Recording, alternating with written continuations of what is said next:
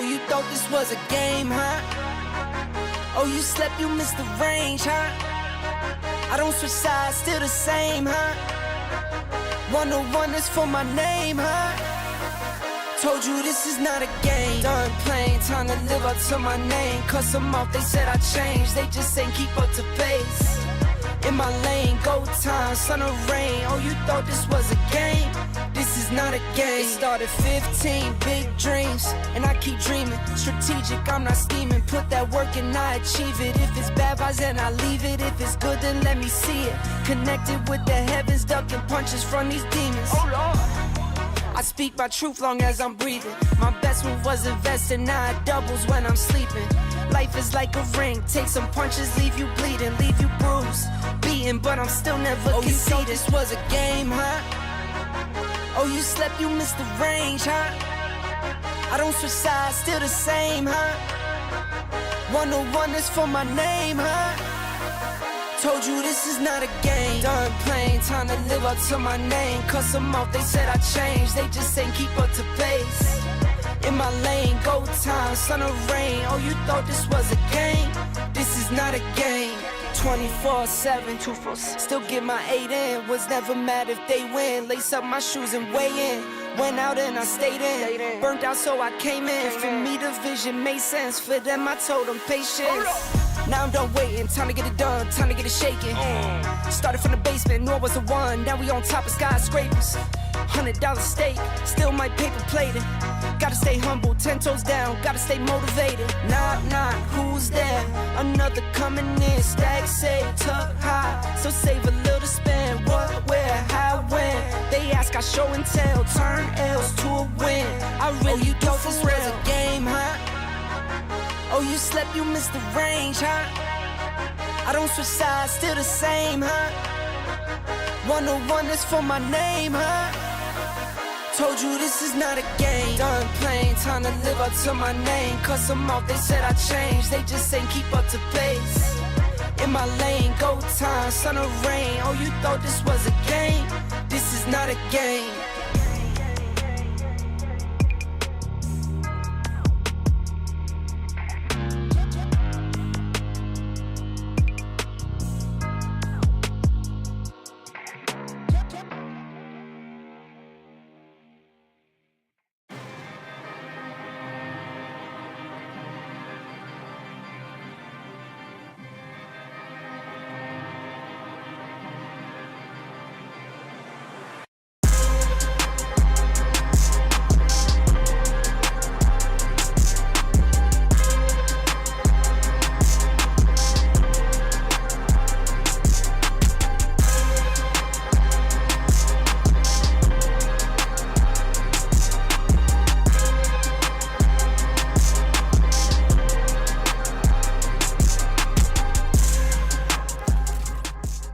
Hello and welcome back to the Galaxy Battle Phase 3, where we're now going to be heading towards that playoffs stage. Yesterday we finished off the Swiss stage and here we are getting ourselves prepared for what looks to be very cool up and coming playoffs stage. 16 teams that will play, 8 came from the Swiss stage and 8 that have been playoffs invited through VRS to get themselves a spot into the playoffs already. A lot of fun that will be on the cards. Next to me, Twist, to join me for the action for these first 2 games. And Twist, first of all, how are you doing? Second of all, how do you look to these matches? I'm doing good. I'm doing mighty fine. My day is certainly better because we also have this matchup coming up because, yeah, I think this is going to be an absolute banger, the Russian derby in a sense, but look, both of these teams I think you can put in the conversation for actually making it to the semis, the finals perhaps, if All-Stars align. So I think this is a really cool start. You know, Astrum already won Galaxy Battle. That was Phase 1, I believe. They were known as Aurora back then, and it was kind of bad timing because they won Galaxy Battle, and it was like, congratulations, guys, now you are dropped, and we are picking up Eternal Fire. But to be fair, like Astrum have done very well since they rebranded, since, you know, they're not Aurora anymore. It doesn't really seem to impact their performance too much. And talking about the performance, well, these are going to be the maps. yeah, these are the maps that we'll be seeing, and CYBERSHOKE also coming in with a little bit of a substitute. Sugar will be playing instead of Naughty Natty, so I'm looking forward to it. We're going to start off on Mirage's pick for CYBERSHOKE, potentially more of an easier approach as their team is obviously playing with a stand-in right now. Then going to the more structured map of Nuke as our second map, ending it on Ancient if we get there. Historically speaking, Nuke hasn't really been a good map for CYBERSHOKE either, and now coming in with that substitute, of course, having to sort of find their way around things when they haven't really been able to get any form since Levantino has left. Let's hope they can prove themselves here as the higher seeded team, Astrum coming from the Swiss stage.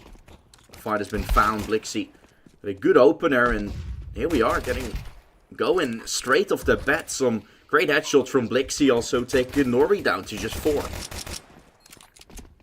Yeah, I like this. Good stuff from CYBERSHOKE, confidence in their aim. They decided to just push in, but you know, the small util they did have was good. The setup was good, like really a simple but a good round. Should be.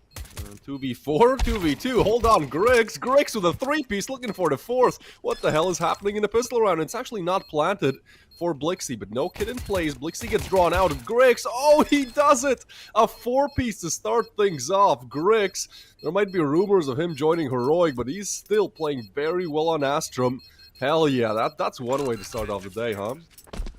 Yeah, definitely a lot of talents coming in. Blixie, he found a triple kill, so it would have been a quad for either one of them. Blixie not the one to confirm. And Astrum finding success on the first. Exclamation mark, Galaxy, of course, if you want to participate in the skin giveaway every half time. Loads of stuff that is been given out, even some knives or gloves that you can win. Player that needed to get a restart, the reset came out, not necessarily that much to reset, because there was only one player surviving.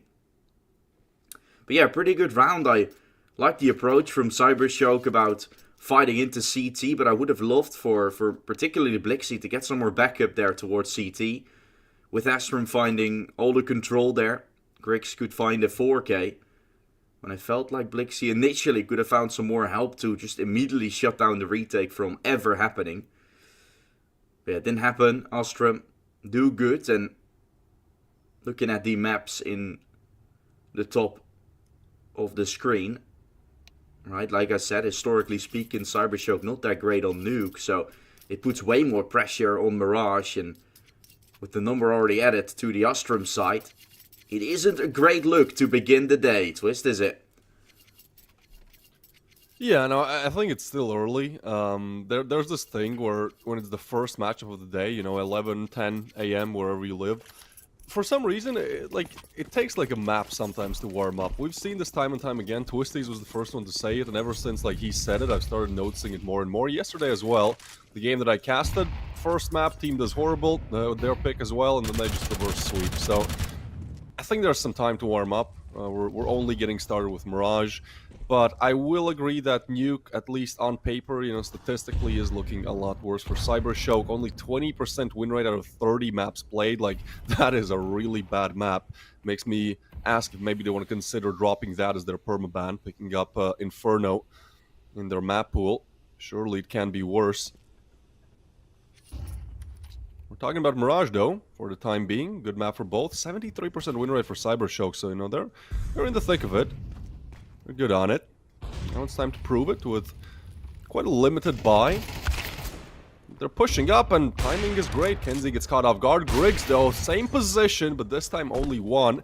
Glowing delivers a screamer of a headshot, but Patsy's aware of the smoke player. Blixie gets one back, so down to the 2v2. Low HP on Phenomen. They're kind of pinched in. They don't know where to go, but they just stand still, freeze. They will get backstabbed, so they choose to push on site. So much damage on Phenomen. How is he still alive? Blixie will now try to run him down, but that gives perfect timing for Norway to activate. And yeah, for CYBERSHOKE, they're just feeling claustrophobic. You know, opponents could have been anywhere, and just doesn't work out in their favor. Initial mid presence, that's quite good, Blixie. And when player's falling from Connector, he's not going to have the freedom to lurk towards CT, like through Murder Hole and into what could have potentially been a little bit of a better position. But yeah, that round is done and dusted. Pistols that CYBERSHOKE will be opting for next. Forced into it, while Blixie is gonna have that deagle. He goes towards apartments, while the rest is on middle, fighting against a rough weapon to deal with, an MP9. But with that range being quite long on the encounter, kill doesn't get found just yet behind the smoke. Some lovely spray. Potsy with a 1v1. And as Blixie opens up towards B, if he would have found Potsy as well, that side is under control all of a sudden for CYBERSHOKE. Now, they're still trying to scrape up the pieces with limited people left. A 2 versus 4 with low HP doesn't really look all too likely. No, they needed to get the cross off, and I mean, they didn't really have any util at all, so your best chance is to jump. But there's Grix on the other side. He doesn't miss shots like these. He has, I think, actually increased his floor quite a lot. Like, I remember when I first started seeing him on, Aurora back then, like, he had amazing games. Like, he had these, 2 HLTV rating almost games.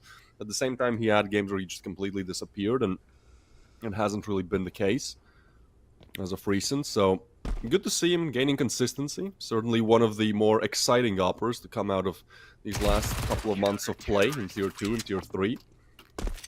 And because of that, strong backbone to the team. Rest is able to perform their best. I mean, Astrum is full of players that can show up, that can have a great game, a pop-off game. Seems like Grix will be taking the reins for now. He has already amassed 6, that is. Most notably that pistol clutch. If you're just tuning in, goddamn, we started with the banger of a pistol round. 2v4, but Grix just did it all. Got 4, got the defuse. Got Astrum the 3rd. Yeah, promising lineup. This Astrum is. And you get your Opera online. That really works. Potsy, also one of those. The experience that he's had. He was in a squad of Liquid. Really helped him to gain further experience for this team as well. Good shot from the stand-in Sugar. The greatest as a nickname. Has managed to find himself a lovely piece there. One will come from Norway, from CT, and now Kenzie having a 1v1 that could mean a lot, that could turn the tie, but it doesn't stick the landing on that one. Glowing with the double kill can start rushing. And I think he wanted to go B to immediately try and take these players from having any exits, from having any way at saving. The surprise though is that no one is saving on that B side. Once towards Murderhole, still watching in Norway as an MP9, so not too sure how he wants to save this weapon. I think he's going to try to take an AK with him. The op is saved on top of mid. Should be provided with it, although CYBERSHOKE get themselves on the board. They do. That's a feel-good round for them after what happened in the pistol. If things were fair in a sense, right? Like if they didn't lose that clutch and whatnot, like they should have been in the lead here. So the fact that here they can get the kills, secure the round with somewhat of an ease, I think just puts them right back in the game mentally. Now, one thing they do have to be careful about is just like playing like it's over when it's not. We saw that exactly happen in the pistol. And then here as well, I mean, it's a 2v3, the bomb is down, but Phenomenon is already just, in apps. That there's a world where somebody just gets an exit frag and it's like, you know what, actually, let's go for it. And then you have Phenomenon and B apps with the defuse on aim. So I think, it's going to be fine. They're going to be ironing out these issues as the day progresses. But for the time being, something to keep an eye out for. This round, though, quite important for the side of Astrum economically. So CYBERSHOKE would love to get this round and put themselves at an equal footing. Yeah, more aware, and with the initial aggression from CYBERSHOKE, the defaults are great, but those fine moments, like you just mentioned, trying to push, but always keep that in mind, they did. Looking at the progression of the bomb, it's going to be an A though, within a few seconds.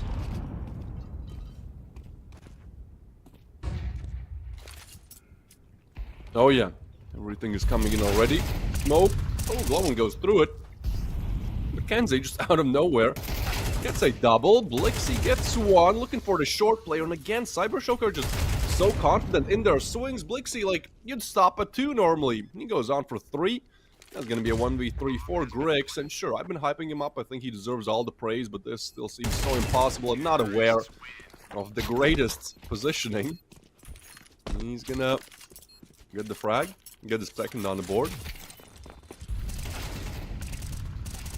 Yeah. Good pacing there as well from CYBERSHOKE, like they all push in together. Now obviously Blixie is just the absolute star of this round. He single-handedly clears ace side, jungle, and short. But I like the confidence I'm seeing. Yeah, just like you said, good spacing there from CYBERSHOKE. Kenzie, sure, he found a double kill.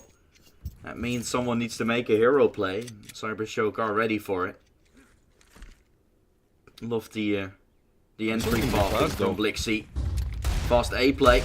We're gonna have a CZ up close. Kenzie finding 1. 2 players actually inside of Sandwich. Burning is Patsy, but he takes one with him to his grave. It's still an advantage for Astrum. Didn't realize how fast it would go, and Kenzie has picked up an AK with it as well. So swinging towards Tetris could provide him with the necessary frag to just even muster up the courage to win this round. Sir CYBERSHOKE are going to play this one a little bit slower. The positions are still so great from Astrum. Yeah, it's a good start, but I love how CYBERSHOKE are playing this. They just slow down the tempo completely, and that makes Astrum respect the B play, which ultimately means that, you know, that triple stack on A, it's going to be 2. Might even be 1, depends, but I think, yeah, they're probably just going to stay here. Actually, good positioning from Astrum as well, right? Like, it's to be expected for them to be Palace, obviously, but it's just so pesky to clear all these angles, especially when you don't want to give away your initial position. Playing contact here. Leading the charge is Lovicus, but the USP depends on the timing. Oh, I think he might just scoot by. That's a vaccine. Good headshot. Lovicus gets it, but they're not aware of Kenzie, and guess what? He has the hero rifle in this round picked up by the kill. That's going to be 1. 15 seconds left. Lovicus on non-existent HP. This is an amazing round to win for Astrum. And again, I feel like this is just one of those rounds where, you know, CYBERSHOKE have a big advantage. That being that they actually have rifles, their opponents don't. But yeah, well, this is the 3rd round that goes sideways or is close to it in this game.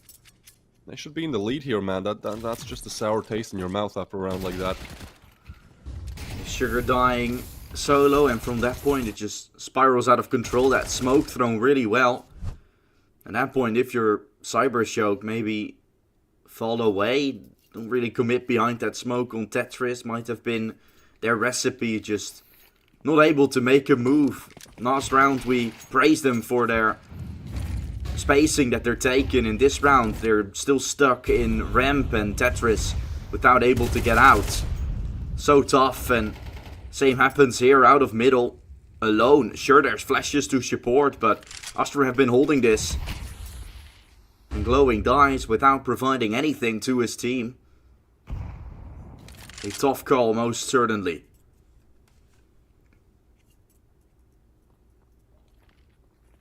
Yeah, how are we feeling about this play, Jesse? Like, Glowing just walking out mid, no support, nothing, just on a solo mission. I think, like, only one of the 3 common angles is smoked as well, so not a good start, but now they group up, and Kenzie has to be careful. Aggression here could provide info, but at a very high price. Look at this, man. I never knew this, actually, that you can stand up there and jump and try to go for a spot. One of those things that I love about casting CS at a pro level. It's like, oh, okay, well, I'm just bad. That's a good thing to do. A good spot. Lovicus will get Kenzie. And quickly, they actually want to go down towards that B site. 2 on it, so Patsy has to deliver here a 2-piece necessary. Gets 1, Lovicus with the refrag. Norway lines them up and sprays them down. A big double to put Astrum on the board. Again, 3 players needed, and that's just not going to be happening. I don't know if Grix has actually missed a shot in the game. It feels like every time he is holding an angle that the shot is close and hits. I mean, I like the idea for the recovery from CYBERSHOKE. They go up short very quickly here, but yeah, if we got to talk about MVPs of the round, that has to be Norway. Good double spray down, perfect timing to catch as well. Yeah. Under pressure, because he's alone, he's just been His teammates fell. Still playing from that benches and it lines them up beautifully. Right, CYBERSHOKE responding well to what's been going on. Get a kill on window means you have 2 to face on B. The A guys are going to be not really facing towards middle all too much because you got a player in window. So the answers, the responses to what Astrum is doing are great. But what originally was a CYBERSHOKE full of talent also is an Astrum team full of talent, right? The youngsters, not so, just very experienced horses in the side. Let's see from Liquid, can see that played for Aurora for a really long time. All pieces that are really great together. And an op that's clinching as well. Good shot from Sugar to start things off. The opening kill will go his way, but Grix is gonna find a trade. The only AK that was originally in the hands of Sugar still is. He's down to 44 while they're trying to make something happen. Yeah, we've seen a round like this come in from Astrum. It would be only fair if CYBERSHOKE now steals one of these away. Bad miss from Grix. That's what happens when you hype him up, but Norway's there again to deliver. That's a 2-piece. Kenzie catches Glowing off guard. And again, a promising start that just crumbles. Rips up at the seams. Well, another 1v3. The greatest, he's not even playing, man. He has his hands, what is... I think the face cam's maybe mixed up. Because certainly the guy that we watched on the face cam was just kind of finagling with his hands there.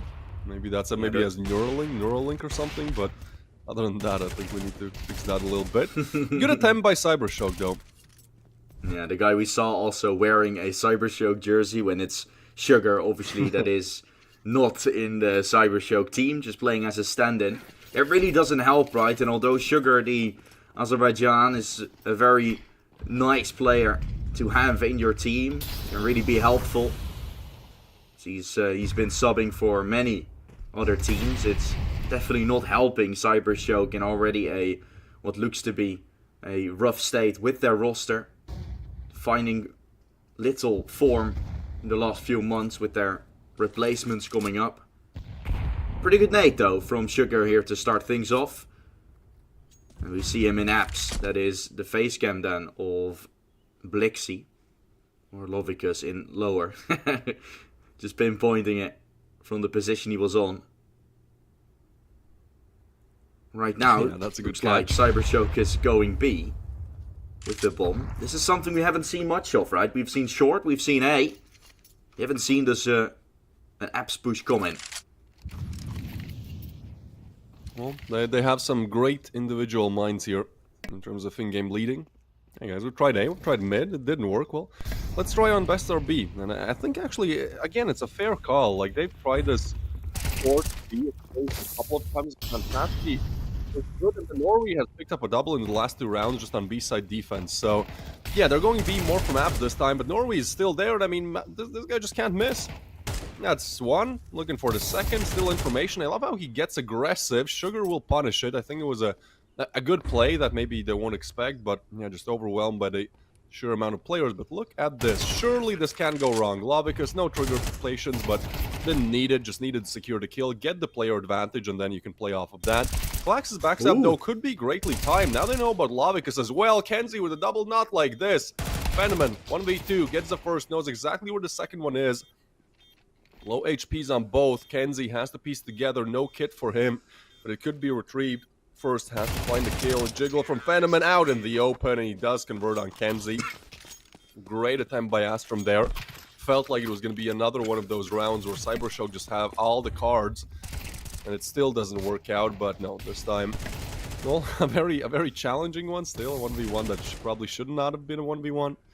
But hey, man, it doesn't matter, right? At this point, when you feel like it should be a close game, right? You feel like if you're playing on CYBERSHOKE, it should have been 4-4. Like, the game could have even been yours at this point, but it's not.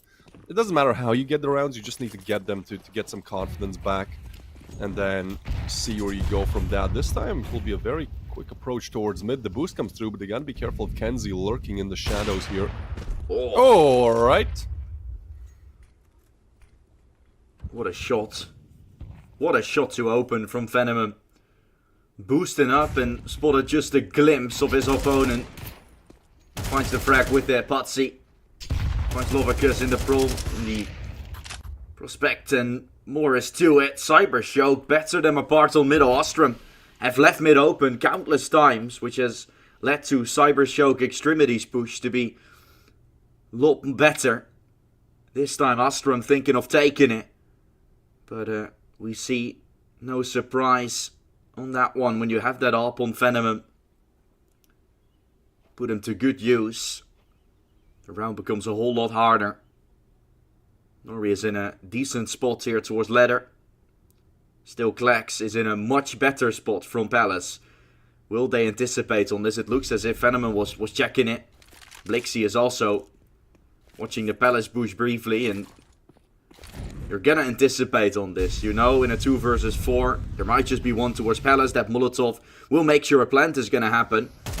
Nori is gonna have a chance to find glowing. That would have been their entrance point into the round. Now, I wouldn't necessarily argue against the Klex save. CYBERSHOKE playing a much better, much more controlled T-half than the initial 8 rounds suggested. I think you heard the scope in here, so it's battle of attrition, you know, who's gonna break first. Venom, I don't think he knows about Klax, might have an idea. Well, Klax definitely knows now, but chooses not to hunt it. He has an MP9 and $150 to his name. I think it's something we're gonna see a lot here from Astrum. I mean, two rounds only remaining on the CT side, but certainly something they love to do, which is like the early aggression, either a double man push towards ramp to clear it, gather some early info, or, you know, you just get somebody to go Palace and clear that out. Seems to kind of be the meta, at least for some teams, the way how some teams prefer to play, and it is a very strong position to have, right? We saw that in the pistol round that CYBERSHOKE lost against, where I believe it was Norway. Maybe it was Kenzie, correct me if I'm wrong, but he was just in Palace, you know, with the AK. That was it's just such a pesky angle to deal with, because if you want to clear that, you have to turn your back to literally most other common angles. Now this time there's going to be nobody towards Aido. They're go for the B stack. I don't think Patsy, I fancy his chances here. If he can get one, that'd be huge. He can. Yeah. What is found? Dulberettas definitely better than I expected against armor. And previously, right, the eco round was played exactly like this by the side from CYBERSHOKE, which led to them losing. Now they have the post plant with a 4 versus 4. It doesn't look likely. Klex, he can save a second time, of course, but I don't think it's going to make the cut. I think they're going to want to at least try to attempt to do as much damage as possible. Yeah, saving armor could also be the name of the game. Damage from Blixie. The pistols will definitely swarm in for this. Field day from Blixie. Gonna have a chance at it. That's 2 from him. Klex surely doing some more damage will be helpful. Only 2 surviving for now. And it will continue to be 2. Maybe Fenneman's gonna die. The AWP gets swapped over. That's great. So they will have an AWP into the next. Maybe otherwise it would have been blown out of the map. So still only 1 surviving. But they're giving the 1 most important weapon still in their arsenal. And they have loads of cash to fill up their pockets with the weaponry that you see on your screen. Well played from CYBERSHOKE still. It could have been a lot cleaner. Yeah, I feel like that's just the way how CYBERSHOKE are, that like all the rounds are difficult for them. But I have to say, great recovery in this half, right? Like what felt like it should be a close game at 6-2 finally is. And yeah, I mean, Astrum have had, I want to say, nicer plays, but man, CYBERSHOKE's aim is just great. Well, let's watch the POV from one of the face cams then. Seems like we have a bit of a problem with the game. So I think Griggs went down there. Blixie fighting for his dear life gets one. There's some presence towards Palace as Blixie's holding it. But I guess A site is the name of the game there. And we're back. So, Sugar. Now it's Sugar instead of the greatest. But the face cam is, I don't think that's Sugar. Oh, hello, that's a cheeky leg. How do we play this?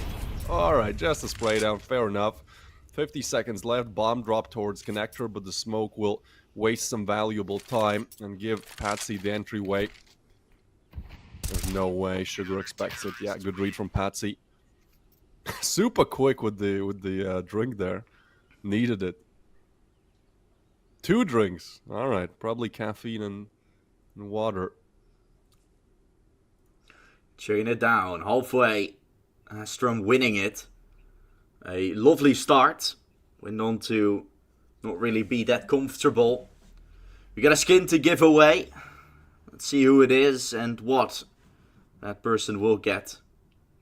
If you want to participate for the next one, for the next halftime, exclamation mark Galaxy. And the winner will be no knife yet seen. Maybe we'll roll in at the brief final second. A violent Demio for Lightning Hits CS. Congratulations. Not the most expensive skin. Definitely a nice 5.7. A broken pistol that you can use. Better than an M4 on close range. Would you look at that? 7.5 twist though. Are Astrum happy about this? I think they are.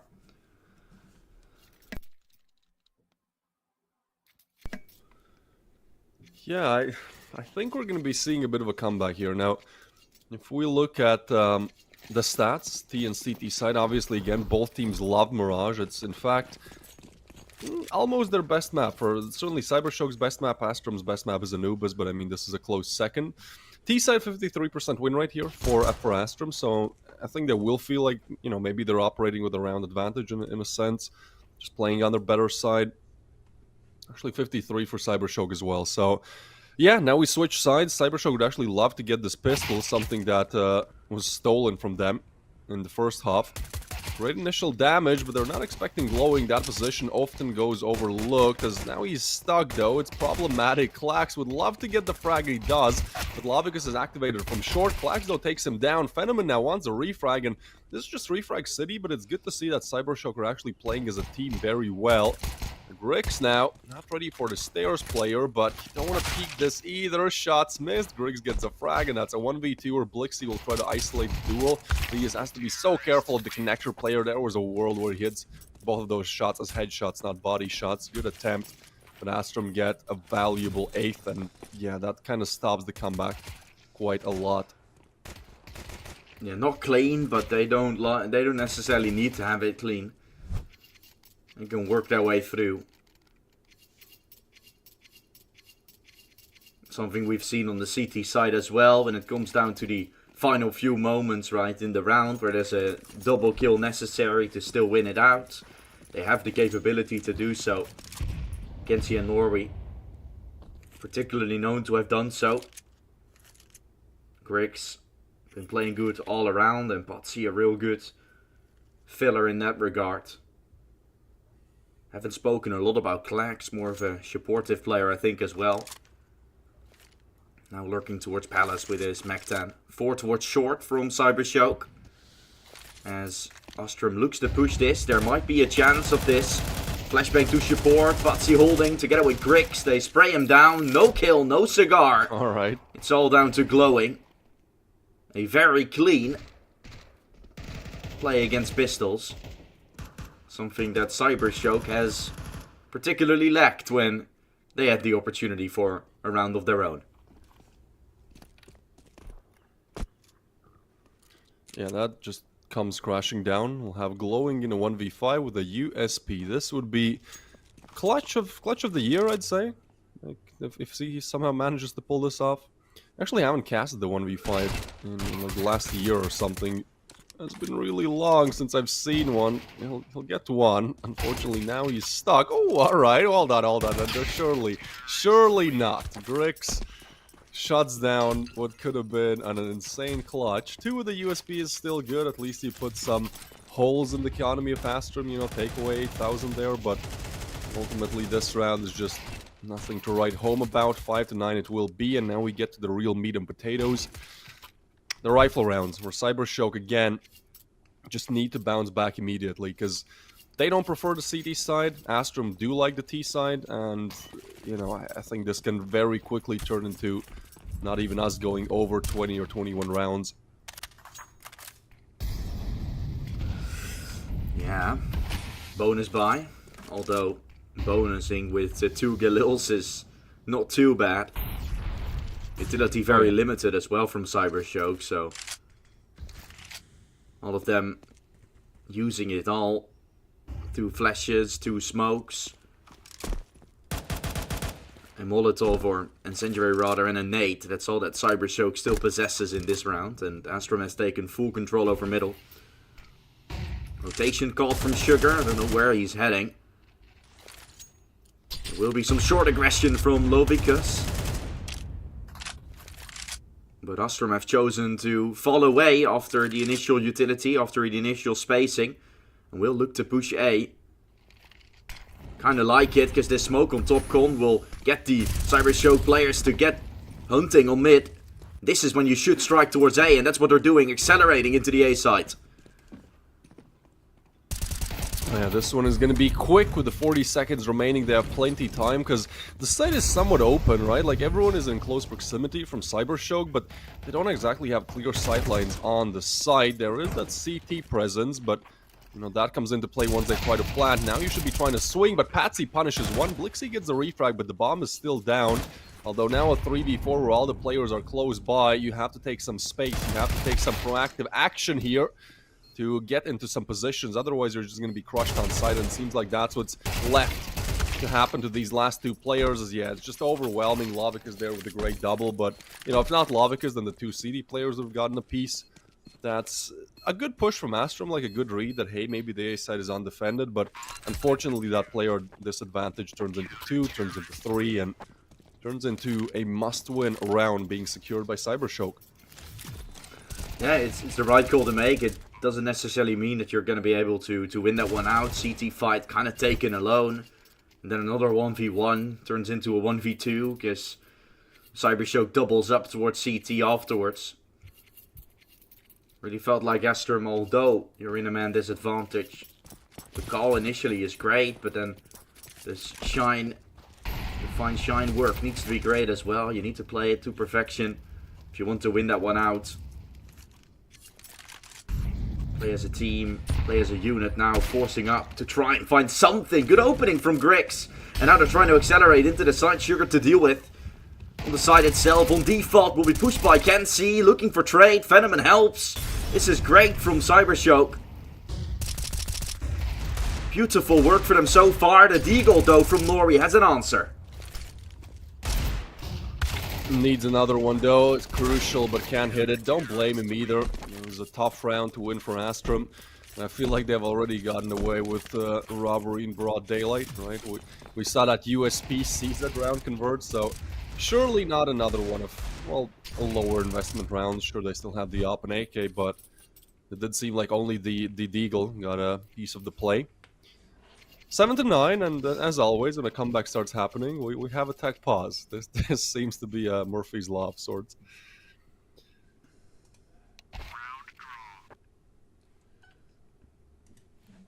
Yeah, leading a quick round restart. And getting themselves back online. And again, initially that round is played really well.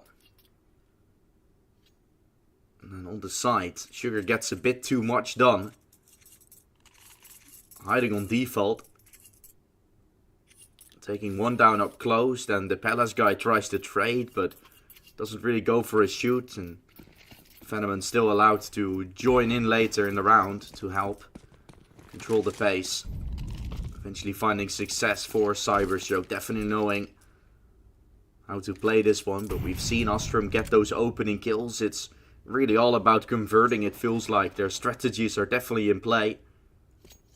After that, in the more hectic moments, to keep things going and not have to go for a heroic individual play. That's where they can definitely improve on. Lexi faced against 4 here potentially, as it looks with that entry. The B side will be challenged, just pistols right. Lovicus could have a field day ahead of him. That's one for him. Phenomen chimes in with the AWP, and so the rest is history. No kill, it looks like, for Astrum. A flawless round for CYBERSHOKE. More money to the CT side, and just one away from tying up the game. Yeah, I'm actually quite surprised by this. I was looking at that 9-5 scoreline. I was like, okay, well, I kind of know how this one is gonna end. But yeah, that rifle round victory, I mean, that's just such that round 15, I think, was the most important round of the game. Just in terms of, you know, are we going to see a close game or is this one over? So, obviously winning this, you know, every round is important because it gets you closer to victory, but this would be also a big hit to get away with. Astrum's cash is low again, and I don't exactly like their T defaults. Like, they're super passive, and that's fine. But CYBERSHOKE, they're aggressive, but not too aggressive, right? Like, they get some early information, they take some early map control, and then if you're Astrum, it's like, well, they didn't push us exactly, but now they're very close, so we still have to clear all of these angles. Ultimately, there's still 1:20 to go, so we're fine. CYBERSHOKE has actually relieved the clinch here that they had on mid. And that will be taken by Astrum. What do you think they take from Jesse? Bomb is still outside of B. I like their initial push and initial play. Bomb's using actually much very utility. far away. Oh, Sugar! Uh-oh. Fine Clax. Bomb is on top of mid still.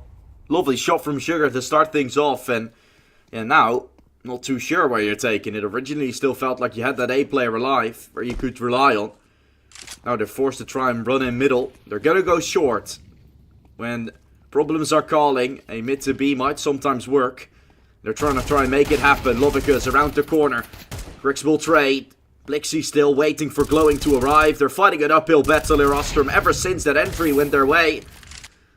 And there's no way surviving this. Rotations are in, boxing them down. And CYBERSHOKE, that have just taken a brilliant round. Aggression from Sugar, really leaping. Left Astrum with no choice but to go for a mid to B, where CYBERSHOKE was totally ready for. What a good hold.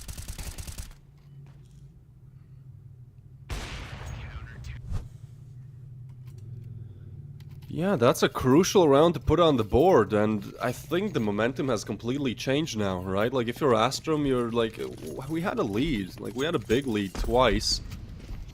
CYBERSHOKE have just been really good with the comebacks, and honestly, like, at the 9-9 scoreline, now I feel like CYBERSHOKE should be in the lead, right? Because we remember that 2v4 pistol, they had another, like, the round they lost against the USPs and CZs. Like, overall, if you just look like at, I don't know, AI win percentages, like, at the midway point of a round, I think CYBERSHOKE are in the lead by a big margin. So Astrum kind of have to pull a cat out of the bag here. Make some magic happen. With the Deagles, and yeah, that's something. That's a magician type of play.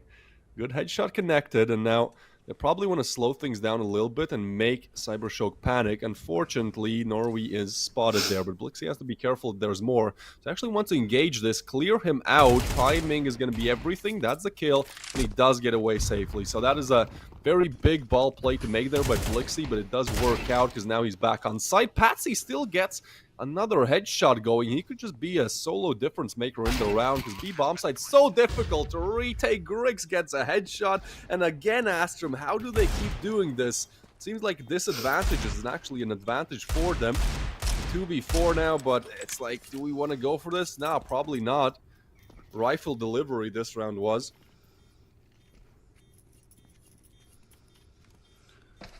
What a tough one this is for CYBERSHOKE. Second time we see pistols do the D. They're going to have some money. Still going forward. Great tap in from Sugar. Still do some damage. Only allowed to save the AK. Never mind picking up an op as well. This is great from Astrum. And those wild factors in play. A Potsy Deagle headshot. A Grig Deagle one shot. Beautiful shot right to open. Then just sailing for that B. Aggression because you want to redeem yourself, but you don't really see the Deagle shots. It was definitely how it feels to play against pros, because even though you saw just a slither of your opposition, it was already a headshot with a Deagle. And now it becomes tough for CYBERSHOKE themselves. They were the ones that could have gone into winning ways, could have gone into a very awesome position. Now Astrum is the ones dividing the pace again. Have that full buy, going for them. have even the money to back themselves up for a potential next round. They seem to be in the driving seat, and after the brief utility exchange on middle, they start sneaking towards connector. Will be sent in with a flash glowing. He's gonna try to get this opening. Still be seeing a bit of white. While Kenzie finds the opener, and that's the A side almost under control. Lovicus is smoked out, while Klex has already taken the A side to full extent. Lovicus to 5. Such a brilliant round from Astrum it looks like, but now the fine details will come into play. Now Griggs will have to hit some marvelous shots here towards middle, but he missed his chance on Phenomen, and that makes this round ever so slightly more possible. It gets it to be won by CYBERSHOKE if only Klex can find a 1v3. What a turnaround from Phenomen. And he's gonna find it. He has delivered so much, dude. 4 kills in this round, 17 to the board as well. A very late activation, like, wasn't exactly picking up the frags at first, but damn, that's a crazy round, Jesse. I don't know how they make it work. And yeah, CYBERSHOKE, it feels like every round is as tough for them, but man, they do have the lid on the rifle rounds. I have to be honest, like, I was not expecting them to have this good of a CT side, like stats-wise, but also just kind of how they play. Like, you know, a lot of these CIS teams do excel on the T side. Yeah, great stuff. Yeah. And those have been hard-fought rounds as well, because actually they did not win the easy round, right, against the Eagles. So, this is, I believe, 3 rifle rounds now converted for them, looking really solid. And the bomb is still in the same spot as it was before, right? It was there as well. Hard to pick it up. That's why it took so long for the cavalry to arrive to support Klex. People probably wondering why they didn't just straight up push after they found the entries. The bomb was still further away. Astrum dropped it there thinking they would play it safe. Well, CYBERSHOKE went for fights. They lost their lives, and then the bomb still left behind. That was a small misplay that Astrum cost in the end, because players from CYBERSHOKE already arrived, and Phenomen had a field day with 4. Yeah, they're looking for an A crunch. Let's see how that works. That's just not clear. Glowing. That's a huge kill. Now just needs to remain alive, because Sugar is there for the double. Oh, it's so sweet. It's so good. Sugar standing, I do believe, but he's playing just so well right now. Never mind, he's not a stand-in. I don't know why I haven't seen him on the CYBERSHOKE lineup before. What is happening there, though? That's a USP converting, and alright, Griggs is on for the clutch. We've seen a 2v4, technically a 1v4 from him. Let's see if he can do it again. Up against Phenomen, who also has been having an amazing game. This is going to be the battle of the Oppers, and Griggs does not have Phenomen's number. He doesn't know where he's coming from. Phenomen is, I think, very aware that Griggs has to be on site, so he's kind of just willing to wait it out, but there's no kit. Has to be careful. Oh, barrel spotted Phenomen. Great play there. Making Griggs sweat. You know, you're holding an angle with the op, it feels really claustrophobic. You don't have vision on other parts of the map, and I think Phenomen knows it, exploits it, waits for the peak to come in, and man, the adjustment is beautiful. Spots the barrel, hits the shot, puts CYBERSHOKE for the lead for the first time in this game. Yeah, Astrum fighting back from an advantage. That shot is great from Phenomen. He just wanted to create some more speed, firing off some bullets, thinking he could just run away. Actually got a kill with it as well. I do get this, Astrum. Tactical timeout. Things are starting to fall out of order and get really hard to make that comeback happen. Very, very tight. CYBERSHOKE is just 2 rounds away from winning.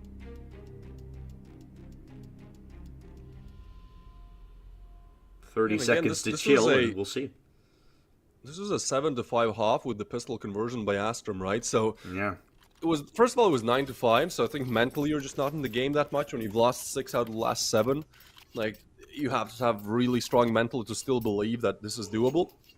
But also, if we just look at it from kind of a mechanical perspective, from a technical perspective, like, they've won a single rifle round. Actually, wait, they have not won a rifle round. The one round they got after the 2 initial was with the Deagles. So, damn, that's actually crazy. And, well, Yeah. to make things worse, or better, in a sense, they don't have rifles in this one, but they did manage to convert with the Tech 9s and Deagles. But, man, Fenneman is just here, there, everywhere.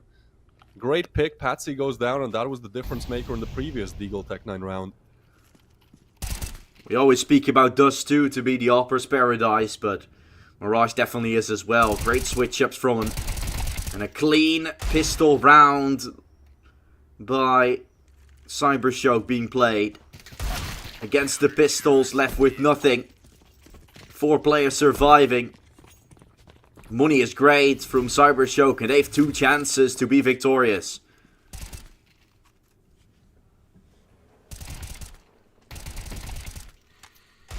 Yeah, I mean, nice shot by Grix, but that round was done and dusted. I feel like with the Fenneman frag, like, you're just not gonna get much walking out middle. I say that, sure, CYBERSHOKE had some well, two of these rounds being lost in this game, but it just seems like they've kind of woken up, right? They've warmed up, the communications are now good, and they're not just making those mistakes that gave Astrum the early lead, actually, because we have to remember, like, when the scoreline was 6-2 for Astrum, I felt like, I don't know about you, Jesse, but I felt like it should have been 4-4, right? If just like some glaring mistakes were not made from the side of CYBERSHOKE. So I feel like once they actually start locking in and they're not making those mistakes anymore, I'm surprised by this, but they just have the better gameplay today, the better defaults, the better aim. It would be only fair, in my opinion, for them to win Mirage, but an overtime is still a possibility. It's my first time casting with you in a long while, so you probably don't know, but I had somewhat of an overtime curse at the end of the last season. In the playoffs, I had 6 maps back to back go to overtime. And it has been better this season, but still, I'm getting way more overtimes than I probably should.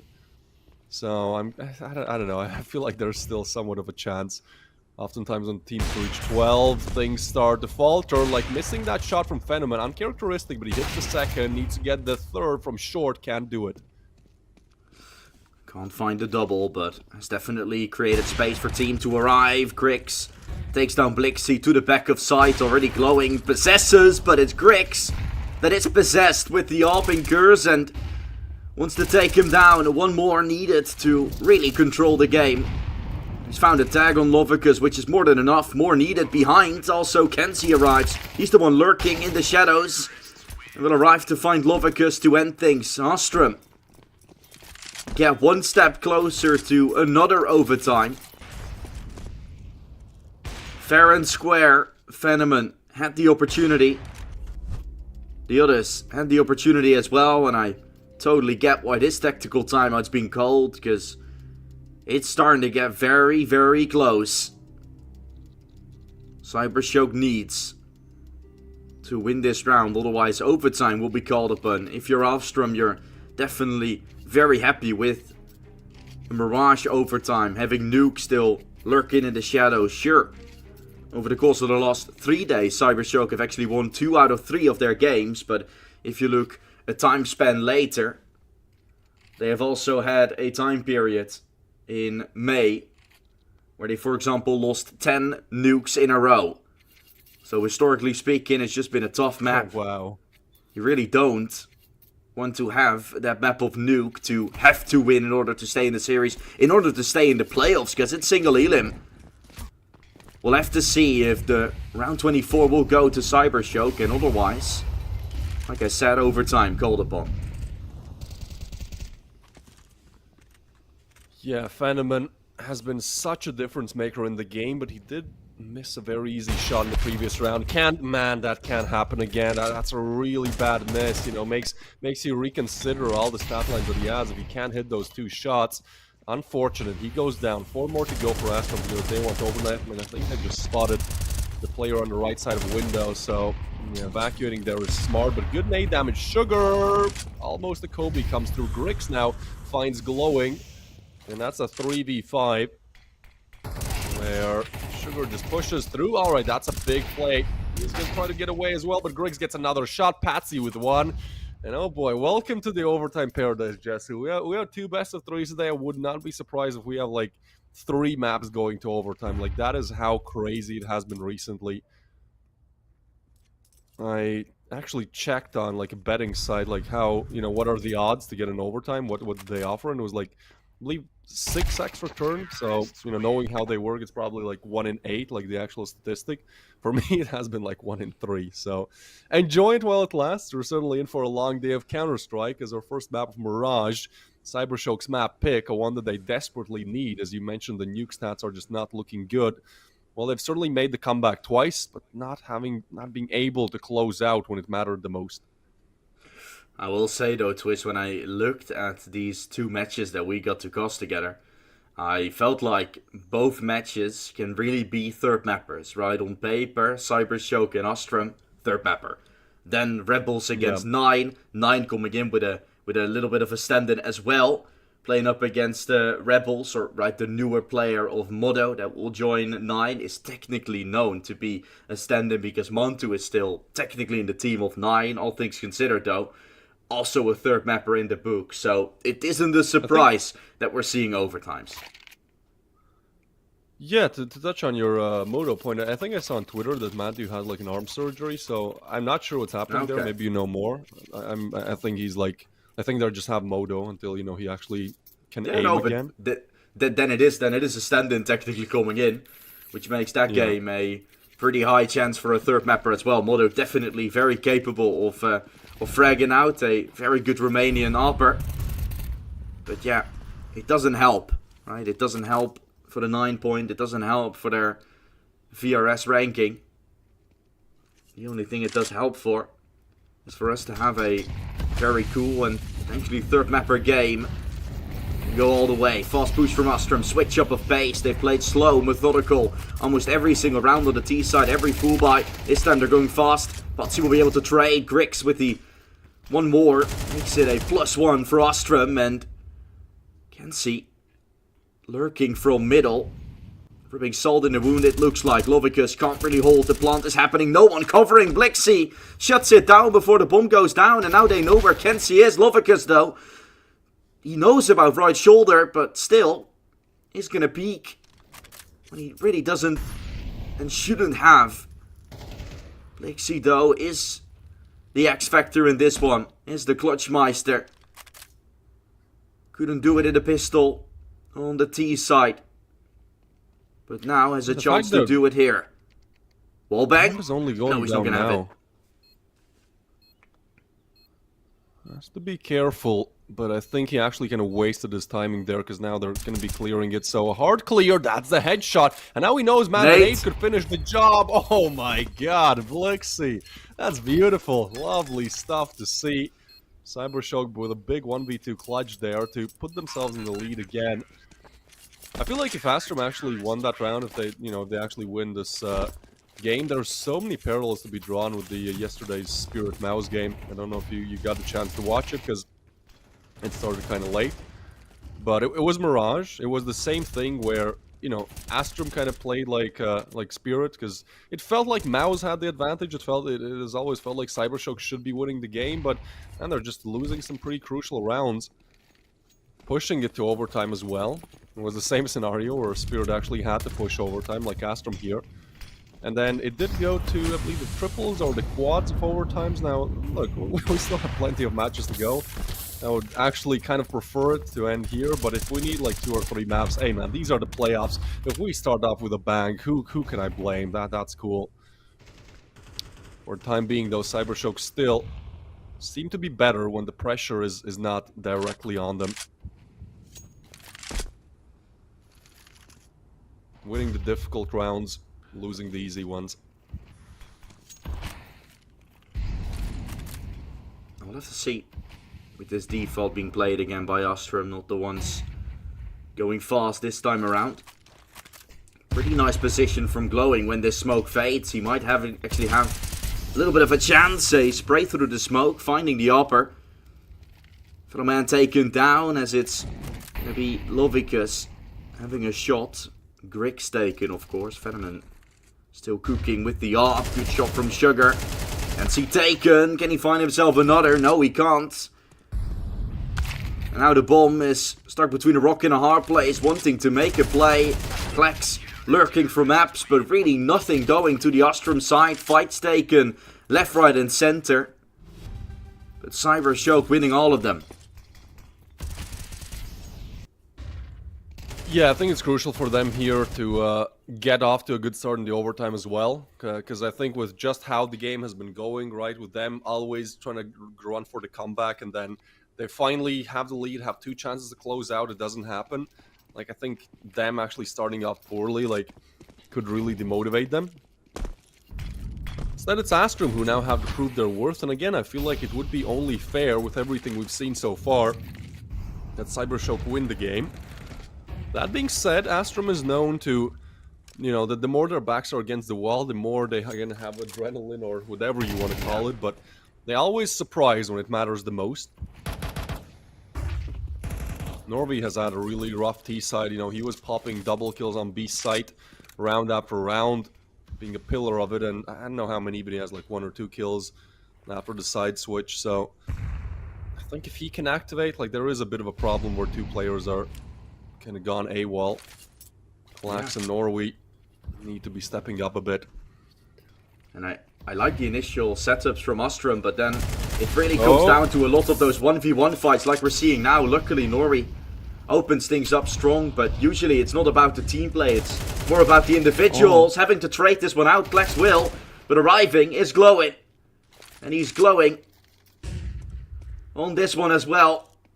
Managed to find one, but Grix takes him down. Good lurk from Kenzie. Has been hurt though. Sugar needs to win this.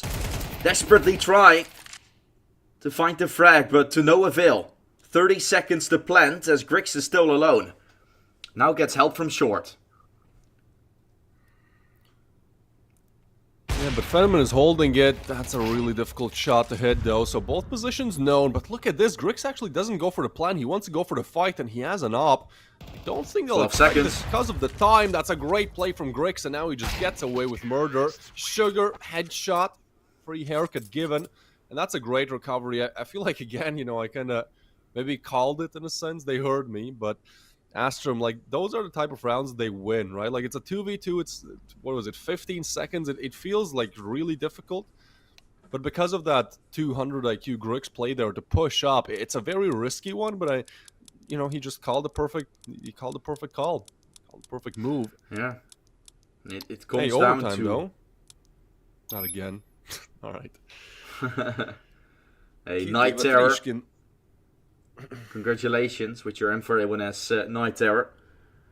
It comes down to a lot of those solo plays from Astrum that I mentioned earlier, right? Again, it's Grix pushing up, it's Kenzie getting there, it's Norway entering towards short. The initial round is so slow from Astrum, and after that, it's going down to Pugger style. When they're like a minute left on the clock, they're like, okay, we have waited, we don't have an entry, let's now just go full on pushing and we'll hope for the best. That's kind of what the executes feel like. It's very, very tough to say the least, and sometimes they get the X Factor, in this instance, Grix to get 2 and Kenzie to help out in the end. But when that doesn't happen, it's CYBERSHOKE's game. So CT definitely lingers for double kills, definitely lingers for individuals. So it would be favoring Astrum, you kind of feel like. Let's see what's going to happen. Yeah, I feel like CYBERSHOKE are just their own worst enemy. Like that round as well, Grix got the double. The second one was really nice. We talked about that play, but I think what went unnoticed was the fact that CYBERSHOKE were in a 3v2 there. Glowing was alone on site, and I guess he just felt the pressure and felt like he needed to push, but realistically he could have just, you know, held his angle, camped in the corner, and waited for help to arrive. So him going down without a refrag just kind of all unraveled into Astrum getting their first round. Which is huge, which is huge, right? Like, I feel like 15 to 12, I just would not really believe in Astrum there. Here, though, this is still anyone's game. Norway has busted out the AUG. Holding down... Oh, wait, is he holding apps? Like, I think he's holding that, not pixel angle, but that very small angle where you can spot somebody in apps. It's actually a good use case of the AUG, then. It's difficult to see anyone. Big tag. The AUG battle... Shot hit, and they just keep peeking into Grix. I guess they hope that he was off the angle, but that's not the case. Grix nades down what he couldn't finish with the AWP, and this is just a open and shut case for Astrum here. Grix again activates 4 kills. Huge. He's on 31 bomb. Goodness me. Yeah, and like you said, keep on peeking him. Seems like a little bit of a misplay to have not smoked CT off. Sure, you're going to want to try to push that, but the round is played really fast and they don't have a smoke towards both stairs and CT. You want some utility for the ending round, but you also want to have some to have that for an execute on A. If you're going out A like that. Multi-frags, Astrum, really good on the aim. I was gonna say, Klex and Nori haven't even been all too special in this game so far. Right, Nori had some rounds on the CT side like you mentioned, but Klex has had struggled to find some form as the IGL, of course, in this team. Has kind of been booted into the role. Has done so well, but definitely could help the team out more in the killing department. All around from CYBERSHOKE, all of them within 5 kills from each other.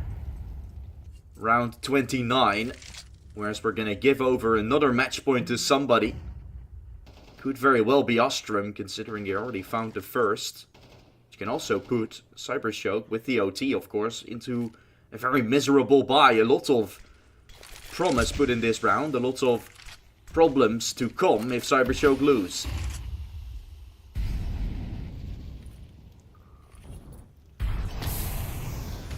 You know, I'm smelling a double overtime here. Like, neither of these teams has been able to close out when it mattered. Patsy with a great headshot. Actually, Astrum have not been on map point yet. Oh my goodness, Lavicus, that is nasty. That's information. Now Glowing will go down, but still, this backstab should be taking down Grix here, yeah. Waste no time to pull the trigger, as confirmed, otherwise B is clear. Yeah, that gives them an entryway back into the round, into the game, really. Lavicus, though, not ready for Patsy. Great shot, Molly comes in. Flax and Patsy tagged up, but for Phenomen with the AWP does not matter. He needs to hit a shot. We saw him miss twice when it was time to close out in regulation time. So needs a kill here, needs to keep Sugar alive as well. 20 seconds left. They all have kits, and Norway hits the first. So Phenomen in a 1v3. Low time, though. Just need to isolate 1 or 2 of these players, run down the clock, but just full committing to short, hoping that somebody peeks. Instead, it's Patsy with 4 kills in this round. And yeah, as you said, Jesse, I mean, it does come down to just the individual performance for Astrum. Like, this is not the usual side, but they're just not gelling as a team right now, I feel like. You know, making a lot of big mistakes. Like, this is crazy. Like, this is exactly what I talk about. That should not be the case, that somebody just lurks out, catches the perfect timing. At the same time, you know, when the team play is not working, how about you just click heads?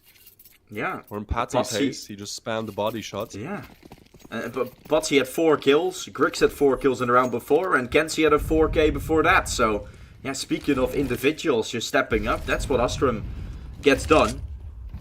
And because at least CYBERSHOKE gets a plant, that means they're going to have 4 AKs. Otherwise, they would have been down to a bunch of Galils. Now just one of those Galils with a chance to end. Klex opens, this could be the end.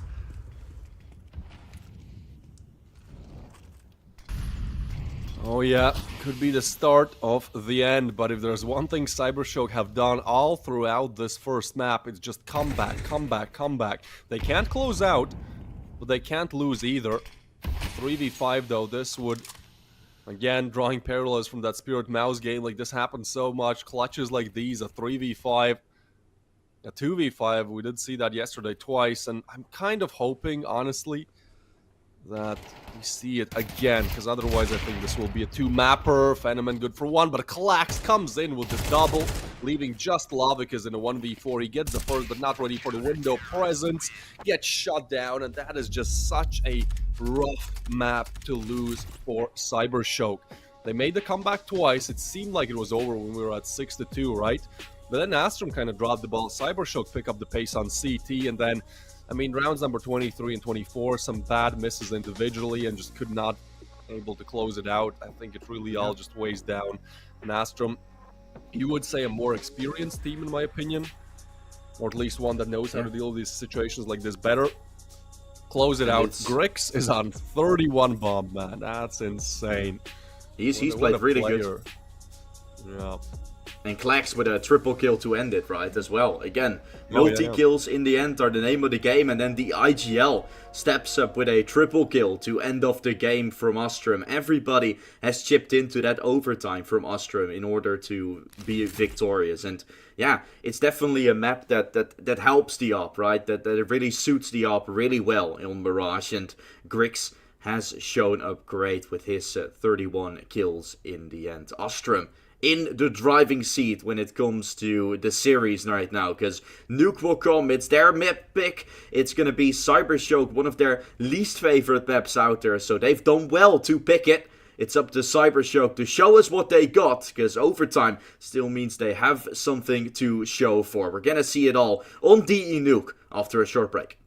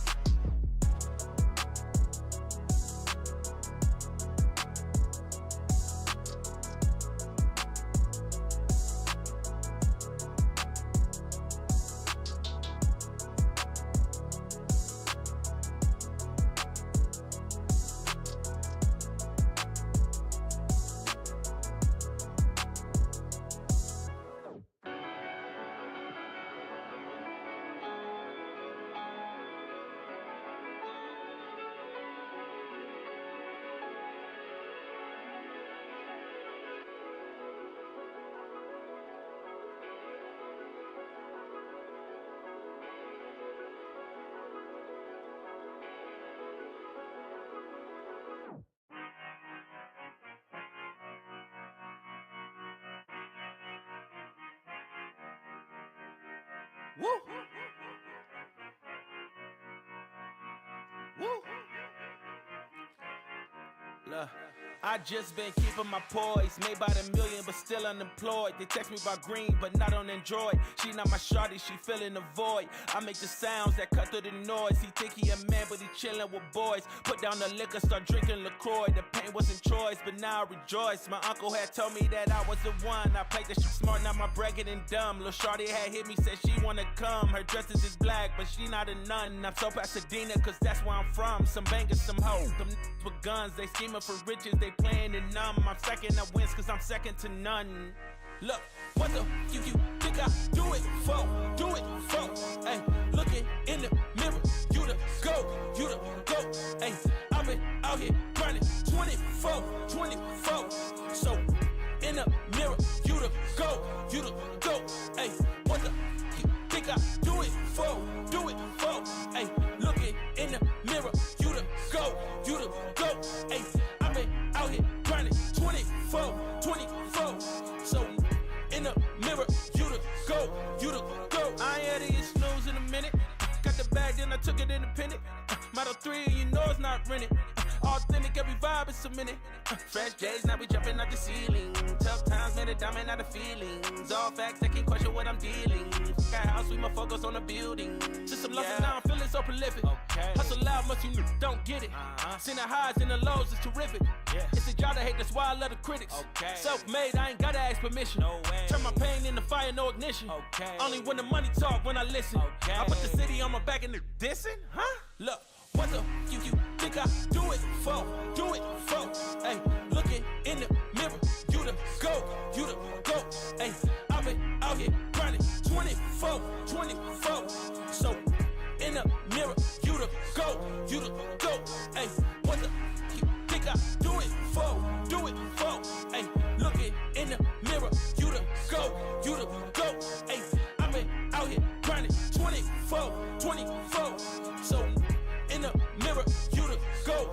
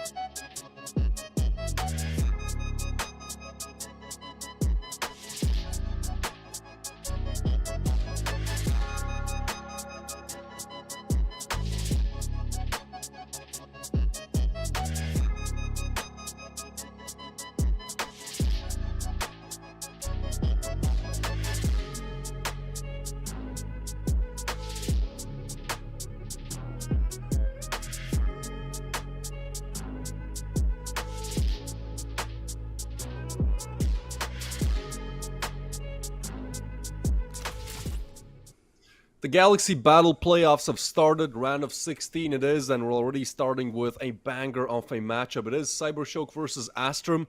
First map almost went to double overtime, but I feel like Nuke could not be the same case. Alongside me will be Jesse, and I think you can tell us why. Why is Nuke looking kind of one-sided? Yeah, Twist, it's going to be rough for CYBERSHOKE, right? Statistically speaking, only winning 20% of their last 30 games that they played in the last 3 months. Have had periods where they played the map pretty okay. They're currently in a period of that, but they've also had periods where they lost like more than 10 maps in a row of the Nuke. And that's going to be really, really troublesome. They're playing with Sugar. You see him on the bottom right. He's had an okay game, but he's still going to be, same for the others, under a lot of pressure. He was the weakest link on Mirage, stat-wise. Not particularly one of the reasons why they lost the game, but maybe if they played with Dotineki, maybe if they did this, maybe if they did this, we're not going to have to talk about it anymore, because Mirage is over and done. It was 16-14. You mentioned it a few times, Twist. It was CYBERSHOKE that were in the driving seat of many rounds, had the opportunity to take many rounds, but it was Astrum to come out victorious on those. A multi-kill, a Grix that played insane. The Belarusian really showed up right when he needed to. And now Nuke, one of the strongest maps from Astrum. We've seen the slow methodical play for them that they've tried to go for. Nuke is a key map for that. So everything lingers to be an Astrum win, but Counter-Strike will have to do the talking. Oh, and right into the tech pause. All right. Well, actually, I like this because that gives me more time to elaborate on my point about Nuke. Sometimes you see teams like having these like 20%, let's say up to 25% win rates on some maps that like they've played 30 times is insane, by the way. I feel like at that point, like their permaban, CYBERSHOKE's permaban is Inferno. Now, obviously, I'm no coach, but I just feel like if you just picked Inferno and did like a couple of practice sessions on it, surely you can do better than 1 out of 5, right? Now, maybe they keep the dream alive because, as you said, like recently they've actually had their better showings. Out of the last 7 times they played Nuke, they've actually won 3 times. So certainly there is hope. They beat Sashi 13-5 on it as well, and Sashi is known to be a good team on Nuke. But yeah, other than that, I feel like this could be a 2-0 that Mirage is just so needed. Astrum now, oh my goodness, alright. Immediate caster's curse here. Could not be a better start for CYBERSHOKE here. They get 3, and I guess they're out. Jesse, do we believe in the Patsy and Klax dynamic duo to clutch it out? No, but I expect him to do some damage, and Patsy is already doing something like that. Dink. What? Onto the buy and a guy in a box. Not a double peek that you'd hoped for. Rotation from Lovikus down. Right into the hands of Patsy, who's been petted up a little bit more. Hit up, petted down, and eventually finds himself falling. CYBERSHOKE onto the first, and I will say, I understand your point that you're trying to make, Twist, about the change-up to potentially try Inferno, but maybe they have tried it in practice sessions, and I will say, and I say that out of my own experience with my team, recently qualifying to ESGA Intermediate. You want to take this the way you want for the people at home. It's not coming from an experienced one, but I'm the IGL as well, and when I don't like a map, Nuke as an IGL, we are not gonna play Nuke. There's no way I'm gonna, try it. Sure, we tried it in practice, but we're not gonna play it in officials. It's a good point. It could be the case here. Well, it seems like they feel the same way about Nuke. They simply play it. Although, jokes aside, good start. Right? They get the 2 kills in this round as well. And this is a force. Klax will get the lower bomb side player, but there's more where that came from, glowing with the frag. And this round, done and dusted. Force does not work out for Astrum. Alright. This actually reminds me... different game I watched a couple of days ago. I think it was OG playing against Ruby. And OG won the first map quite confidently, and then they moved on to Dust 2, where like OG won Falcons on that map, right? And then Ruby, well, they have a decent map, but basically Ruby won quite convincingly, pushed to the 3rd map. And I feel like that something's in the water, something's in the air. Like I've recently seen a lot of times just complete mismatches happening, and I can't even pinpoint it on like, oh, you know, they completely threw it or they choked or whatever. No, I don't know why, but something has changed a little bit in terms of how the win rates work. Yeah, that will be shut down. I guess a nice idea, but you have a deagle, you're caught jumping. Good night, and hello to the rifle round. 3-0 start for CYBERSHOKE. The thing is right now, we're seeing confidence on CYBERSHOKE in their peaks, and maybe confidence or simply just not giving a damn. As soon as Astrum starts getting into their heads, this game can be spiraling out of control, but thus far, it hasn't really been the case, right? CYBERSHOKE feel ready and are peaking everything they can. Glowing has taken them really far. 8 kills already for him. And the moment Astrum starts getting in the hands of CYBERSHOKE, that's where things could start to get interesting. But so far, if CYBERSHOKE just keeps on peaking and wins out those aim duels, I mean, they're happy to continue on doing so. And this can still be a very comfortable nuke for them.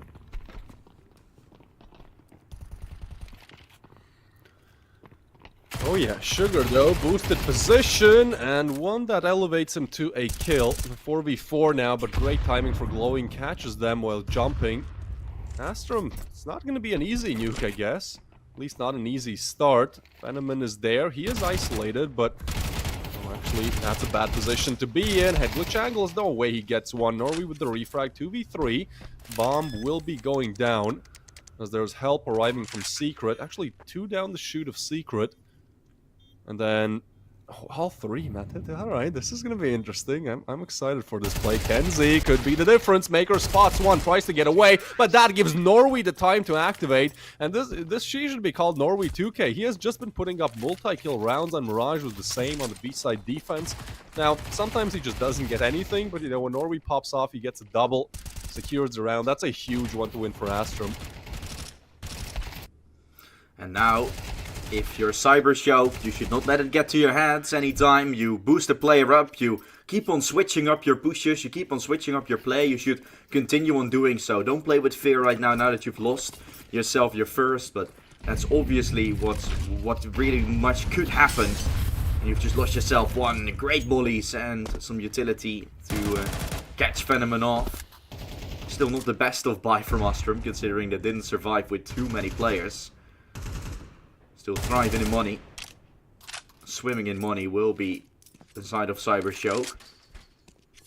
They're gonna have this buy to work with up against the weaker links of Astrum. Both teams on the cusp of losing out their economy, of facing economy troubles going forward. It's an important round. This round 5 is pressure towards outside with the smokes. We've seen early rotations before happen, but this time a nade that might set Glowing up for success. No one's seen crossing, so Astrum will just continue to stick players up onto the top of site, although we've seen Blixie rotate, so I'm not too sure if this is the right play to make, because it looks like Astrum is hitting A within the next few seconds.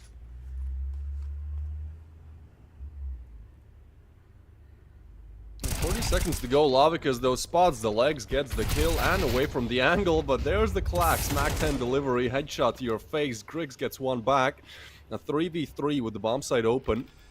This from Sugar, I mean, he has a bit of a cheeky angle, the rest of the team keeps making noise. Glowing, alright. Good catch, Jesse, I don't know how he puts it on board, but this is just not clear from Sugar, unfortunate, bad timing, they line up, but this time, won't be this double spray down. Only now the bomb goes down. Looked a little bit challenging at one point, right? Because they just couldn't get the bomb down. Glowing with an absolutely insane banger through the smoke there. Still, Astrum reigns supreme. Don't want to blame Sugar there too much. Like, he was just hyper-focused on sight. So, you know, you have to make some short calls. You will have some shortcomings when you're just super focused on one side. But, yeah, I mean, he could have been the difference maker there. A bit unfortunate. I'm not blaming Sugar here. I'm blaming Blixie for his rotation down. You had Glowing right next to the smoke. You had a nade blowing open the wall. Yeah. And you sent 2 players down B, or like Glowing was still watching Secret. Blixie dropped down vent, left A completely open. In this moment, right? That shows that you're not confident in your ability of reading what the opposition is doing. And CYBERSHOKE, that might go down this trail. You know it must be, hey, you have all the control, but still there's a lingering feeling like, haven't they just shifted down? Haven't they did this 1% chance? No, they haven't. They aren't that tactical mastermind tier 1 yet in Astrum. They haven't demo reviewed you that much. They're not robots. They're Astrum here. They're real good. Putsy. Shutting down Venom. Up close. Glowing gets beaten apart. The game is tied. Unless Blixie can find a 1v5. We spoke about the clutch of the year. This would be one of those. It's not. No.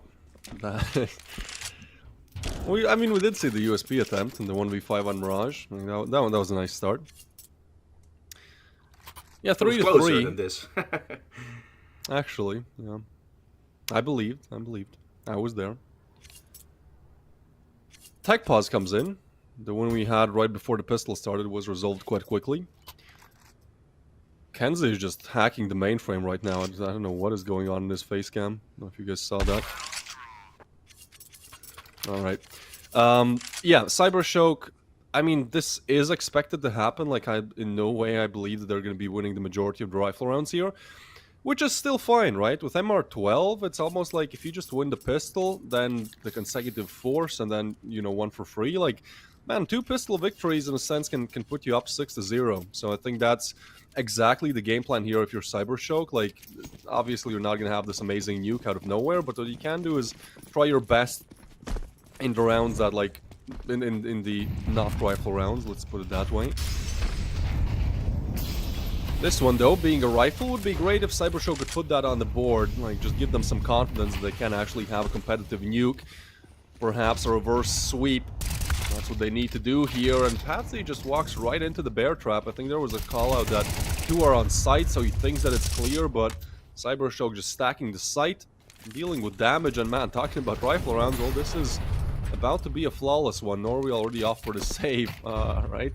This is a 30-second round. Astrum wanted to take it slow, and CYBERSHOKE was like, sure, bring it on. Yeah, confidence again from CYBERSHOKE, and that keeps on being my point. Confident in your ability. I have that as well, and I mean, it's probably a weird example to make, but I recently started playing Bulls. I don't know if that is a word. I don't know how to call it. It's in French it's called pétanque, but the thing is we play against. I played it as a sport right now, but when we do that and we play against good opposition, sometimes my teammates would say like, shouldn't we just play this one really safe and hope that they're not creating any points? But we should play our own game, right? We should focus on continuing to do so and not let the opponents get into our heads in order, because otherwise we're going to be playing constantly safe. They're going to be the ones dividing the pace. They're going to be the ones making the plays. And we will make mistakes when we would obviously just win it when we play our own game. And of course in Counter-Strike that's very common to say the least. But it feels like CYBERSHOKE is playing this out of their mind sort of strategy. As in like, oh, we're going to stack this, or we're going to just play our cards 50-50 on A and B and hope that Astrum will fall into our trap. No, you should keep on playing the same way as you want to. Sure, 20%, sure, stand-in, sure, Astrum is playing really good, technically speaking. But playing your own game, we've seen them creating 4 rounds with it. We've seen them doing good.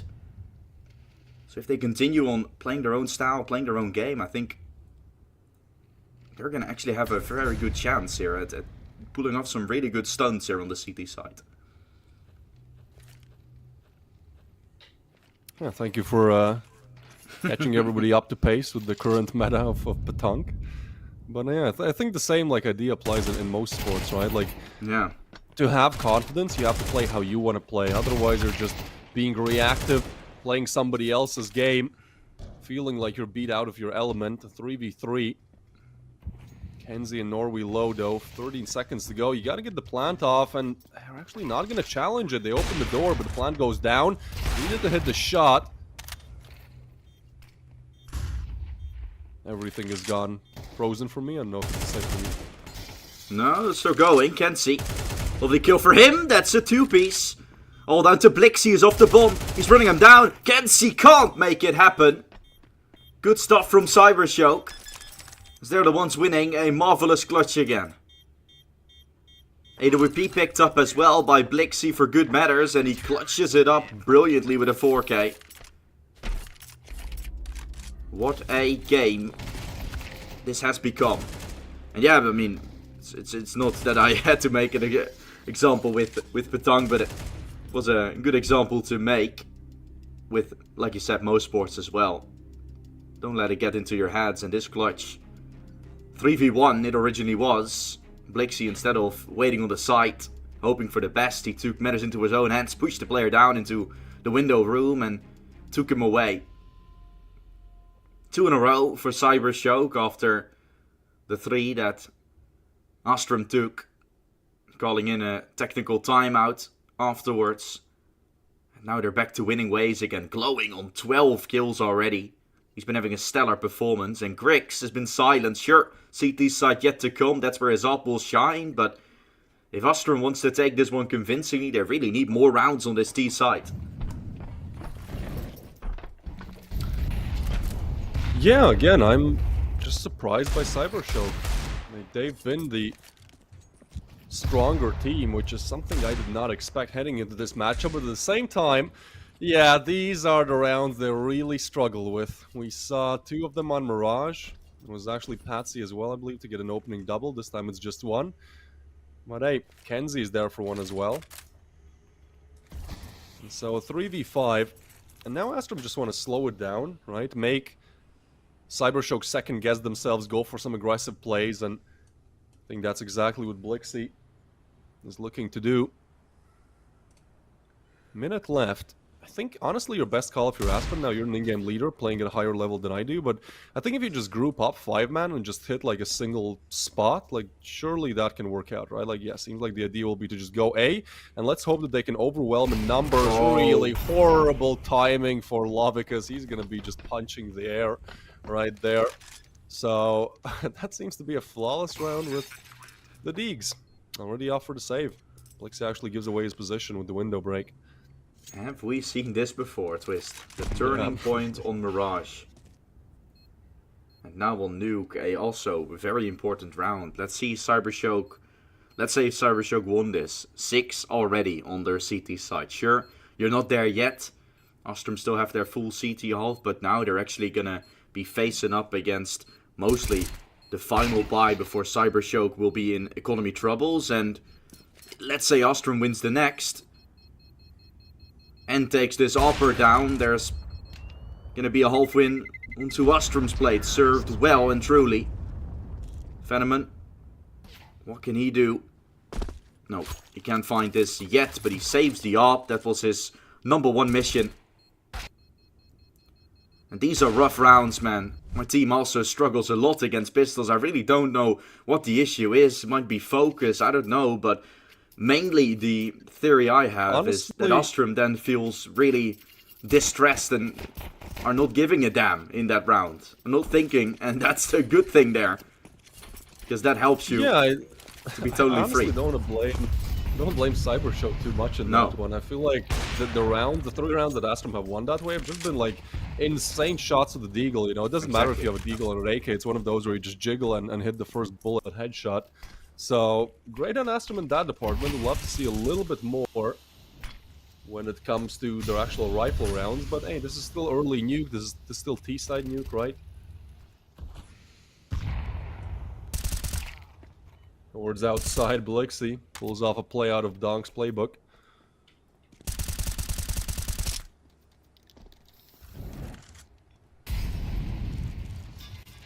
Good stuff. Up in hand, Grix. Missing out. Weaker buy from CYBERSHOKE, but they have found the man advantage. Rounding down into B. Blixie is jump spotting. Ready for this with the up! What a shot from Grix! Alright. That's the way to open. He shines bright with his ARP once more, and he gets himself a double. Grix is on fire once again. The X Factor on Mirage. That brought Astrum to light, and now, right when he needs him to, he takes down not only Blixie, but also the upper Phenomenon on ramp. Sure, Lobicus finds himself one retreating weapon. Means that the 3 rifles can be saved, but Astrum ties up the game when it could have been, right? Coulda, shoulda, woulda. Potentially B6 for CYBERSHOKE already. We're now tied at 5 apiece. Yeah, Grix, as you said, certainly is the X factor, right? Because he was having a really rough start, like T-side hopping on Nuke. Like, it's not the worst, it's not the best. 2-8 was the scoreline, but this round puts himself on 3 kills. 5-8 is still not great, but I feel like now we really start to slowly but surely see just how difficult this is going to be for CYBERSHOKE. Because, you know, Grix was just kind of sleeping at the wheel for the first couple of rounds here, and you know, rest of the team had to do it. But I feel like him, again, being that X factor, like, if you can just keep up a decent performance, I'm not talking about, like, dropping a 30 bomb again, just, like, not being quad negative. Yeah, Astrum still look really strong, and I feel like they're only going to get better once we switch sides, when, you know, Grix probably will be a bit warmer, and then it's just, you know, CT side on you. That's Hopper's paradise, man. Yeah, and we haven't even seen too much from Patsy yet. I think on the CT side he can also really accelerate. Klexai, I think it is, yeah, unfortunately, like, that's just the life of an IGL sometimes, where in these type of games they're really banging on Klex a lot as well, looking where he is. They've really abused him as well on Mirage in a way, like figuring out where Klex is to sort of use that to their advantage, CYBERSHOKE. But yeah, I think only excelling at this point, only excelling from this point onwards. The buy twist is not good for CYBERSHOKE, this one. They have an AK, Glowing still has to join the server, but he doesn't have that weapon anyway. That means an eco will be played. On paper, Astrum should be going to 6, and like we said, still a whole CT side to go for. How do the stats look for Astrum? I think in the previous map we touched upon stats, although both teams having very nice T-halves majority of the time didn't really help, but really feel like on Nuke it could be a different game. Almost 50-50 when it comes to Astrum on CT&T. And for CYBERSHOKE it is, oh my god, 62% on CT side. Yeah. Oh boy. They get 0 rounds on T side. Yeah, I feel like CYBERSHOKE are not exactly a multi-dimensional T attack team, right? I think that's one of the reasons why they love Mirage, is because you can throw window connector smoke and, you know, just kind of go and have your deathmatch type 1v1s. Nuke being a very strategical map, I don't want to like flame the IGL too much, but I just don't think that's like the playstyle they prefer. So yeah, they need everything that they can still get here. 5 simply won't cut it, won't be enough, I believe, even with the pistol round. Like, you know, again, we're talking about CYBERSHOKE that need to win the pistol, most likely, because other than that, they've had 2 rifle rounds, that is, right? They have been the pistol leaders in a sense, almost won all of them, if not for that 2v4, well, 1v4 Grix clutch at the start of Mirage.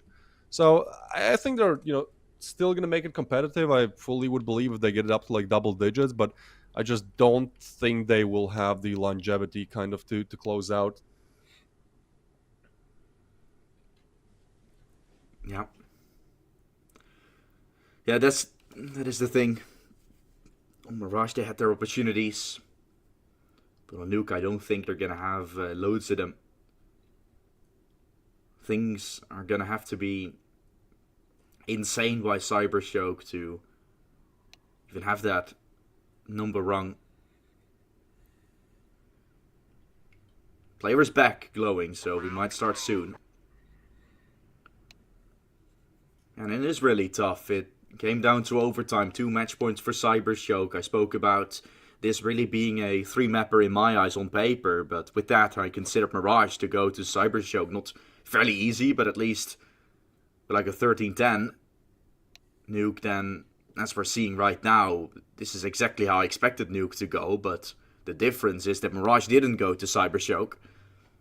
That means Ancient might not be called upon. Unless we're seeing CYBERSHOKE find a very good T-half. I really hope so, right? I hope it for the sake of the series. I hope it for the sake of the invited team into the competition, right? The, on paper, higher VRS. Although, battling through has definitely been Astrum. Otherwise, for next season, the ties will be turned. Because Astrum is gonna outdo the likings of CYBERSHOKE if they win this, right? They will switch places. 54th and 52 will then be the other way around. Right now, CYBERSHOKE is 52nd. And Astrum is 54th. Otherwise, they will be turning the tables. The other way around. Pushing from Glowing a USP to get loads of value. And a round that I was simply just talking over. As if it was already won by Astrum. Now becomes a very scary one all of a sudden. It would only be fair, man. Right? Astrum have gotten away with this 3 times now, and, you know, at one point it catches up to you. So, let's see if CYBERSHOKE can give Astrum a taste of their own medicine here, as it's still just a USP on Blixie. So, unless he finds great timing, or Kenzie, actually. Wait, hold on. No, I'm reconsidering this. I think it was still somewhat of a shot case here for Astrum. Because of that low HP on Kenzie, though, that makes things really complicated. Blixie pretty much has a AK in his hands against one of these opponents. So 20 seconds to go. They're just going to be slow walking down, and I don't think Blixie will be clearing this. So as soon as they open that door, we'll see if he goes for the immediate backstab. That could be the case, because there's a bit of a timing, or maybe you're not expected. Okay, he heard that. He chooses to go double. Plant will go down. They will try to deny it. Gotta be careful there. That was Kenzie planting. But, oh, he's going for a rifle, and in the meanwhile, Sugar just hits a shot. Clax now knows where both players are, but needs to isolate the gun duel. It means he has to push up ramp. Bad timing. Now he's really worried about those double doors. They can just play on time here. Blixie with a screamer of a jiggle there. Insta-dink, and yeah, well, there you go. How does that feel, CYBERSHOKE, huh? Now try that, but 3 times. I was gonna say no emotions, but started laughing straight after. So that's good to see. CYBERSHOKE still getting things going, keeping the vibes up, and what a round to win. Right, sure, it is an eco round, and Astrum has done it to you countless times on Mirage, but that was usually with armor. Now it's Glowing, as with a USP without any armor, he gets 2 kills and then a dink on the 3rd. That's absolutely ludicrous.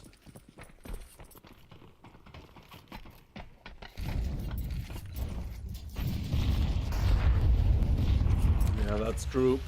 So, CYBERSHOKE, we said that, like, because of their pretty poor T side, like here, they would need 7, I'd say, to keep it competitive, and then the pistol. So, well, perfect chance to do it. Phenomen, when the pressure is not really on him, you know, when it's not about closing the map, he is hitting the shots.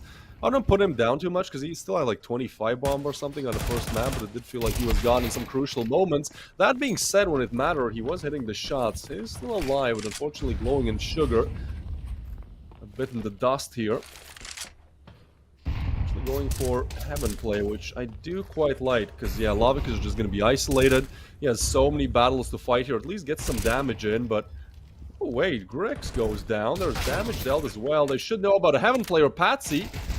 Just camouflages himself there right out in the open, and that will be Astrum after all to get 6 on the board. So, looked like a bit of a weird round that maybe should not go their way. Thought CYBERSHOKE had it on lockdown, but will be all equal. And our 3rd case of the day. Yeah. With an OT. That was the first half. Are we going to see something crazy? We've seen the Night Terror. We've seen the Dynamo. We saw the Prince stream yesterday. But we're seeing the Melodrama to Jolt TW. Congratulations with that pink quality skin, I think. I was gonna say classified. That's the name for it.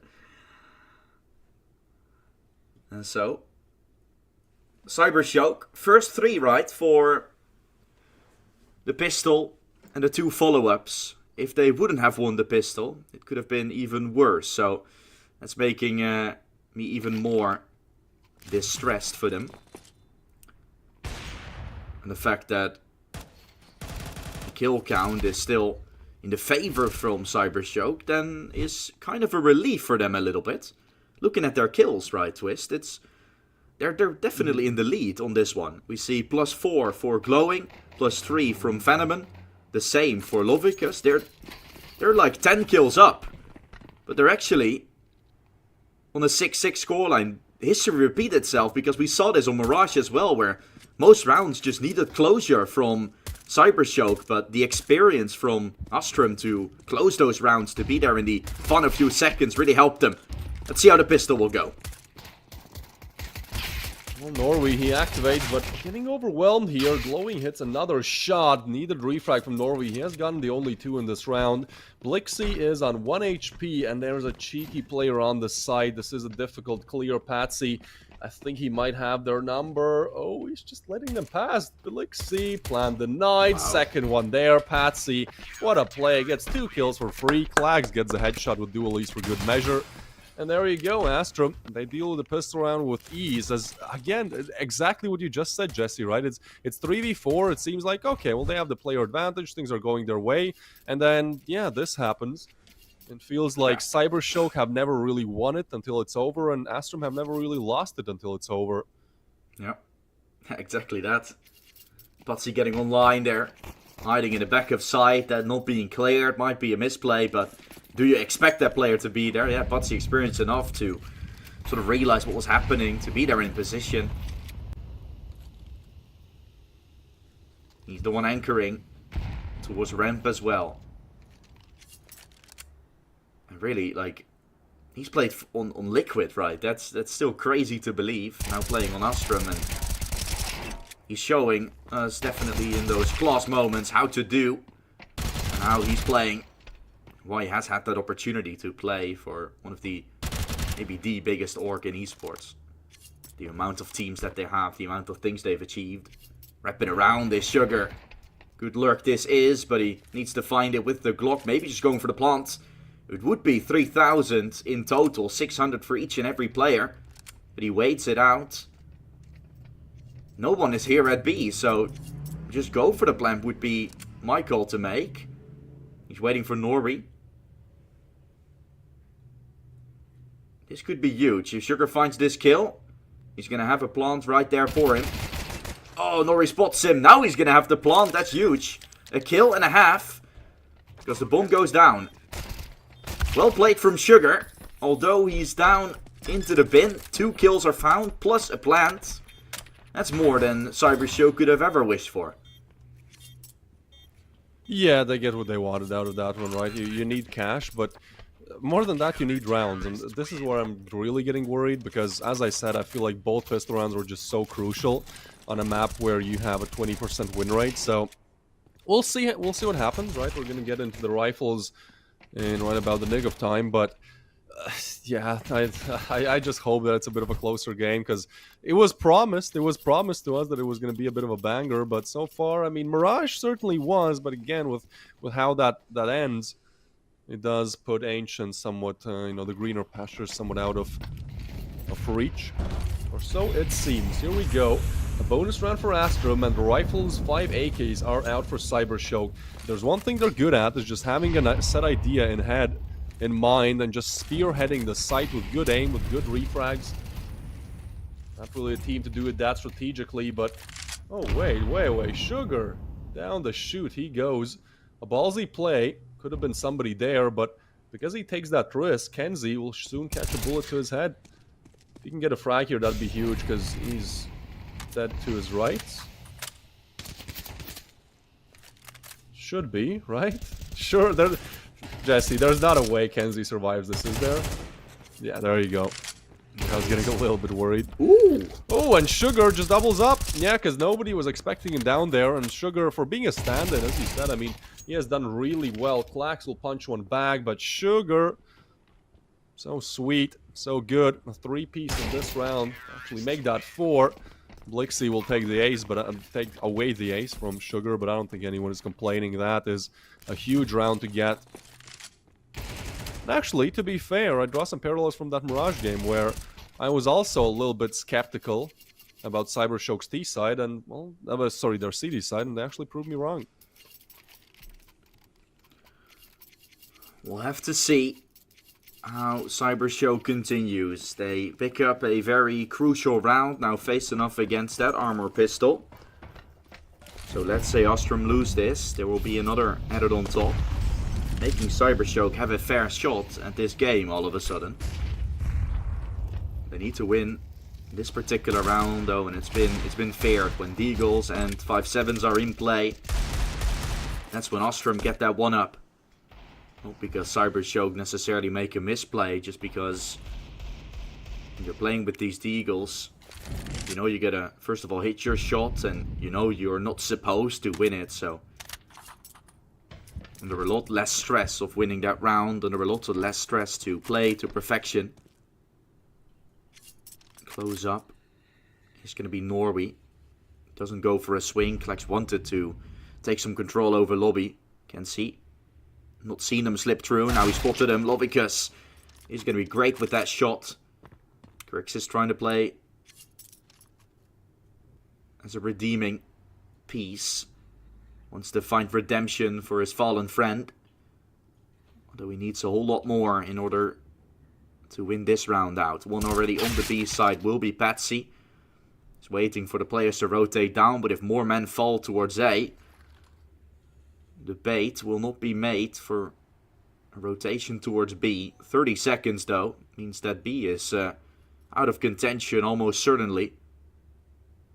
They gotta start moving up a bit fast, and they will move through heaven, but they gotta cross this pillar of a 5-7 up close, and that's one. If Glowing would have fallen, maybe there's a chance Klex can still deny the bomb from even entering the site. It's not gonna happen. There will be time to plant just barely. Oh boy, CYBERSHOKE. They run the clock down so damn far. But luckily for them, the time is just barely there. Yeah, given how they've lost, I believe, 4 times against the Eagles, like, I understand why they want to be super slow about it, super methodical, but almost playing it too safe there. Bomb does go down. Patsy will have a Hamas and $50, plus the loss bonus, which is quite small. And we'll have a draw of a game, with CYBERSHOKE actually being in a prime position to put themselves in the lead again. I'm drawing many parallels to Mirage, and honestly, hey, if there are any CYBERSHOKE fans out there, like, my apologies. Like, I've always kind of underestimated them in this best of 3. I went, yeah, should be Astrum, like 2-0 most likely, especially after how Mirage ends. But damn, CYBERSHOKE, like, especially with how they've been doing recently, I think they are in, you know, just not in a good spot. So this would be great. Even making it to the quarters, you know, if they can make it to the semis, like, that'll inspire you for sure. And Astrum is a huge head to take down first, right? This, again, 2 Galaxy battles ago, they won it all. Back then, no being known under the name of Aurora. Yeah, one of the weakest in terms of VRS, CYBERSHOKE. That's why they're facing one of the highest ranked teams out of the Swiss stage in Astrum. But yeah, it's looking like they're putting up a bit of a fight. Closest as it can be was Norway. Been taken down by Blixie, who enters into the site. CYBERSHOKE take control and find the plant. Looking for this save are going to be the AK and the FAMAS. More than likely to have those into the next round, but yeah, it's really starting to be a CYBERSHOKE game in which they have a little bit of something to say. Still, 4 away. And there are loads of full buys that will come with the loss bonus now starting to wrap up. But if you're Astrum, you gotta start putting some rounds together. You gotta start putting up a little bit more of a fight, particularly on those full buys. Otherwise, money starts cracking up, and CYBERSHOKE have a fair shot at this game. And there's your AK taken down. Grix missed a shot at Heaven, then Glowing just rushes him down. No remorse shown. And 4 away, CYBERSHOKE now all of a sudden is. Look, I want to believe, right? Like, I would love a best of, like, a true best of 3 mapper in this series, but again, I feel like I've always underestimated CYBERSHOKE, but now they're actually in a position where they have the lead, and if there is one thing they've struggled with is just closing out. 12-10 on Mirage, goes overtime, they lose it. So this would be the perfect way how to get map 3, right? Proving that you're worthy, proving that you can beat this demon of not being able to just, you know, put the lid on it, put the final few nails in the coffin. So, Klax though, he also stepped up on Mirage, I believe, to close things out. He was on 10 kills and, like, you know, the overtime. And then he just got a 3-piece to shut it off. So Klax is kind of just waiting, you know, like a bear, just in the winter sleep. When he needs to activate, he will, ferociously. It's a good opening pig, but unfortunately Sugar goes down. Norway goes down as well.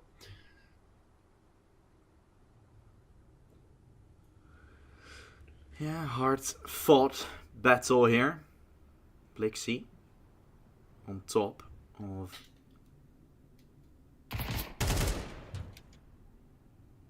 BT roof there. Still waiting for some aggression. Grix will be the one going aggressive together with Kenzie pushing lobby. Kills are fights are taken everywhere. Well, Lovicus will make some more noise towards that A site. Good shot, finding Kenzie, taken away. Klex will swing out for more. As he drops down, the A presence will be shown. The bomb is going to go down. Do you want to go for this? If you're Astrum, you did eco this one, kind of. So there is something to say. There's definitely a reason for them to just drop into the side. Klex will try. Stepping up when he needs to. That's what his matcher is all about. But he can't make it happen. CYBERSHOKE with yet another. Sure, it wasn't a full buy from Astrum. That will come now. But it's definitely another key round to pick up. Now just 3 rounds away. And we're counting down. Yeah, we are. There seems to be a problem with the CD side rifle rounds. Like, we've seen 3, 4, I believe 4 of them in total. Like, things are just not going the CD's way here. Especially with, what was it, 62% win rate, I think it was, for CYBERSHOKE CD side. Like, they're doing an amazing job. Patsy, though, only gets 1, and that does open up ramp. So, Astrum will have to respect it. Somebody has to go that direction, or towards lower. It's actually Grix towards this control area, which I don't think you're going to be expecting an upper there. It's actually a pretty good angle to hold if you're one. Especially if you're looking through a window, like the vision is not quite clear. Lavicus just catches Kenzie out in the open. Norway gets another. He hears them coming, lays down the smoke, and Lavicus, oh, that is beautiful. Norway, that's so good. That is so good. Aggressive, but like you're just never going to be expecting that. Phenomen gets one back. And so Norway out of the picture. Grix and Klax have to activate. Slow map for Grix. Klax, though, has been the impact player so far when it matters the most. Only gets 1, and now Grix, the guy who had 30 bomb on the first map, just has not found the foothold on Nuke. We talked about how CT side opping, you know, this should be an easy job for Astrum, but it does hinge on Grix hitting his shots, and he does hit one of the most crucial ones of the whole game. Instead of an 8-11 with economy wasted for Astrum, so pretty much map point, we're bringing it back to a closer game. Huge round for Norway. That 3rd kill, Jesse, I just love that so much. The quick decision making there. And now that it's getting tight and closer, that's where CYBERSHOKE feel the pressure. That's where Astrum seem to thrive.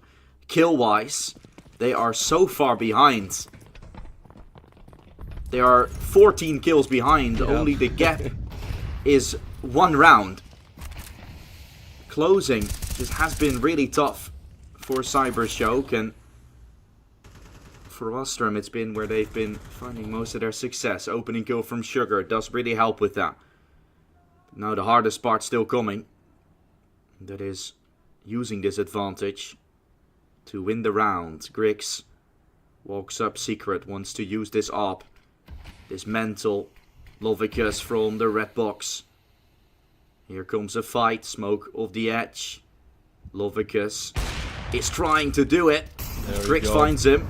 Now the A presence will come. Blixie, oh no, he takes down Sugar with the nade. On the side they go, where Glowing is falling. He had a bomb in his back as well. Everything falls apart. The entry is found for CYBERSHOKE, but what's there to follow up? Absolutely nothing.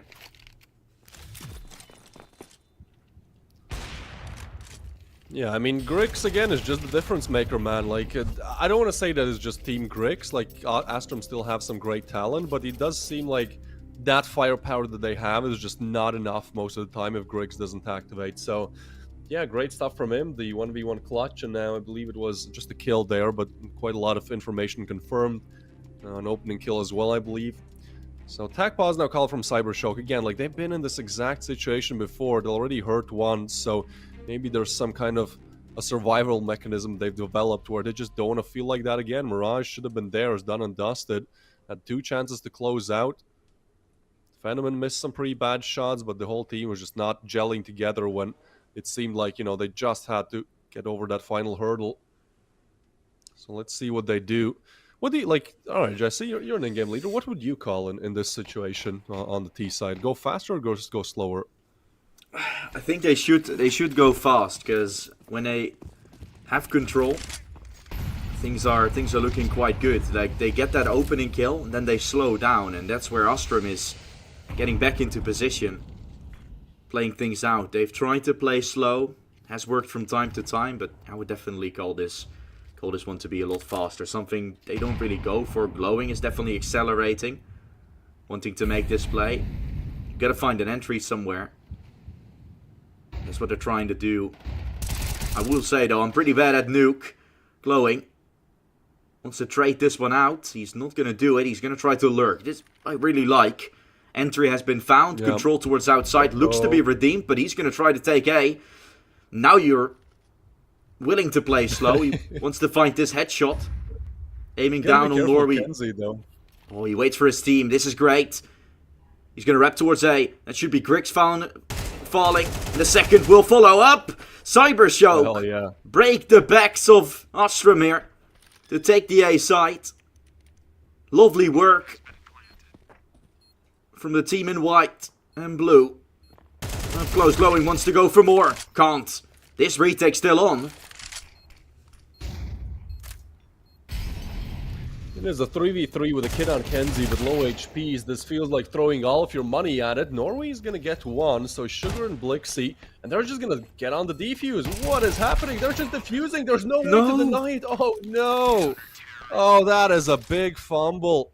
What a call from Astrum. Pros don't fake. It's a 3v2, and they just commit to it, and it was good information about these players as well. Good positions. I can't believe that doesn't work out for CYBERSHOKE. Like, but I don't want to embrace the memes, but it does feel like CyberChoke recently. Yeah. Should have been there around. Glowing, he has full control over outside. Spots one of the CTs pushing behind the blue box. The other one is in garage. Main is clear. Main is open. You've spotted it yourself. And you're planting for heaven. And then retaking from door. What is going on? Plant for main, because you know the control is there. Sure, you have heaven, but you have all the intel. Oh my goodness. Yeah, now that you put it that way, like, it does sound a lot worse. When you... Yeah, I mean, Glowing there, he spotted 4 players. I'm not sure about Kenzie, but, like, he spotted 4, killed 2 of them without a refrag. You have the sight. That's just a historical fumble from CYBERSHOKE. Kenzie that's actually... I don't know why they planned for heaven. That's a really good question. I guess because they feel like that's clear for sure, but damn. Yeah, Kenzie got a kill in the garage early, so you knew he was in garage. He killed your friend, and Glowing went for the lurk. So garage and behind the blue box were expected. Maybe you didn't have a smoke to smoke main, but then still, you got players watching it, and it's just rough. And these are the fine details for CYBERSHOKE, right? That are missing in their game plan, that are potentially missing, maybe not with their stable 5. I don't know what the reason is, but they're looking to lose their position of top 50 if they lose this one as well. Losing 2 spots, Astrum will move up to 52nd, and CYBERSHOKE will be 54, having to fight their way out again. We'll have to see though. Round 22 twist is gonna come down to how CYBERSHOKE approach this. 1 round away from potentially pulled back to an eco, both teams are, so it can still be a CYBERSHOKE victory if they play their cards right in this round, but that round must have left a pile of dirt on their momentum. I almost feel bad for them, man. Like, obviously it's their own wrongdoings, but Like this, Mirage was tough, and now I think they're starting to feel it as well, right? Like when you're casting, you're like, ouch, that's painful. Like when you're actually the one experiencing it, you feel like it's much worse. So I hope they have the pull through to make it happen. Lavicus on site, but Grix is there with the refrag again. A 3v3. They've gotten sight. And Kenzie is down vent, so he should be expected. Oh, but they just push in. Griggs gets one. Sugar still guarding vents, but Kenzie does not have to peek. Glowing gets the frag. Patsy with one back, and now Sugar's position heard. He does know where both players are. There's so much time left for the CTs to just double up, tag team him. And damn, put map point on the board now for Astrum. CYBERSHOKE had 2 chances to close out on Mirage. Couldn't do it. We went to overtime. Now, I do possess the overtime curse, Jesse, and I feel like we get overtimes twice in a row. You know, you get the perfect kind of showing of that. And I feel like CYBERSHOKE, maybe just feeling like it's a little bit too far gone. And I don't know if they still believe in it, right? How can you, after the way how you lost round number 20? We'll have to see. Certainly there is a buy in play. Looks as if they're gonna have, never mind, Phenomenon buys a Galil to have some more utility. At least 1 AK. I expected 2, we'll see 2. No head armor is risky with the fact that there's 3 M4s in play for Astrum. But he really needs the util. Needs to take desperate matters. 4 straight from Astrum. Something needs to start clicking for CYBERSHOKE, otherwise we're going to see the Astrum side continue. Would mean with VRS next season getting a playoffs invite instead of having to fight their way through the Swiss stage. They have definitely earned that by a flawless 3-0 in the Swiss. Now they're 1 round away from getting a step further in the tournament up to what is the quarterfinals. Step closer to the money. And Kenzie rubs it in once more. Salt in the wound, definitely a statement you can make as Lavicus is taken within the first 20 seconds of the round.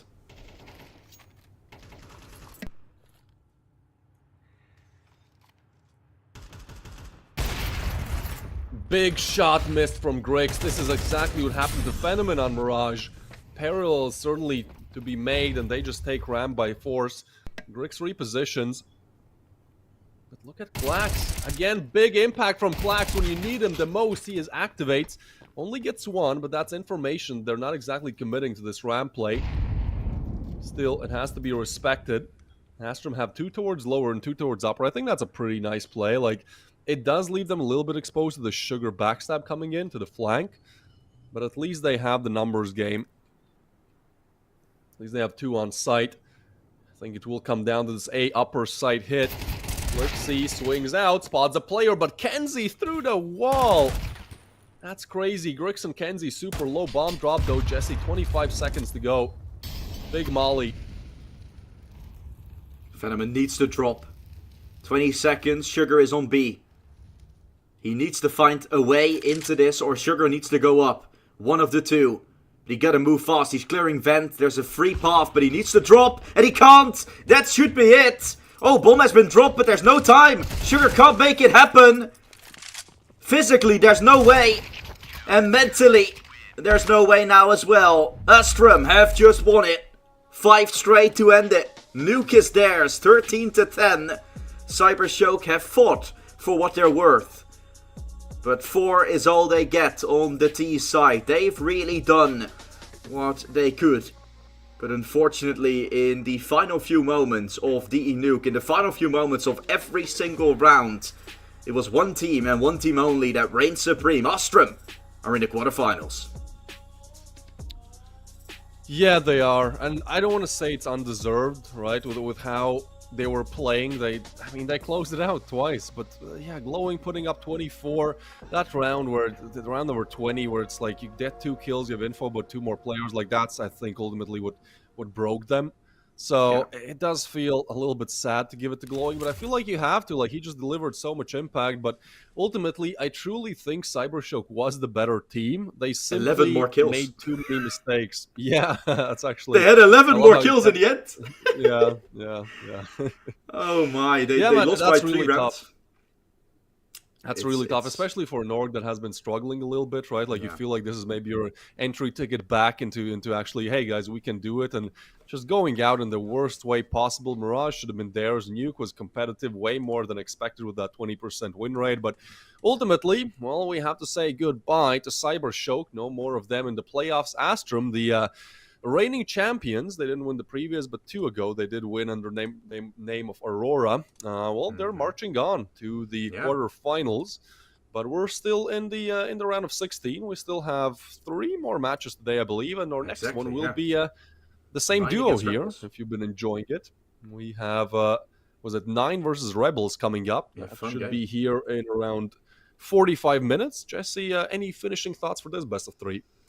Yeah, I mean, it's great to see Astrum take it right now, securing themselves a spot next time, hopefully into the playoffs. Right, they're out marching CyberShoke in that one step closer to it. Just a clean finish in the end. Like we said, 11 less kills, but 3 more rounds. It shows that even though killing is definitely key, you also gotta win those rounds in those key moments. You also gotta win those clutches, and that's something Astrum really have the mental for, really have the fortitude to make that happen. So a lot of fun still to be had for today. 9 against Rebels, potentially a third mapper on that one, because this one is a 2-0, but we're gonna have to see, as 9 is definitely a very good team coming into that. Rebels coming from the open qualifiers, so they're with their backs against the wall from the start. We'll have to see how it's going to be. 45 minutes until we check on that. See you soon. Ain't that funny new project, let me send that beat, let me send it home. It's too late for the endings, bro. True say got a friend in Rome that'll set this tone for the pending loan. Ending tears when I end that show, breaking bones, paintings here but I ain't that low. The end is near when we take that dough. I don't wanna read too much into it, so I go bury my head in the sand. I don't wanna be too sucked into it, so I'm not tempted to empty my hand. Rising above and below, flying above what was planned. I couldn't suffer in silence, I ain't a suffering man. I don't wanna read too much into it, so I go bury my head in the sand. I don't wanna be too sucked into it, so I'm not tempted to empty my hand. Rising above and below, flying above what was planned. Said I couldn't suffer in silence, I ain't a suffering man. I'm a man of my word and a man of my pride. I put that in reverse and put that on my life. Shit, I don't wanna talk too much, but now is the time. I can never be right back, I'm out with the tide. Riding the waves, boy, surfing the web, man, I'm balancing mine. Hiding away won't serve you respect, boy, damaging ties. So I wouldn't wait, I deserve my respect, boy, I'm out for the night. Finding the time and the place for this next dynamic of mine. Shit, I don't wanna read too much into it, so I go bury my head in the sand. I don't wanna be too sucked into it, so I'm not tempted to empty my hand. Rising above and below, flying above what was planned. I couldn't suffer in silence, I ain't a suffering man. I don't wanna read too much into it, so I go bury my head in the sand. I don't wanna be too sucked into it, so I'm not tempted to empty my hand. Rising above and below, flying above what was planned. Said I couldn't suffer in silence, I ain't a suffering man. Highly in touch on the low, shit blow up with a bang. Slightly in love with the blow, try come fuck with a fan. Sharp like a cut on my throat, leave with a couple of man. I'm not asking to double my dough, so he should have run to the bang. Breaking it in, facing your fears when you're faced with the king. Say with your chest, get lace in your limbs. Aiming correct, now he's tasting his chin. Aiming the left, try raising their sins. Saving the rest, man, I'm waiting to win. Pay me your debts, ain't safe in the bin. Aim for the chest, hearts racing within.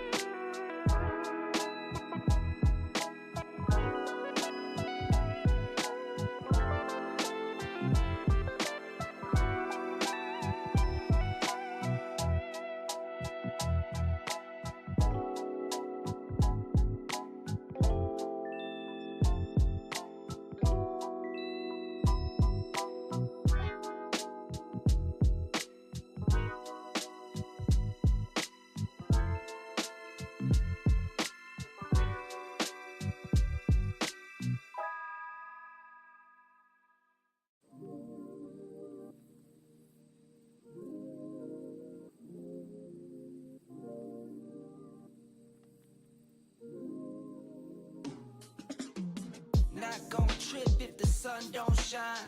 Not gon' trip, you know I get mine. 2020 vision, I want all the loot. 2020 vision, I want all the loot. Not gon' trip if the sun don't shine. Not gon' trip, you know I get mine. 2020 vision, I want all the loot. 2020 vision, I want all the loot. I'm talking Beamer all clean, fit too mean, finger all shiny on my baby's diamond ring. I was on a high till I caught onto the scene. Swear I lost my heart when I fell in love with things. Rookie year went broke like Jalen Rose. Got the price, sold my soul to the things I own. Switched up, locked in and got my mind right. Prioritizing, got my business and my time right. Wristwatch, no TikTok, you know the crown. I get guap, then flip stocks, you know it now. My baby's loyal and she holds it down. Play with my fam and I might blame you, but it's going down. Not gon' trip if the sun don't shine. Not gon' trip, you know I get mine. 2020 vision, I want all the loot. 2020 vision, I want all the loot. Not gon' trip if the sun don't shine. Not gon' trip, you know I get mine. 2020 vision, I want all the loot. 2020 vision, I want all the loot. 2020 vision, I want all the loot. Windows tinted, never rented, but I've been accused. Numbers up and we need no recruits. Leather loafers for the tailored suits. Making moves that you could never do. You sure I'm cool, but I'm never amused. When I cop it by the tools. The weather change, I change the views. I drop a record and I watch it boom. You see me working like one on a Zoom. Was that since I left the womb? I'm staying silent when I'm in the room. From the soil, now you see me bloom, zoom, and it's to the moon. Stop making promises you never keep. Out of touch and never out of reach. Dot the I's across the T's. Not gon' trip if the sun don't shine. Not gon' trip, you know I get mine. 2020 vision, I want all the loot. 2020 vision, I want all the loot. Not gon' trip if the sun don't shine. Not gon' trip, you know I get mine. 2020 vision, I want all the loot. 2020 vision, I want all the loot.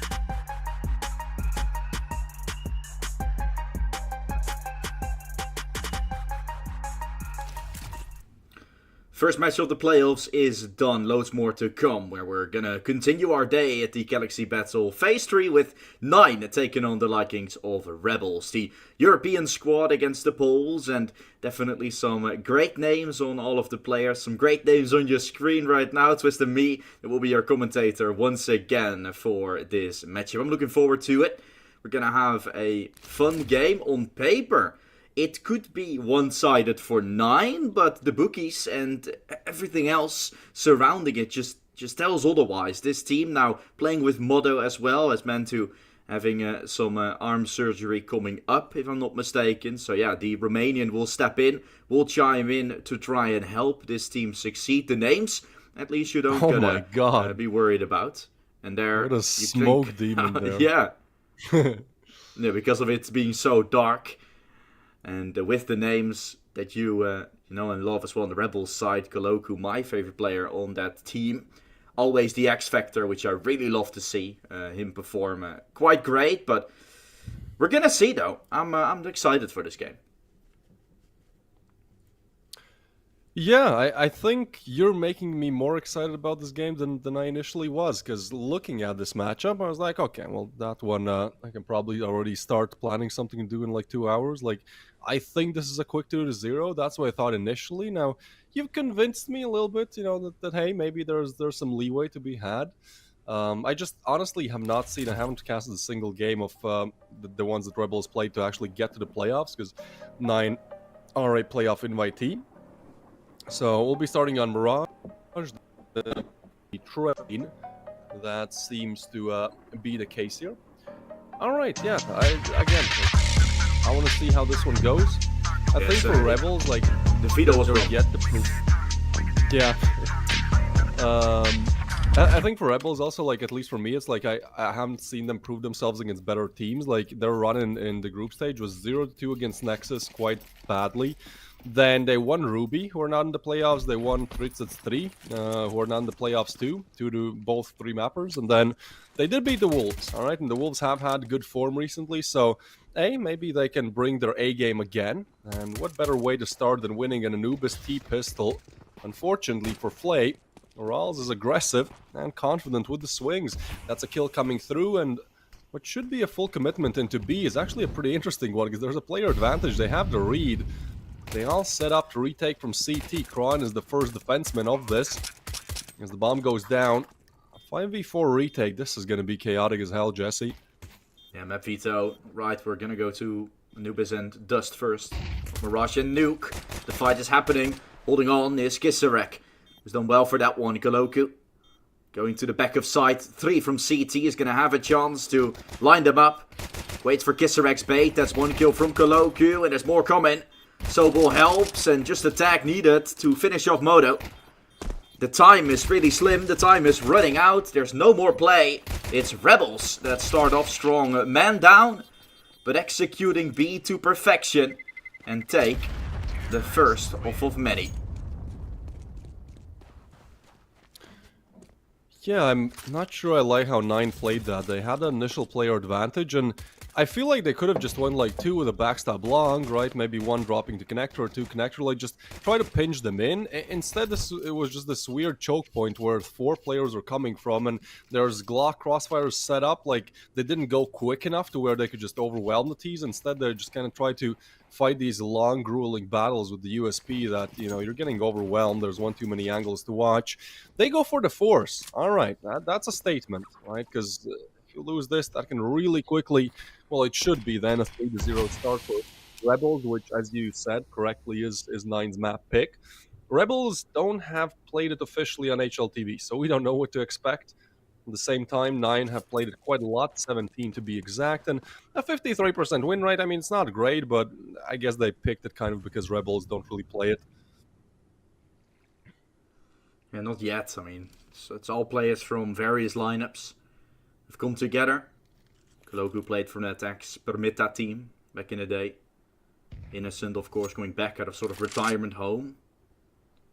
Kisarek and Sobel have played together. Flay, always a very flashy and nice AWPer to have. So yeah, his team has the pieces in order to fill the puzzle, but in order to build it, you gotta go past a very strong opponent. Fight from Bob XD taken. He's been taken down by Koloku, who opens up the round completely. A site is under control by Rebels. And yeah, that is the thing with this VRS system as well.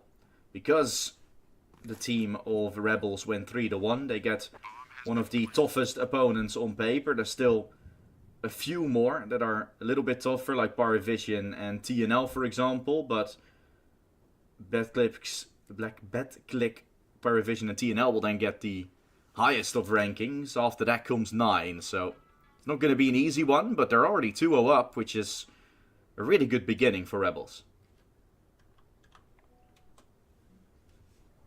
Oh yeah, for sure. I mean, we saw in that earlier CyberShoke Astrum game where CyberShoke maybe did not have were kind of underdogs in terms of the rifle round conversion. So, the pistols just matter even more in that situation. So, doing good.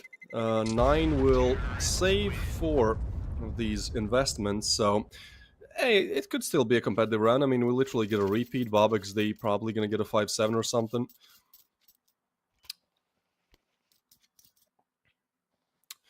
I'm actually interested to see 9's T and CT. All right, so Anubis is T-sided, most of the time, but it's not like crazy, like 60+% as we sometimes see for some other teams. 55% win rate on the T side, 45 for the CT, 9. Yeah, I mean, again, I feel like on Anubis and you're starting CD side, there's just so much time to kind of get started. Like 0 to 6 is fine if you can close out a half 3 to 9 and win the pistol. Like I almost want to say that's a 50-50. 4 to 8 and a pistol victory is a 50-50 in my head.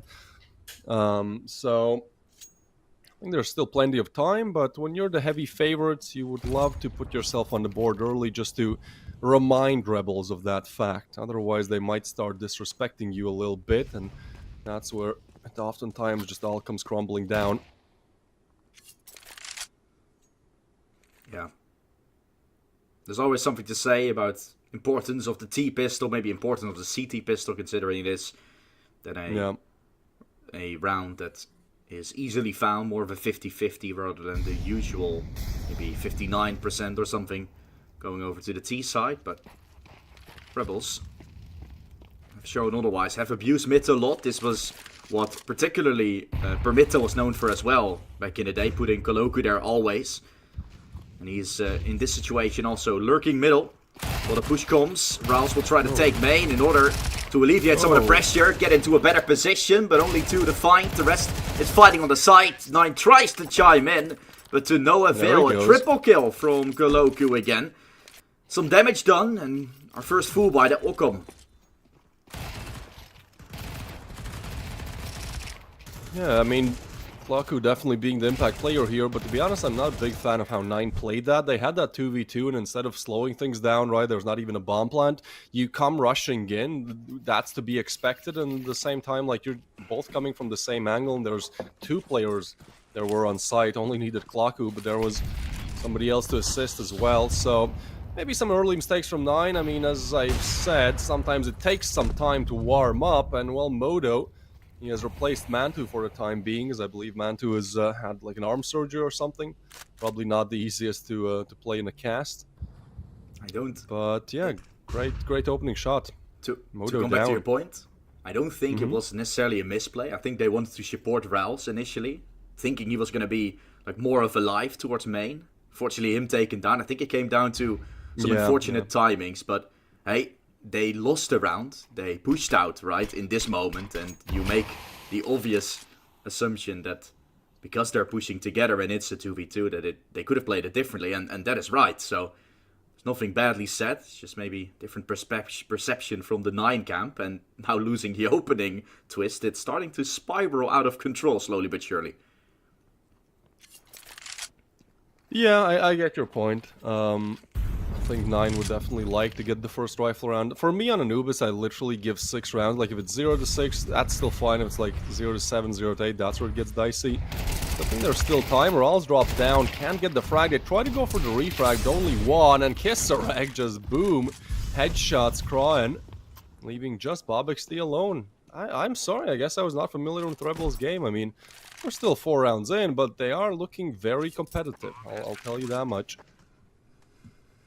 Yeah, particularly this lineup, we haven't really seen all too much about, but it's all players that are really good. You got a Flay and a Koloku that can really be X factors when in terms of playing. So that's brought in a lot of experience from Anonymo and Onerous time, and then Innocent as the IGL that has been memed by sometimes for the way he's played, and he's never really found himself his home. But yeah, it all seems to work out right now. Bob XD wants to save the AWP. Not really known for his ARPing, the supportive player from 9, but he manages to find a great kill to Swede to keep himself alive. Rebels up 4-0. The early kill does really leave a dent on what's going on. After that, Rebels slow down, and yeah, You can see that 9 wants to sort of overextend afterwards, pushes down, or 2 dropping. Sure, you find 1, but Innocent trades 2 back. It only makes matters worse when they wanted to make things better. They wanted to make a heroic play to get the trade back, but in the end they actually lose another player, making it a +2 for Rebels. And now the buy from 9, that's non-existent. Probably a 5-0 start, and I get what you're saying. 6-0 wouldn't be bad, but this is the map pick from 9. They gotta show themselves something, and nothing is going right for them so far. Yeah, same opening pick.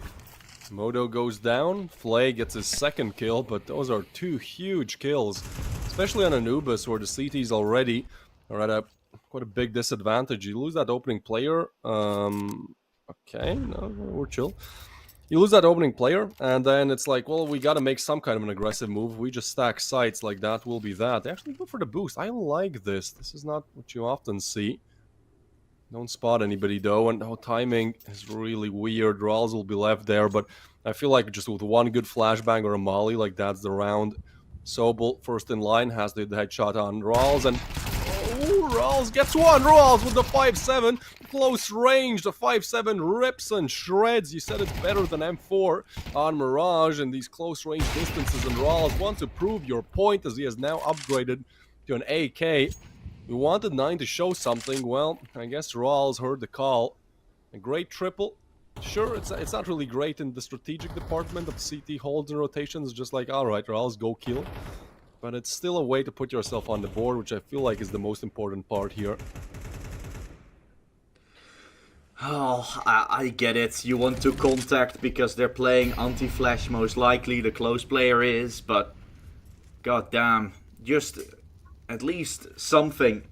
A smoke towards A, maybe a Molotov in main to at least flush out some. They didn't do anything.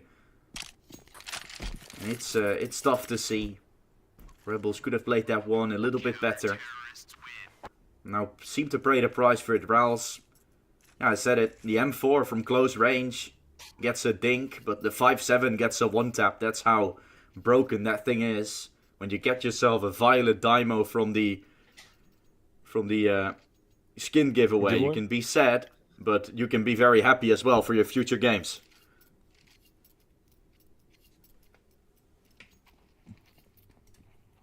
Yeah, that's one way to do it, huh? Modo's still on 0. Now, I have seen him play quite well as the stand-in for 9.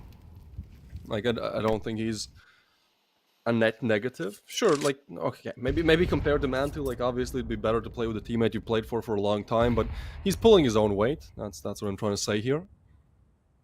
Has not found a good start to Anubis yet, and in my opinion, like, an Opera is really underrated on Anubis. Like, it's a map where CTs really struggle to get, like, opening picks. It feels like every angle you work with is at a disadvantage, so when you can have an Opera, just, you know, pick a fight, get one, like, that CT player advantage is huge on Anubis, and we've seen what happens when it goes the other way. This, though, will be a slow round. Everyone's slowly starting to move up towards A. They want to try it again, right? That 5-7 round can be written off as a fluke, and now it's like, alright, let's try them again, and they're walking right into Modo. This is your time to shine. You gotta hit a one-shot here. He relocates to Heaven. Instead, it will be Bob XD taking the close fight. Look how much util they're using to take A main. Imagine if they did that against pistols. Yeah, yeah, that's true.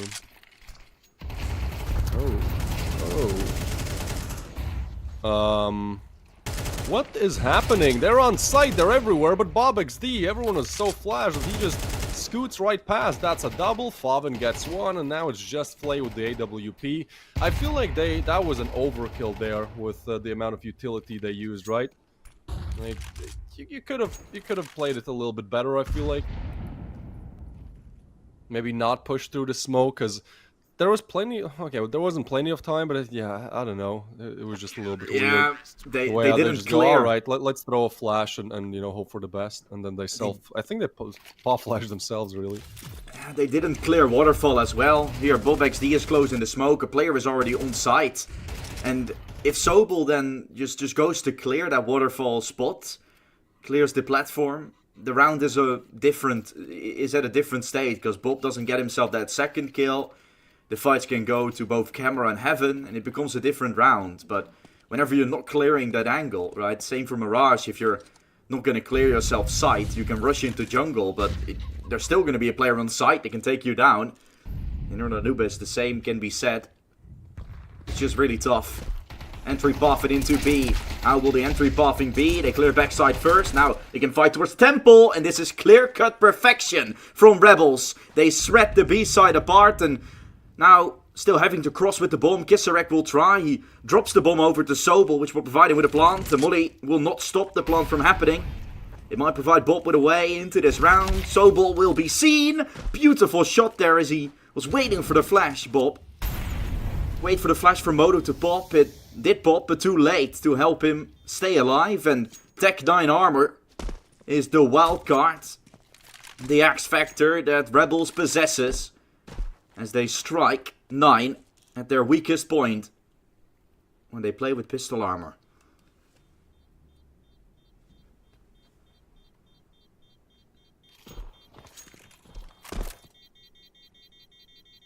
Yeah, Rebels get another round on the board, but I still feel like this can be anyone's game. Like, 9 have gotten 2, right? They have 5 more rounds to operate with here. 1 wouldn't be great, but it wouldn't be too bad. I feel like if they get up to 4, then yeah, well, I mean, pistol will be important. As you mentioned, I feel like the more one-sided the map is, the more important the pistol round is, and I feel like Anubis could currently be the most one-sided map. I don't know what else you'd put in that conversation. Train when it first dropped in CS2, but I feel like the meta now, like for a lot of teams, like 50-50, like as of recent. Nuke has been the same as well. They've just developed in a very 50-50 map at times. Good to see. Yeah.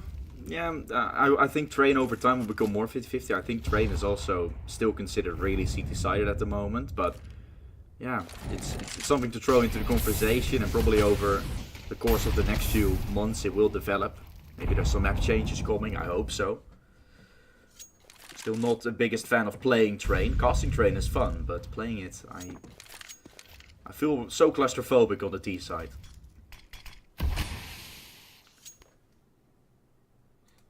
You gotta play against low reload players, then that claustrophobia is gone. Yeah, I guess I have to drop my elo down from 2.3. Yeah. Unlucky. I love playing Train, actually. It has been like a staple, my favorite map. I believe the OG CSGO Train, in my opinion, was the best, but I still like the CS2 one. Took some time to adjust to, but I almost never get to play it, man. I literally had a scenario where I was solo queuing Face It. For some reason, I got the leader. So I was just, it was between Train and Ancient. Nobody said something, and then I picked Train, and then I just had like 3 guys. Who picks Train in 2025? Yeah. What is this? Everyone has like maybe 1 out of 20 maps played as Train. Yeah. It is a sophisticated, difficult map to get into. For now, they have to get into the side, though, and Rawls there for 1. Bob XT, good crossfire, and it's 15 seconds to go. And what has happened to the bomb? Even if you run with your knife out, it will be difficult, and now there's heavy reinforcements coming. This round is really over before it even starts, right? Rebels, I think this will be a bit of a problem for them, even though I do see that they have the firepower and they have like the willingness and like the winning spirit and whatnot. Like, they're still a very new team, as you said, Jesse, like just pulled together from all around the world, different teams. And so rounds like these, some obvious miscommunication, some uncertainty, what you want to do, where you want to finish, like that is going to be a thing creeping up on them from time to time. And well, for this, it will give 9-3. Yeah, the magic from Rebels in the start has started to demolish a bit. Anubis, really a map that everybody started to play more. Ooh, flashes coming in. Bob XD wants to go for this fight. Will he have the opportunity for it? Flay made some noise. Running back, Koloku gets the opening kill. Sobel had the chance to trade this one out, had a chance to take a mate. With the opening kill going towards Rebels, they can slow down things if they want to. This has been their staple move. Get an opening, then fall back and play together to execute a specific site. This is where I know them from. Very good plays, very methodical. Great smoke towards A main as well to give 9 zero control whatsoever. Now it's up to Rebels to make the right decision, and it looks like B will be the side of choice. Koloku's gonna lurk from connector. Well, Koloku is not seen yet. Kragan will move up very close. He's gonna peek this soon. If Koloku finds this kill, it's gonna keep the mid player anxious, and it's only gonna leave the 1 on B so far. Modo knows enough. He's gonna start rotating in as Faven has heard the steps. Rotation coming late. Well, the final one still waiting on A. BobXD hasn't rotated yet. Faven tries to deny this plan from happening, but all players watching leaves him with no chance to get something done. Again, the entry just played marvelously. 9 tries looking for an answer. The answer was in middle to find Koloku, but they couldn't take him down. And the rest is history. Rebels, once more, a stellar round for them.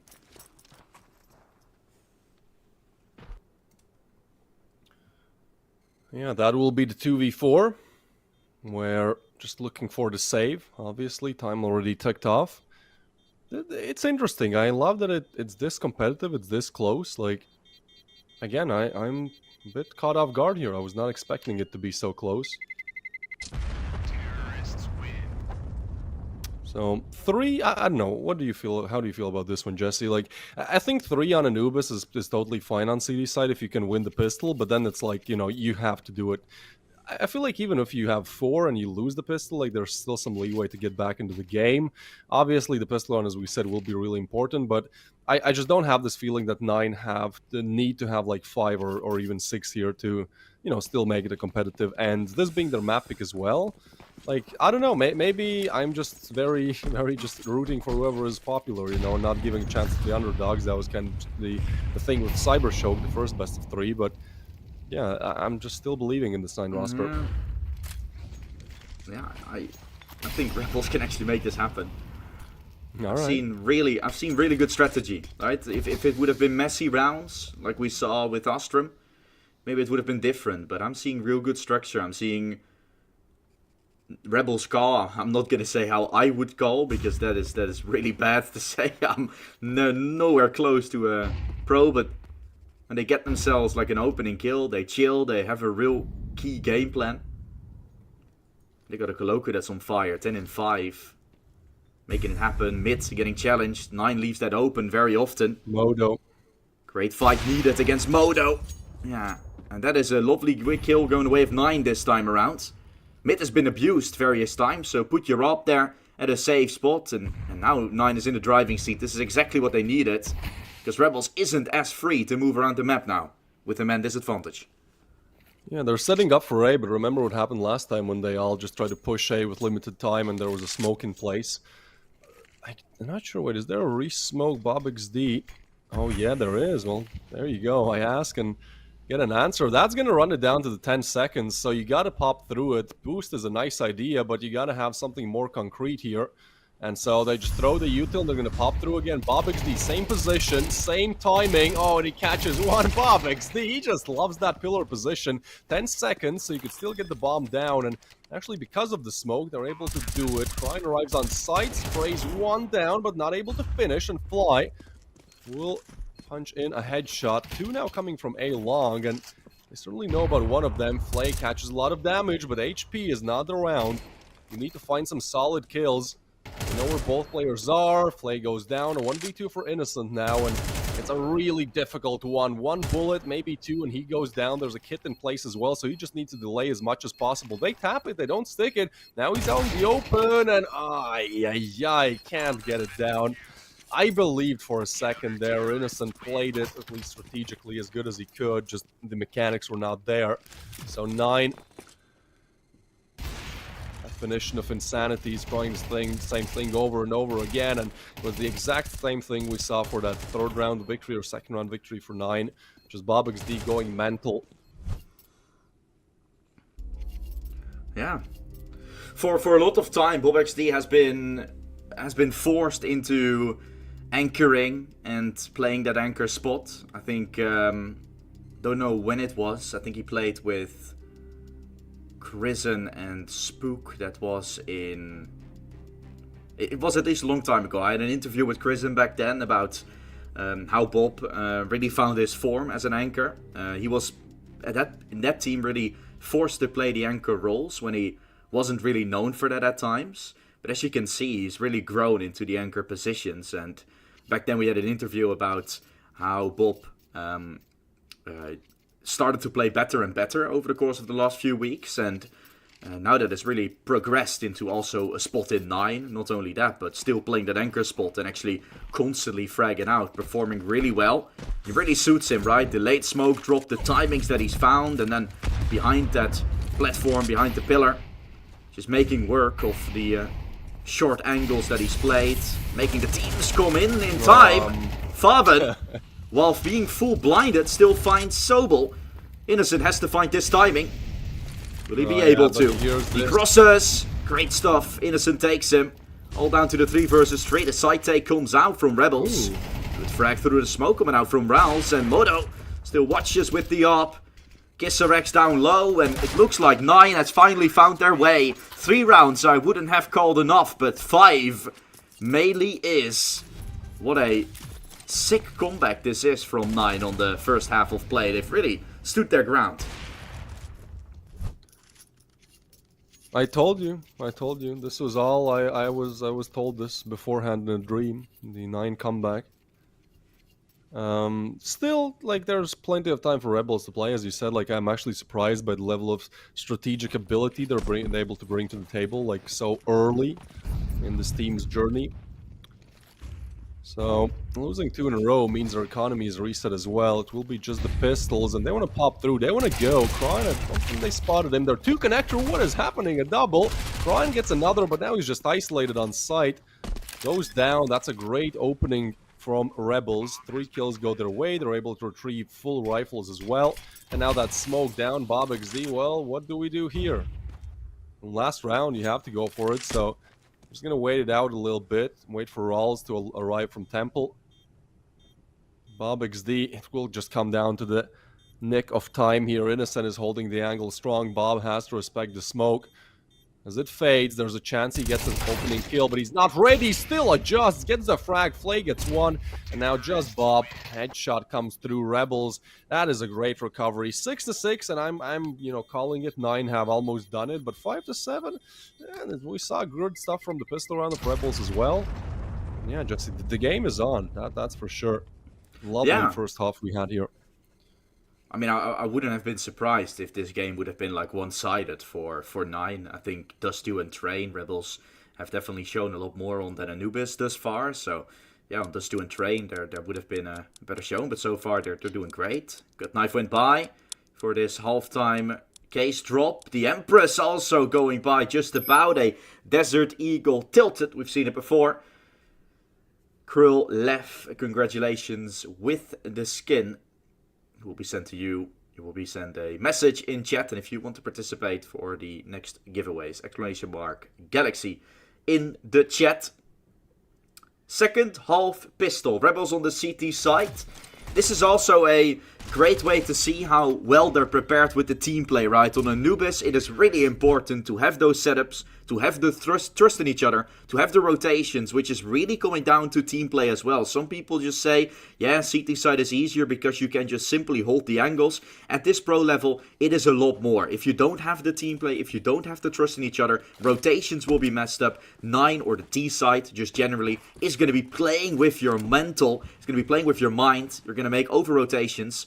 And now we're going to see what's going to happen. Gisarek, ready for it with the dual Berettas. Help comes in from Koloku. They have the help from main. Play will. And this round looks good. The CTs hold down marvelously. There goes 9. See ya later. 2 Cowboys in connector. 1 goes down, but Klaku, man, what you said he's going to be the X Factor. I was like, okay, I'll keep an eye out for this guy. He has had like 3 from the 8 rounds, or at least maybe even 4, excuse me, from the 8 rounds that Rebels have won. Like, he had major impact in them.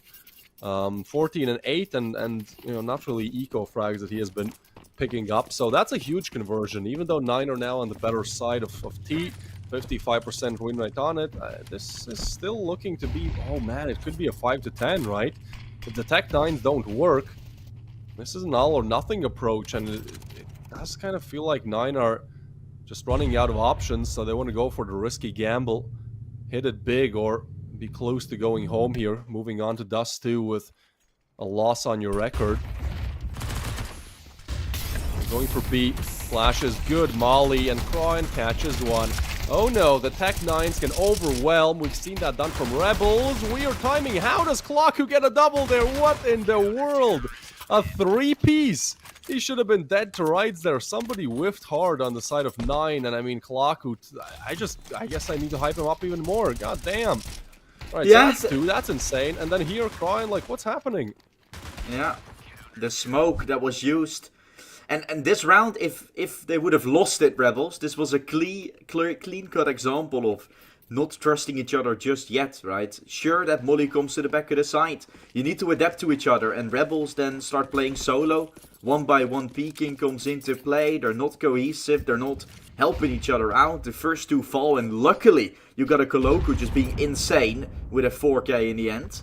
But it is still questioning whether or not they would have done that if there was a full buy in play by 9. All things considered though, 2 rounds in a row. Rebels take both pistols, Rebels take both follow-up rounds, Rebels should be taking both third rounds as well. And then they're only 3 rounds away.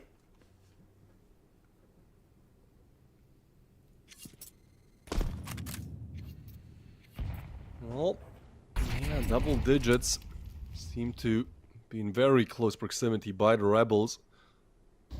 Next round will be for the game, man. Like, yeah, say what you want about Anubis D side, but like, again, 9 are just starting to run out of options.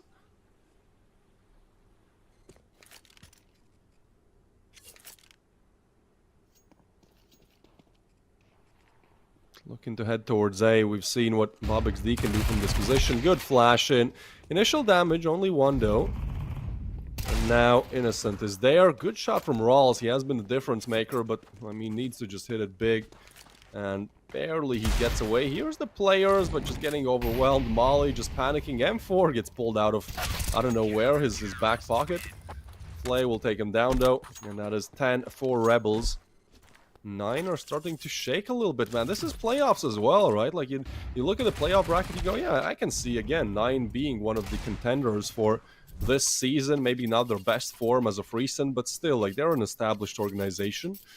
We've had a lot of these Cinderella stories. Copenhagen Wolves come to mind as well, a team that actually Rebels beat, but that still made it to the playoffs here. Yeah, the second team that got invited. Right, CYBERSHOKE already, we say goodbye to them. And it really is the tier 3 and tier 2 sort of clinching here in the playoff stage. Teams that are invited, probably considered tier 2, then everyone from the Swiss stage tier 3, and now we're having the teams face off against each other. First one immediately is an upset. Technically speaking, not really of course with Astrum's form, but this one would be. Good shot from Kragan to begin. Up. Just tagging. Flay not happy about that one. As Browns will be allowed to trade. Wrapping back, 9 slows down after the double kill. It looks as if Rebels wants to play A. And save this one in case 9 doesn't go towards the A side. It seems to be the call to make. Well, 9 is actually going to rotate back. Oh no.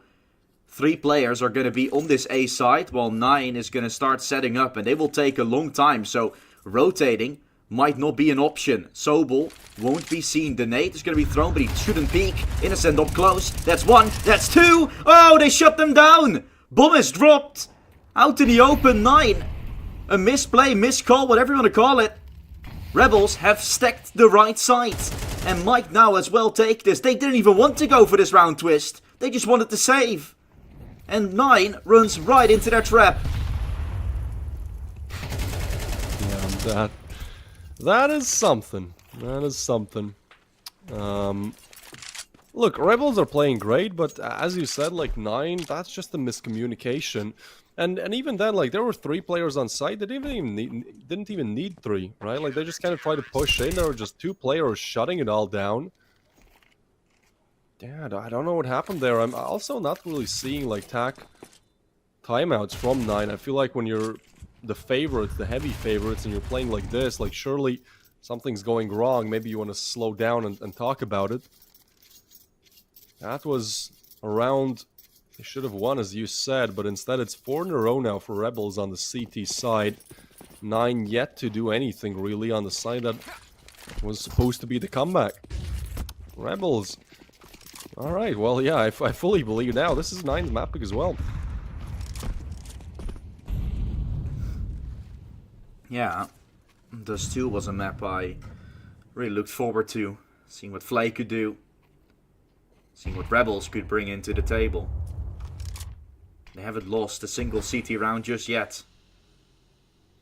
First fool by going wrong, and beginning of the half, of course, the way we saw. 4 in a row. Kaloku up close. Trying to swing. Making plays. Needs to find a multi. Can't do it. Kisarek asked to the task, but won't be able to answer back. No answer given to this push from 9 as they find their first T round here.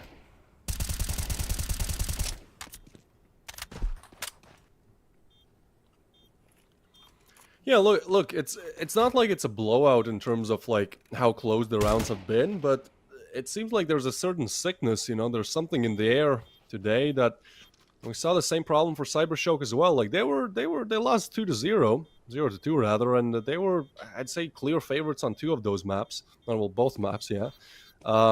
Just there's some problem in terms of closing out rounds, like that previous one. We've that pistol round as well comes to mind, like first half pistol, right, where you have player advantage and they just kind of, that advantage is not seen. It's good to see 9 putting the 6th on the board.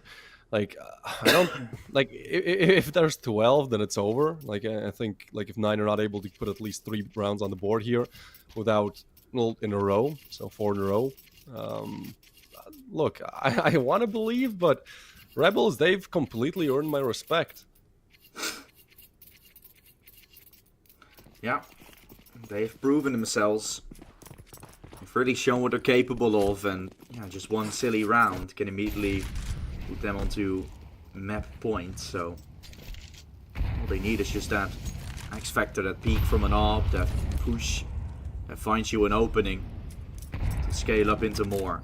Faven has gone to connector on the CT side as well. On the T side, he's entering there as well to set up. Ready for it, but they need to have their guns out, and they're not. So a double kill gets found. That's immediately B side taken over, and Rebels, before the round has even begun, are already ready to save.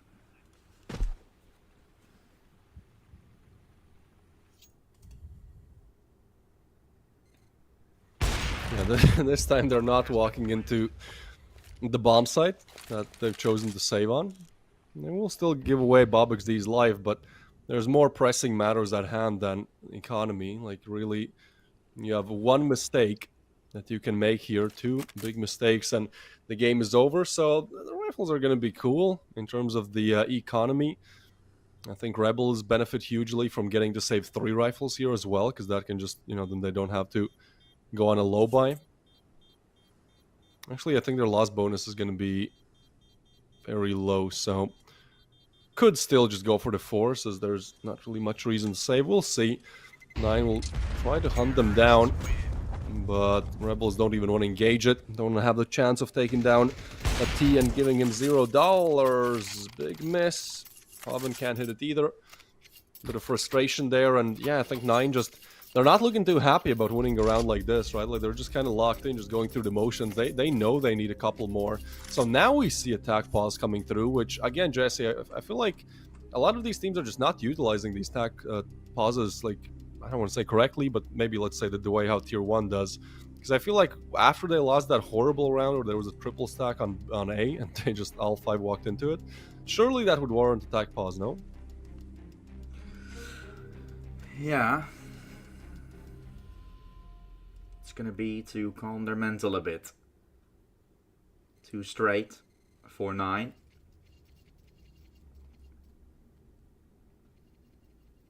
Still loads more to come. Rouse has had to step up. I think he's the captain now of 9. I think he is. The one calling the shots, but also, yeah, he's the RGL, also the lead in the killing department. Team that is really struggling to find much form, than you feel like. Although Rouse is setting up pretty nice. Gorilla play is required to help him. BobXD has done so. The rest has had a tough game thus far. Good opening from Flay in this round. This is the one thing I was talking about. Set up Flay for a kill. Set up Flay for an opening. You got yourself a game. You got yourself a chance to win that one round they're looking for. Still hangs tight towards middle. Wants a second. And gets a second. Takes down Brawls. The captain has fallen.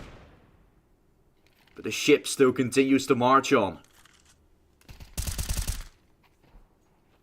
Sobel spotted. BobXD just locks in on him. He wants to pursue it. I like it as a move because they take a lot of space and Rebels might not be expecting them up there so quickly. Timing is insane. BobXD gets one, but if he doesn't check right...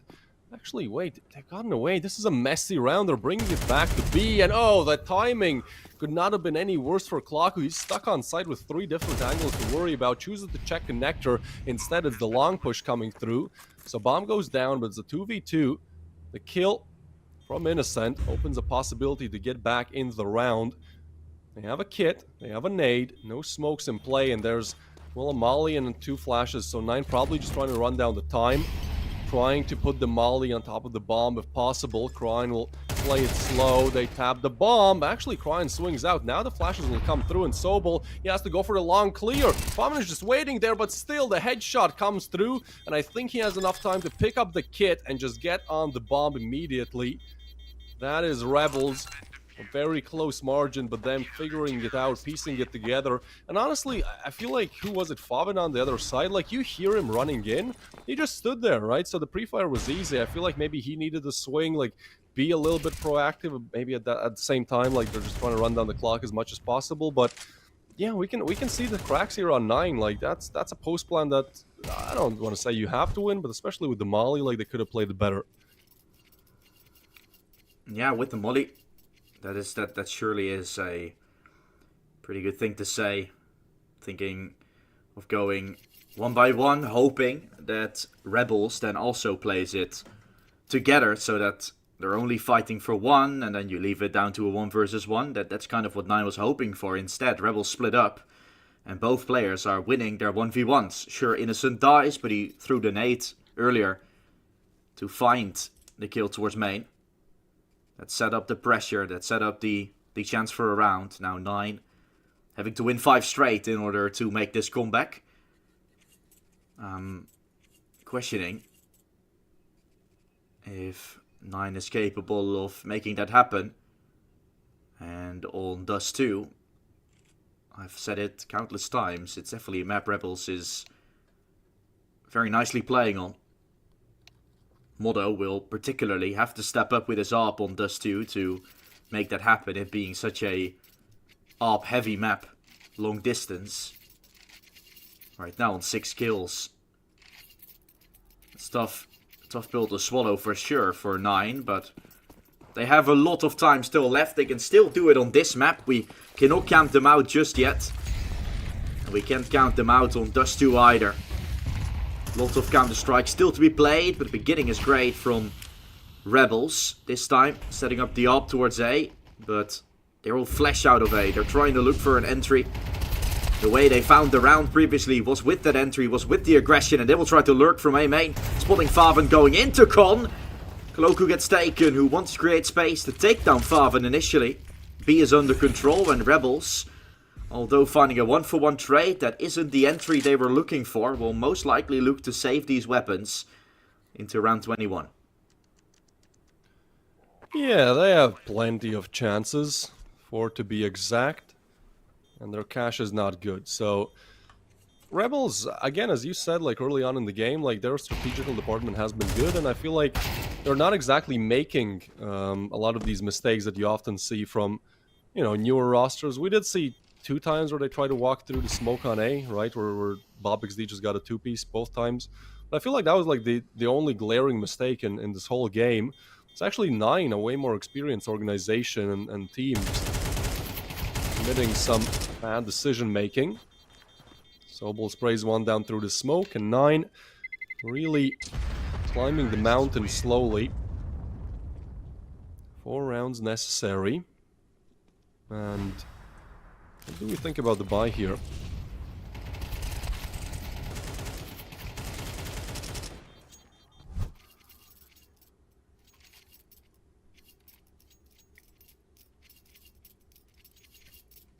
Alright, so MP9s, M4s.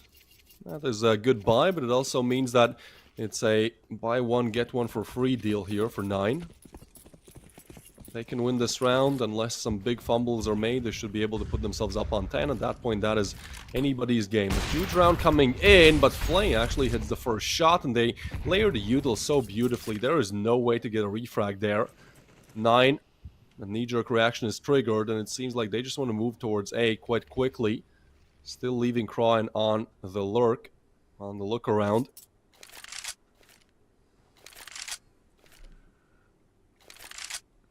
Yep, opening kill from the AWP. Where have we seen that before? When Rebels found 12. And it's Modo again going down. Yeah. In this exact situation we found when Rebels picked up 12. Now, they're just 4 kills away from being victorious. Little bit of time still left. 9 is gonna start going A. Knowing there's probably lesser garden, knowing there's just an AWP to deal with. Smoke towards heaven will isolate him. Flay's gonna try the molly, but won't stop the push from happening. Running onto the side. They will make noise. Innocent is gonna be ready for this. Nades the smoke. Bob XD has taken him down. And 9, although fighting back from an advantage, do look great into picking up this round. But there's still a Flay alive. AWP is in play, up close still, Kragan to deal with. Won't be able to find him, Koloku can, double kill from him. He's been great so far, but he has to step up for one more. No kit to work with, just step in the bomb. Rals doesn't know if he's faking. Dink gets found. AK and a kit, he can bait the time even more, but it's just gonna go for a stick. Koloku is sticking this. Time is on his side, he finds the kill. Koloku clutches for Rebels. And he gets it with a 3-piece. It's Rebels that is 1-0 up. Unexpected as we thought. 9 was surely gonna take this first map. It really doesn't seem like it. Both pistols and 3 after that. 13-8 Rebels. I am impressed. There is no other way to put it. Right? Like, again, I just touched on how there were not really many mistakes made from Rebels. The only one really being just pushing through a smoke. Koloku played amazing. Like, yeah, certainly was. Look out for this guy. He pretty much has double kills than anyone else on the team. I feel like without him, this could have still been 9's game or a very close one at that. So, certainly the difference maker. Certainly should be the MVP. And 9 just looked, I mean, bad. There's no other way to put it. It was their mapping as well. Modo, who someone, I think, adjusted quite well. You know, with Mantu being out of the picture for a little while. Like, he was just, I believe, out of like opening engagements. Who was it? Flay? Flay won like 5 or 6 just AWP versus AWP duels in the first half. So yeah, I don't want to put it all on Modo. Obviously, nobody performed up to their usual standards, but it did seem like just a collective failure. No other way to put it. Rebels, man, they battled through the group stage. I completely disregarded them. I was already okay. Let's see who 9 plays against. PARIVISION and Roller Coaster. They're one away. They're one away from bringing it home. Luckily, any final thoughts on Anubis? Yeah, luckily for 9, there's a 15-minute break now coming up, right? They really need a mental reset. They need to get prepared to play all 3. Potentially, they were in the same camp as you, thinking, oh, this is going to be a quick 2-0. Now getting a wake-up call. Luckily, they got 50 minutes to calm down. We have 50 minutes to calm down from this game as well, because for us, we didn't see this one coming. I expected it to be a close series, but I definitely didn't suspect Anubis to go the way of Rebels in the way it did as well. 13-8. As we'll continue our series later on. 50 minutes, like I said, and then we'll continue with D-Dust2, the map pick from Rebels, as they're going to have a chance to take this series 2-0 and move on to the quarterfinals of the Galaxy Battle. Hope to see you soon.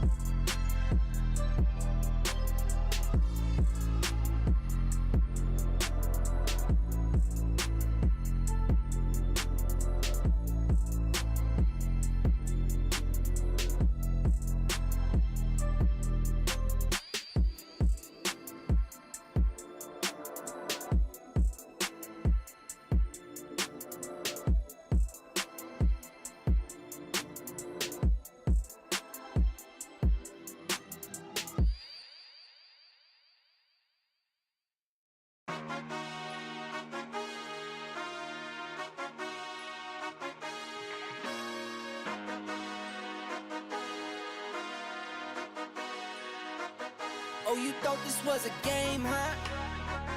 Oh, you slept, you missed the range, huh?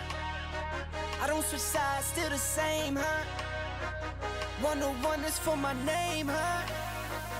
Told you this is not a game. Done playing, time to live up to my name. Cuss them off, they said I changed, they just ain't keep up to pace. In my lane, go time, sun or rain. Oh, you thought this was a game? This is not a game. It started 15, big dreams, and I keep dreaming. Strategic, I'm not scheming. Put that work and I achieve it. If it's bad vibes, then I leave it. If it's good, then let me see it. Connected with the heavens, ducking punches from these demons. Oh Lord, I speak my truth long as I'm breathing. My best move was investing, now it doubles when I'm sleeping. Life is like a ring, take some punches, leave you bleeding, leave you bruised, beaten, but I'm still never conceded. You thought this was a game, huh? Oh, you slept, you missed the range, huh? I don't switch sides, still the same, huh? 101 is for my name, huh? Told you this is not a game. Done playing, time to live up to my name. Cuss them off, they said I changed, they just ain't keep up to pace. In my lane, go time, sun or rain. Oh, you thought this was a game? This is not a game. 24/7, 247. Still get my 8 in. Was never mad if they win. Lace up my shoes and weigh in. Went out and I stayed in. Burnt out so I came in. For me the vision made sense. For them I told them patience. Now I'm done waiting, time to get it done, time to get it shaking. Started from the basement, knew I was the one. Now we on top of skyscrapers. $100 steak, still my paper plated. Gotta stay humble, 10 toes down, gotta stay motivated. Knock, knock, who's there? Another coming in, stack say, tuck high. So save a little to spend, what, where, how, when. They ask, I show and tell, turn L's to a win. I really thought this was a game, huh? Oh, you slept, you missed the range, huh? I don't switch sides, still the same, huh? 101 is for my name, huh? Told you this is not a game. Done playing, time to live up to my name. Cuss them off, they said I changed, they just ain't keep up to pace. In my lane, go time, sun or rain. Oh, you thought this was a game? This is not a game.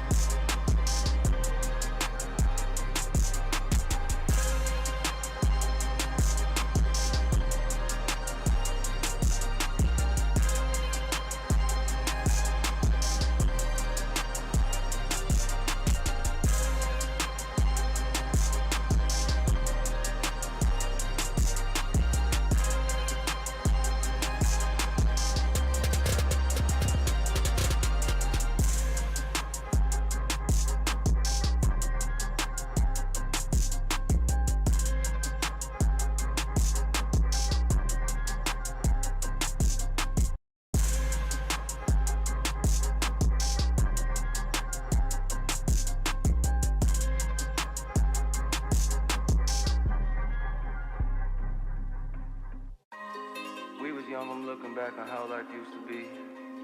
You were mine and I was yours, I feel like you glued to me.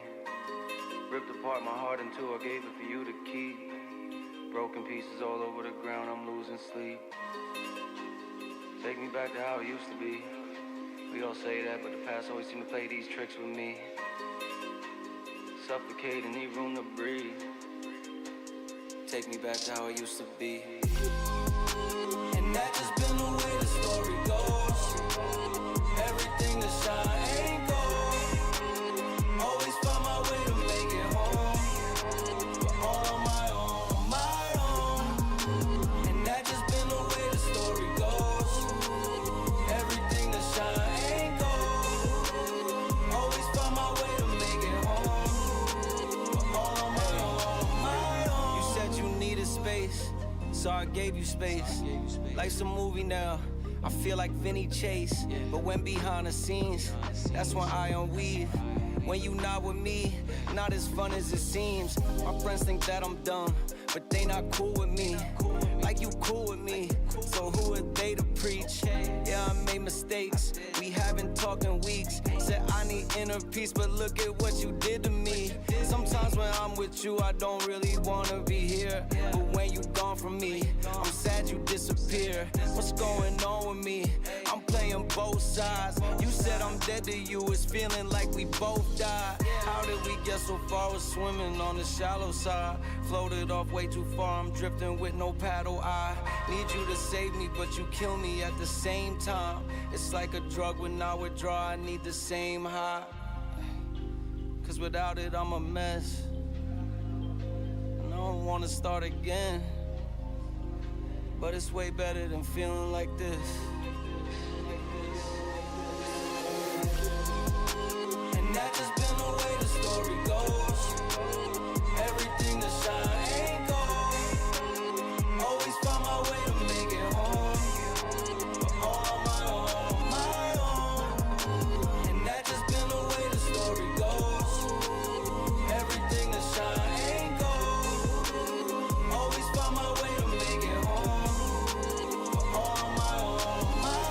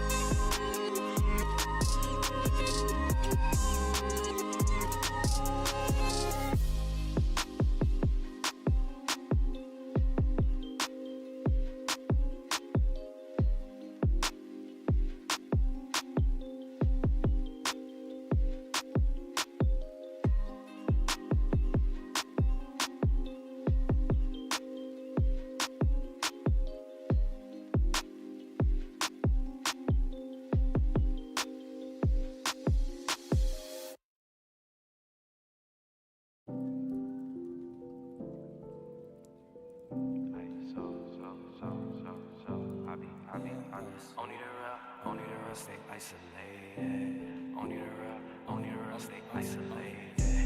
Only the real, harder this shit cause I'm ISO deal. Shine on these hoes, ice gold grills. Been in that house, yeah, I might go chill. Rather stay in cause I hate them fell. Link with the bros, yeah, I might call Lil. Yo, what's next? Only time gon' tell. Last few years, yeah, been unreal. Whoa. Staying to ourselves, cause it's better what you mean, yeah. We was quarantined way before quarantine. Trapped inside the basement till the sky started to gleam. Yeah, I'm stepping with the Gazas, it's gon' boost your self-esteem. Staying to ourselves, cause it's better what you mean. We was quarantined way before quarantine. Yeah, trapped inside the basement till the sky started to gleam. And I'm stepping with the Gazas, it's gon' boost your self-esteem. Hey, I be isolated. Only real ones with me. That's just how I did. Ay, no, you cannot get in. It's a reservation. I set it for the team. RSVP. Ay, I be isolated. We done elevated. Where we supposed to be. Ay, our current situation ain't my final destination. That's just how I see it. Only the real stay isolated. Only the real stay isolated. Only the real stay isolated. Only the real stay isolated. Yeah, only the real forget how they feel. It's me and Dill. Hey, we in the stool, we working on hits, we staying until. Yeah, look with the bros, it been a little while since last time we chilled. Hey, send us a beat, you know we on go, we know we gon' kill. Hey, we in the bag, season the chicken and throw on the grill. Yeah, hit up Germ, hit up Jewel when we in the field. Hey, staying to myself, man, if I ain't with the team. We been grinding all these years, they see us on them screens. Now, people do me dirty, but I keep my hands clean. 9 versus Rebels. We're done with 9's map pick. It's 1-0, and you'd expect it to be in 9's favor, but instead it was Rebels just quite confidently, to be honest, taking Anubis, doing very, very well. And now, well, the big question is, can they do it 2-0? Can they make the impossible seem even more impossible? You predicted a 3-mapper here, Jesse, and I was like, nah, I think this is 9-2-0, and now it's a complete switcheroo. No other way to put it. Yeah, Rebels played it well, and particularly a good performance from Goloku coming out. The rest of 9 you're seeing on your screen right now, that's what have big shoes to fill.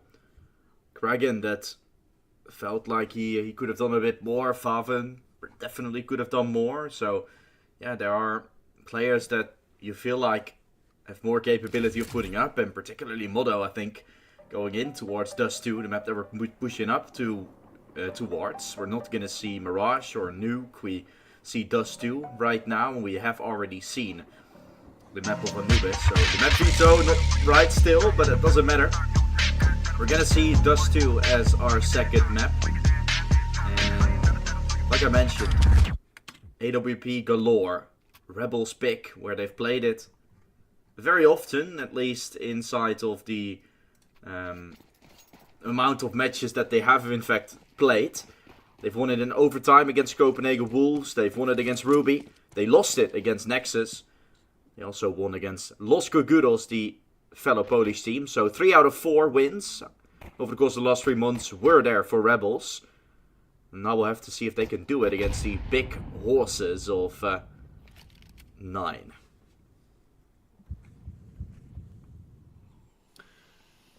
Both pistol rounds converted by Rebels so far in this matchup, and they're looking for the third. Some preemptive damage there on Klaku, and man, he was the difference maker on Anubis, so the rest of the team now has to step up.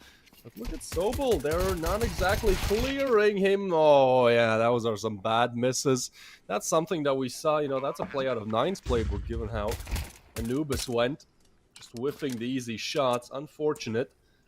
9 will finally get a pistol round, it seems. No reason not to go for it, so we'll poke around, poke the bear a little bit, find nothing. No kit, Kisrek, nice shot, sure. But time is the issue, needs to go really fast here, find both duels. Not sure why he's actually not going for it, maybe, well, there's one, but the kit, we have to go quick. It's not going to be the case. So 9, I think that is a really big feel-good round for them, just because, it was really tough on Anubis. This is probably the best way how to start. to mentally reset yourself. Nice beginning. That surely is the case.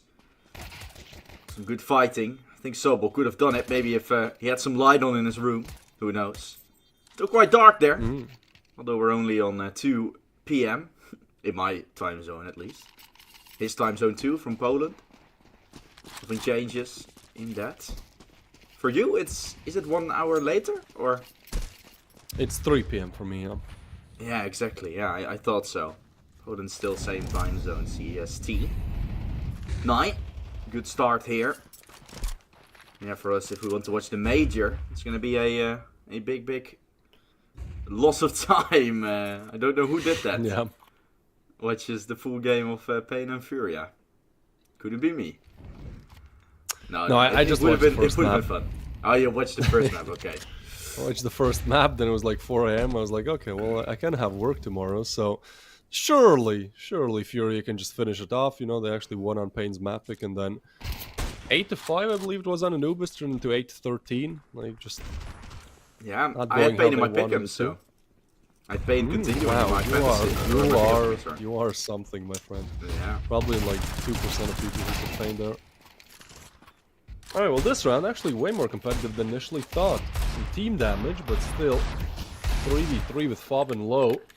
It looks doable. Unfortunately, they're completely isolated by the smoke, and the boost doesn't give them too much clearance either. That will be the site taken by 9.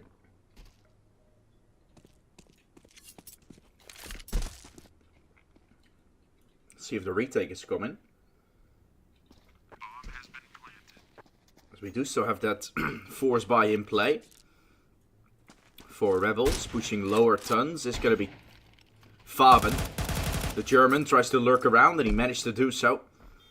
Flay gets taken and pulled apart. Kisarek with the opportunity against Bob XD. Innocent looking for more, but 9 oversteps. 9 finds 2. Puts Rebels back to an eco. And this is where the side is starting to shape up nicely. 9 starting to get further and further in control of this game. Loads of good stuff happening.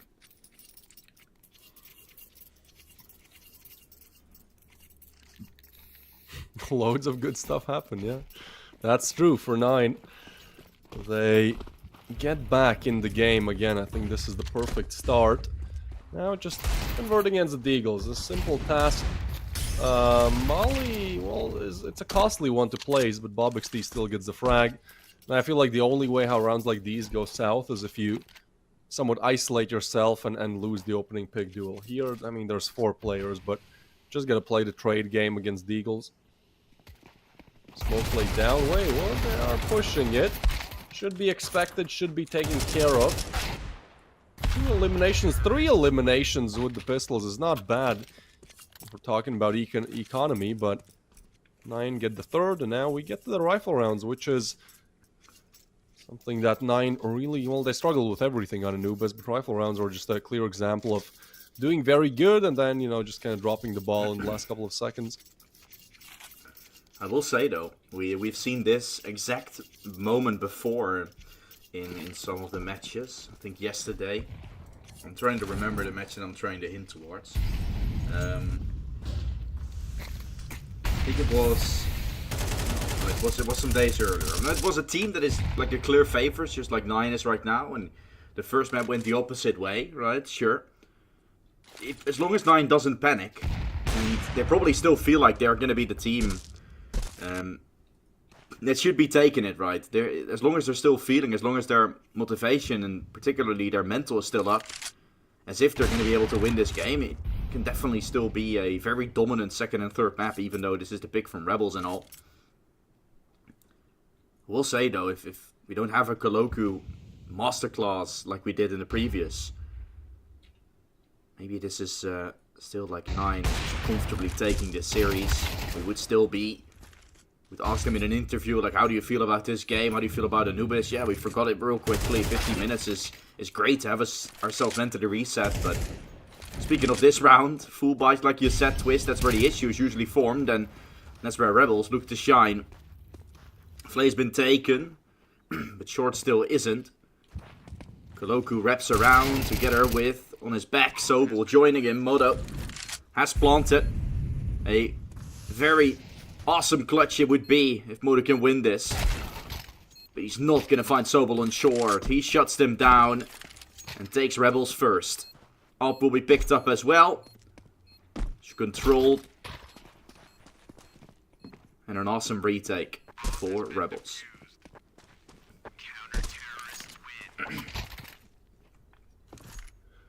Yeah, indeed. They get the rifle. And again, I feel like Anubis will surprise both of us. Certainly surprised me in terms of how good they play strategically. Here, like, it's a similar thing, right? Like, Dust 2 is very simple in a sense to play on the CT side, but Rebels are not making, you know, the easy things difficult. You don't need, like, a very good strategical T or CT side. You just need to kind of gel together as a team, and I guess just having 5 guys talking Polish, certainly something to be said about these 5 players from the same country playing together, you know, having a big advantage in terms of the communication. So they win that round, and now they put 9 on the Eagles, an Op on Modo, and I feel like Modo really has to activate, because, yeah, again, I don't want to put him down in the dirt, but I feel like Anubis could have been a lot closer if he just won a couple more crucial gunfights.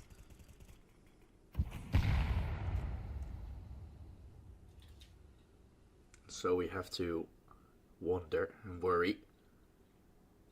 3 from short, 1 lower tunnel.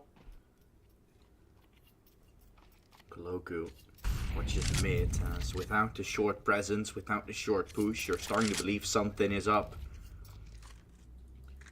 We'll have to see if there's a play bound to happen. 50 seconds for that execute. Smoke thrown, flash comes, Ralph's taken down. Koloku up close, can still do more. Double kill from him. Modo misses the shot again. He's missed the previous chance against Flay there in the early round, and Faven wants to push for more. Burning to a crisp. Innocent coming out wonderfully. A brilliant double from the IGL on the Polish side, and it leaves Bob XD with a lot to do, yet most likely little to find. Deagle in hand and a dream. Rebels close to tying up the game. He can make it happen. He can't do it now. Rebels 2 on the board. An eco to face. And from a brilliant start from 9, where I made comments about how good it really was and all of that, Rebels control the pace and have some stabilization on this CT side. Some economy that they're starting to form. Just multi-frags all over the board. Koloku active. When will they stop this Rebels force?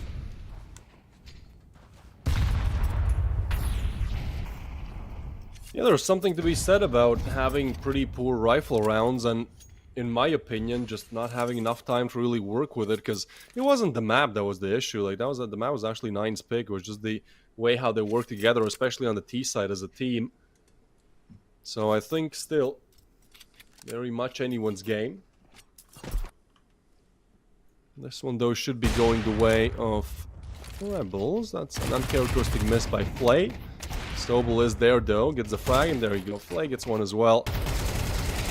And they're looking to cause some damage. It will be 2 rifles going down, but there's Sobel. Quick backstab. Good timing. Good idea. AK picked up. Could have been a little bit weird if Modo gets the kill there, but yeah, I mean, he's kind of yet to shine too. At least he has 5 kills, but as we saw in that previous round, like, just some bad misses. 3-3. I'm talking about, like, the T and CT sides here. First of all, Rebels, only 4 times they play this map, but, you know, they've won it 3 times against the Wolves, the Ruby. The Ruby actually has really good dust. They beat OG very recently on it, so looking good, and preferring the CT side with a 53% win rate there. For 9, obviously, their lineup that has been together for much longer has played it a lot more, and they're just bang down the middle, 50-50. So it will be a close game on both halves. Every single round matters. It's not like you can get them for free once we switch sides. Another rifle round. Rebel is playing quite aggressive in terms of their map control here, but oh, look at this Kisarek.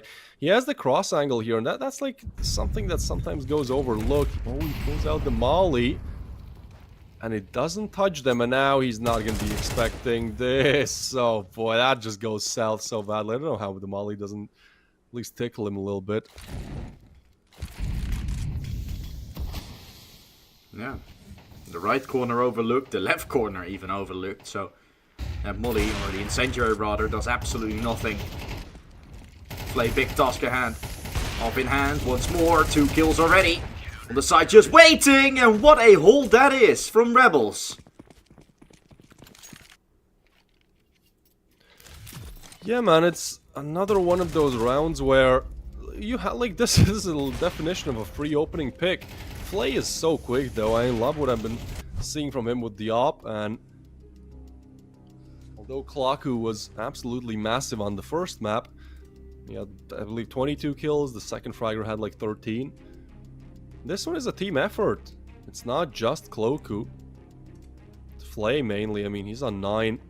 He was a shining, a bright star on Anubis as well. It felt like he got a lot more frags than we initially thought. It's one of those, you know, sometimes you have a quiet 20 bomb. This guy had like a very loud 13 bomb.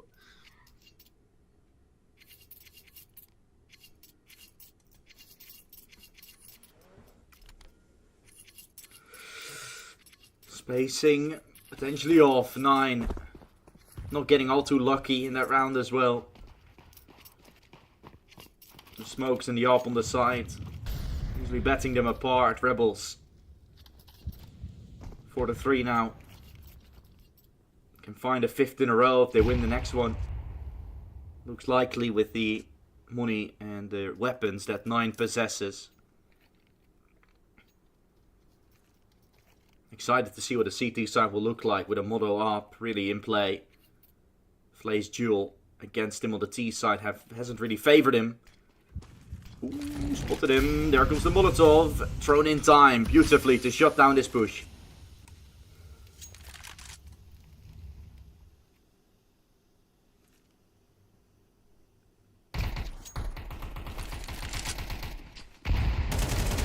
Blowing up the smoke. Klaku, there you go. Alright. Give me some frags, he says. That's an ace from Klaku. I love that. I think it was Flay who was on the side right beside him. Maybe Innocent. Like, he just gave it away. Sure, take it. This is a confidence boosting round. A quad spray down. It does feel like the spray has been fixed quite a lot since that Reddit thread dropped, right? You know what I'm talking about. You don't often see clips like that in CS2 anymore. They've become a bit more prevalent.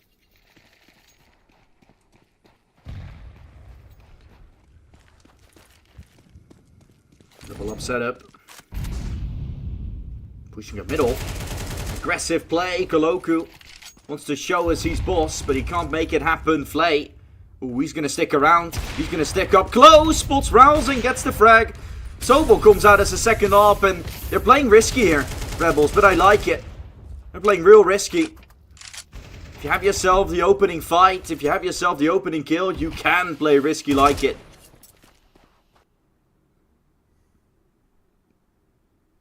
They're on fire.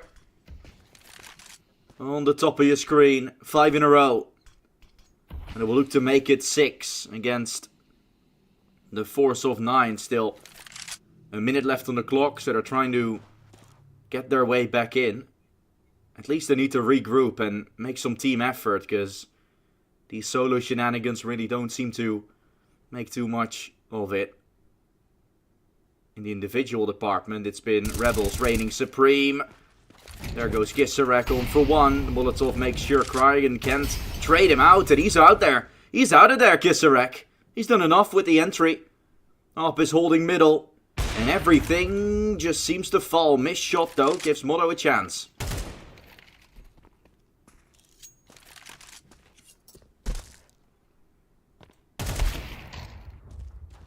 Alright, Modo. This is what we needed from him.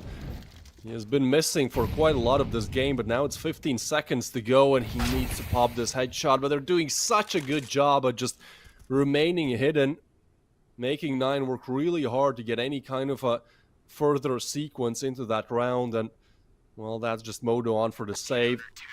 I don't think they will run him down. Actually, yeah, alright, we're just shooting around. I believe there was an AK laying on the ground there. Not sure why it wasn't swapped out. But, well, either way, I don't think Rebels are complaining. This is them with another very strong start. This now being 6-3. Sure, they might have a bit of a better CT side than their T, but 9 are just not performing up to their usual standards. And, you know, I don't want to say I'm a big 9 fan, but I do believe in the project. I believe in the organization and the players. I feel like they can have a really high ceiling. Just recently, their form has been nowhere close to it, you know, for playoff invitees to potentially go down 2-0 with even much to be said about either map.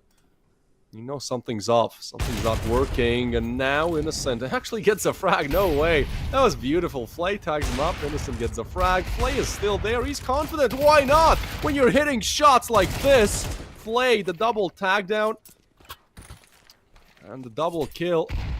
12 and 6, double KD, double the rounds for Rebels. Man, life is good in the CT camp. 7 straight. Yeah, oh, right, damn. Getting multiple rounds on the board is usually hard, but against a, on paper, very like stable team, right? I'm not too sure about like the certain one-ups that they have. Usually you got a Faven doing really good, stepping up. You got a Kraken that can do it. He's been quite silent. Well, like D and then Browse that are more of the sort of 50-50 players, but yeah, the players that you expect to step up, you expect to be the wildcards, aren't performing as good as you want them to. And it's really been hard with that. And Koloku playing well, Flay playing well, but everybody from Rebels, generally speaking, playing well, just shutting them down again. This round goes by so fast when it's not even just an eco, right? It's a full buy that they invested into this. They fall like flies. The question is, do you mentally recover from this, or do you just hope for another day to come? Yesterday, losing 2-0 against Iberian Soul in the CCT as well, a 2-0 loss, 13-4 on Nuke, and then on Ancient they lost it in overtime. Last 2 events, then pretty alright. Glistech Masters, which was a LAN, they played a LAN in Prague as well. In the proving grounds of X-Court, they also found themselves out of the Swiss stage and went on to lose. There's definitely room for improvement though if we look at these events. Maybe some Swiss stages will do the trick instead of having to play these once single Elim playoffs.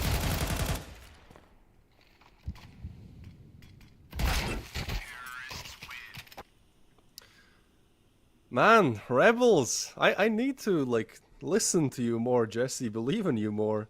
You know, you were saying how this is going to be a close game, that maybe Rebels even might have the lead, and I was like, yeah, this is 9 we're talking about, but goddamn, like, they've 100% earned my respect. I know that 9 are just having an off day, or really you'd call it an off month, but still, like the things that Rebels bring to the table are solid. Very solid rounds. It's not by luck. It's not just capitalizing on 9's mistakes. It's also just bringing your own game plan, executing it quite well. 8-4. This could be our final giveaway of, well, at least this duo, is a map 3 or an overtime. Both seem not that close. And Tilted, I feel like that's exactly how 9 are feeling right now. Now it's really starting to all set in. You know, a tournament that is boasting quite a prize pool. On top of that, we all know how important VRS really is now. And yeah, you just go out like this, right? And tough. The thing with VRS is that prize money gets taken into account as well. So for Rebels to come from the open qualifier now, if they would win this, immediately put themselves a spot into the prize money as well. Immediately put themselves a spot into even further. 1.5k.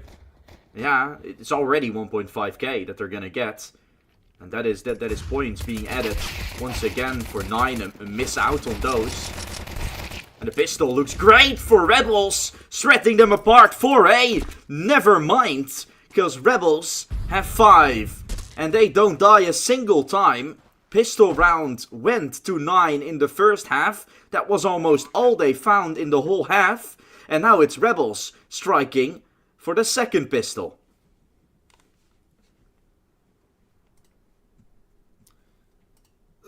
It feels like it's over. I mean, I'm trying to find a silver lining here. And up until, start of this map, maybe even middle of this map, I was like, well, the silver lining is that this is 9.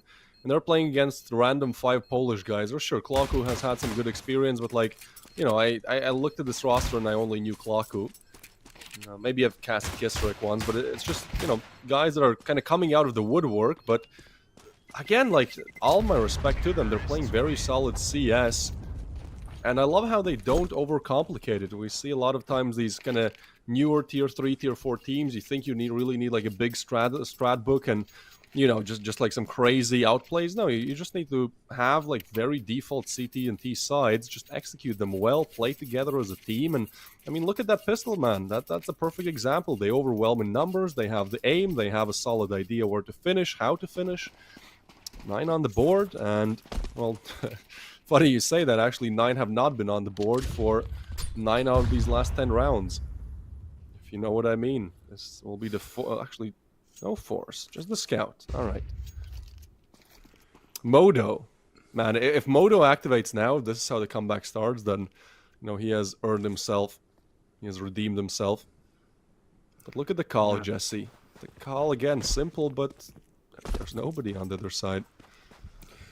Yeah, it should just be an A push here from Rebels, although they're taking really long, causing rotations to happen, and Modo is going to be there with the scout.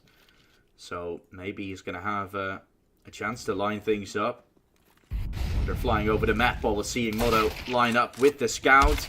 Miss shot will happen. Sobel, he's going to find that frag. Scout still tagging just one. Bob is going to be required to step up, but Borg SD won't. Kragan, it's not been his game. 1 kill in this one. Not the strongest performance in the first. The Dane is going to have to pull a miracle out of the head in order to get some more going. Previous map he ended with 12. Ended the game on a good run. This is not the start sign of that. Not the stop sign either, because 9 is still not out of this. They just need to get real comfortable. All out of nowhere, really, in this game, because they look absolutely heartbroken. Luckily for them, they got 4 M4s, they got a buy going, but a lot of pressure will be put on them right at this moment.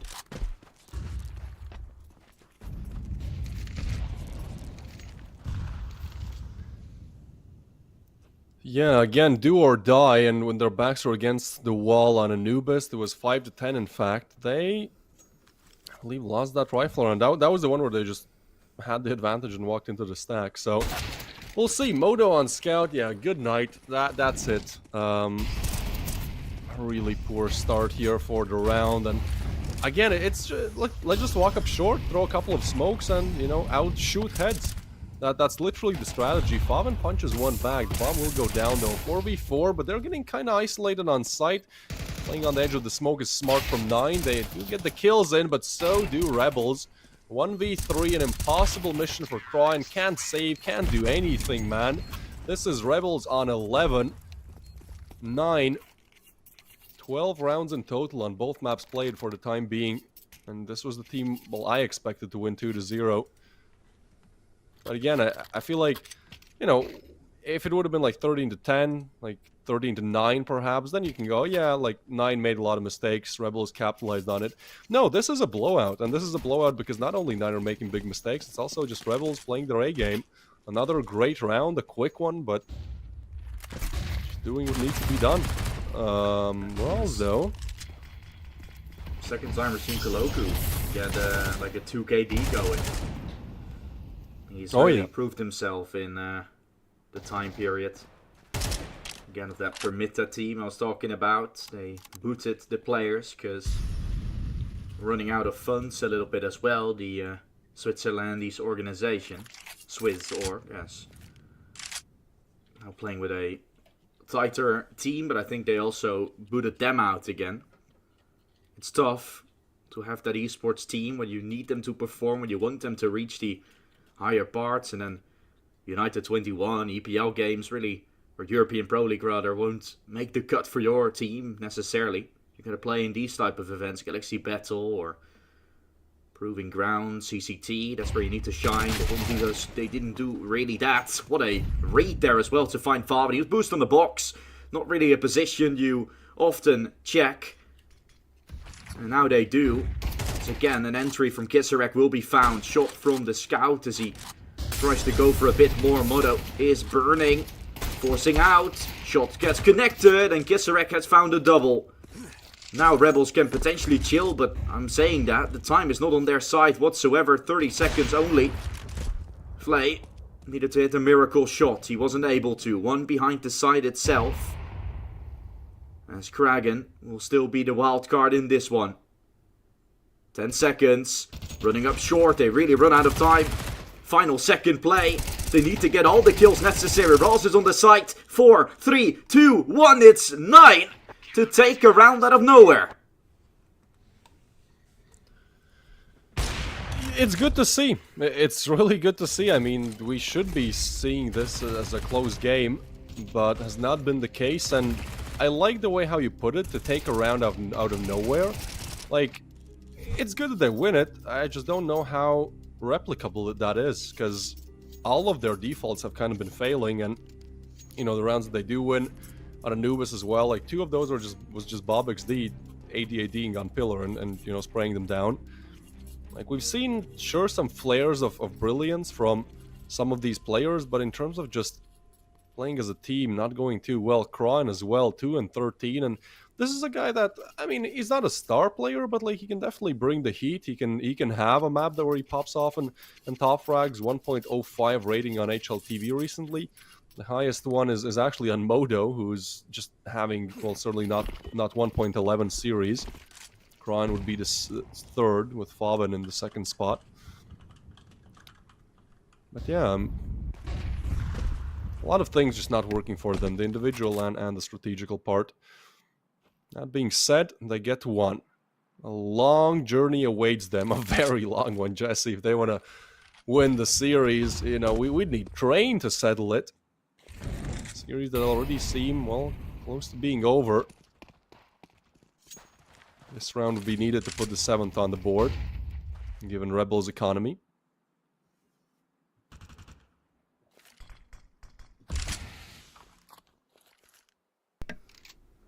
Something to work on.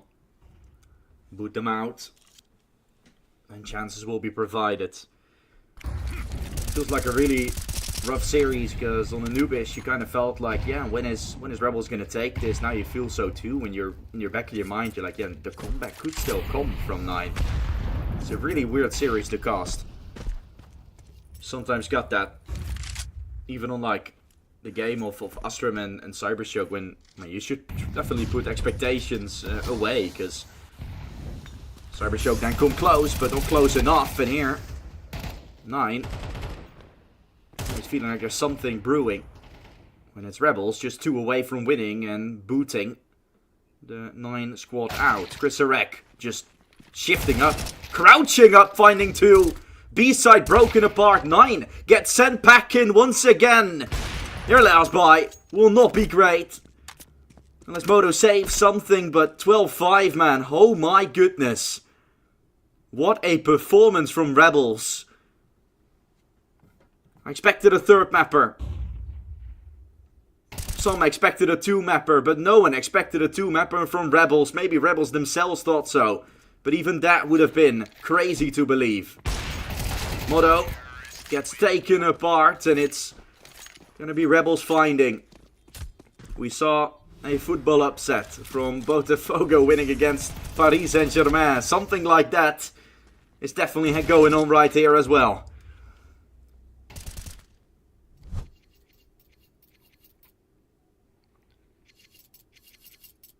Yeah, I'm a little bit lost for words.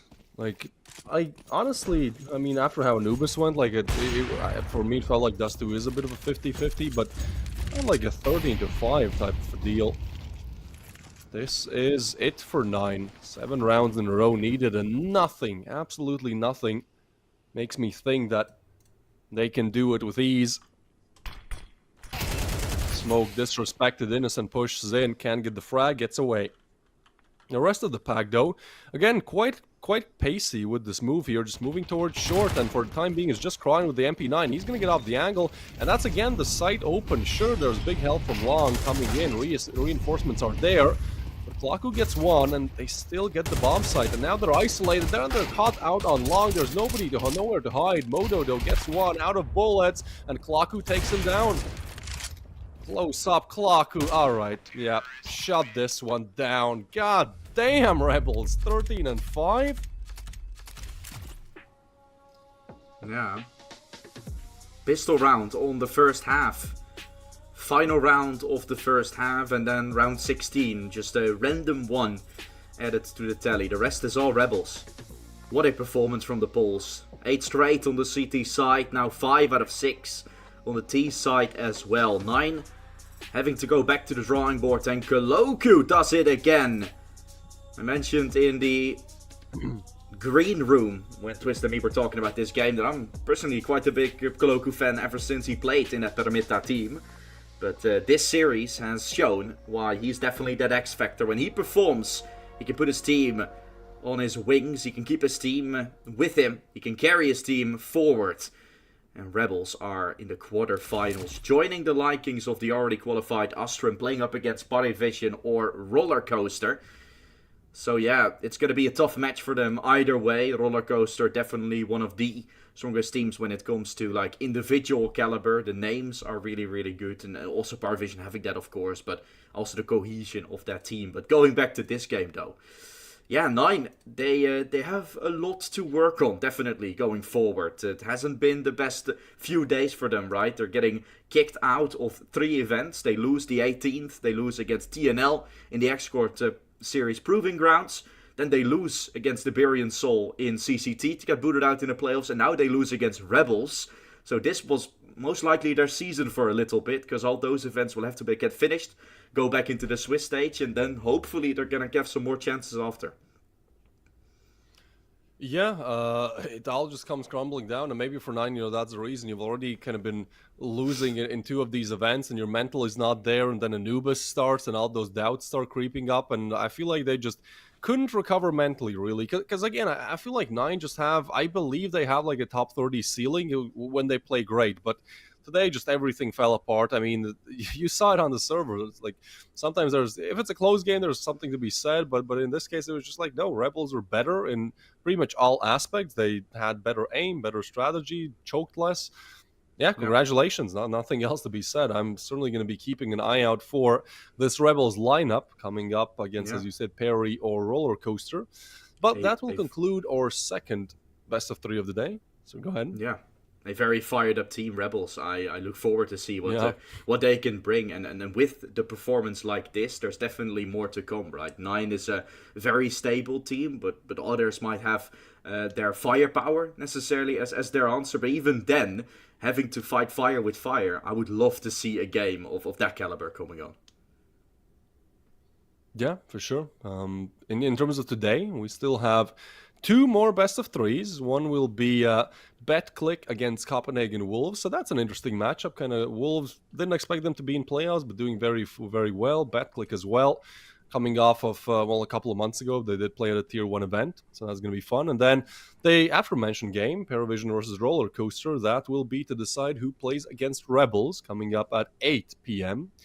Yeah, that's pretty much it for today. Thank you, Jesse, for being alongside me. It was fun to cast with you. Not often that we get this duo going. And I think with that, we can close out. Tune in for that Betclic Copenhagen Wolves game.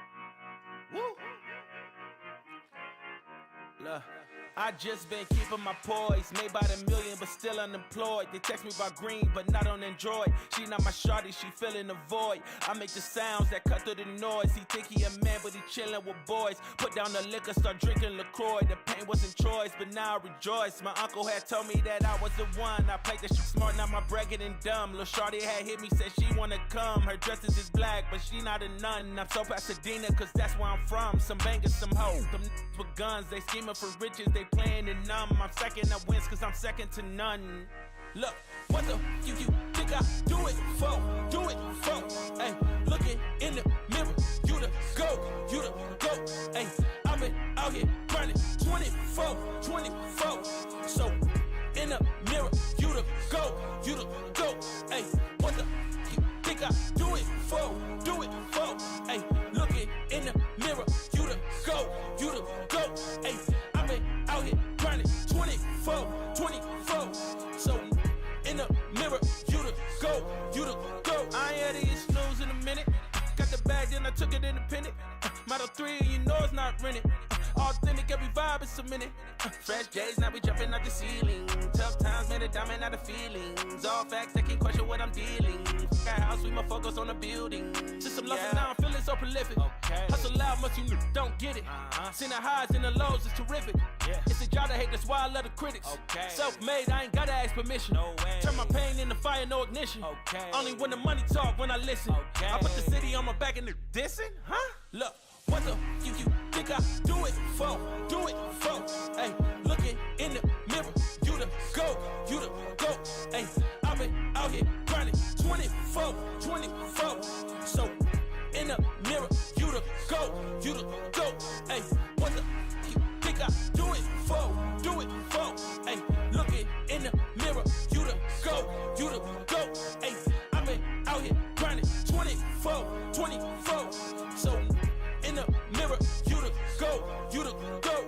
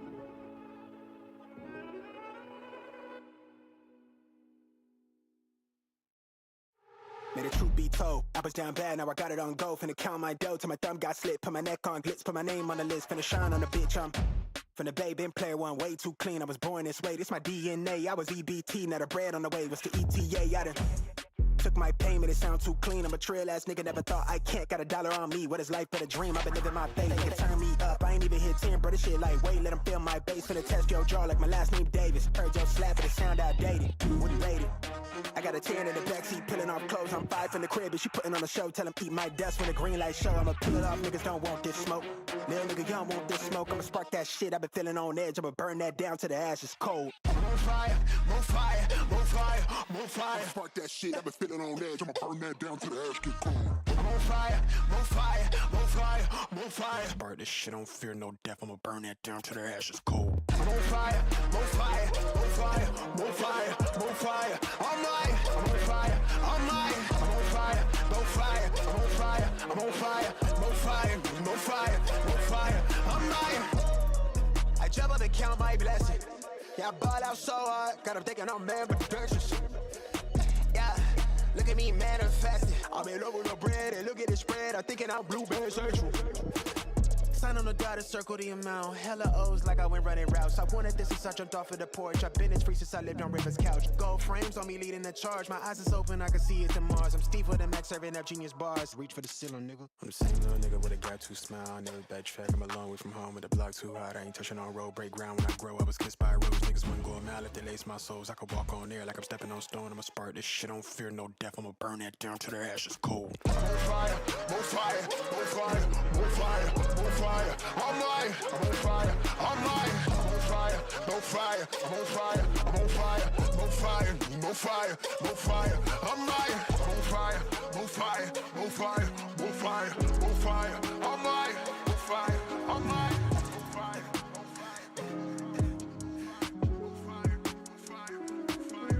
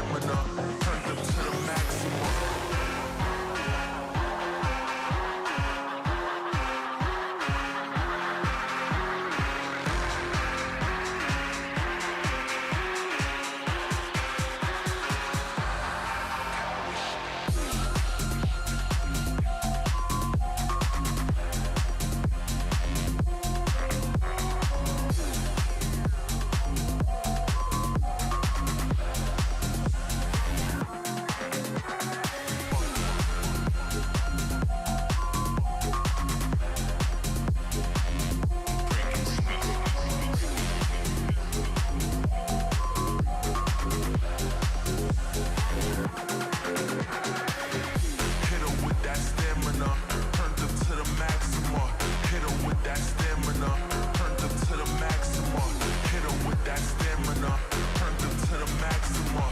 Hit her with that stamina. Turned up to the maximum.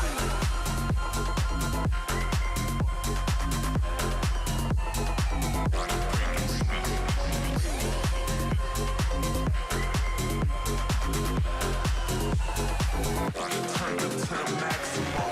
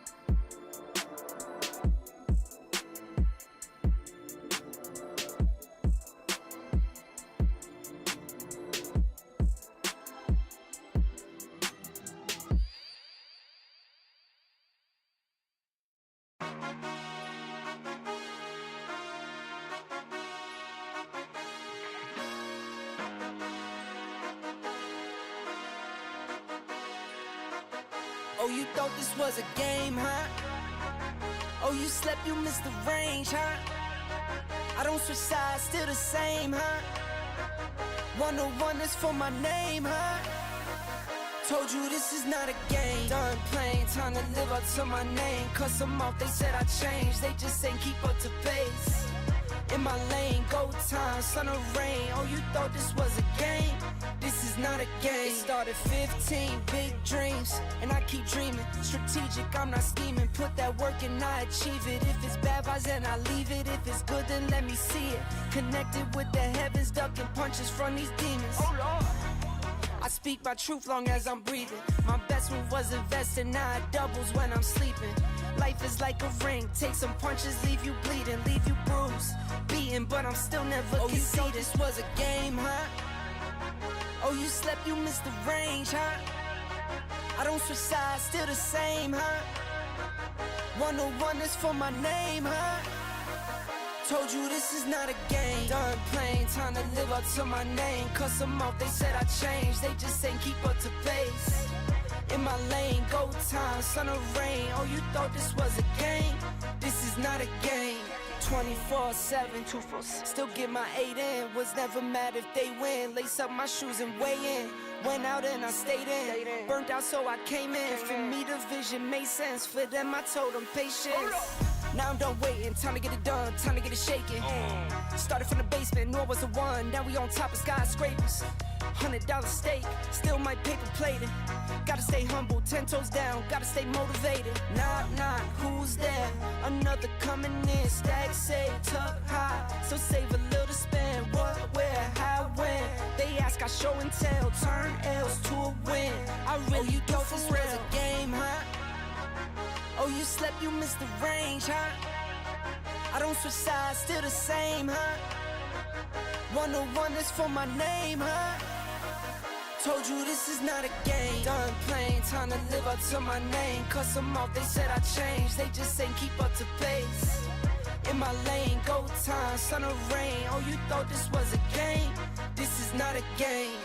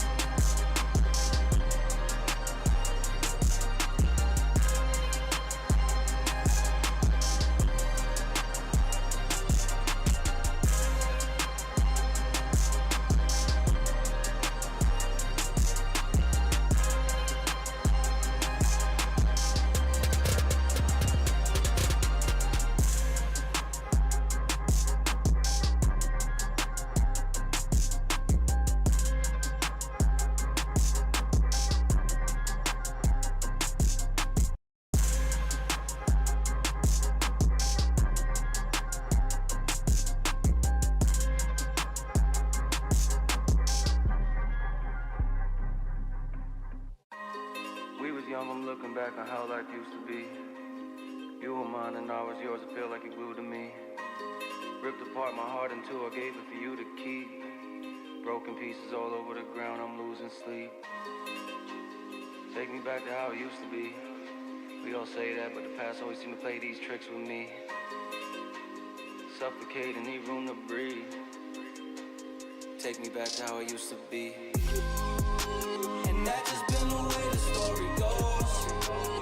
Everything that shine ain't gold. Always find my way to make it home. But all on my own. And that just been the way the story goes. Everything that shine ain't gold. Always find my way to make it home. But all on my own. You said you needed space, so I gave you space. Life's a movie now, I feel like Vinny Chase. But when behind the scenes, that's when I unweave.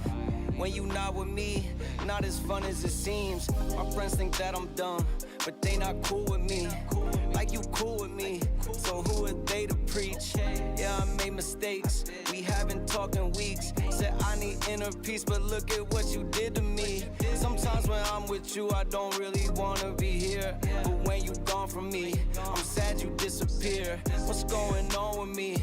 I'm playing both sides. You said I'm dead to you, it's feeling like we both died. How did we get so far? We're swimming on the shallow side. Floated off way too far, I'm drifting with no paddle. I need you to save me, but you kill me at the same time.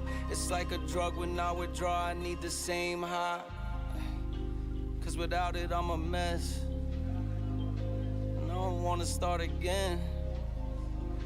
But it's way better than feeling like this. And that just been the way the story goes. Everything that shine ain't gold.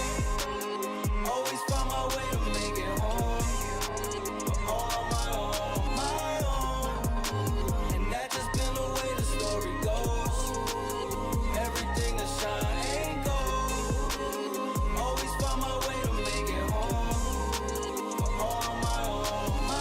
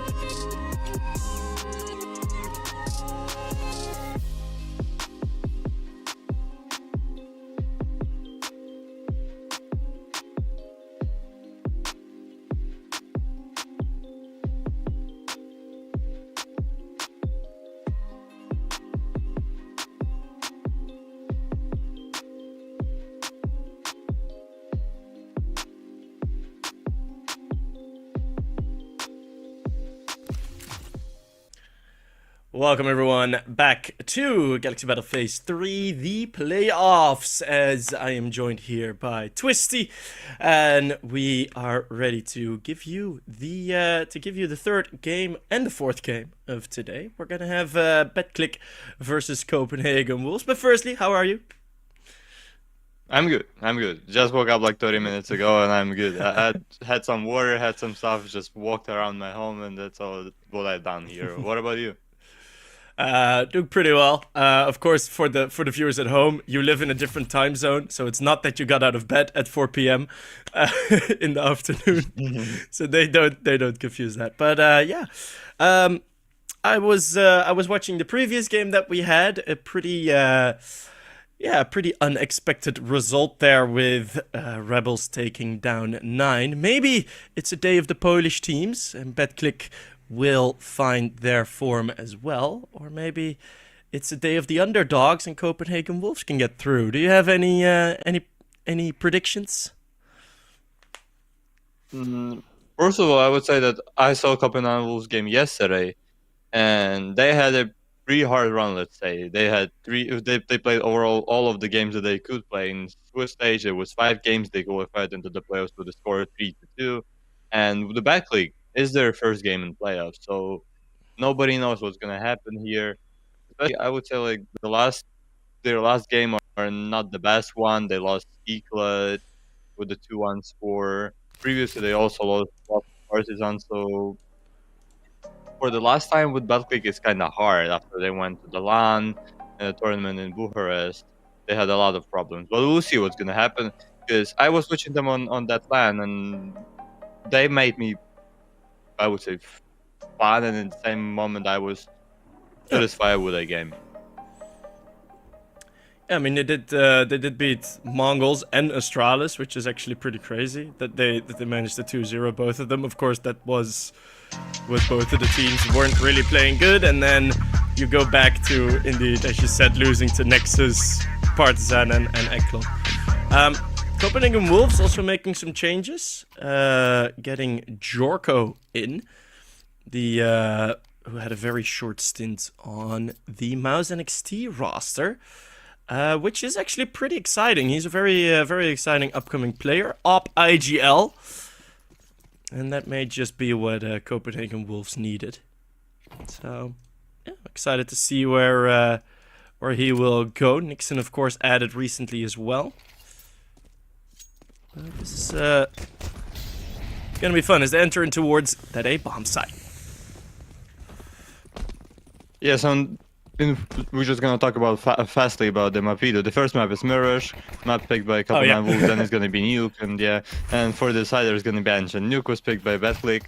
So yeah, we are starting the pistol round, and it seems like Copenhagen Wolves having a great chance to win it. Bomb was playing in 5v5 situation, but Hafach gets the first headshot, and he has the defuse kits. He's the only man on server with such a sort of kits that could win for Betclic this round.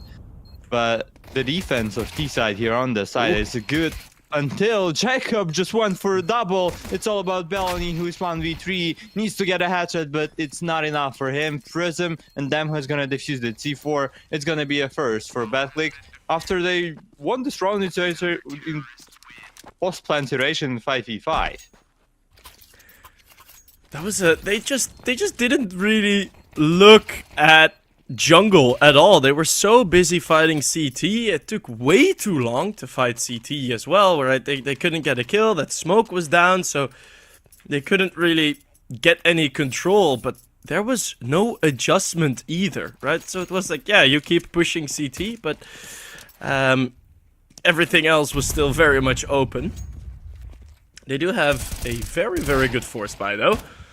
All Galils, and it's the newest edition of Nixon finding himself a double. All 1v1 fights here. In middle is we end up in a 3v2 after about 20 seconds. Yeah, that's a chance for Copenhagen Wolves, as A side is wide open for them, and they could plant a bomb just in a few seconds here. Yep, Bjork is gonna plant it, especially that plan is kinda risky. Yep, and he gets the damage for it. Not the best way to plant the C4 for short when you know that there is your enemy there. However, yeah, you had smoke, but it's still, smoke is not the wall. It's 2v3 retake for Damho and Prism. They already won round 5v5. But the problem in this round could be a number 9, it's Taper, who's coming from mid. There is a smoke and bomb, but the Damho needs to defuse it. Damho has a defuse kits. Prism doesn't have it.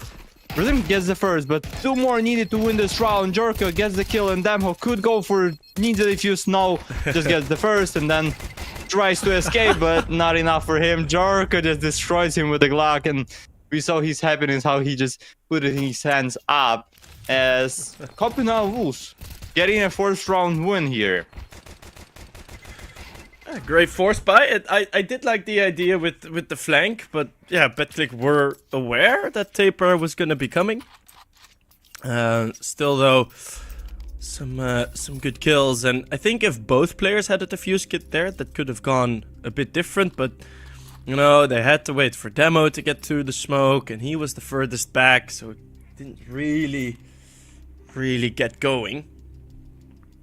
And already a timeout. So if you are in the chat, you can join the raffle by typing !Galaxy.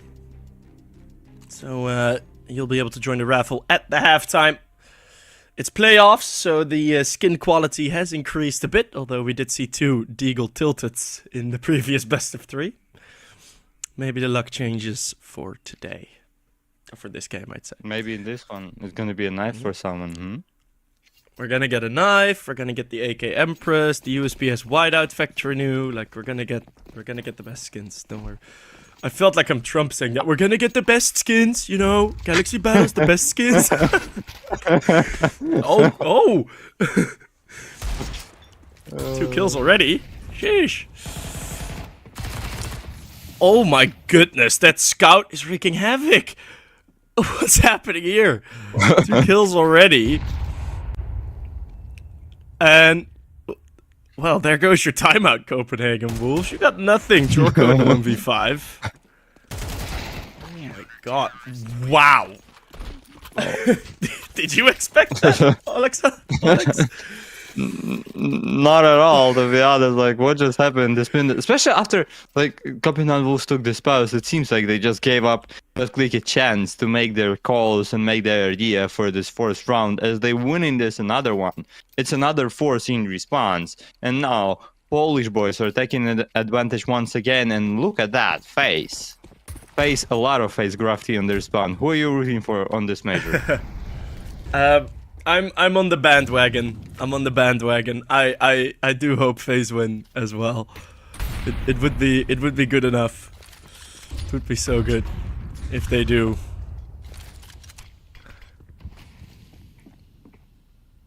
Who did you put on your pick'em? Or FaZe as well. You didn't do it. Oh yep, that's the same. FaZe Vitality final. And FaZe taking it. Oh, I do hope so. Then Damha gets the first kills. Hafak goes for another one. Here comes Nixon with a deagle, with a headshot, but it's gonna be hard for him to finish as Damha kills his teammate. Yep, and Jacob is gonna finish this round. Drops an AK, it's an end to 4th round, and we should see finally an eco by Copenhagen Wolves, and probably the score 4-1 in favor of Betclic. Which is actually a pretty good scenario, I'd say, for Betclic, because now this is gonna be a free round. Jorko's AWP, it's gonna take a while before he's gonna be able to get that op out. But yeah, for now, Betclic look really good. I really like that this Betclic team, because they, like, a while before they became Apogee, they added Hafa, and then Hypex, of course, is a bit more of a known Polish player. But Hafa, for me, was always this sort of, like, unknown, and he didn't really have a good consistency before yet, you know. I think you casted in the tournament as well, like European Pro League tournaments. He wasn't, like, up there, but then we see them play against, like, the tier 1 teams, and he did really, really well. So it's good to see him sort of be settled now in the team. As Copenhagen Wolves are going for a fake to get the bomb down. Do you think this is probably gonna work? the idea.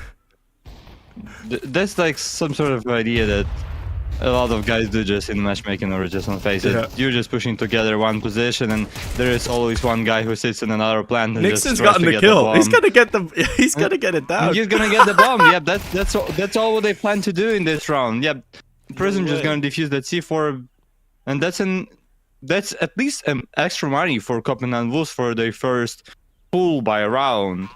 As Betclic, yeah, for sure they're gonna defuse 10 seconds of defuse for the guy on B side, and the fourth for Betclic. And are they gonna be able to buy an op? I mean, Copenhagen Wolves. No. Only if Tapewear is just gonna go, nah, bro, I don't need an armor. I'm just gonna play without it. But he's not gonna do that. There is a 5 case for Copenhagen Wolves. Full amount of nades, so that plan kind of helped him to buy fully in this round, and maybe there's gonna be the second one for them if Betclic are not gonna be able to defend in their better way. Again, a mid-fight. Jacob is looking to fight this, as also coming in from lower.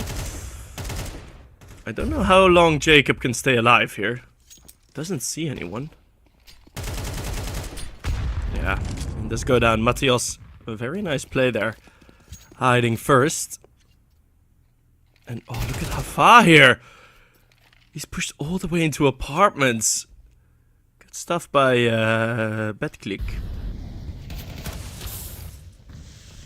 Good start, but now on A side, it doesn't seem good at all, because Hafa in apartments, they know about him, and there is no such a support for that guy. As we can see, a lot of players fighting with that guy in underground, and damn how it's gonna get that kill. It's 3v3, but at the same moment, the A side is falling down. And now the problem for Betclic is gonna be to retake that side 3v3, and the sniper could play actually a crucial role in this round. Yeah, as Hypex gets the kill, but there is a response from Nixon, not for long, because damn who gets the response. It's 1v2 for Jerko. There is no nades for him, only AK, only headshots, only shooting. That's all what he got. He's got the HD camera, but he's gonna need to get himself the 2K. And that's Hypex straight to the dome. I was looking for an off-angle position. Couldn't really move either, because he probably would have made noise. And jumping down in towards Tetris, probably would have taken too long. But Hypex finds him. And it's going to be Betclic with another round. So, good work from Hypex in the 3v3. Not getting their first kill in CT. And, you know, maybe it is a day of the Polish players. Maybe it's just a very Polish day here for Galaxy Battle.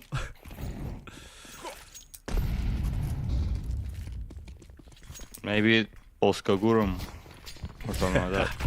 If you have a Polish viewers here, that would be actually fun to see some message from you. And at the same timing, look at the Copenhagen Wolves. Only 1 minute and 35 seconds in this round, but they are already on A side. They planted the C4, and Jacob gets the first one, but 4 more needed to go, especially with that. Oh, Hypex just, I don't know from why did he throw that molly here, but there is a reveal for him. Nobody speaking.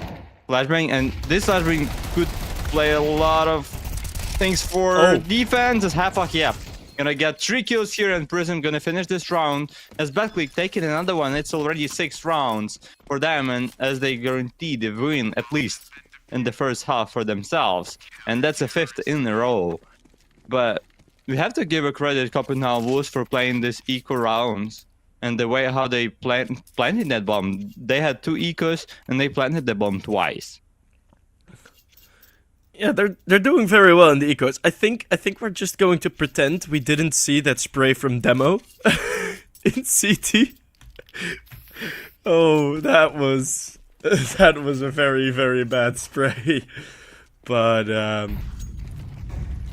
it is what it is. Well, they win the round. It's okay. But yeah, they get the bomb down again. But We've seen them lose rounds with an advantage. Now they're gonna lose the first player instantly. Man, Copenhagen Wolves, I have a feeling they're just still running into some of the same issues that they've been having. Which always for Copenhagen Wolves has been the early round, right? Like, a nice comparison would be if you look at 9, for example, who played the last game. Like, the biggest challenge for 9 is mostly the mid rounds, right? The 3v3s, the 5v, like the 5v4s and 3v4s.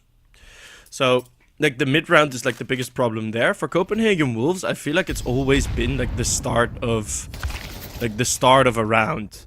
That's been a problem. But Jorko gets a nice shot there. And another, that Jorko up. We see it finally now, and it's doing some good work. And Demho is the only one man standing on B side, on the back side. The best way for him is just here to hide and wait for his enemy to come closer. It's 35 seconds left in this round, and with the time, Copenhagen Wolves for sure just gonna play for aggressive rushes. Nixon almost found the guy, almost killed the Demho, yep, and they're gonna find that guy on B side. It's 2v3 as Hypex and Hefa are only alive for TD side. The bomb is still not planted because of the molly there. 10 seconds left. The bomb is being planted just now, but they're not gonna go for that pick. And what is gonna be the idea here? He's for sure gonna check the right corner, but not gonna be able to finish him. It's all about Hypex with a sniper rifle against 2 low enemies. Gets the first low, then there is a Nixon in front of him who's low HP too. But how can you do it? How can you win it? 20 seconds left.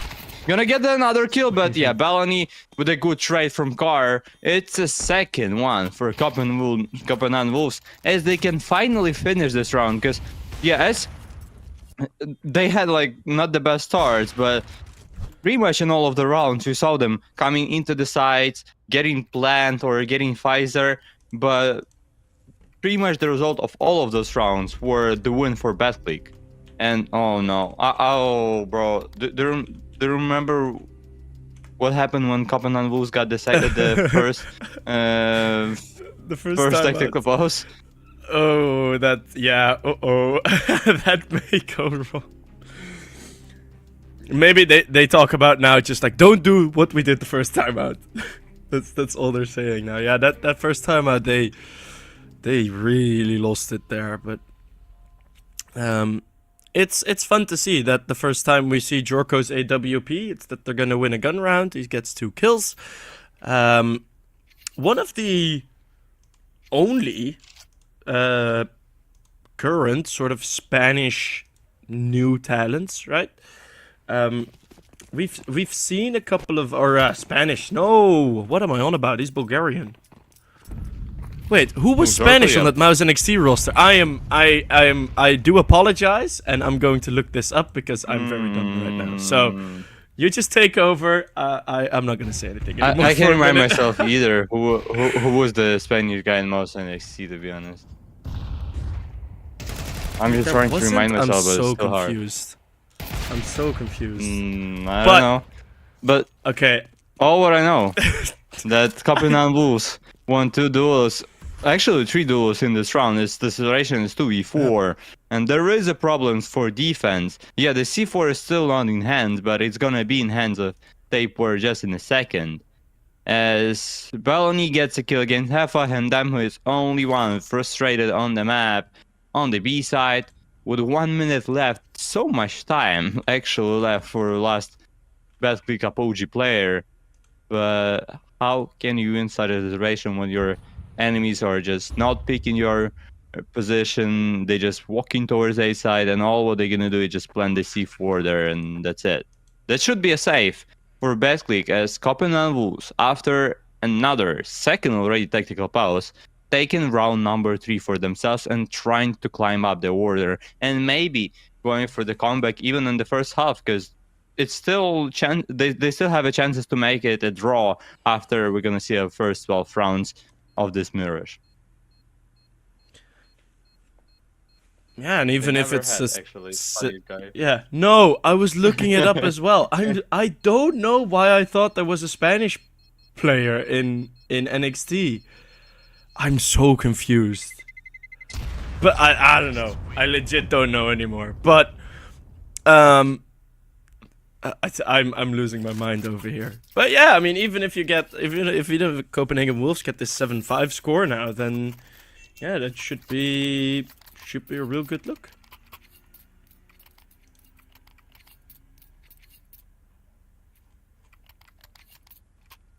Especially with the money here. With the Betclic's money, it's not the best options and situation for them to lose this round. As pretty much if you're losing round number 10 now, you have only one defuse kits already in this round, but if you lose this round, it's gonna be pretty much 6-6. A good chances at least for Copenhagen Wolves to finish this half 6-6 and make the comeback from 6-1. They already won 2 rounds in a row, and if they're gonna be able to win third round in a row, it's gonna be a good one for them, as they already got the control of mid. But at the same moment, Betclic are not even fighting for that position, so it was an easy deal for Copenhagen Wolves to take this position, to throw the smokes here. And for this game, it's it feels so uncomfortable as we see the 1 minute timer left, and we didn't see any of the kills yet.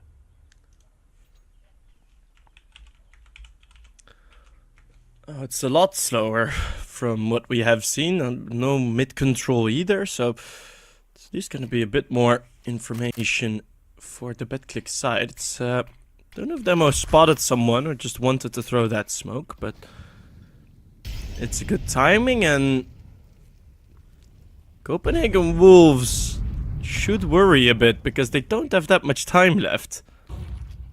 Ooh, Taper slipped the gap. But, oh, Jacob.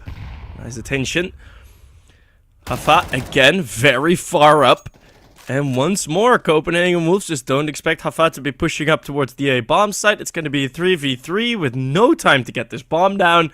And Copenhagen Wolves just kinda don't do anything. Right? There's just not really a lot happening for Copenhagen Wolves in this round. They let themselves get pushed out by a single smoke from Demo. But then they do push through the connector smoke. So it's like, well, why don't you push through like the B main smoke? It was a 4v1 there, but and felt so good for Copenhagen Wolves in last round, but now they still have money, however, because of all of these plans, because all of that. But now look at the Hypex pushing in, and that was risky but not worth it. As Typeware gets pretty much an easy first kill in this round. It's 4v5 with 1 minute and 30 seconds to go in this round, and Hafach actually has a dangerous position. Yeah, he knows about it. He's just gonna fall back to under Palace and play more safely, especially after they lost first fight in this round and already in disadvantage 4v5. And what next? Copenhagen Wolves got full control mid and having one guy close to pit, so we might, yeah, it should be an split towards connector, towards A side, and then we'll see how they're gonna go towards that defense of Betclic, as they have one player in jungle. Don't tell me that Prism just gonna lead towards, oh, he's just leading towards CD side, but nobody knows that there is a guy in jungle already. no, that's gonna be difficult, and well, every position that Apogee tried to push, they got shut down. The guy that was in Sandwich was thinking like, wait, what? Are they on the site already? And Copenhagen Wolves, well, they do realize that, hey, maybe one smoke should not be enough to deter us. And we should actually go towards the bomb site. So it will be a fourth, and I think, I said a couple rounds ago, like, yeah, Copenhagen Wolves need to get 5 at least, and then it's still all good, and I think they will do that as well. Now let's see if they can actually win back-to-back rounds. Again, because they've only done it once, and the weapons should look good for Copenhagen Wolves. Oh, somebody in chat found and said, I mean, at least said that Joey is from Spain and Mouse NXT. But that was it! It was Joey! Oh my god. Thank you so much, Yuri BG. But I don't see him on national TV. I wasn't going mental. No, because they were trying him out. Oh, like, yeah. So it wasn't on HLTV. Oh, I remember that moment, yeah. Yeah. Oh, no, not again. Not again, the half-bite. No! Copenhagen Wolves. Oh, again, they just go down to pistols and scouts. On the same bomb side as well. And again, it's Jorko, the last alive. Baby blame F. Who knows? No.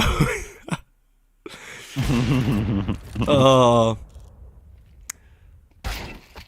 Oh my goodness. Big stretch. 8-4. And I don't know what just happened with Copenhagen Wolves in the first half. They were winning the rounds that were so much harder to win. But the way how they lost this round, after that also they lost against fourth round. And for them it's just hard to finish the normal rounds in a good situation for themselves. But they're just were winning the situation which were so much harder for them. I don't know what just happened with Copenhagen Wolves in the first half, as we see 8-4 score in favor of Betclic, Apogee of the Polish side, and as we see Radok 1-2-3 winning AVP duality. I believe last time when I was casting some of the games, he also won some skin, so that guy may be so lucky.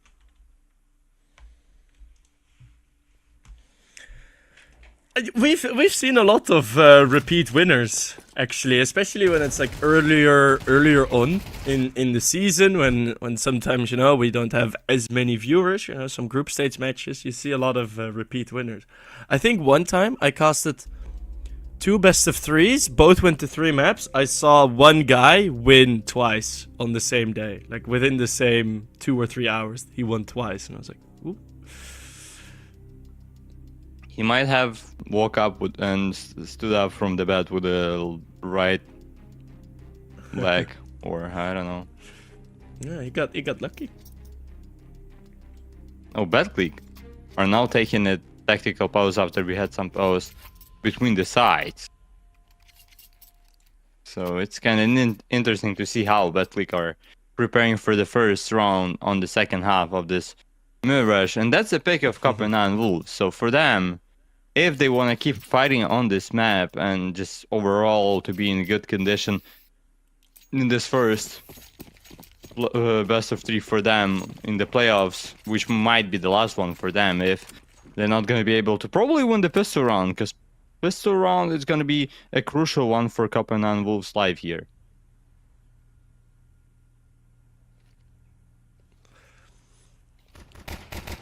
Yeah, 8-4, not the score they were hoping for. As Betclic comes storming in, these Glocks getting a good setup. There is no one in CT. There's no one in CT for Copenhagen Wolves. That was the problem that they created the last time. Wow. And now they get it for free. Where are you fighting, Copenhagen Wolves? They're fighting to save. It's 2 kills back, yes. Hold on a minute. They're not winning this. Never, right? Yeah, they have to run quickly, as fast as they can, because there is not a lot of timer for Bellany and Mateus, and them who's gonna win this round. And the funniest part that happened here, just, do you remember the first pistol round? It just pretty much was the same. The bomb was planted 5v5 on A side, no response from defense until the bomb was planted, and both sides were just, didn't feel so good for them to start this off like that. As Betclic winning the round number 9, and Copenhagen Wolves are going full force only with a taper buying a flashbang to throw somewhere maybe to A side. Yeah, because as we can see, there is a 4 players standing and believing that Betclic are gonna go towards A side. It's not the case yet, but it might be the idea for them, as we can see one player close to pit, another one staying in palace. Yeah, but it seems like they're gonna go towards A side, and that's gonna be a chance for Wolves to maybe win full eco.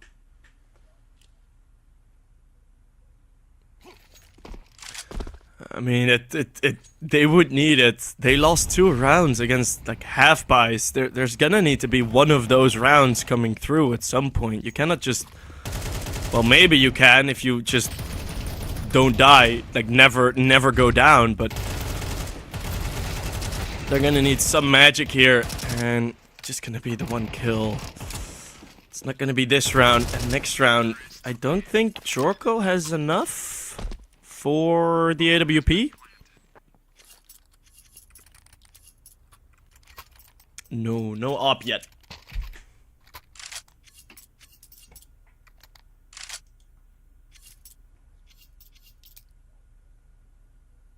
Yeah, and for Copenhagen Wolves, this duration is not even here.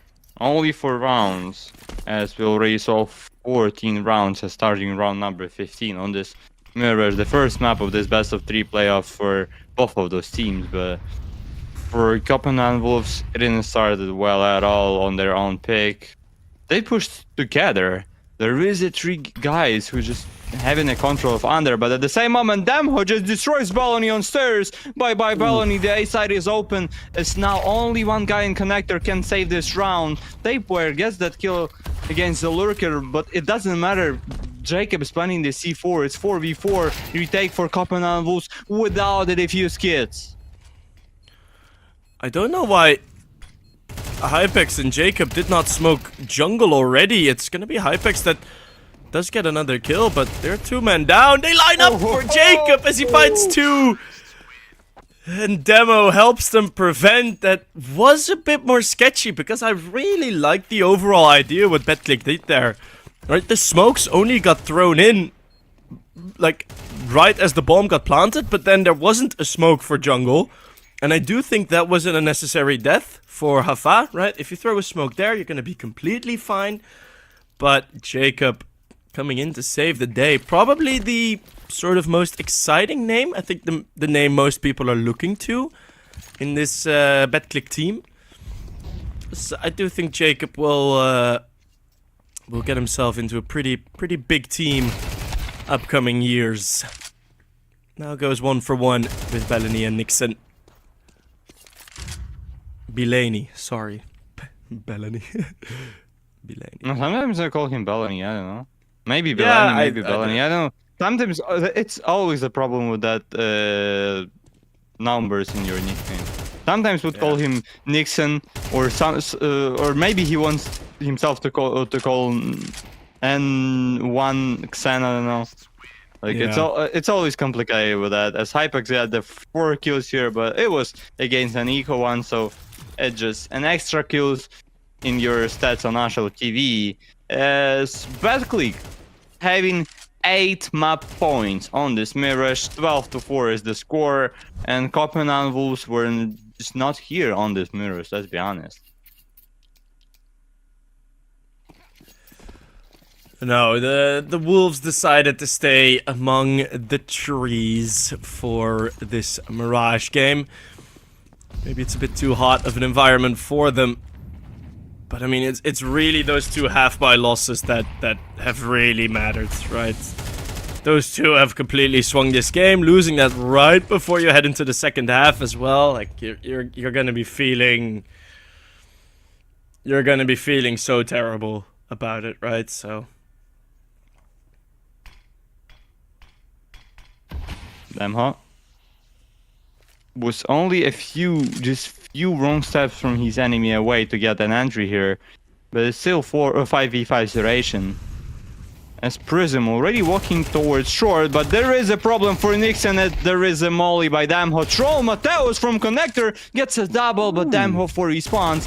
It's a 3v3 duration as Damho could get another one, but no. Taper makes an advantage, but not for long, as Jorko falls on the B side with the sniper rifle. It's 2v2 retake for Tapeware and Bellany without a defuse kits. Once again, we cannot see that sort of I don't know, chances for them to buy the fuse kit. Jacob gets another one. It's all about Taper. He's the only one to save life of Copenhagen Wolves on the server. Gets the first, 34 HP left against 100 Hepa and no defuse kits at all. That's a one tap to finish this map. It's 13-4 in favor of Betclic Apogee on the first map, on their enemy pick. And for them, this merge was just so good because all what we saw, Copenhagen Wolves won one first round, then they won 2 rounds in a row, then 1 single round, and that's it. Yeah. We did not see them as D-side at all. Only 4, I mean CD-side at all, sorry. 4 rounds for Copenhagen Wolves on your own pick. On a terrorist side, nothing for defense. And that's a well-deserved win for Betclic, because we see Hepa with the 18 kills, with 108 ADR, a lot of damage dealt through his enemies. And what a good map by that boy. Yeah, it really was. And I mean, apparently it is a very Polish day. So indeed, as you said earlier, Polska Grom, because first the Rebels destroying 9, and now on 9's map pick, and now Betclic just going all out here against Copenhagen Wolves. But for Copenhagen Wolves, right, as soon as they got the momentum, they call a round where they just wait and just sit back and just don't really do anything. And then as soon as, like, okay, yeah, they lose that round, and it's like, yeah, okay, let's not do that anymore. They win the round right after, but then for the second time, they lose against 5-7s and scouts. Like, it's like the round where you're supposed to play slower, they go fast and really easy. And it's what I said, it's like these opening setups from Copenhagen Wolves are really, really weird. And some of the retake setups from Betclic were spot on perfect. So, I mean, Betclic played really, really well. Yeah, you cannot win the map when you're losing against like 3-4s or 2 or 3/4 rounds or eco buys, or just not the best buys overall. They lost like 2 or 3 or even maybe 4 rounds like that. So yeah, if you lose so much, there is no chance for you to get something on the first map, as we are heading to the break. And we'll see around 10 minutes on the second one. And the question for the second map is going to be, are Betclic going to be able to play the same way on their own pick as they played on their enemy pick? We'll see, and we'll meet you in the 10 minutes.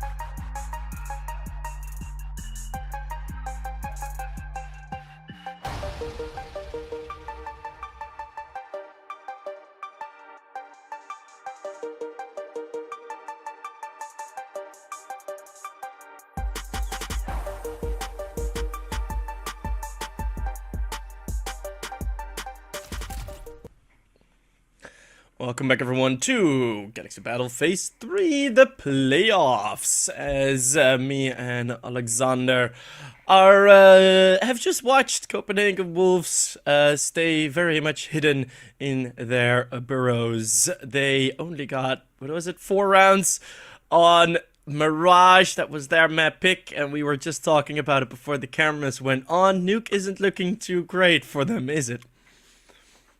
Yeah, for sure. The Nuke is not their best option to play here. Only 12 win rate for them. So from 8 maps that they played on this Nuke on Astro TV, it's only 1 win that happened yesterday against Ensa Academy to get into the playoffs, to secure that spot. And the funniest part that Copenhagen Wolves picked that Nuke yesterday. So maybe after they got Jorko, they have some stuff to show us on this map. But for Betclic, it just they had 2 games on Nuke, and both of those games were for them. I'm not gonna say like easy, but they didn't have a lot of problems on those games. And to be fair, one of those games was 10 weeks ago at the LAN that they qualified for, beating Mongols on it 13-11. So there's clearly a very good baseline here from Betclic to be able to pull something off here. And Mongols Nuke is, I would say, pretty good. Because yes, as we can just see, they won. I mean, Linvision is not probably the team that we need to look on, but they had 13-11 against Mouse on that Nuke. They also won Vitality with a 13-7 score there. So we might see something interesting from both of the teams on this Nuke, as Mateos gets an entry, but Prism with his teammate just running straight to the A side. It's a 4v4 and bomb is being implemented on A side. Yeah, good setup in heaven, but 2 dinks have already gotten through. Hafa continuing to do the damage, and now Bilani not really able to find much. Somehow he's still alive. Nixon does find one back. It's a 3v3 for a very short moment, as once again a T-side pistol going the way of Apogee. Prism not even peeking. That is scary for the Copenhagen Wolves. Maybe we see a force buy now, trying them. Like, if they go for a force buy now, I'd see that to be a bit desperate, to just try and find something for this, but I mean, who knows? Who knows? Nah. No force from Copenhagen Wolves. Okay, that's good, that's good. As they only buy what? Deagle, that's it. For Mateos and 4 users. Maybe Mateos are gonna show us something with a Deagle. That's a first headshot, but 4 more to go, and Mateos, for sure he's gonna push into that smoke and gonna get another one! Another one! Oh! Mateos! Oh! Nearly he gets them all. It's Jorko, 33 HP. Wants to get to that AK. Wants to get an upgrade. He found it. And I was gonna try and reposition the mind games. Starting now, Jorko wants to do right by Mateos. With 4 insane Deagle shots. Jorko's going to continue to walk here. Don't know if he will catch Hypex on the cross. Will Hypex expect him this soon? There's no armor on Jorko. The pre-aim is good, and Hypex will prevent the heroics from Mateos to mean anything. But what shots? Let's have a look at them again. Look at this. No way. Those are some crazy Deagle kills. They're typing to each other. Hypex fixing some settings, I guess. What's that on Hypex's screen? Is that what? It's that Hex! Ooh, it's Hex. No.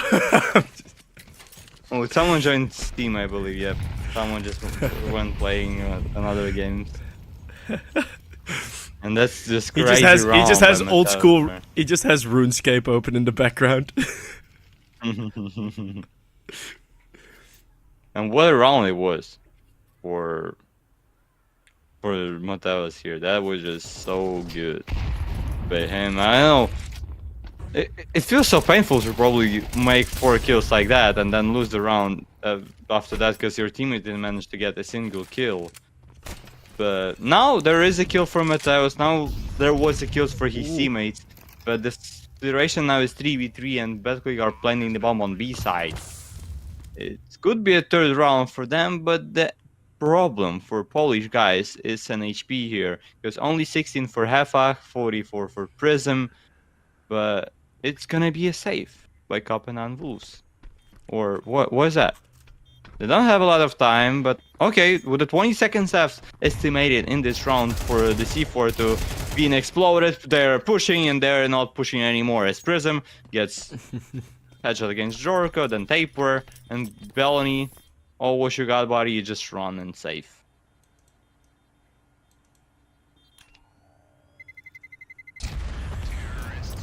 That Hafa flank really made sure that Copenhagen Wolves couldn't do anything quick. It was a 3v4. And I don't know if we can see the kill in the kill feed, but I think it was both Nixon and Bilani that were pushing out through Squeaky, and Hafak got 1 kill onto Nixon there, making it a 3v3, and then there wasn't really the possibility to go heavy onto the A bomb site. It could have gone through the vents, but maybe Copenhagen Wolves thought they needed to take care of that flank. They do, but then there's just no time left for the retake after they've finally gotten the advantage. So another 3-0, another timeout, which didn't really serve Copenhagen Wolves well, those timeouts, but maybe it does now. Let's see, we got Prism on the Mac 10. Definitely not expecting this to be a full investment, or we're gonna see some vent plays. The money isn't too great though for the T side.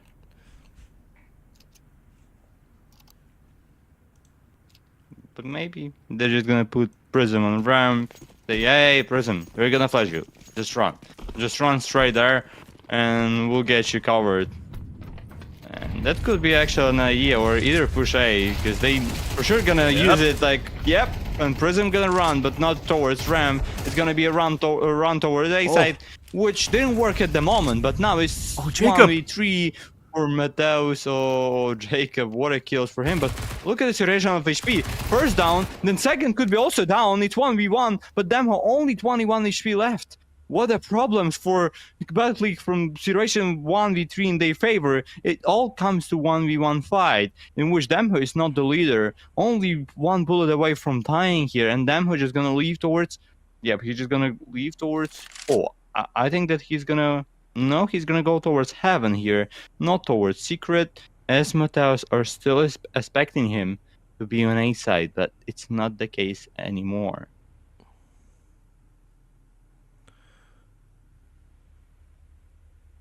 He wanted to clear Heaven, I think, just because to get that get that extra find that he wasn't on ramp. But Mateos, what a read! He's unstoppable, man.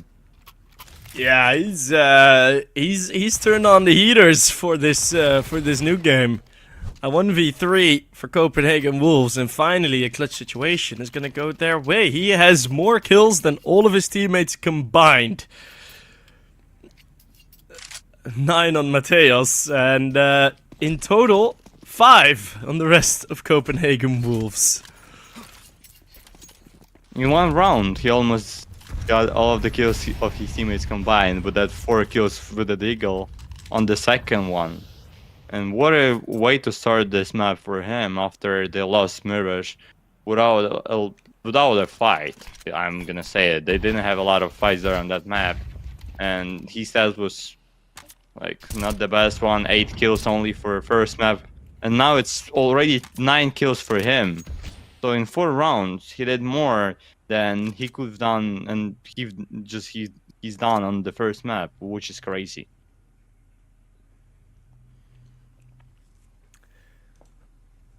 Yeah, he's feeling good, and it's what I said earlier as well with the money, right? So it's the 1 round loss, and instantly they're on a force buy here. It's gonna need to be a full eco after this, and Util's good for now. Shots not hitting. That would have been, yeah, that's a necessary kill. This crossfire is a bit too much. Gonna be Prism just alone. Copenhagen Wolves, they get a bit of a better start than they had, at least on Mirage. This is looking better from them. For sure, because they already have two rounds for defense. That's twice more than they had on the first map overall for that side. They had, just to remind you, all of our viewers, they had 0 rounds on Mirage for defense, and now there is already 2 rounds for Copenhagen Wolves, as they are close to make a draw score here. There's no way they're gonna lose against that one Deagle from Prism.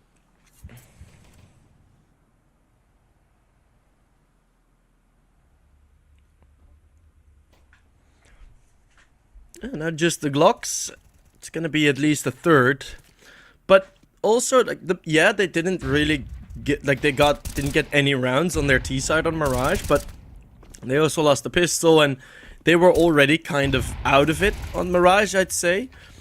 For now, I still think one of the biggest worries is going to be the T side from Copenhagen Wolves. Right, I think as soon as we switch sides and Apogee get the CT, you know, if Copenhagen Wolves does not have like a big lead heading into the second half, I think Betclic still have this, because the T sides have just not been that great for Copenhagen Wolves.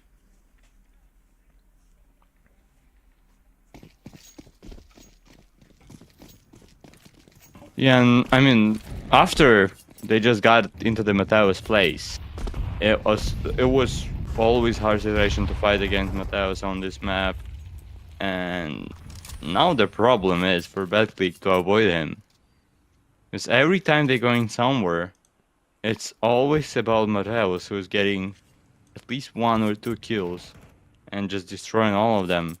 What's gonna be the idea here? It seems like they're gonna maybe go towards Ram, but there is an idea in response from Copenhagen Wolves that it's a ramp push, as Jorke gets an entry, gets nothing else from it, but only entry, and still good for them. 4v5 as this round starts. After that Demho fell on the floor, it seems like Betclic are just lost their idea, or no, they're just gonna keep throwing all of the util stores. A side is gonna be a rush just in a second. Nixon gets mollied, needs to save his side, but there is no guy for push yet. Prism gets the first, then Jacob needs to work against another one, but not gonna be able to make this kill. Hypex Bellany with the double to finish this one, and Copenhagen Wolves are taking the lead after they were losing 0-3.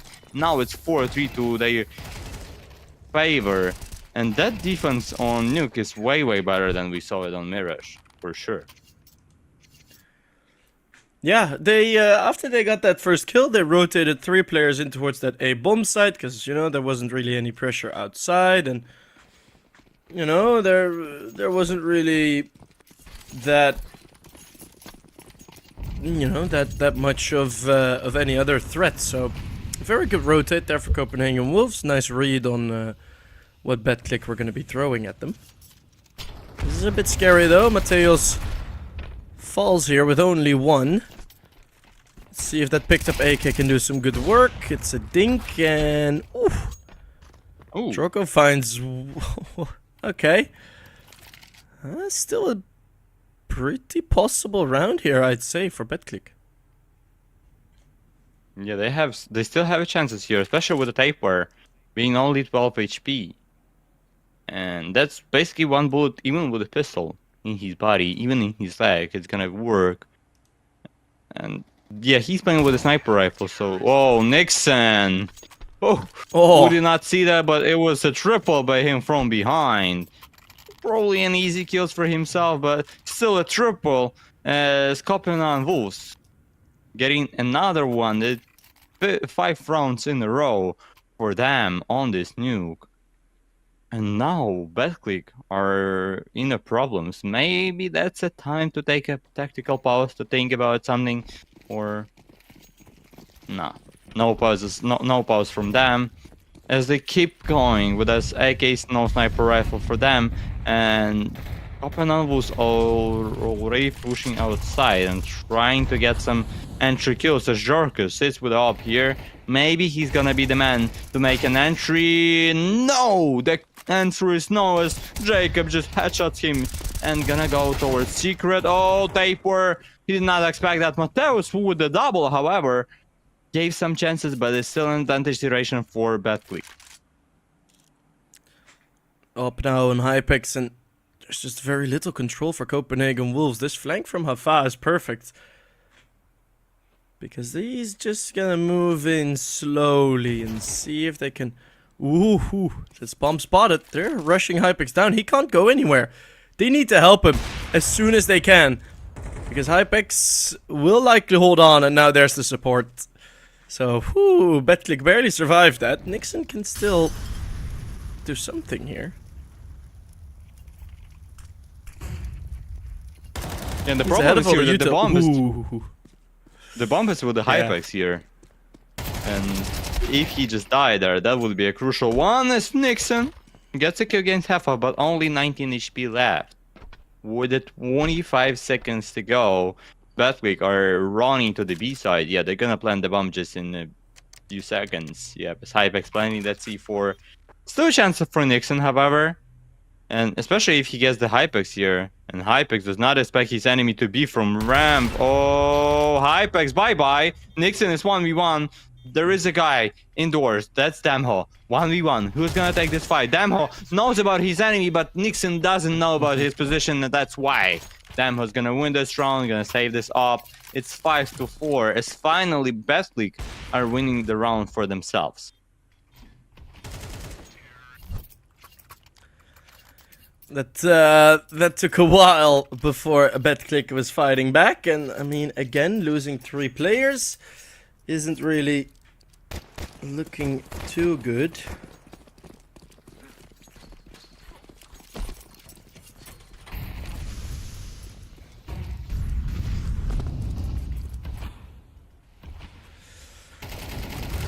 Quick cross from Jacob.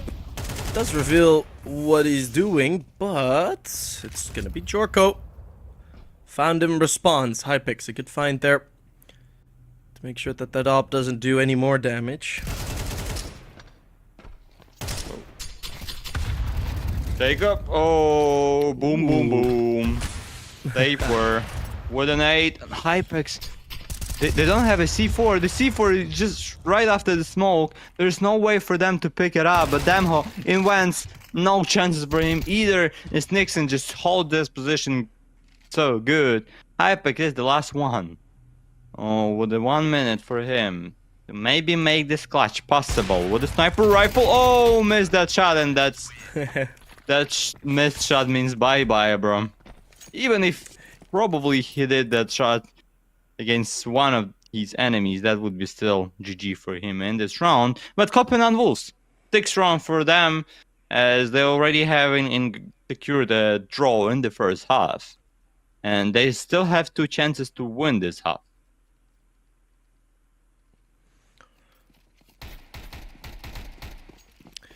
Yeah, this is it's looking a lot better, at least from Copenhagen Wolves. I don't think Betclic have pulled out the best T-side strats.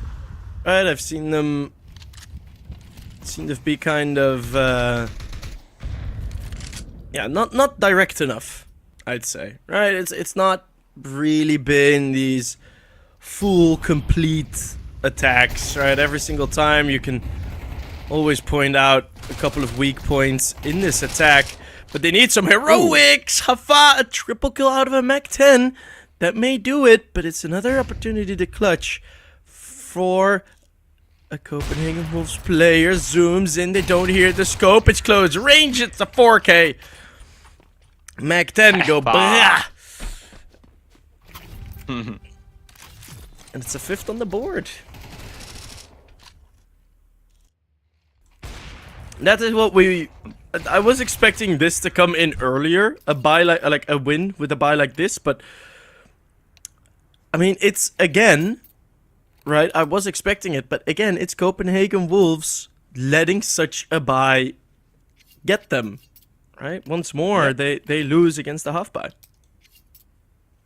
Yeah, maybe they're gonna get some flashbacks from Mirage and lose more of those rounds, and that could mean that they're gonna lose this nuke without a fight in the second half. Maybe that's gonna be a case, because every single time when they were losing against those buys, it's from the first round it started to be bad, but with the new rounds losing, like this force, for example, this one, they were just keep getting worse and worse on the map, and maybe there's gonna be a problem for Copenhagen Wolves in the future, especially if Betclic are gonna be able to finish this round strong, to finish this half with a 6-6 score. And for Betclic, this score is gonna be good, as they had a decent start with a 3-0 score, but after that it was 5 rounds in a row by Copenhagen Wolves. And yeah, for Betclic now, if they're gonna win this round, it's gonna be 6-6. You're winning the pistol round, and you're feeling yourself so good and confident. Yeah, and that's kind of how I feel this is gonna go. I mean, the T-side pistols have been a lot more powerful, but you know, who knows that? Who knows what Betclic may cook in their CT pistol round? We're getting a couple of Dutch angles. Apologies if you're easily motion sick. Observers making us all feel very dizzy. But that's fine. Actually, Observer can fly like Max Verstappen here. Observer, show it us. Show Max Verstappen mode here. Let's go. Nah, that's not Max Verstappen.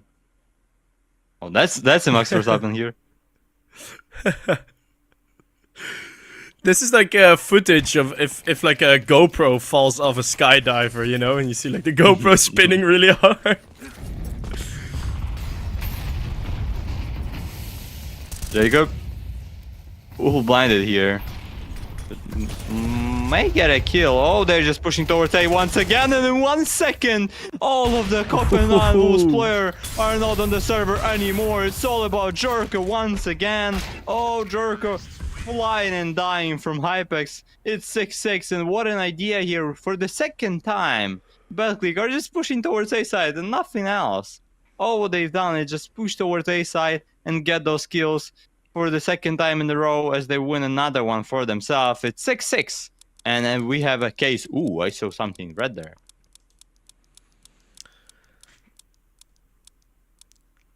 And the Vogue for Danielek Schnika. Glock Vogue. I do like the Glock Vogue. It's a good skin. But also, one thing that I am kind of afraid about for the Copenhagen Wolves is that on the previous map, on Mirage, we also saw like the last round or the last 2 rounds from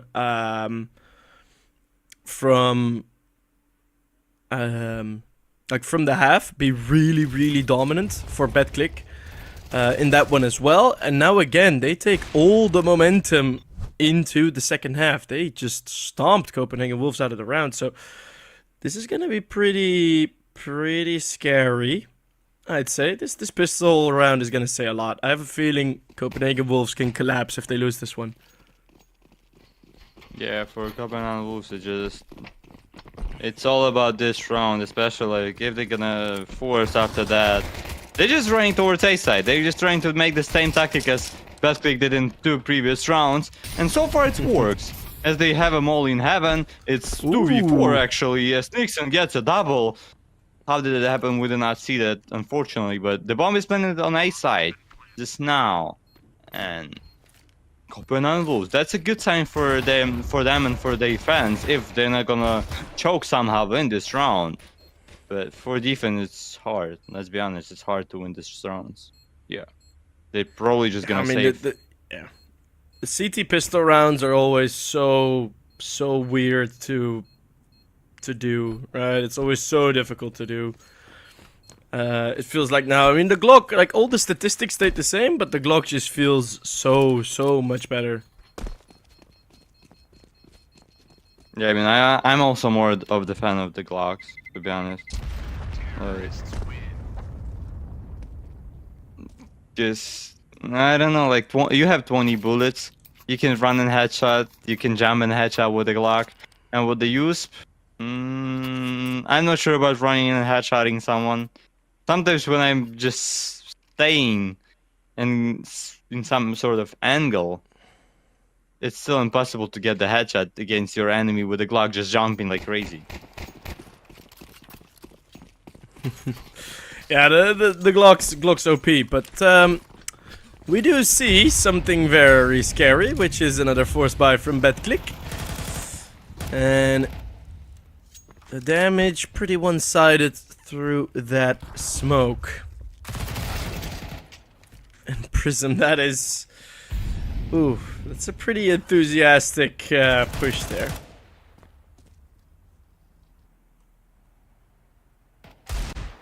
Oh, Hypex. Ooh, nice headshots from him. Maybe he's gonna be able to do the same as what Mateus did. Maybe. Or maybe no. Nah. That smoke just destroyed him. And didn't give any chance for him to win the situation. It's 3v4, and once again, Betclic are just going for a safe.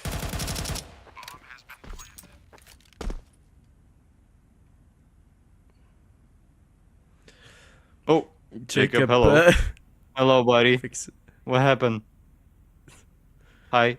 His camera fell down. He has enough time to fix it, though, with this save.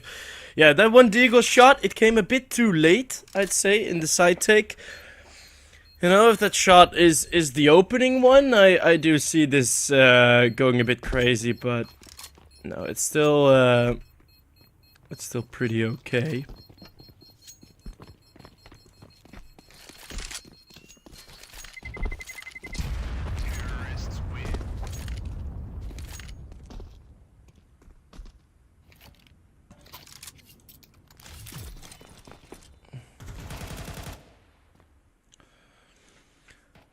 But yeah, if that second kill comes through, all of a sudden, yeah, ba-boom, you have a game, you have a round. But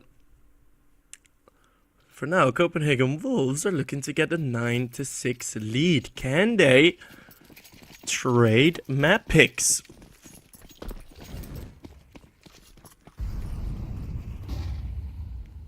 Our observer does some sort of line here. Oh, look at Jorky. He's just running straight towards Secret. They did spot that him. Mark 10 just... Yeah. Wow, yeah. They did spot him, but it's still a hard situation for them. As Hafak with the dualies. Oh, just destroy from the server. It's 3v5 situation and all about Hypex, who could actually save this round, not anymore. As Damho gets a single kill with a famous and only one. It's all about Prism for CD side, but in this half, it was good to play for Copenhagen Wolves. Prism gets headshot. 3 more to go. Oh, there is a chance for him to get another one. No. Taper with a triple 6-9 in favor of Copenhagen Wolves. No, it's now we need to see it from Betclic, right? You absolutely destroyed them on Mirage. Let's see how good you can be now, right? I want them to show it, because otherwise that first map is just gonna feel like it was a really bad game from Copenhagen Wolves and nothing else. Still do have a feeling that Betclic need to win this, seeing the history. Oh, Bellini! Ooh. Burns into Molly's, but not before Jacob also goes down on outside. These setups, man. Like, this is the second or third time there's just such an isolated setup. Like, towards outside, Jacob's completely alone pushing in towards red box, which, yeah, okay, it's kind of good, but if there's no flashbangs, if there's no util support, then how much is it really worth? Like, you just have Jacob going down now. I don't know. But gonna see Hypex pushing in. This is gonna be a left eye peek, but flick hits. He's gonna go forwards. We're just one man up for a split second. Don't know why that felt necessary. Demo is pushed very far up. Demo can win this round for them if he stays alive. Wow. Oh my goodness. And now it's all about Prism. No, Prism is not. It's not on B side and not even close to that position. Heffa with the push. Is he gonna push into that smoke? No, bro. Oh, he is. No The way. door He's swings gonna open. push like that. Heffa. Woo, Heffa with a kill. It's 1v1. There's 25 seconds left, but the bomb is not planted. That's a problem for Jerko because he has a sniper rifle here. And oh, look at the movement of Heffa.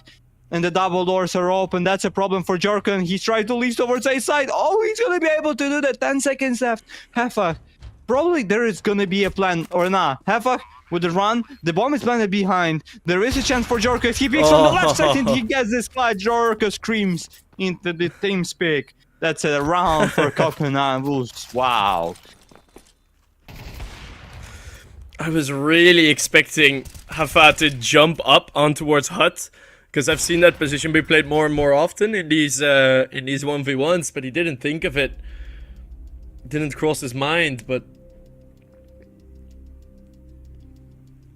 oh my god. That's a big 1v1 to win. That would have been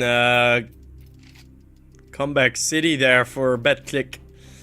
But no, that train is not yet departing.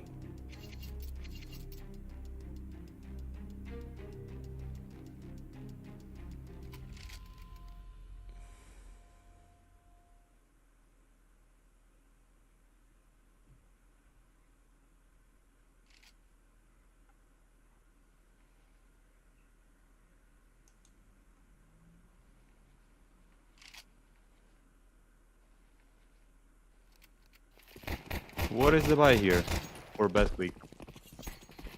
That's an MP9 for them.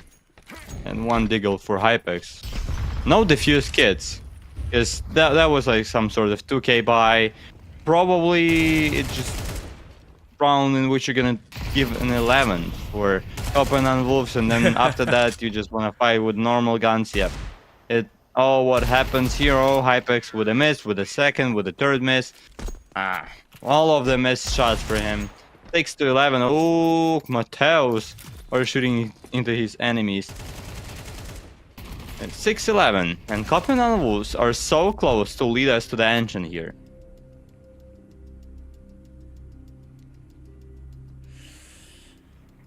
Oof. This is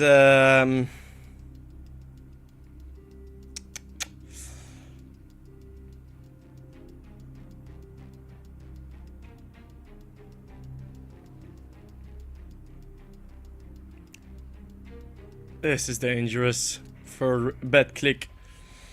Can't really make any more mistakes unless you want to play in overtime.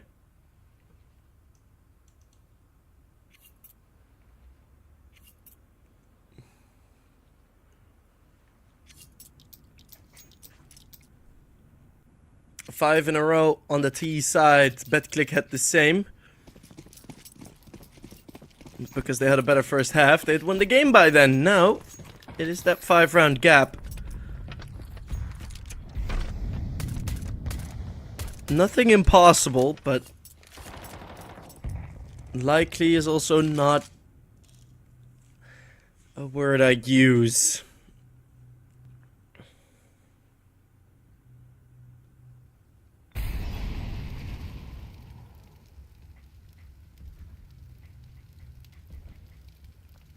outside smokes, and Hypex. Hypex is, yeah, good position here from him. Oh, Taper somewhere on the map gets a double here, but Jacob with the response. It's on A. Nixon. Yeah, but it's all on A. Well, we see Oh this. my god. Hypex. Hypex gets a kill. It's 3v2. Still chances for Betclic to win this round, especially with the Nixon being only 38 HP left. But the problem for Betclic here, they don't have a defuse kit, and they gonna face Bellany from behind soon. Oh, wait. Are they just going for safe? Really? Yeah. Yeah, that's kind of weird. Oh my god.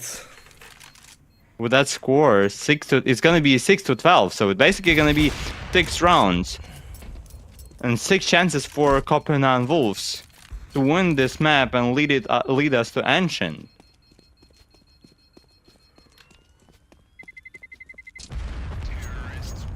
That is crazy. That is so crazy. That it just, again, I mean, we didn't really see it happening on the sides, right? Those couple kills from Tapeware, but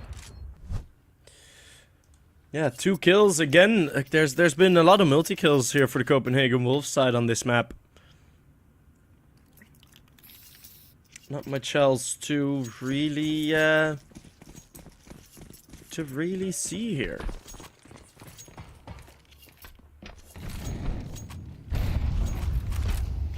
Molotov misses, or maybe it's just a fake to convince them, to convince Copenhagen Wolves that they can push. But I haven't also seen any real change up from Betclic, right? This is the same default that they've run all the time again. Of course, it's not gonna work anymore. What is this? I don't get this point of playing like, boys, we're losing. Let's keep the same. Let's all keep the same without even taking like some sort of an idea, changing something. Yeah, it's just I don't get it from Betclic, especially here in your own map. Maybe it's for them. This nuke after they won that Mirage with the 13-4 score just felt like, boys, we won an enemy pick with that score. We're gonna do even better on our pick. It's gonna be easy to 0 for us. But at the end of this map, it seems like we're about to have the third map here. If Hefach not gonna be able to deliver more than 1 kill, Jacob then on Heaven is 4v3, an advantage for Copenhagen Wolves as they're on A side already. But Tafer gets another one for himself. This destroys them on that T-side. 21 kills for that guy. Taper were just unstoppable, especially for the T-side here. Oh, Hypex, is he gonna get that kill? Shoot. Yep, should get this kill. It's 2v3 still. No defuse kits for Hypex and Jacob. Now there is no opportunity for them to save. And no. It's impossible. Right, Copenhagen. Okay, well, Jacob showing more of himself. Like, he's needed to be more aggressive, more frag heavy this entire series. And now in a 1v1, as soon as it starts beeping, there is a kid on the side, but he doesn't know where Matthias is. He can't defuse. Matthias dances with him, and Copenhagen Wolves. Apparently, we talked about this before. Maybe the addition of Jorko makes sure that we can now actually see what this Copenhagen Wolves team can do on Nuke. And it does look like that is the case, right? Most recent 2 matches, Copenhagen Wolves have won it.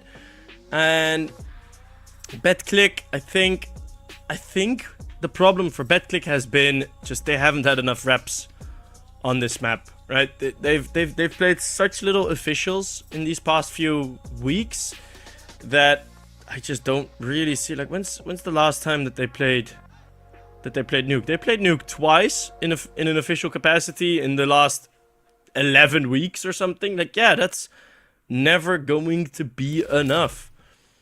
Right? It was, what is it? Like nearly a month ago already that they beat Partizan. Like, they just haven't played this map enough. And I think that is clearly what you can see happened here. Yeah, and it seems like it was some sort of like surprise by Copenhagen. Like, look, guys, we have only 12 win rate on this map. Let's play it. Let's play it. Let's go. Let's go. We're not gonna ban it. We're not gonna get rid of They're it. just baiting. And let's play this map. And now, bam! 6-13. Yeah. We're winning this map. Bye bye, boys.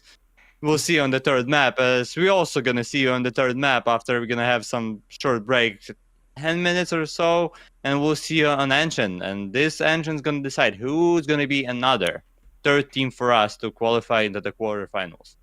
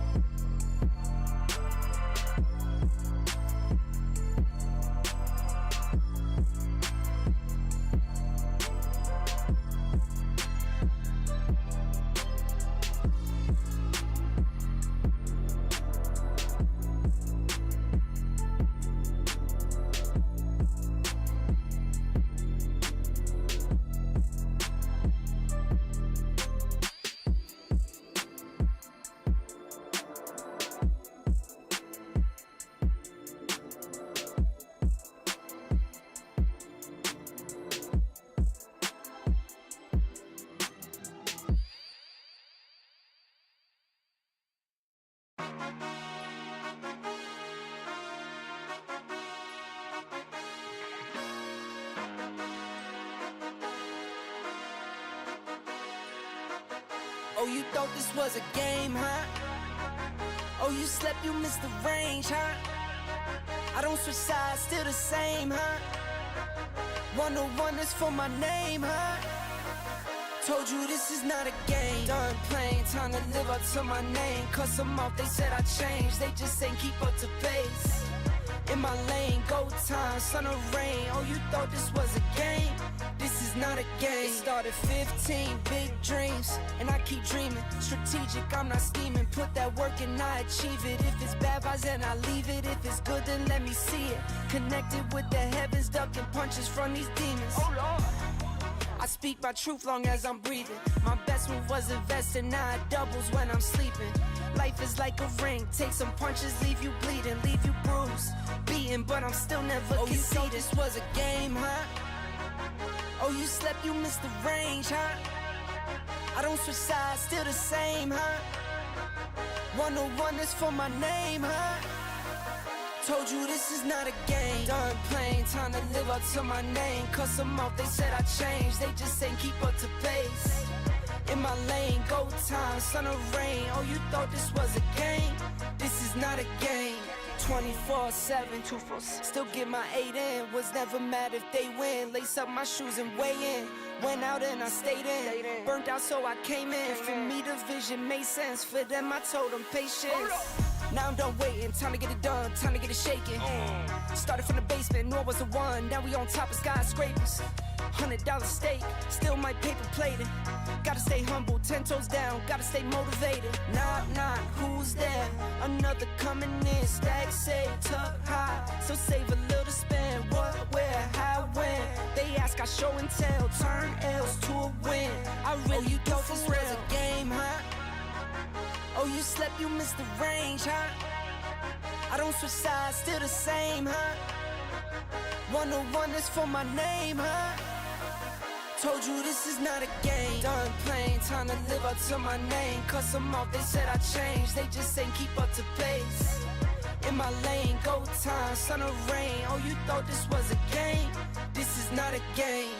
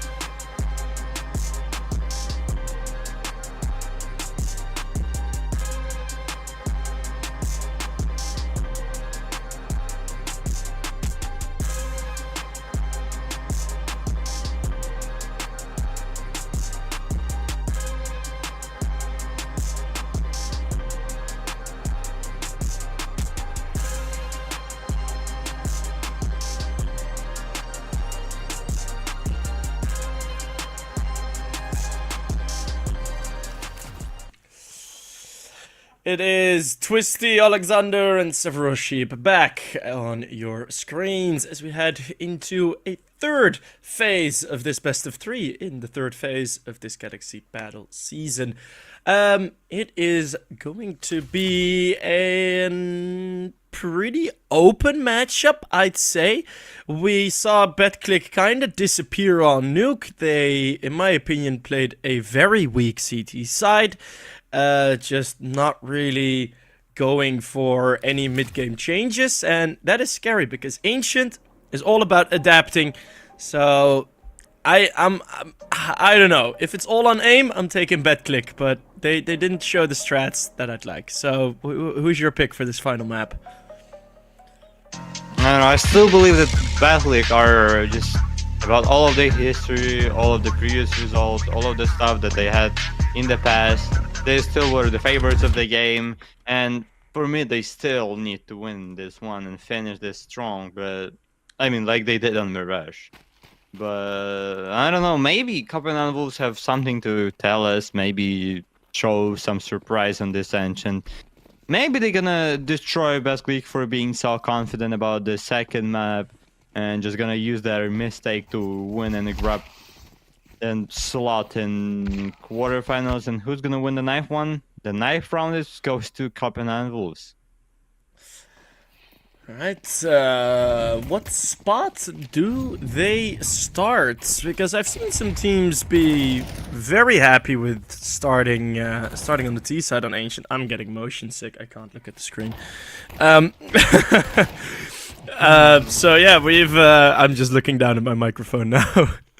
We've seen teams start on the T side a lot more in recent times, so I don't know, maybe they're gonna, like, the T side on Ancient, you have so much more control over what you want your opposition to do. I think I saw on the cameras that one of the players is still on a little bit of a pee break quickly before the game. And they are going to start T side, so as expected. Wait, is that correct? No, the logos just haven't changed. So it is, like, the logos are the wrong way around, but looking at the players, Copenhagen Wolves going to start CT. Yes, all good now. Yeah. All right. And for Betclic, talking about their previous games, or actually talking about their previous game against Eclat, they lost today against Eclat on this Ancient with a score 13-10. And looking at the stats, the Betclic winning 57 rounds, percent of distribution 1 rounds for T side.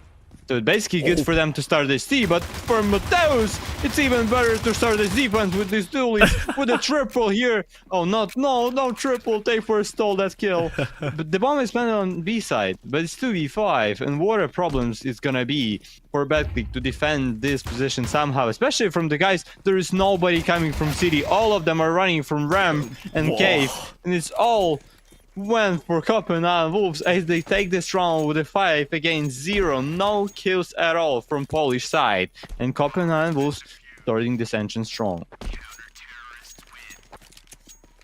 Damn, that is such a great pistol round again. Mateus mowing him down, destroying them, and well, that's gonna be more than enough to give them the pistol round win. Jeez, alright, so yeah. The bomb plan did come through, so Betclic do have the opportunity, of course, to get that force buy win in, and it's gonna look like a very fast B play to do that. They do slow down.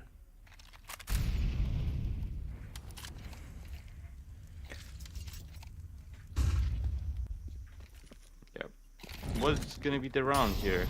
Keep going towards B, or maybe you wanna go like towards A side, maybe get some picks there, win some fights, but not yet. Seems like B because we don't see nobody else from T side around middle, around A side.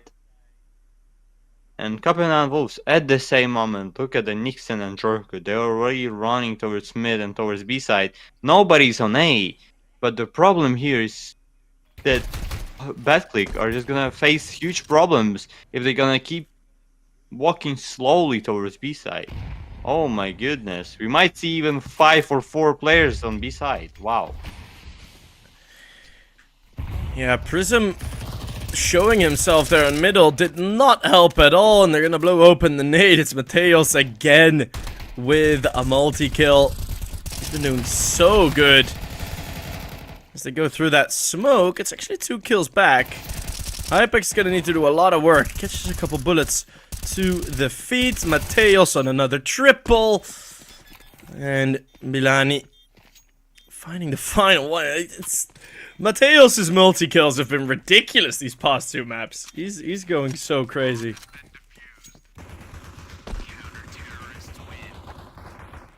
Yeah, what about start for Betclic? Let's be honest. Like, Yeah. I don't know. After they had, I mean, I'm gonna be honest with all of our viewers. After I saw 13-4 on Mirage, in my head it was like, that's an easy 2-0 for them, and that's gonna be another quick map on the second one. But what happens here? It's the win for Copenhagen Wolves on the second map, and now Copenhagen Wolves are winning 2 start rounds of the Ancient and could go for another one and make it 3-0 if they're not gonna fall to the Stack 9s. It seems like not the case, as Jorko gets the first, probably gonna get the second. Oh, Demho gets a kill, but Mateos and Jorko are about to finish all of them with their double and triple kills. It's 3-0 start. What a strong way to start this map for Copenhagen Wolves.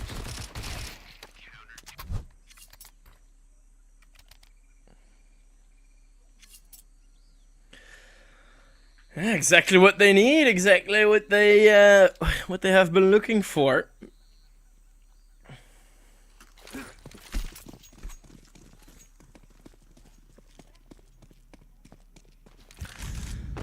It's gonna be very quickly dealt with.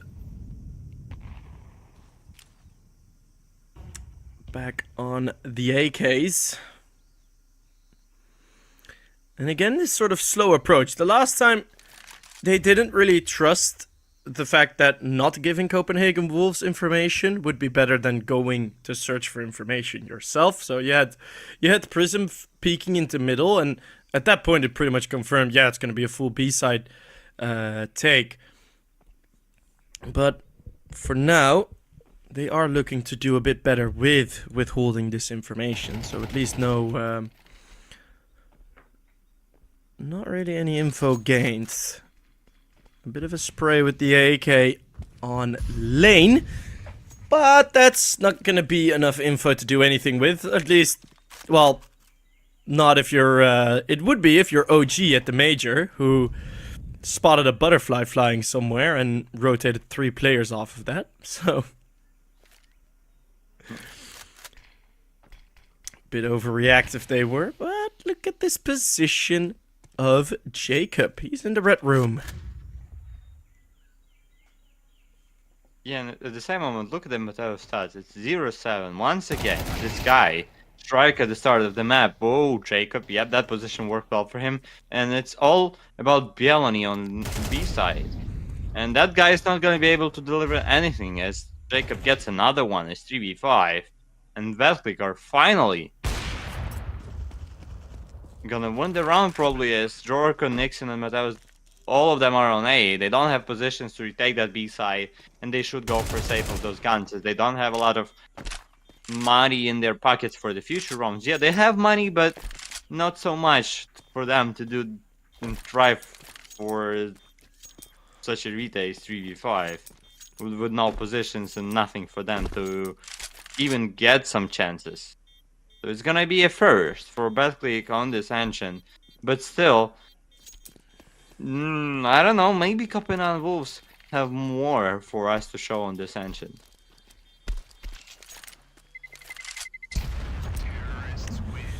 Yeah, good response, and this is gonna be dangerous for Copenhagen Wolves, because that red room flank, if it's already this easy,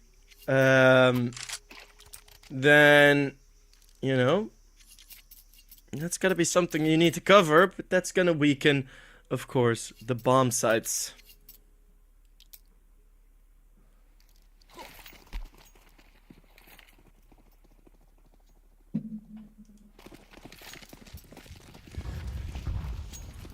What's gonna be idea now? Maybe fast B? Seems like it. Yeah, they're just gonna run straight towards B side. Jacob gets the first, but only one for him. However, there is kill from Prism and B side is open. Oh my goodness. Betclic with 1 minute and 35 seconds left in this round, they planted the bomb on B side. And it should be once again a save for Copenhagen Wolves, as they once again don't have a position at all. And that's a reason why they don't have a position, because all of the B defenders had only one kill. I mean, only 1 kill from 2 of the B defenders, and guys from middle, from A side had no time at all to make some switch from their position towards B side to make some retake and just change their position. It's gonna be a second. That's 2 rounds in a row for Betclic, as they seems like they're getting some, I don't know, getting some feelings about this map and getting some rounds on it. Yeah, they're starting to become a lot more confident, and one thing that's also nice, what like both this round and the previous round both had, is that it's done very quickly for Copenhagen Wolves, right? So twice now. At first it was the middle flank, 2 kills from Jacob. Now it's just straight into the B bomb site. For the past 2 rounds, Copenhagen Wolves haven't really been able to play any Counter-Strike. Right? It's just been running up, them, and we go for the save. So now, as an adjustment, you see all of a sudden there's a lot more pressure on middle with 2 players, and they're going to be pushing B. But all of this information now, there needs to be more pace towards this A bomb site. Betclic, don't know how good they have it, but it's only going to be 1 defender here. This should be an easy side take again, because that 1 defender's now going to be smoked off. It is Mateos, though. Oh. Ooh. So who knows? And Mateos. And he still didn't die yet. It's 8 kills for him, 0 smokes deaths. are fading. And Bielani with another one. Oh, it's 2v4. Damn, Mateos. Wow. With the 9 kills already. Oh my goodness. 4-2 is the score, but Mateos has just been unstoppable. After he had only 8 kills, just through, I don't know, like it feels so impossible when you have the guy who's hitting only 8 kills on the first map. But then on the second, he's like, I don't know, 18 kills or something like that he had on Nuke. Yeah, he's looking real good. 19 kills he had on that. And 1.81 rating. 2.1 on National TV by Mateos on the second map. And on first, he only had 0.70, so. And now he just goes 9-0 on the decider map, which is crazy. Yeah, pretty great performance for sure. Safa with a nice opener and tags the leg of Nixon. Trying to keep a bit of pressure on that B lane as Bilani looking to challenge here. Prism is close to a battle with Tapeware. And that's a great trade, actually, straight through the smoke, or, well, as soon as the smoke was there, he started his spray. But it's gonna look like Betclic are gonna go for more of these clean fights, more of these one-on-one fights, and that's gonna work out a lot better for them. It's 1 kill back, but I don't think Nixon will have much to say in the rest of this round. And the B side. It seems like Betclic just found the best position to go somewhere else. Like, they went to the A previous round, and it didn't work for them at all. Now they want to be once again, and that's the 3rd round on that side for them. Which is maybe the side on which they're gonna just push every round after that. I mean, probably not push every round, but just gonna go slowly, maybe with some pushes, with some aggression at the start of the rounds towards that position. And for a Copenhagen Wolves, it's maybe a time for them to take a pause, even though they're still winning with the 4-3 score. But they need to face this B side. They need to do something with it. They're always losing some fights there. Their defenders are just too aggressive in that position, and it doesn't work for them.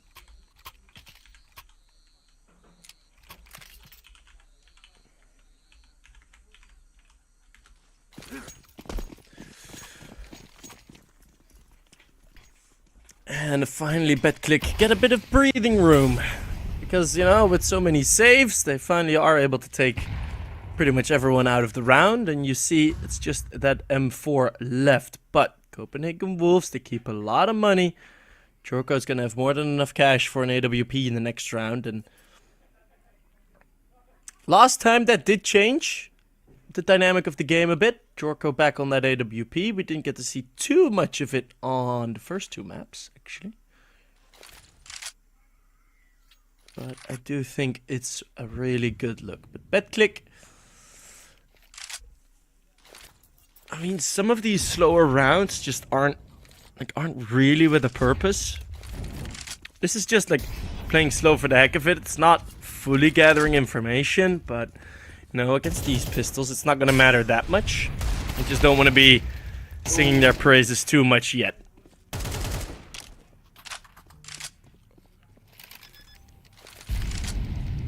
4v2 and the plan, and 4v5, sorry, plan for Betclic on A side. And finally, they went to the A side. They got some success here, but at the same moment, it was against only one gun. So, might be a time and idea for Copenhagen Wolf to save those guns, to save maybe some, yeah, save that M4, because all of those guys with the pistol, they don't have an armor, so they should to save Jorko here. I mean, Nixon, sorry. And Jorko is gonna be with the Molly. Has also something to save for the future round, as Jorko also gonna buy an op for the round number 9, but in round number 8, it all went to Betclic, who won this round. It's 4-4, and the equal score probably for the first time since the start of the map.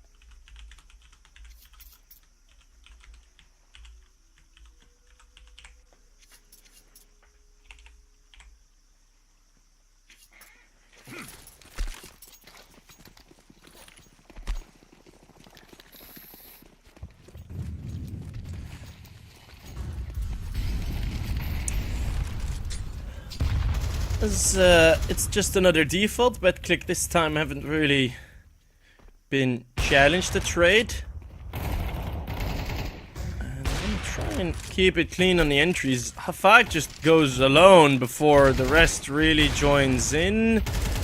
And they're just gonna be feeding in for trades for high picks. Like, yes, kills are coming through, but that did feel like it could have gone a lot better. Still, they ended up in a 2v2 and Hypix just goes ahead of it, goes past that Molotov. The CT mollies, they're not as good as they used to be. Nixon in the clutch. And there is a chance for him and the possibility to win this round. If he's gonna get the guy behind the cube here. Nemo is only one bullet away. And he's in the smoke, but Hypix, what a pick with AWP to finish this round. It's 4-5 as Betclic for the first time on this map. They're taking a lead, taking an advantage for themselves, but in what an important way for them. Because this is the end of the first half. We only had 3 rounds more to go, and Betclic now having advantage not only in the score, but also with the money, probably with the confidence, all of their stuff that they've been doing for the previous rounds as T side team. It was well for them. A side, B side, and maybe that's the time for them to even fight to. Probably they want to take this round. There is only one belief for Copenhagen Wolves fan in this round. It's Mateus with the silencer, and he gets the kill, but only one. Still need to get something more to be a hero. Yeah, it's been a while since he hasn't died yet. So 3 deaths now. Still a very, very good first half of him thus far. And this couldn't have been a better timing. Which way are they going to push, though? They're going to go up towards the heaven to get the AK. I wouldn't be too opposed to just see Mateos and Tapert just go save this. But of course, you're starting to feel now, if you're Copenhagen Wolves, that there may be a bit of a chance here. That's one rifle down. But there's a deagle here. This is so slow. They're gonna pick contact on against the force buy round? Okay, well, it does work out for them. Some good work by Demo.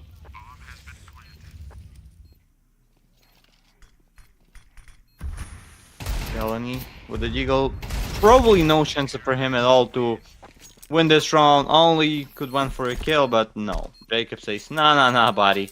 Let me take your deagle, and we'll see you in the next one. It's 4-6 for Apogee as they take at least a draw in the first half for them, but still a chance for them to maybe even finish it 8-4, which is going to be wonderful for them.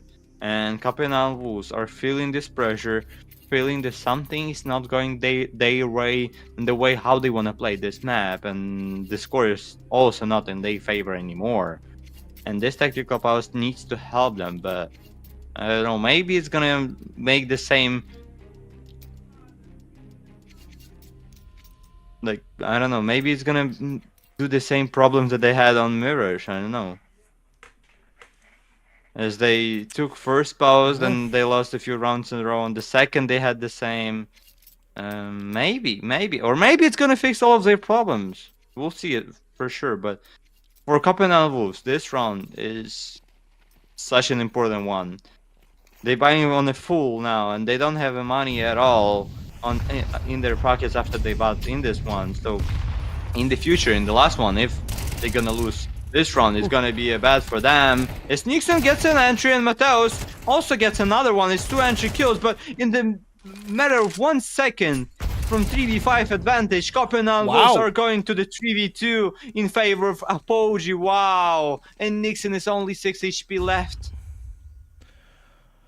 Oh, that peek from Prism. That is such a good peek to get yourself an advantage, but they rush into the A-bomb site. The gamble is correct for Copenhagen Wolves. Nixon, though, on his own low HP. No! A missed shot from Hypex. Probably could have thrown a paper plane at him. He was that low of HP, but the op, it's firing a nerf dart. And Nixon gets the clutch. What a gamble by Copenhagen Wolves, and it's the absolutely correct one. Wow. How? I mean, this round was just fully chaotic. We saw 3v5 situation going into advantage for Apogee, and Nixon with the clutch, and once again, Nixon strikes with a kill, and Jorka also helps him. It's 3v5. And now the duration isn't going well like it went well after Apogee lost 2 of their players at the start. But now Damho gets a kill on A side, but Mateus at the same moment kills Prism. And look at the HP. Look at the HP of the last Apogee players, 13 and 14. And bye-bye Damho. It's all about Hypex. And I don't know, I don't have any advice to him. Not at all.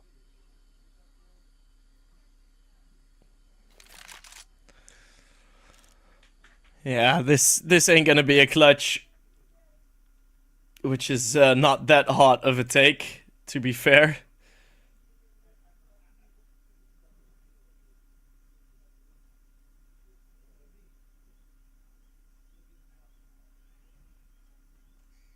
Hypex.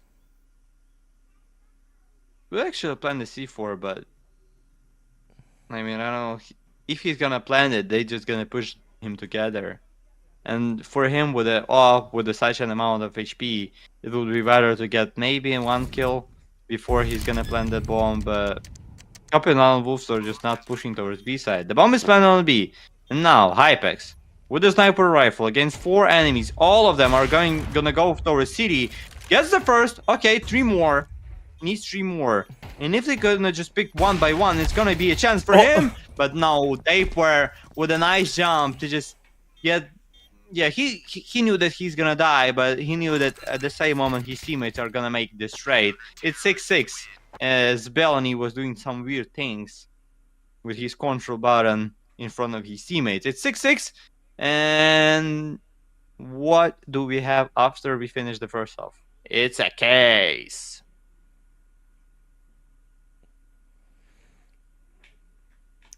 Another case. We've had some good things swipe by.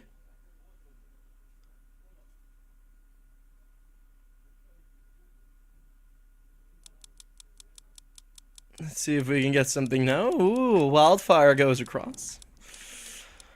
Ba ba ba ba bum. Oh, let's go. AKL_89. You are the man. You are the god of hellfire now. Yeah. If you listen, yeah. What's gonna be the Death price Grips for it? song? I am the god of hellfire. Damn, that's actually pretty damn sick. The factory new one, it's $100. More than it. Yeah, it's Nice. around $100. The new one. Hell yeah, And that's factory certainly name. a drop. Well, if you're And the cheapest one, it's $50. Pistol round, so- pistol round. Ooh, Bellini's already 3 kills. Why are we not seeing anything? no. Okay, well, Hypex is going to be on the side. Needs to hold on here. It would be another pistol round victory. It would be the second one now already. His Taper covers his teammates back. Hafa, the only one left. Yes, it's a smoke and a kit, but that means no armor. And he's going to get dropped. That was very quick.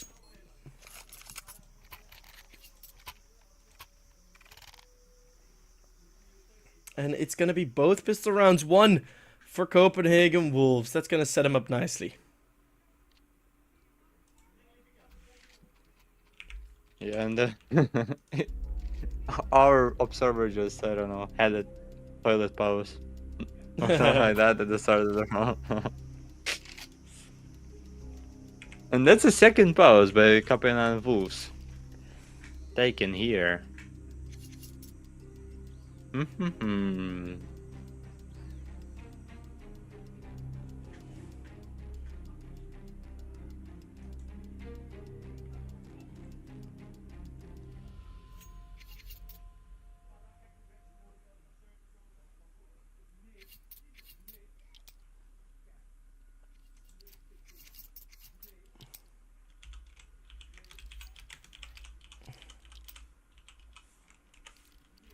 Let's go.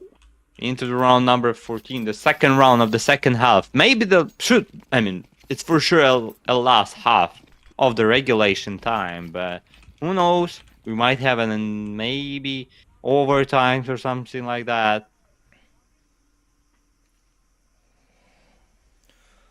Well, Jorko? yeah, I mean, Betclic can't afford to lose the next round. They just can't. Otherwise, it's just going to be Copenhagen Wolves storming away with it again. Ooh, Taper. With a nice headshot, but it's against Sika, so nothing special here. Just an easy kills for Copenhagen Wolves in this round, and in the future one.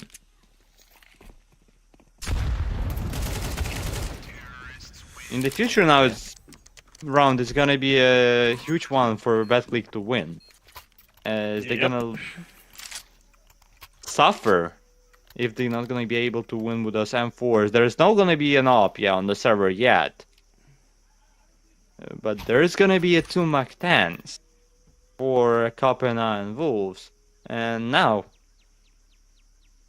there could be a problem for them with those guns to make some fights if they're not gonna push some positions fast.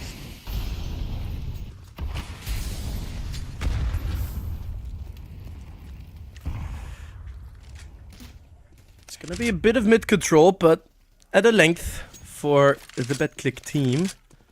Mateos going to charge forwards. Smoke's gonna fade. Mateos is just gonna take the fight again. Mateos has been doing such a good job thus far this series, these past 2 maps. You know, that first map, it's been a long time ago. It's forgotten already.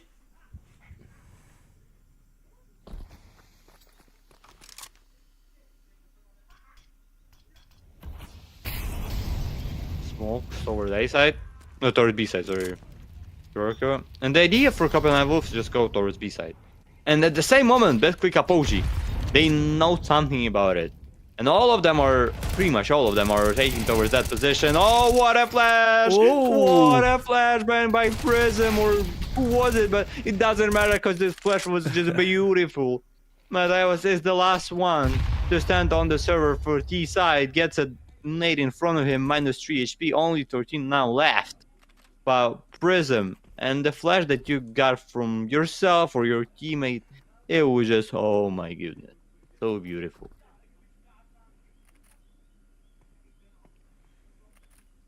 Even the team kill from Jorko in there, so blind. They just, anyways, I started spraying, started blasting.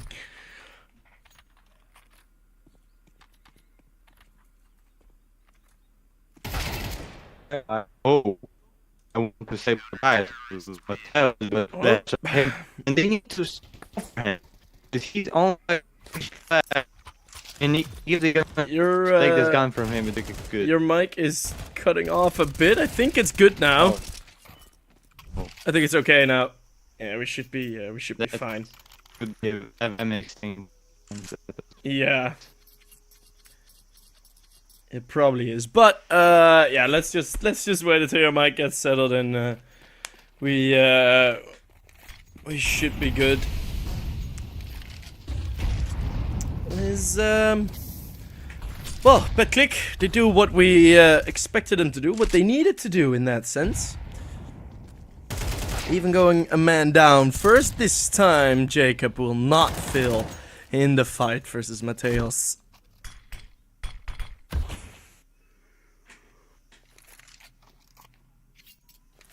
Hey, 15 kills from Mateus. This guy is just on another level. Only one guy on server has 10 kills, and that's his teammate. So for individually, for Taper and Mateus, second and third map is just a good map. Not even good, it's great map by them. Jericho walks into the smoke, but Damho expects it, and yep, with M4. Is it actually Hellfire M4? Probably, yeah, that was Hellfire, I think. Oh, yeah. Damho gets another one. It's 2v5. Bellany gets a headshot with the Galil. Oh, Taper gives some belief, but not for long, as Hafak went from City, and all about Bellany, who's 1 against 3 enemies with 40 seconds left, and Prism says hi, and in the same moment he says bye. 8-8, Betclic Apogee going for a draw. Yeah, that's Hellfire. So for AKL, I can see his gun in action already.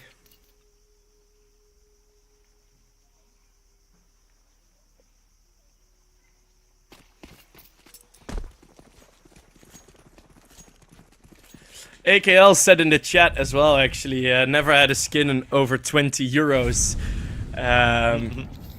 And he said, even with 1,000 hours of CS.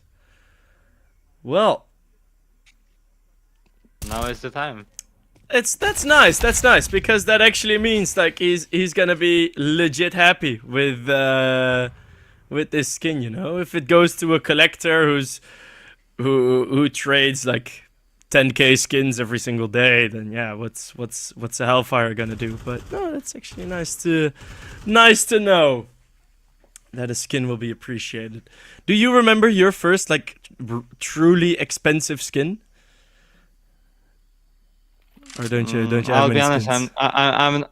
I'm not the sort of the guy to buy skins, to be honest. I think that I mean, if someone would give it to me, I would be happy, but just spending my money on that, I would rather eat something, to be honest, and not spend it on skins. Fair. I don't know, probably I had once I won in some sort of like, it was charity lottery and all this stuff.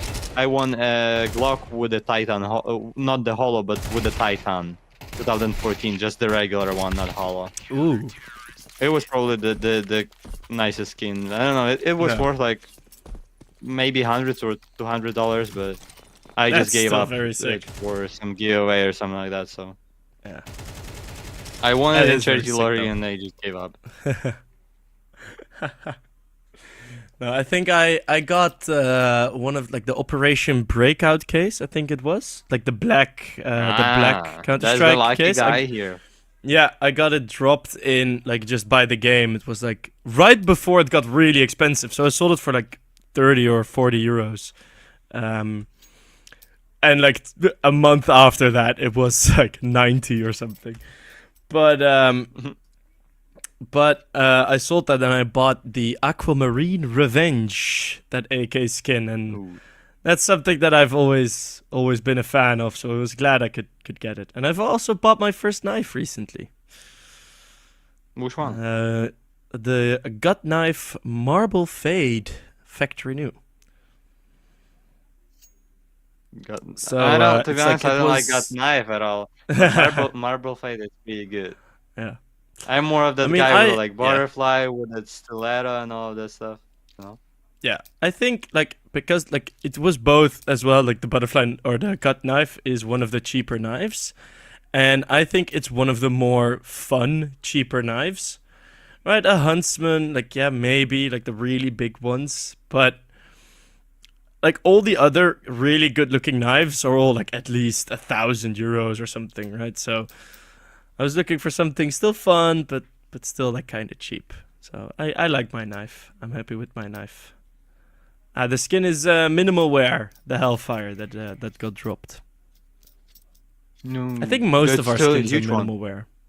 Yeah, that's still good. Wait, let me look, because I once I won an M4. I don't remember the name of it, but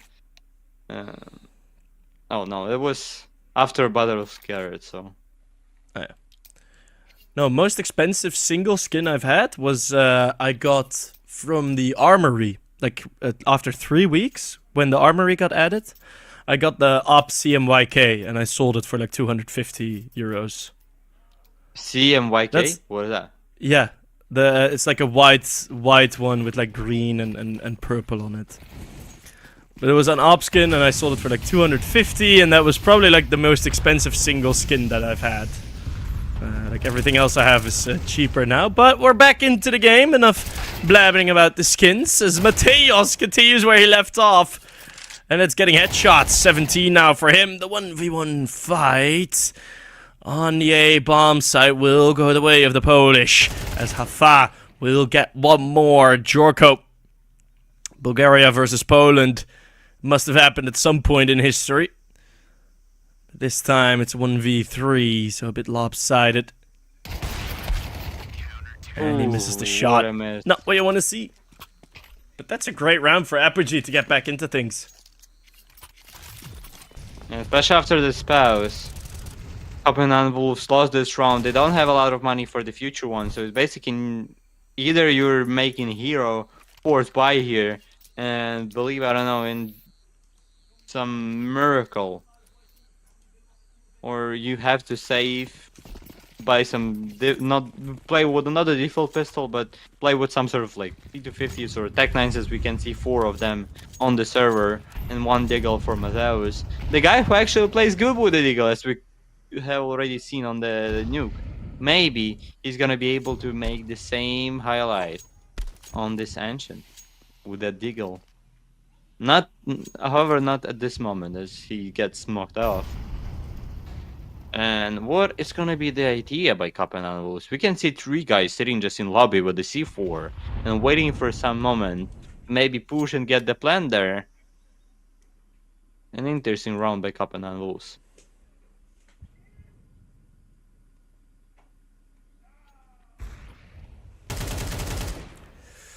Prism. We'll find one. That may be a bit dangerous. Oh, what a second shot. Man up now. Op tries to get in. Ipex's gonna move forward even here. And oh, Jorko spots him. It's a third from the young Bulgarian. We're gonna find a successful round here, but it feels like this is just gonna be an Op pickup and an Op save. Jacob can't find the AWP. They can't find it. Yeah, I don't know where it's at, so... He's so scared to throw his M4. Because he could have thrown it somewhere else and just go for that all, but at the same moment he could just die because of that. It's 10-8, damn. And that... I didn't expect for Copenhagen Wolves to win this round. But they won it. Oh, Nixon probably stole that up. Yep, he did steal it. Oh, not anymore. Not anymore, Yeah, Nixon. Oh, Valani got it. Yeah, Villa This- is, this he's, is- they're this gonna be is all it. good.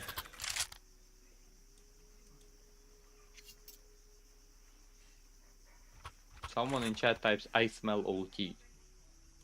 What can you Uh-oh. think of it? What can you say about it? I don't like the smell of OT. Someone's saying I smell GG, you know? Maybe that's who knows?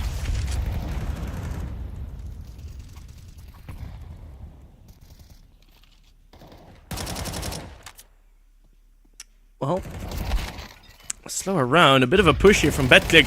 They're not going to be sitting waiting around. It's 2 kills to respond. A multi-frag needed at some point here for Betclic. But Nixon, the one to respond. Hypex is just going to bolt through that Molotov. They're of course going to know that he's here now. Flashed off the angle, naded. This feels like a identical situation as to what it was in the previous round. But now there's AKs. Now there's huge problems for Apogee.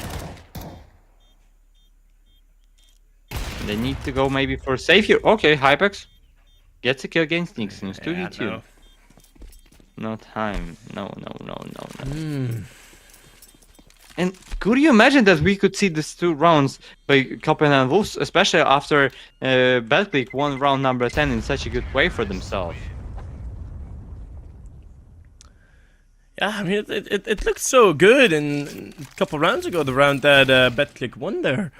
The gun round looked very, very clean, but for now, Copenhagen Wolves try the same strat twice, and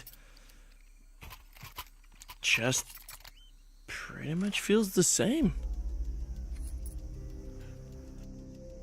Now it's a pause for Betclic to think about something because Polish guys had a normal start on this half, but now it doesn't. Yeah, the score is 10-10, but talking about the previous round and the way the things goes, it doesn't go in the way Betclic wants to play on this engine. And someone said it smells OT. And maybe we're gonna see them. Oh, we had a tactical pause, and right after that, we're gonna have a technical pause. Oh, no.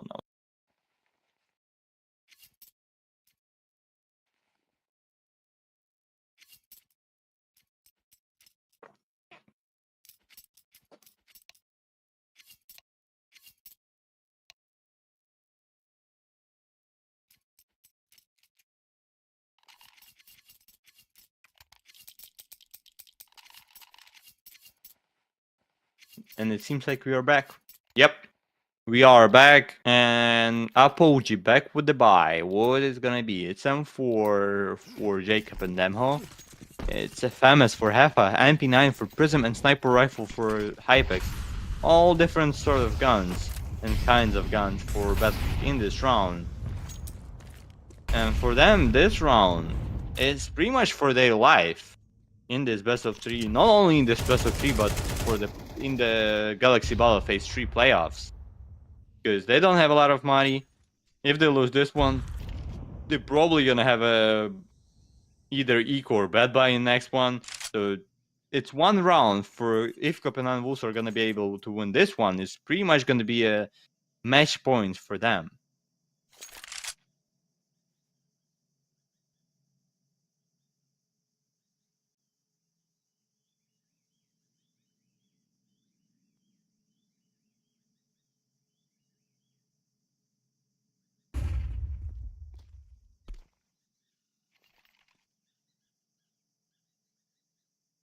Tapor walking close to cave. Tapor gets the kill against Prism. That's 4v5. That's a good start for Copenhagen Wolves here.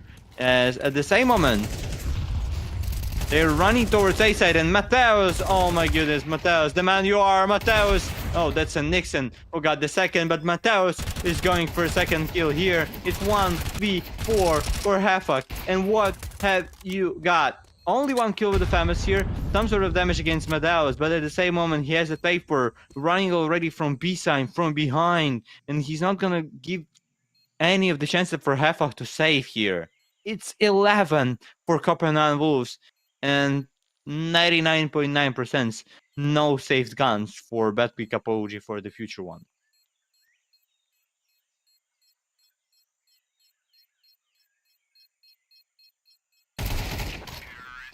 Yep, it is nothing for them. Oh, I was muted. I apologize. I was just about to, I was just about to write our producer and ask what happened with you. Maybe Mike or something like that. Yeah, no, I was coughing and then I mute and then I forget to unmute. But we yeah, this is most likely gonna be 12, and at that point Copenhagen Wolves are gonna have more than enough money for 2 full buys, so they can take some risks in round number 23 if we get there. We'll probably get to round 23 anyways, but if that's gonna be with the 12th on the board, and looks like they are starting to become a bit more of a fan of the fast play. Yeah, do you dare go through? Betclic, did they expend all of their luck? What the damn? All of their force buy wins on Mirage already. We haven't seen these 5-7s do much since then.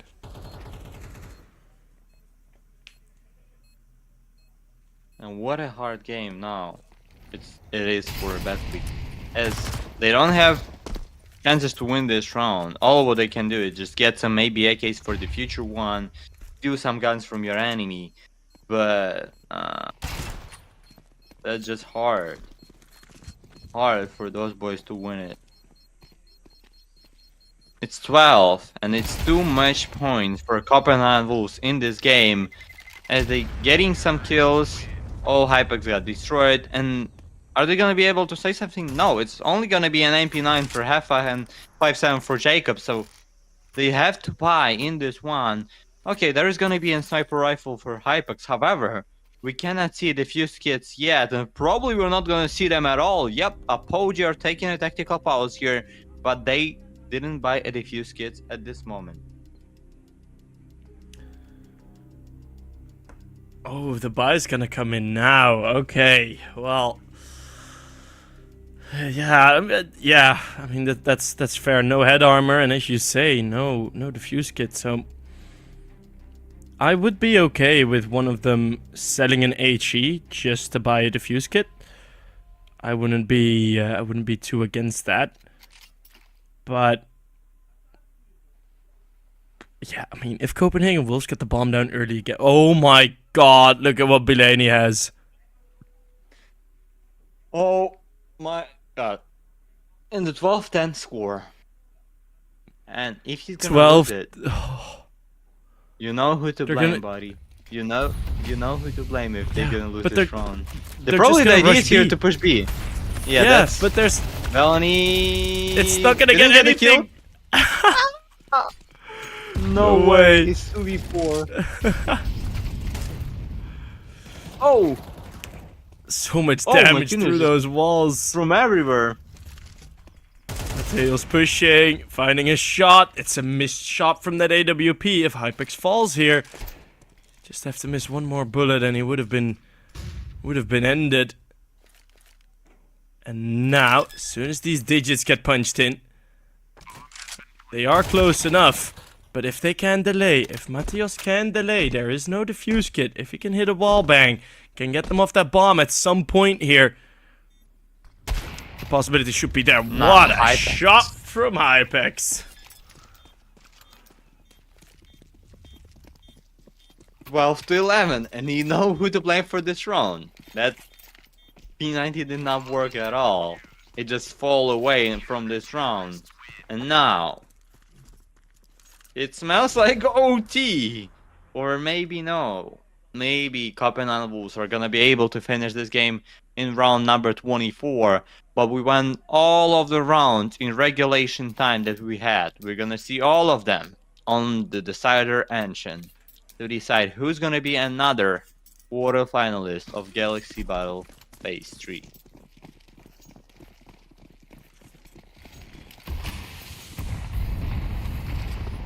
Once again, B. No way. No way. Yep. They're just doing the same. The They flashes just are doing better. The same, and it worked. It worked for them. A stay for Nixon gets a double. Bellany gets another one. It's 2v5. Not a lot of HP for Hypex in this round. And Damho and Hypex are the only two guys that can save Betclic life here. Oh my god, it's a day for the underdogs.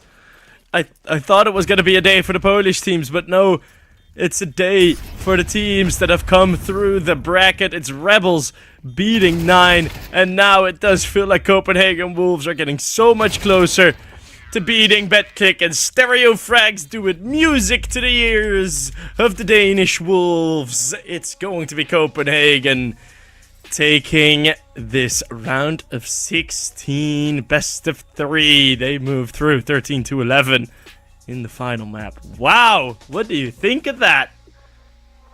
What a finish of this engine. First, on the score 10-12, we see the guy with P90 pushing towards B-side. They had no success at all. Crazy. Well, but with the second attempt, they did just the same. They just pushed toward that B-side with the AKs without that P90 that they had. And all what we can see, however, Betclic had some chances at the end of the round, but it was still 2 against 0 situation when we ended this game. Mateus is the man with the 20 kills on the third map. Overall, Mateus was just so impactful, as we could see on the second map, on the third map. And when he just turned on this game, it went all for Copenhagen Wolves. As he had how many kills on Nuke? On Nuke, 19 kills. Here, 20 kills. 39 kills in 2 maps. And after he had only 8 kills on Mirage, it might be the reason why Copenhagen Wolves lost the first map. But on the second one and the third one, Mateus was just unstoppable. He was saving his energy, and I mean those multi-frags. That first half went crazy for him. I mean on both of the last 2 maps, the first half just stormed through. They did really well. It was a crazy performance from Copenhagen Wolves, and the calling was a lot simpler, a lot more easy, and all in all, right, just super nice job, and they moved through. They are going to be facing. Who are they going to be facing in their upcoming matchup? That will be Astrum. So can they defeat Astrum? They've lost against them twice, but they can get a rematch quite soon. So that's going to be exciting. But we're not done for today yet, are we, Twisty? No. We have another one. In actually 10 minutes, if we're not gonna have any of the maybe delays or something like that. It's PARIVISION against Roller Coaster yet to come in 10 minutes. The final game exciting. for first. That's a Russian derby over there, and that's actually for sure 100% Norbert fighting against James, and all of that. We're gonna have how many major winners are we gonna have here? James, then Kickert. Then James Kicker, Norbert, also. all with the same team, right? And I think is Nefany? No, right? No, Nefany did not win. Major, but we are gonna go for a quick break. When we're back, we're going to see Norbert versus James, an old VP teammate rematch. Just make sure you stay tuned. It's promised to be fireworks. We'll see each other in around 10-15 minutes.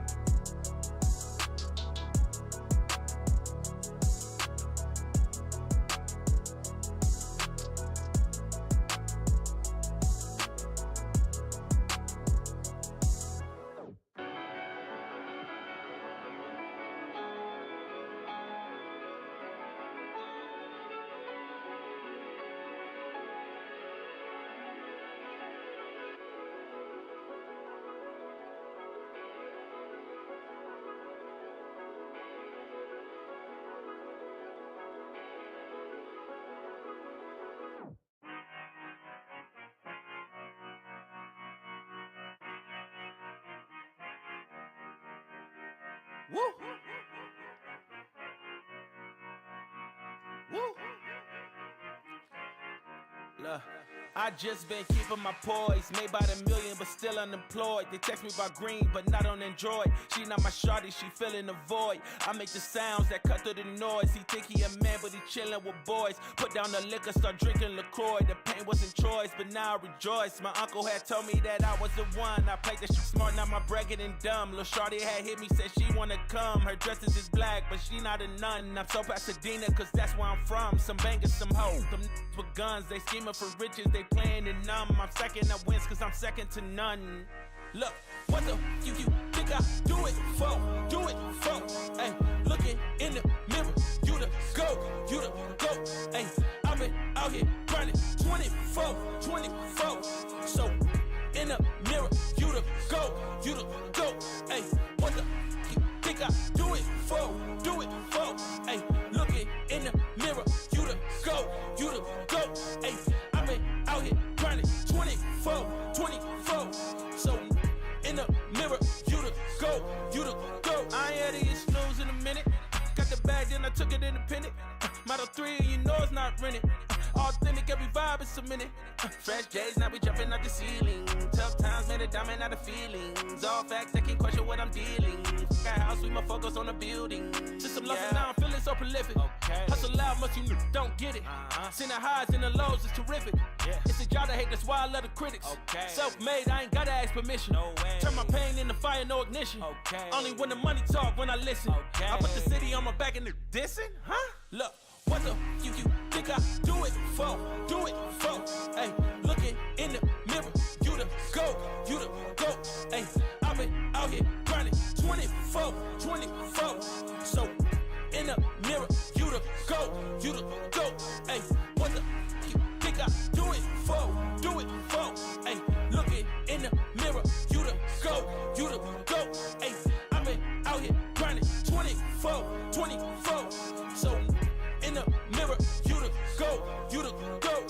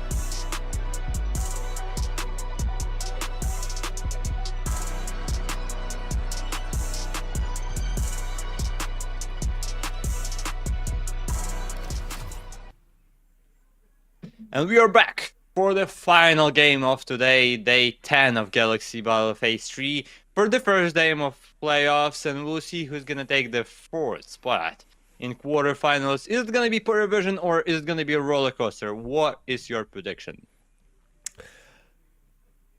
I actually haven't thought about it that much yet, but it is going to be a very exciting matchup. I do think, you know, I think a lot of people throughout this matchup would be like, you know, yeah, PARIVISION is absolutely going to win this. But if you look at the HLTV picks, you know, you can always pick a winner below on HLTV. It's only 55% for PARIVISION. So there's a lot of players or a lot of viewers believing in Roller Coaster at this moment. And Roller Coaster has been playing really, really good Counter-Strike. Like, insanely good CS. I casted them on their qualifying match that was versus Favbet, and they destroyed Favbet. Like, not just destroyed. No, Favbet got 7 rounds in 2 maps. Right, so they just got demolished there. Right, so they're looking really, really good, and I'm very excited. They play a fun style of CS. They have some great fraggers on. K-Ron has been insane. You know what? Screw it. I'm picking Roller Coaster. They're gonna win it. Okay. Okay. And you? Let's see. I don't know, to be honest. Like, probably. I believe that Roller Coaster can make some surprise here, and especially with my, as we were talking, love to PARIVISION. Yes. I would say that Roller Coaster gonna win this one. Ooh, both of us going for Roller Coaster, as you have Wander, our observer, on the ones and twos in the background, and we'll be doing the talking as it's gonna kick off on Mirage. Roller Coaster, not that many games on HLTV yet. The most recent game on Mirage was a 13-2 versus Marius. Meanwhile, PARIVISION are at about... It's probably not the team to look on, let's be honest, in that situation. So we'll see what's gonna happen. As we get the first damage here against Kicker on B side. Skyron gets the first, but still needs more to get here, especially with a lot of players on B side. With the 3 players now, Kicker gets a headshot, and maybe the idea for Roller Coaster is gonna be changed. Yep, they're just gonna run away towards under and toward A side. It's gonna be an easy A side for them. Wow, that's a huge goal. And now they also hear Bolchonok running toward the city spawn now. With the 1 minute on timer, Norbert is about to plant the bomb. They know Bolchonok is close, and that's a beautiful pre-aim from Norbert. Bolchonok put offside now, wants to go back in, but look at how late his teammates are. Kicker and James are only just now coming in, and delayed as very much hearing all of this. This is gonna be around for them any day of the week. What a great pistol round already from Roller Coaster. They pick up the first. Yeah, that's for sure. Seems like our bet is now, I mean, not the bet, but just prediction. It's working now good. As Kicker, yep, he's just gonna get destroyed by that C4. It's 1-0 as Roller Coaster start this round and this map with a strong win. And the idea there and the way how they just quickly changed their mind and they understood, and they had some of the players had that information that there's at least 2 or 3 players on B side sitting and waiting for you at the same moment. Yeah. I don't know who call was it, but that call was just brilliant to call it. Let's go A, just run towards under, and the A side is gonna be wide open, and we're just gonna use it. I think one thing that deserves to be said is Moon is standing in for Artfrost. So Roller Coaster, whilst they don't have like an official roster, and it is still a mixed team, like there's no organization behind it. Moon is currently standing in. I don't know if it's a stand-in situation or them testing out Moon instead of Artfrost. I don't know about that, but Moon has done very well. The 19-year-old Kazakh has done very, very well on the Ruby team. And now he's going to get a chance to play against PARIVISION. So that's looking good. Oh, also, by the way, I want to hear your opinion on this, because I've said something on like a couple streams back. My prediction is that the next big up region, or at least country, that's going to be in CS, right? Because we've had like Russian and Ukrainian talent coming up left, right, and center. You had Donk, Magnoyes, Kyosuke now. I think the next upcoming region is Kazakhstan. If you look at all these tier 3 tournaments up into tier 2 tournaments, there are like, I think 4 or 5 new full Kazakh rosters. It's pretty crazy. So I'm expecting to see a lot more Kazakhstan players coming in. Yeah, but there's a huge problem for them at the same moment. And this problem is that they have huge pain. And if you want to be someone like, or if you're Kazakh and you want to be someone in CS and want to get on better level and get chance to fight on normal and equal, at least equal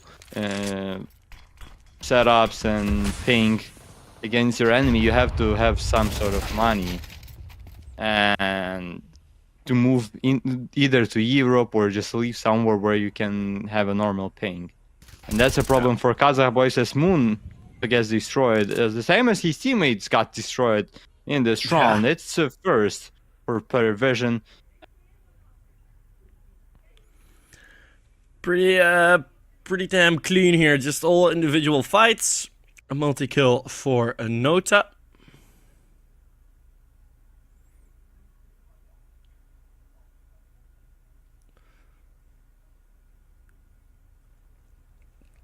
And Delayda's gonna be trying to at least find something.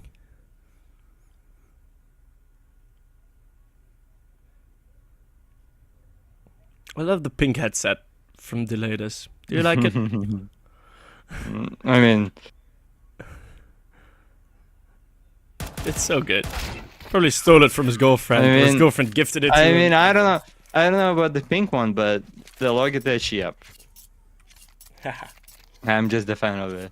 I have pretty much all from that brand, so. Yeah, I just not the keyboard. Yeah. I just Mouse, recently changed mouses. Which one? I got the Cherry Extrafy M86. It's like the official Vitality mouse as well. But it's actually really good. It's so much lighter than the mouse that I had to get used to it for like 5 weeks or something. For 5 weeks I couldn't play the same. Ooh, Norbert and Kurt. Oh. Head to head of all teammates. It's gonna be Delaydas in there helping out. It's pretty funny. Rollercoaster are very fond themselves of pushing apartments on Mirage, so we're probably gonna see that more as well heading into the second half. But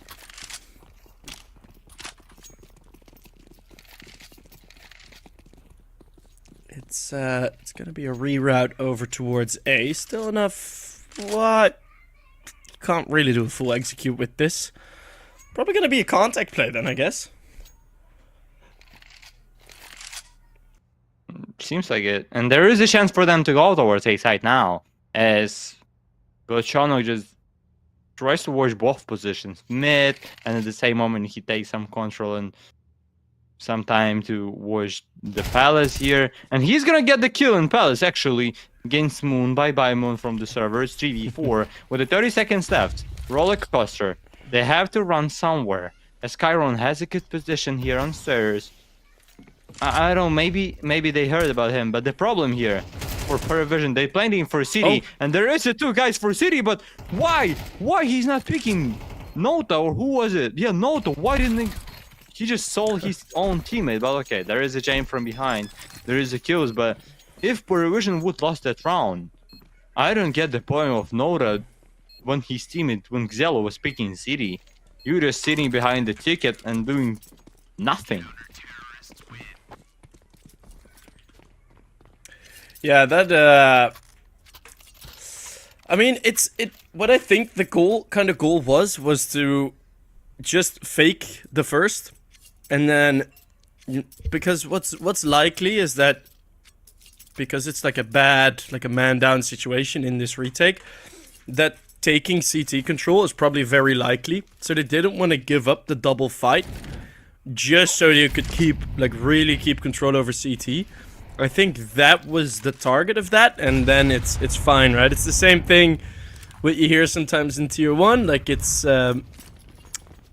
there's a very thin line between baiting and making a good hiding play. So I do think there was some thought behind it. I don't think it was like brain dead baiting over there in CT. At least I hope not. Giger now faces a problem, as there is a lot of flashbang, a lot of enemies just jumping into his head, but Xelo is the guy, is the man to make a double and probably a triple here. No, Moon's still alive, but not for long. And as you can see, all of those Kazakh boys, they're playing in the PC club pretty much all of the time. I don't know why, but Moon is. It seems like he's in PC club. I saw that someone is playing. Yeah. I was staying behind him. And recently, I also commentated one of the game on Galaxy Battle. I believe it was Mario's, or yeah, probably Mario's game, or hold on a second. That was who? Yeah, that was Mario's that or was Novak? Modama. My bad. That was Modama, Modama. yeah. That was Modama, another Kazakh team. So. Yeah. And one of the players, or even two, was also sitting in the PC club. And maybe it's actually the same PC club that Moon now have. I'm just gonna look on it. But, and that's a problem of Kazakh CS, that they don't have normal servers there to improve. That would be a significant addition if they get a server near their house, of course. Near that region, it's gonna be very unlikely, but you know, maybe India, although CS has kind of died in India. Shout out Forsaken. It's just gonna be a walkout from Norbert here to open up the round. Oh, isn't this round already over? Like, how can PARIVISION get back into this? I don't know. Especially with them. Especially with them, it's... Yeah. It should be Jame time. Jame needs to save his sniper rifle for the next one. Even though the bomb is still not planted, but it should be a Jame time already. And they're already thinking about it. Especially after Delila's gonna get the skill. Yeah, there is a trade, but look at that. They're not even trying to get towards B-side. It's gonna be a safe. For PARIVISION, as Roller Coaster gets, once again, an equal score. It's gonna be a 3-3 after 6 round played. That's I love that. I really like that from Roller Coaster. That's sort of kind of what we had this conversation in between the games where I was mentioning, like, I think Roller Coaster play a really fun style of CS because they try to go for a couple of like full side takes and a couple of mid control plays and just play a normal Mirage for 1 or 2 rounds. Doesn't really work out for them, and then this round they just let Norbert walk out of apartments. They're just like, yeah, just go, just walk out. I love that. I absolutely love that. It's such a nice read. Just no one else at risk for Roller Coaster, and just one opening pick. That's the round done. So yeah, I'm excited. I'm excited. I like watching Roller Coaster. And I have a feeling they're gonna get picked up by an organization after all is set and done with the major. I mean, for sure, or either some of the teams is gonna get some of the players like Norbert, Nafani, or Chiron, Diledes. Probably they're gonna get some team after the major, because in a few days, I mean, probably not in a few days, but before after the player break is gonna finish, we're gonna have a lot of huge news for sure. Maybe Navi is gonna change something. Maybe who else could change something? I think if Navi, if Navi have an embarrassing performance versus Vitality tonight, I think Navi are gonna definitely change something. Ooh. Probably Sniper. Or I don't know, we'll see who they're gonna change. Oh! Jesus, what a one-tap there from Xielo. It's Diledes that's tapping heads on the other side of the map. Diledes with a triple kill. He's just fighting this on his own. Kickert now. Ooh, caught with his pants down. It's Chiron desperately trying to go for the wall bang. Oh, it's Moon actually that was going for it. Moon has brought this back into the advantage. Xielo, some magic shots, but he's gonna need to win this 1v2. Moon does very nice in avoiding Xielo here. Xielo's chasing hard. Oh, the headshot from the Kazakh. And he just barely lets a smile out there. All business for the 19-year-old. This shot, this second one.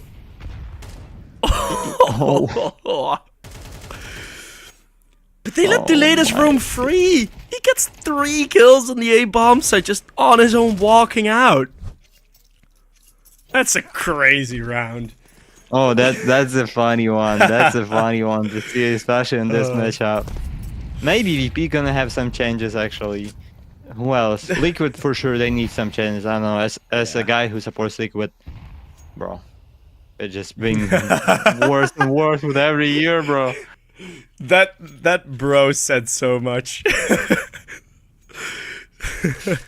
They have to change something. When Kedian came, I was like so, because I mean, I'm not gonna say that Kedian is the best sniper, but I really like the way of his life, of his career, and the way he plays as a sniper, and the captain at all. And when he joined Liquid, I was so like, whoa, we're getting Twist back, one of my favorite players. And we're getting Kedian back, and it should be good. But this is a good start for Norbert and Moon in this round, as the A side is wide open. Nobody from PARIVISION is there. And what does it mean? It means game time.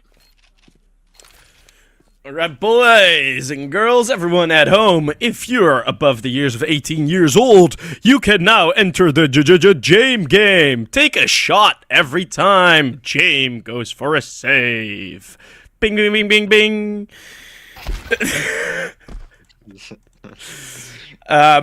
Participation to this game is at your own risk. Okay, you might end up passed out drunk on your keyboard, but. Can I do the same in US or not? I mean, well, yeah, in the US you need to be above 21, of course, but.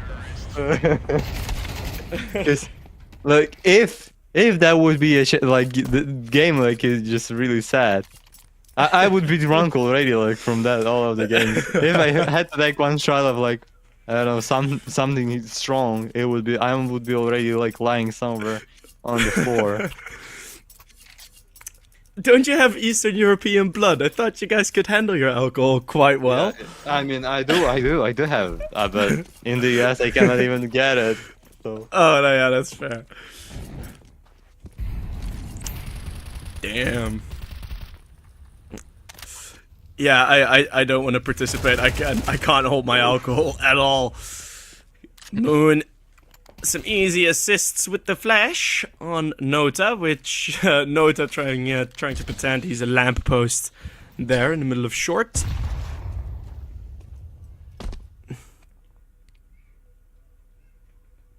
Norbert, maybe gonna find Kicker here soon. Oh, yep, almost found him. 23 HP left for Kaza guy here. Oh, there's a guy on backside. There's a headshot for Xyla, but only one, and the B side is open. And Jame is the last one to be on the server. Jame with a 360 kill against Nafani here. But still, Jame, you don't have anything to save, bro. Don't save this famous. Oh, now he's gonna find something. Gonna go for this. No, nothing found here. Yeah. Oh no. I do like how aware Jame is of the sort of running joke that he like looks at the weapon, gives us a bit of a shake on his camera. You know, he knows what he's doing. He doesn't show it too much, but he knows what he's doing. And I mean, for that VP roster, I think a lot of people fail to remember. I'm pretty sure it was the Shanghai qualifiers. Was it the Shanghai one or the Copenhagen one? I can't remember for now, but where Jame crashed in that clutch versus G2, right? So Yep. Like very late in Inferno the game. was. Yeah. Inferno was. And I think behind the triple. Yeah. That really like took a lot of momentum out of that VP team, right? That VP team had its issues, but they would have had so many more opportunities in that major to salvage that had they won that game. But that just wasn't the case, right? They just kind of fizzled out and let G2 take the W. But yeah, I mean, I think people tend to forget that happened. Well, he's back on the AWP now.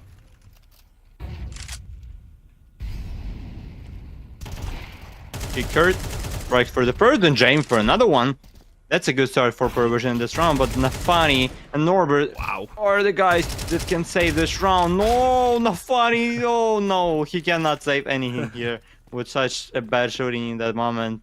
It's all about Norbert, who is one against 3 enemies with a 55 seconds left, without a C4 in his hands, and now this C4 is in his enemy hands. They cannot pick it up, but they just gonna defend it like their own home. Yep, and Xella gonna get that kill with a sniper rifle to make a triple. It's 4-6.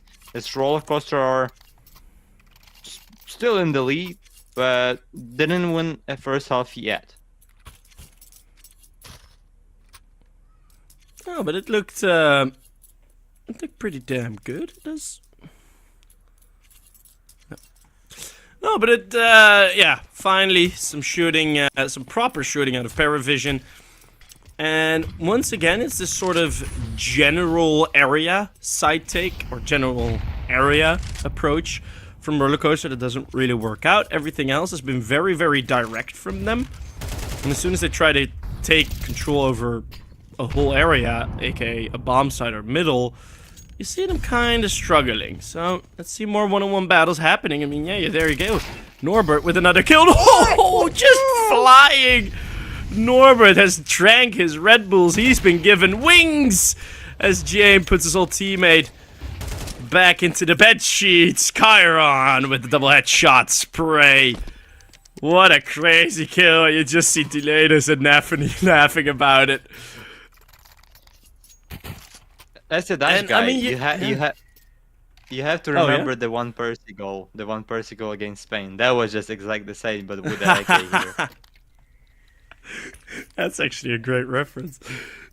Too bad there aren't that many Dutch pro players anymore. Right, the ones that were in there kind of fizzled away. Crucial was the last one to play at a major, but that was the Blast Major. We haven't had a Dutch player be at a major in CS2 yet, and I think it's going to take a very long time before that's going to be the case again, so that makes me sad. Norbert! Ken. What are you doing, mate? How did he kill Nota when Nota was just looking right into him and Norbert was not looking there?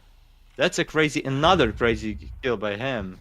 As Rollercoaster are coming to the A side, but there is a Bochonok. There is a chain into the smoke. The lattice has a huge problem as there is a guy from behind. There is a guy in front of you. And he just goes into the smoke and he's getting to get the kill. How? Oh! Another one. No way. Rollercoaster, what are you doing here, boys? Are you really playing on Galaxy Battle or maybe just forget to get into the major? Wow. I don't know. Norbert, Nafany, all of them just... The lattice, all of those headshots just crazy. It's 8-4 in their favor. That is that is so sick. And I mean it's exactly what I'm saying, right? If they go all together, like if you have 4 or 5 of them going to middle, 4 or 5 of them going to a bomb site, they're not winning these rounds. If you have pairs of 2 going across the map, just taking these duels, PARIVISION have no answer. Legit none. Like, those kills are crazy. I mean, Delatus was what? Like 15 HP and he still 180 headshots him. Absolutely insane. I'm becoming a lot more of a fan of Delatus ever since he joined this Rollercoaster team. Oh, thought it was gonna be the Chrome Cannon. Yeah, that's He's only Johnny. Sounds like one of those brain rot memes.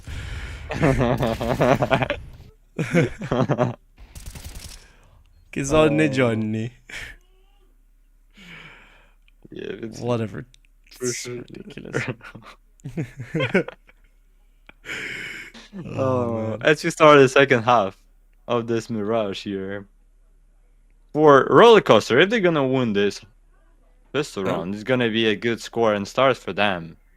Are we gonna be stuck in free cam again for the pistol? No, please. Wonder is wandering off, I think. Wonder, please, buddy. Oh no. Maybe he cannot just go into the players, like click the buttons. So he might just fly here. We'll see what's gonna happen. Or maybe he's just playing with us. I mean, Maybe that he would just be playing that with would us. be fun vibe. I do like this outside perspective. More. He's just I'd like to playing see with it us. more and more. Boost into window, at least a delayed one there for James.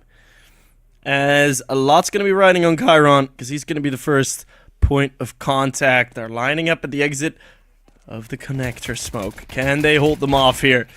Ooh. Running shallow, a bit too much. But look at the moon, and he's positioned. Oh no! That duelist just destroyed his life here. Would have saved all of his teammates, but would the duelist no kills for him at all? And it should be a save. Should be a save for those boys. Save of what? There is no armor for Nafani, so he just basically saved his life. Oh, not anymore. Because Yellow found him. And Norbert has something to save. He has a flashbang, he has a dualies, he has also a first armor. So, yeah, he has something to save into the next one. But it's gonna be 5th for PARIVISION without losing any single player in this round. Bro, why? Why I just said that and Kicker died. And after that, Nota died, bro. Nah, it cannot be possible. It could have been clean. Oh, but yeah, nice pistol round. Not really the setup that they were needing, but no, I just saw on Moon's background. Yeah, there's like an extra row of PCs behind him, and I saw a lot of people walk. So that's actually I'd love to get a tour of that, like one of the Kazakh. Like, I know typically Kazakh players, like, it's not really in their DNA to be, you know, outgoing, have like an outgoing personality. That doesn't happen that often. Usually they're very mellow, stoic players, I'd say. But I'd love to get a tour of one of the Kazakh teams who play at that internet cafe to just be like, yeah, this is where we play, like, this is our area, we play on LAN every single match, because that's the best option or whatever. Like, I'd love to see that. Oh, and I just noticed that, look at that. PARIVISION are, not all of them, but they are playing like from some sort of bootcamp there. You see? Yes, all of them. I've talked to Josh about this, M&J. All of them are, except for James, who is in a room that looks pretty much identical to where the rest of the team are. But isn't that the James on the background now? No, James is like, it does look like it, but James is in a different room. Like, it's very weird. Or like in a different room, or in a different spot. Kicker's also in a different one, I think. I think so. Or he's like on the other side of the same area. But it's weird. It's very confusing. They have a huge one, that's for sure. Yeah. Forced by there is a boost, look. Chiron, look at that. Show us Chiron, please. Oh. Just the one flick up. Not possible for Norbert. Belchenok jumping back and forth. He has had a very slow game thus far. And he... if he starts fragging, you know, that's maybe what PARIVISION need. It's gonna be 8-7 most likely, if nothing all too crazy happens. Ooh, well, that's a missed shot for Moon to finish this round. Yep. Yeah, it should be 8-7 and almost a equal score for us after we're gonna see this round. Yeah, Belchenok is there with them. Oh, Belchenok sits right to the right side of Noda, and Noda is on the left of the Belchenok. Kicker is somewhere else. And James is probably... I saw someone else also was sitting on the back of the Noda, just behind him. But I think it was that probably was the I coach think or that's the analyst. coach. Yeah, coach or analyst or something like that. Yeah.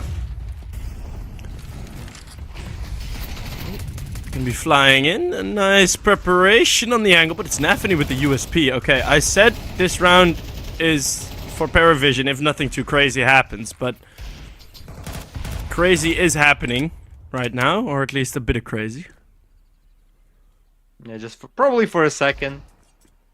Maybe right after it, Moon is gonna get some.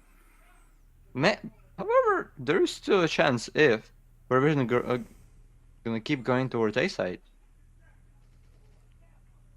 Oh no, not anymore. They should go towards B as James kills Norbert here and gives an information about this place. And Yeah, it should be good now. is he just faking? No, no way. They still If think Chiron that there gets is this kill, something on B. Belchinok is 33 HP. Chiron can absolutely get this kill. Oh!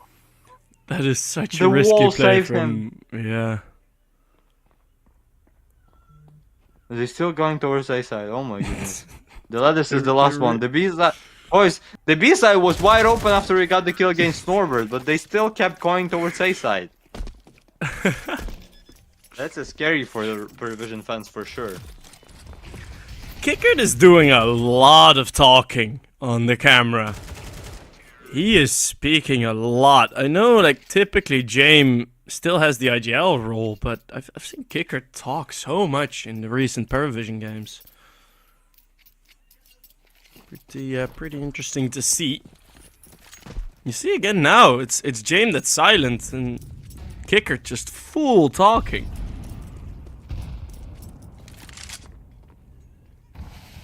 That's actually interesting. I wonder if there's any info about that. Maybe they changed some roles, you know, give Kickert the T side, like the reins over the T side calling.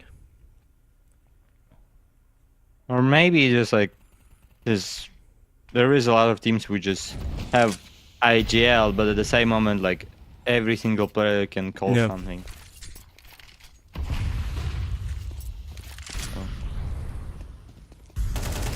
Oh, Nora! Oh, Diletus, hello, bro. You have two enemies in connector, just letting you know.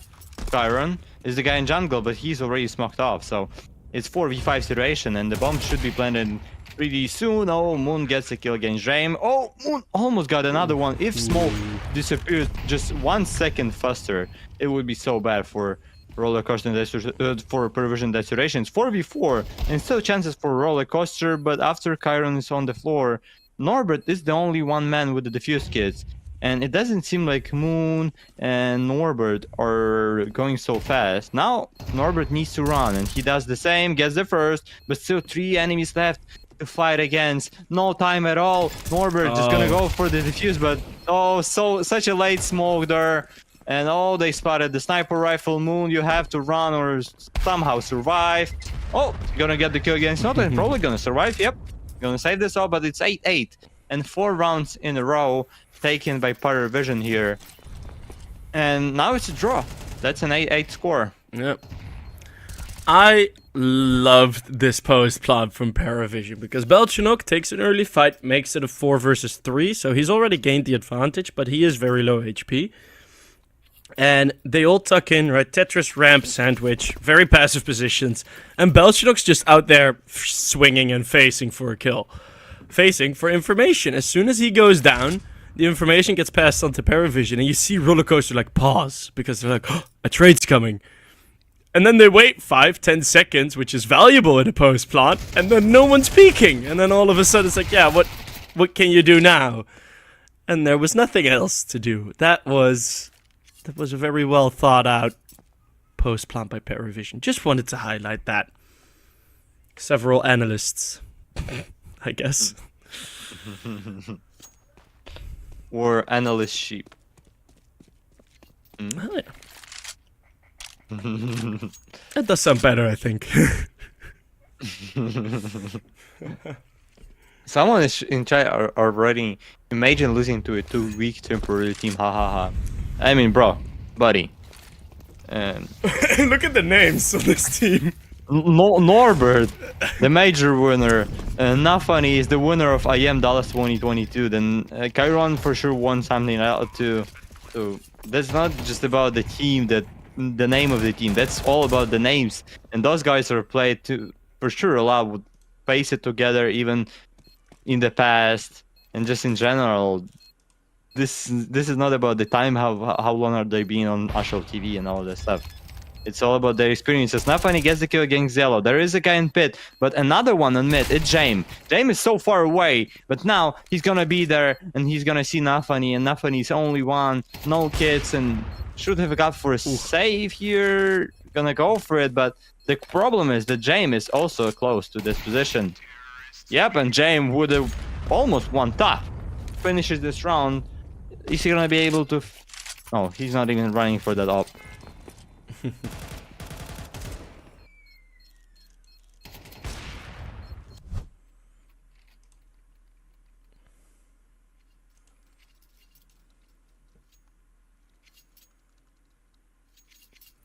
Pretty crazy how Norbert in his entire life has won 2 tournaments. One being ESL Challenger 2023, and one being the Major. That is so crazy. Are there any other players that have that? That must be like someone on Gambit, right? Like the old Gambit team? Yeah, probably like, I don't know. No, not Adran. Adran won a lot of. Maybe Mo? No, it's also multiple tournaments.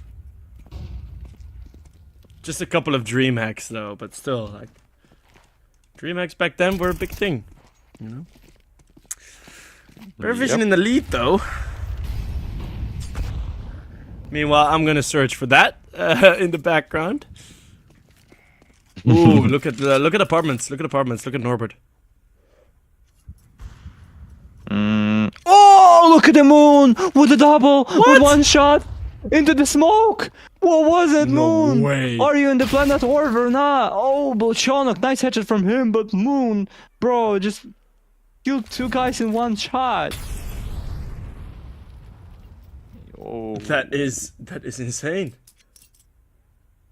we need the replay of it somehow. Wonder, or I don't know, producers, get please us the replay of that moment, because it was through the smoke with the one Maybe he bullet. blew it He open killed 2 with a guys. nade? Yeah. Maybe, or if he didn't blow it, it would be so crazy if he did not do that. Just shoot it into the smoke and got the double. Ay. I hear some of the voices from heaven, and we cannot see unfortunately that double kill. Oh, but James, for the James time, gets a kill against Kyron and is gonna save an egg case. Oh, they saved 2 egg case and got 2 kills. I don't know why that last player, I think that was Nafani. I don't know why he starts running into middle like that, but like, you do not have the funds for that, big man, right? you don't have the cash for that, but so it's gonna be a bit more expensive than it needed to be for the roller coaster's side. Although they do get the wanted result. And I have a feeling Norbert's gonna go aggressive again. He's gonna throw down a deep smoke already. Some footsteps are being heard and some footsteps are being faked. And yeah, if you look at the top left of your screen, I thought Norbert was gonna push, but they're pushing in A main.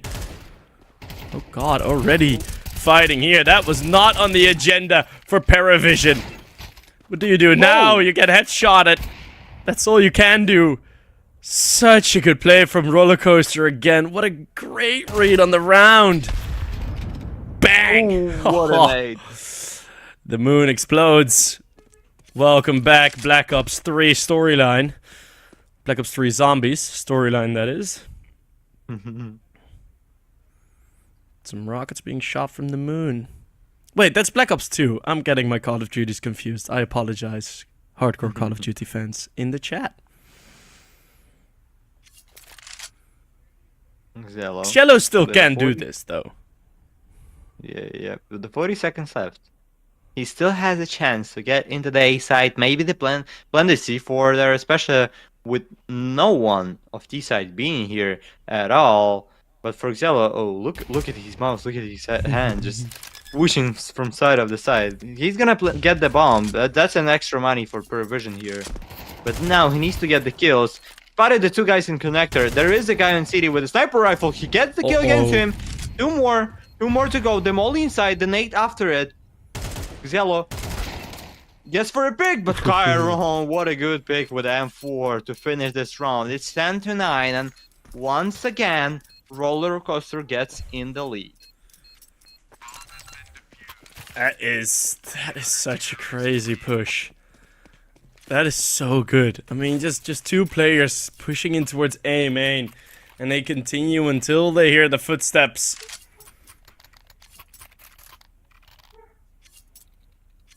Yeah, pretty damn ridiculous.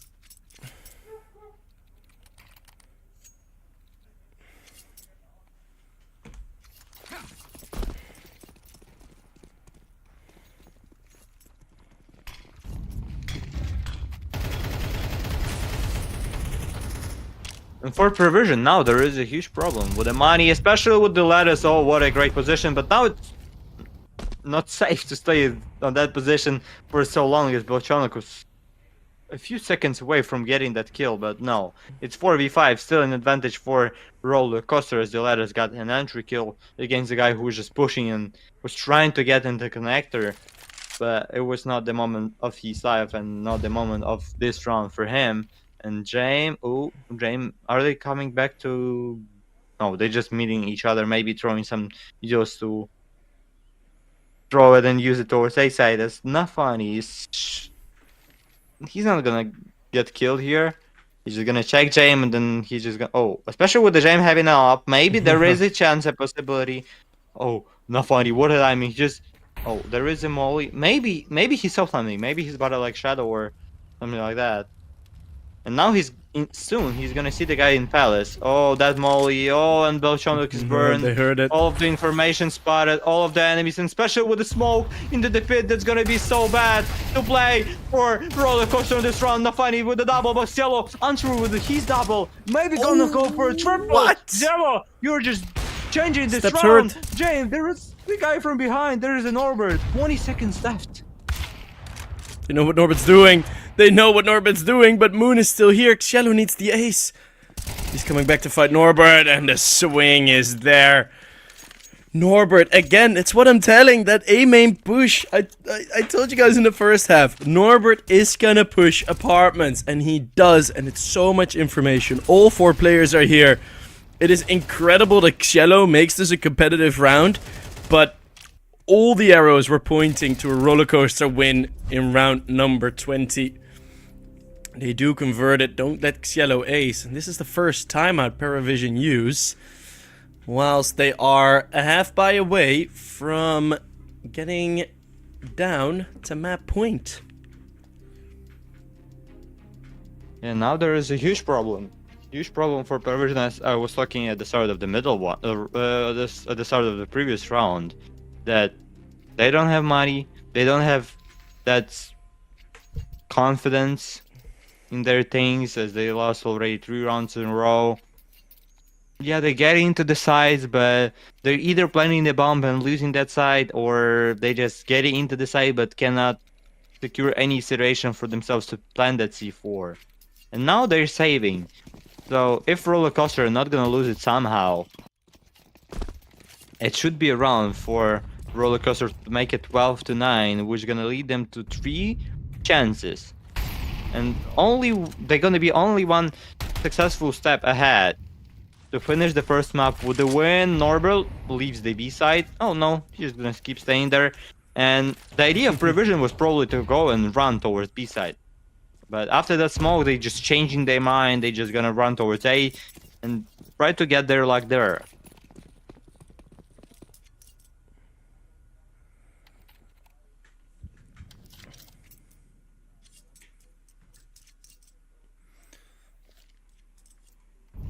Yeah, but they're gonna try their luck, but they're gonna need to try and get a lot of luck, as something just fell off my desk. I hope the mic didn't pick it up, but It did. I was kind of scared what happened with you, but yeah, well, nothing get the scary. bomb down. Oh wait, no way, Nora with a double. Gets the sniper rifle, gets another one, but Norbert is to finish this round. And what PARIVISION has a problem. they cannot finish those last rounds together. They always have a guy who makes double or triple, like the last who was it in previous? In this one it's Nolda. In the previous one it was Dello, yeah, with the triple, and the only one player playing in the round, and that's a problem for PARIVISION because that's a team play. You have 5 teammates, you have 5 guys in the team, 4 teammates if you're playing 2, so it's 5v5 game. And in previous round it was for PARIVISION it was 1v5, or I mean not the 1v5 like Ciration, but talking about the kills, it was only one guy who was playing and getting some.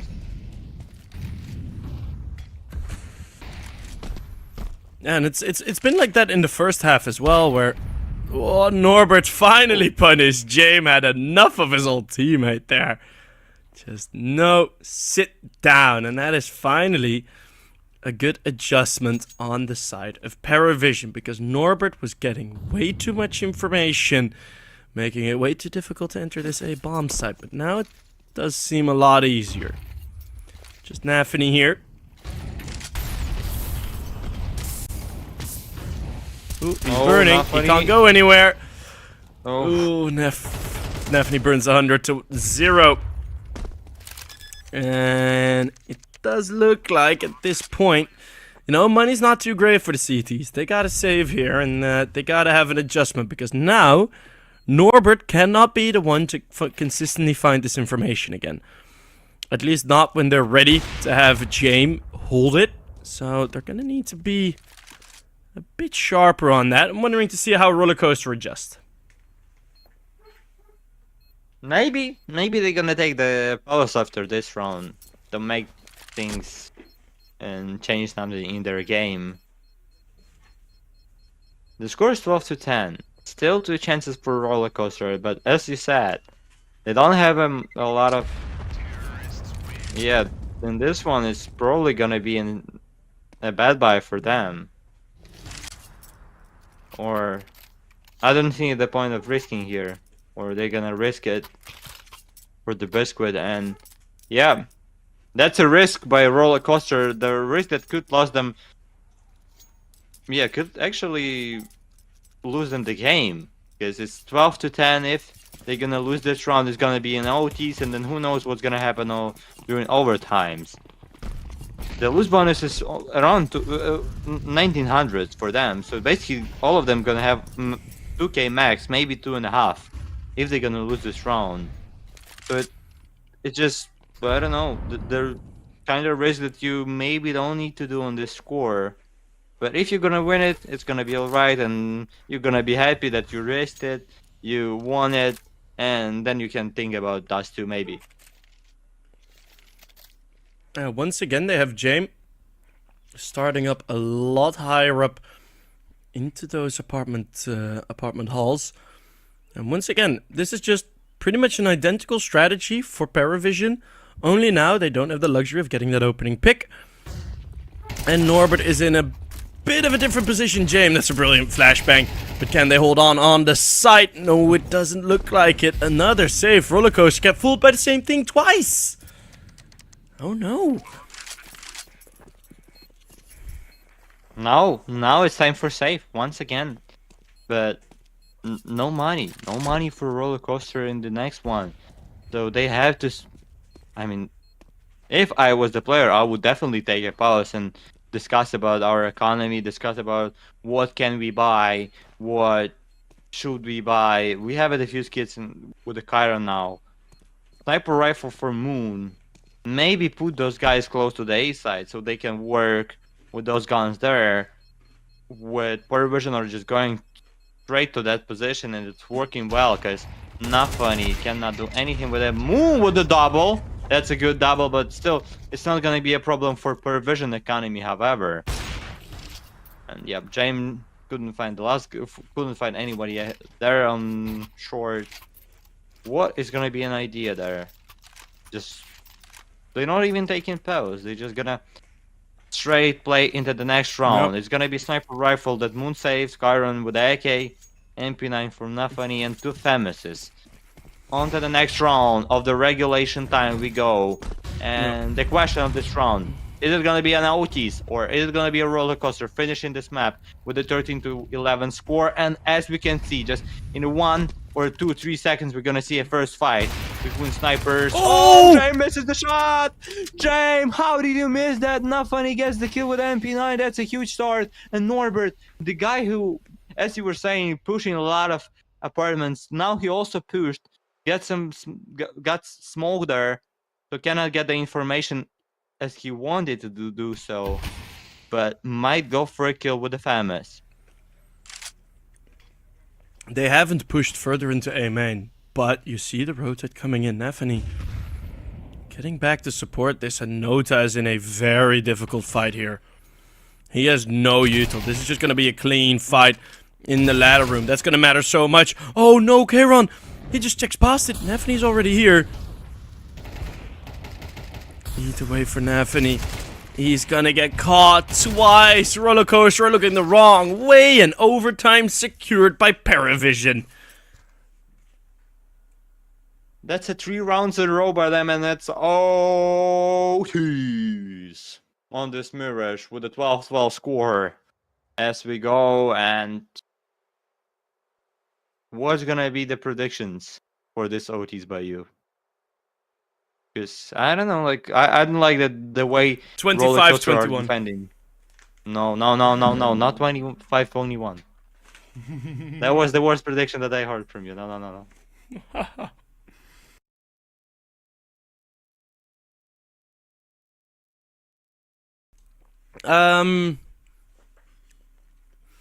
I still think Rollercoaster have this. I still think Rollercoaster got this. I don't know why. I just have a feeling like that. Yes, they needed to take a timeout. Now they're forced to take a timeout, and there lies so much value in their information plays. I wanted to see Rollercoaster push after getting that frag versus Jame, and I wanted to see them take control of that A main area, because best case scenario, or well, if they are there. Like, if the team is waiting there, you're still gonna have, like, a 2v2 fight, most likely. And if the team aren't there, it's so much info. Right? So much information that you can deal with, and maybe then they would have been a bit more ready. Right? Kayron just aiming past Nota there in middle. Unfortunate timings as well there for Rollercoaster, right? With Nefany on the side and on short.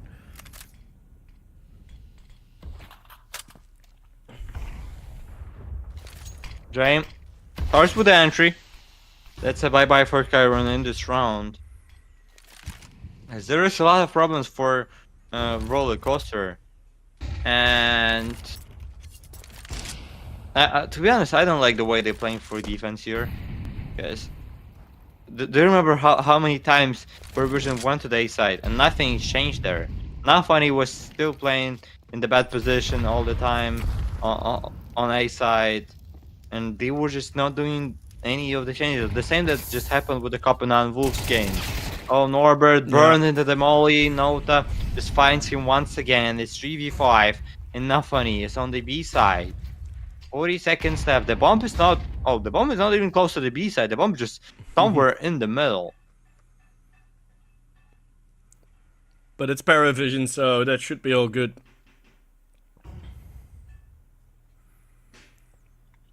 As because it's overtime, we will do another giveaway. We will do another raffle. So make sure if you hear this message that you're gonna put an exclamation mark Galaxy, as Nefany can now destroy this entire round. It's Xielo that is the hero. And the Moon is 1 against 3. That should be a save for him. Yes, he has some money, but if he's gonna go for that round, there's not gonna be a sniper rifle for him in next one, or either no money for the future. So it's important to save that sniper rifle, but no. James is there, James is ready, and said, nah boys, I'm the only one who can call James time here, not you.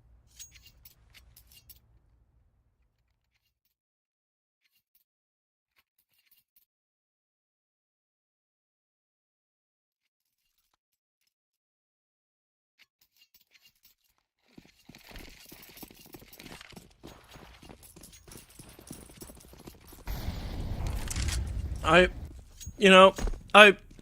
was a fan of the defense of Roller Coaster, but they've kind of forgotten what made that defense so good, as PARIVISION now are going to make it a lot easier on them by just storming straight in. It's delayed as with 1. But around this smoke, Nafany's still fighting. Nafany's still fighting. This isn't that easy for the PARIVISION side. So many players fighting from CT. It was a luxury in this round that Roller Coaster didn't have to think about what they were going to do on the defense. And Kicker is so aware of this possible flank. They know that Norbert is still alive. He can be anywhere behind you. But he's just there with his teammates. Doesn't run any risks. Great shot from Kicker. Norbert jumps on accident, but it's Moon with 19 HP surviving. 13th. All tied up. Once again, it's a draw score on the screens, and finally, Roller Coaster found the key and the way to get some success in the defense. But the question is it going to be for long, or is it going to be just for the 1 round deal or something like that?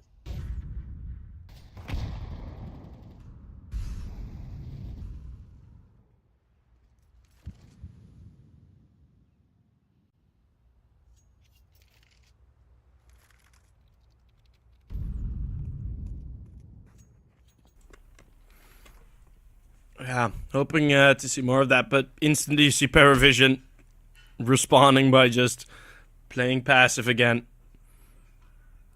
Letting these mistakes come in. This time it's Moon in the apartments, and that's exactly where you have it. I don't know what Delators was typing in, but he didn't seem to do it happily. And that's just it. That's what... I think throughout this series, that's one of the glaring issues of Roller Coaster's CT side thus far on Mirage. They find it so difficult to operate without any information. Right? They've been doing so well to gather info, but if that doesn't work, they have very little to say. Dream just running into that molly. The bomb is being planted, and Chiron is the only one on the server for defense. Gets the kill, but only one as James finishes this half with the win for, I wanted to say VP, but the win for PARIVISION is 14-13 in their favor. And now they need to manage their defense here to win this map.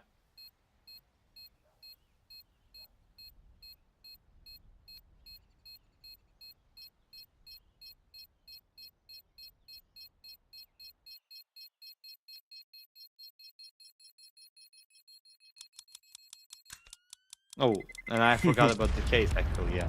Maybe I'm gonna get the knife? Let's go, give me a knife, give me a knife.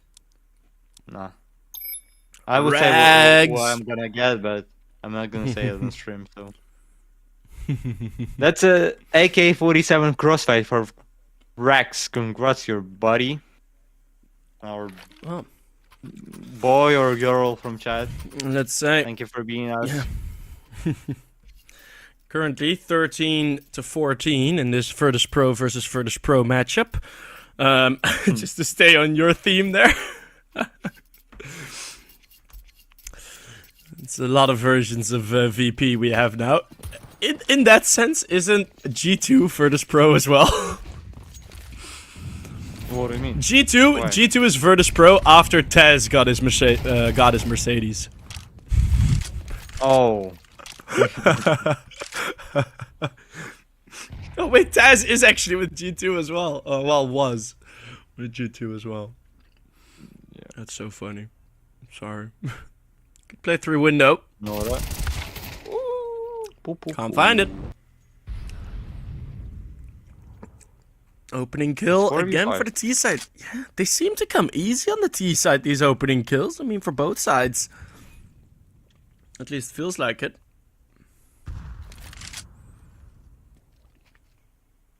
Jane with a sniper rifle here.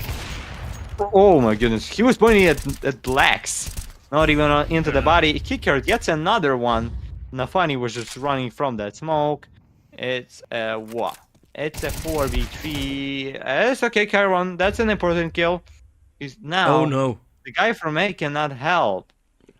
And at the same moment, there is a huge chance for Roller Coaster to rotate towards A side. That's all what we can see by Moon running into the T side now. But he doesn't know about Cielo position. And Cielo position is huge, especially with Kicker getting killed against the lattice. They're not gonna rotate towards A side now. And oh, now they're gonna go. Kicker is going through connector. Moon with the 15 seconds left. There is gonna be a huge problem because he doesn't know about the guy under Palace. Yep, he's gonna molly Palace, but not under Palace. Oh, didn't check it fully, and yep, the time is just destroyed. Boys from Roller Coaster in this round, it's 15-13 in favor, and 2 chances now for PARIVISION to win this Mirage. Those were some great responses there out of the boys from PARIVISION. As soon as that rotate came in, PARIVISION recognized, hey, that's what they've done before. You have one player tucking in on the bomb site, you have Kicker holding up in middle, and map point is there, and it looks like my initial prediction is gonna be really quite wrong. There's a tag off of James AWP into Moon. Belchinok, haven't seen him much, but it's another headshot. Tough round here for Roller Coaster to stay alive. Oh, but not funny. Doesn't think so. Gets a kill. It's 4v4 still, but the HP is the problem for Moon in this round. And look how spread are they. I mean, Roller Coaster. They have Norbert in Palace with the bomb, and his other 3 teammates are on mid, trying to get something towards B side maybe. Oh, with that nade, with only one nade, or some sort of nade by PARIVISION, by Roller Coaster thrown to the B side, PARIVISION are just taking another guy from A side. It's now 3 on B. That's a risky move by them. But at the same moment, Xelo has a nice position, which could lead for him to win the round. If he's gonna be able to kill Chiron, yep, Chiron, that is that. But what are they doing? Why are they having the guy going B when the bomb is on A? That it's 2v4. The bomb is planted on A, but you just lost half of your team for what? For plant the bomb with the score 15-13. Yep. I don't get it, to be honest. A final distraction, maybe. Not the best move. But it does seem like the end here. Norbert, a 3 and a 7 in his name. Well, it's gonna need to be a 4K just to find 14th, just to not lose, but I don't think he'll have it. Oh, it doesn't even connect a single bullet. PARIVISION show up on the late game CT sides, and they completely outperform Roller Coaster. And that is a well-deserved win. Very much so. It was PARIVISION adjusting to pretty much anything Roller Coaster were throwing at them. Sometimes the adjusting took, you know, maybe 2 or 3 rounds with some classical James saves in between. And pretty much the same with Roller Coaster, but then the other way around, right? You saw Roller Coaster really do well when they got a lot of info, when they started going for those pushes, when the information was there. But as soon as they couldn't get that info anymore, Roller Coaster just weren't really anywhere in the server anymore. So very nicely done. Like Shallow played crazy. Yeah, and what a great way to come back for PARIVISION here. They were losing 12-9 or 12-10. I think 12-9. Yeah, they were losing 12-9. They recovered it, and in the OTs they only gave up 1 round for their enemies, and it felt like Roller Coaster did a lot of and put a lot of work and just situations there when it was the right moment. Yeah, they got 12 rounds, but they woke up with the problems like when you cannot get a final round to win. That's what that's all what happened with Roller Coaster, because they couldn't finish this map with a win, and that's why PARIVISION starting this game with the 1-0 score as we're heading to their map pick, which is Dust 2. And PARIVISION have a good Dust 2, so we'll see what's gonna happen there as we're heading to the 10 or 15 minutes break, and we'll see you back on Galaxy Battle Phase 3. I don't wanna be too sucked into it, so I'm not tempted to empty my hand. Rising above and below, flying above what was planned. I couldn't suffer in silence, I ain't a suffering man. I don't wanna read too much into it, so I go bury my head in the sand. I don't wanna be too sucked into it, so I'm not tempted to empty my hand. Rising above and below, flying above what was planned. Said I couldn't suffer in silence, I ain't a suffering man. Highly in touch on the low, shit blow up with a bang. Slightly in love with the blow, try to come fuck with a fan. Sharp like a cut on my throat, leave with a couple of man. I'm not asking to double my dough, so he should have run to the bank. Breaking it in, facing your fears when you're faced with a king. Say with your chest, get lace in your limbs. Aiming correct, now he's tasting his chin. Aiming the left, try raising their sins. Saving the rest, man, I'm waiting to win. Pay me your debts, ain't safe in the bin. Aim for the chest, hearts racing within.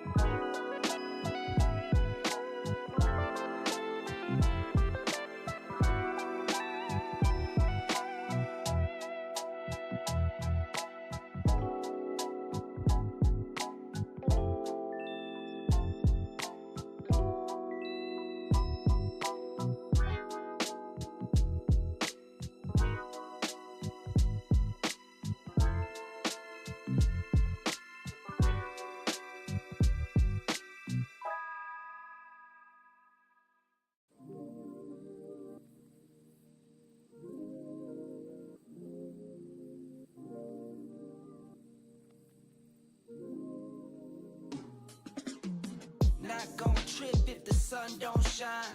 Not gon' trip, you know I get mine. 2020 vision, I want all the loot. 2020 vision, I want all the loot. Not gon' trip if the sun don't shine. Not gon' trip, you know I get mine. 2020 vision, I want all the loot. 2020 vision, I want all the loot. I'm talking be my all clean, fit too mean, finger all shiny on my baby's diamond ring. I was on a high till I caught onto the scene. Swear I lost my heart when I fell in love with things. Rookie year went broke like Jalen Rose. Got the price, sold my soul to the things I own. Switched up, locked in and got my mind right. Prioritizing, got my business and my time right. Wristwatch, no TikTok, you know the crown. I get guap, then flip stocks, you know it now. My baby's loyal and she holds it down. Play with my fam and I might blame you, but it's going down. Not gon' trip if the sun don't shine. Not gon' trip, you know I get mine. 2020 vision, I want all the loot. 2020 vision, I want all the loot. Not gon' trip if the sun don't shine. Not gon' trip, you know I get mine. 2020 vision, I want all the loot. 2020 vision, I want all the loot. 2020 vision, I want all the loot. Windows tinted, never rented, but I've been accused.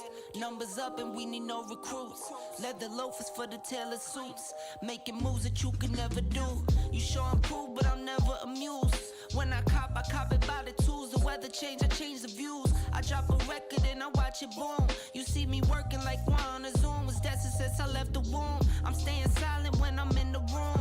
From the soil, now you see me bloom. Zoom, and it's to the moon. Stop making promises you never keep. Out of touch, never out of reach. Dot the I's across the T's. Not gon' trip if the sun don't shine. Not gon' trip, you know I get mine. 2020 vision, I want all the loot. 2020 vision, I want all the loot. Not gon' trip if the sun don't shine. Not gon' trip, you know I get mine. 2020 vision, I want all the loot.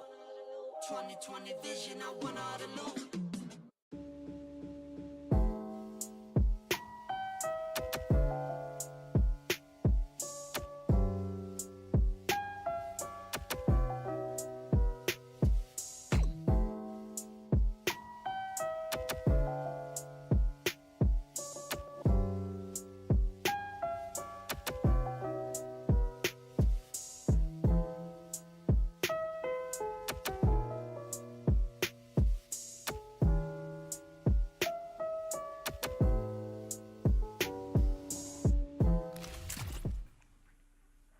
And we are back with Galaxy Battle Phase 3 with the final best of 3 for today.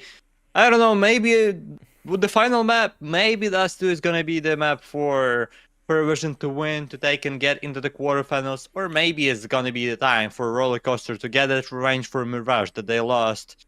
With the leading, they lead pretty much entire regulation time. They had 12-9 score, had a lot of map points, but didn't make success there. Maybe it's gonna be a time for them to get success in Dust 2, but we'll see what's gonna happen. Maybe we'll see Ancient, maybe no. But with the win rate, Roller Coaster played 3 times on this Dust 2. That's all the map that they had here, and in all of their best of 3 they had this map to play. They won against Marius, against Exabra, against Favbet, and all of those won were with the confidence. Maybe with Exabra it was 13-8, but with other enemies there was only 1 round and only 4 rounds. Oh, I see the guy with Arsenal. Oh, that's my boy. That's my guy there. That's my man. And I forgot coming back to the Mapvito, 78% for PARIVISION. Yeah, that's crazy. Which is also good, but 23 maps. 23 maps. So much games played on this map, and for them. But however, looking at their last games, not even game, 16-13 they lost against Zeratanasti on that too. Then they lost against Partizan 11-13, and also lost against Nexus 5-13. Yes, so we'll see what's gonna happen here. I mean, but Roller Coaster are starting for T, and T side is better for both of them. Yeah, but it's like PARIVISION has been so consistently good on this map. It's Norbert that gets hounded there in the tunnels. He still gets away with one. His rotates are very quick. Jame, the beautiful long-range tap. Delayed is getting double dinked on the platform. As Kairon finds the flying Noda. Still only one player on the site, and PARIVISION just can't seem to do enough here. As Moon has a couple of fans watching. I mean, to be fair, if you walk past someone in an internet cafe, like at a PC club, you walk past someone playing CS, you know, CS is big in Kazakhstan, and you just look to your right and you see names like Jame, Norbert, and Kickert in the server, you're bound to have a look, right? You're bound to just be like, I'll have a peek at this. Moon can't get through the tunnel. It's gonna be PARIVISION on the board. But yeah, I mean, yeah, they have lost 3 out of their last 4. That is true. But Nexus were in great shape these past couple of weeks.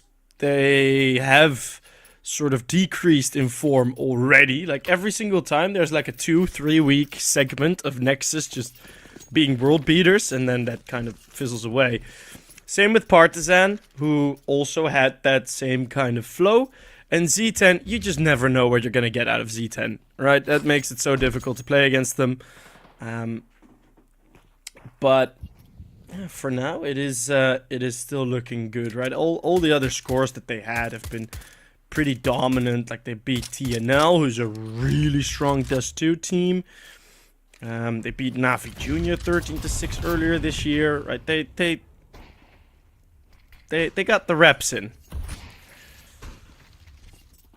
You know, they know how to play this. Even a 13-0 sprinkled in there. So I have a feeling if this game goes long, that will only be more in the favor of PARIVISION.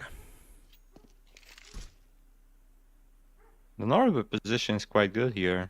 Might be unexpectable if they went to mid, but they're going just towards short. There's an entry against Chiron. Nothing will get Molly just in front of his legs.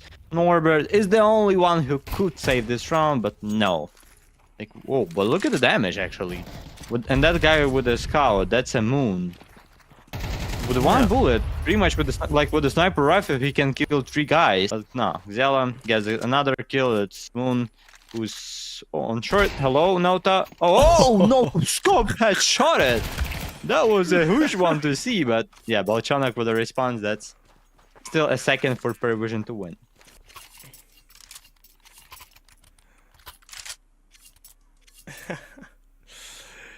They Damn. damn, yeah, what a shot. I had a feeling that was going to be a no scope coming in there. To be fair, such close range with the scout, you're never really zooming in. Bring me back the global offensive scout, man. I want the CS:GO scout back. I was so good with the scout on global offensive. It's crazy. I want CS:GO back, bro. That's all what I want.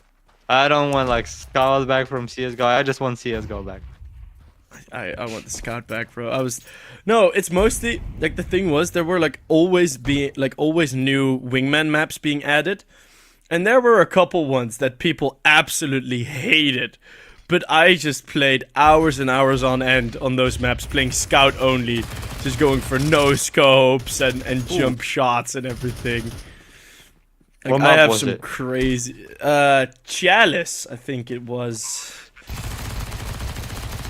Let me see. Chalice CS:GO. Chalice CS:GO map. Yeah. It was Chalice, the wingman map. So many people hated it. I absolutely loved it. It was so funny. Like I love. I want that to map. see. I remember when I was just starting playing CS, and I had a friend who was actually teaching me on all of this stuff, and I do remember playing on Rialto in duo with him. Rialto as well, man. I Rialto wanted is this so map goated. so bad.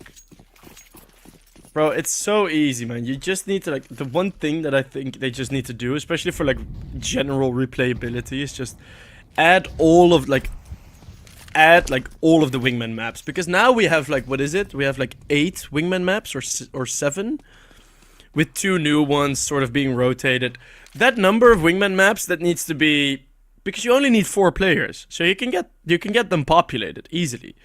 Like, we need to be at, like, 11 wingman maps, or, like, 10. That would be a nice number. Just 10 wingman maps and rotate all of them, right? Maybe keep 2 or 3 of the favorites. Like, at the end of your supposed season, just keep 2 or 3 of the favorites, and then go. But they are going to the B-bomb side. Nafny with the second kill of Roller Coaster here. Not seeing it. And Delayed with a double. Note that is the only one guy who striked with some kill in this round for PARIVISION, and probably just gonna go for safe. Once again, they're doing this boost. I mean, Roller Coaster that on the boxes. In the previous round, James just found them easy and got the double. But in this round, they're not playing with the pistols. This round is the full buy round. And note that they gave him plan. They gave him plan, but nothing more than that. As Chiron with his teammate just picked and got the first for Roller Coaster on this too. But that plan gave an extra money for PARIVISION. Yep. For the future, especially with the way how they love to have more money, save the guns, and all of this stuff. That's still a good and positive way to finish this round. However, not a positive result for them at all.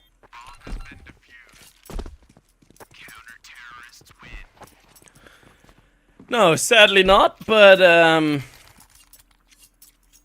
mean, we kind of missed a lot of the action there, because we were watching the player on long, but on the other side, right, it was Moon with the opening pick, that was done very well on short, and then delayed as getting a nice double. I was also kind of yapping over it about wingman maps, which I don't know if there are even any wingman enjoyers in the chat at this point.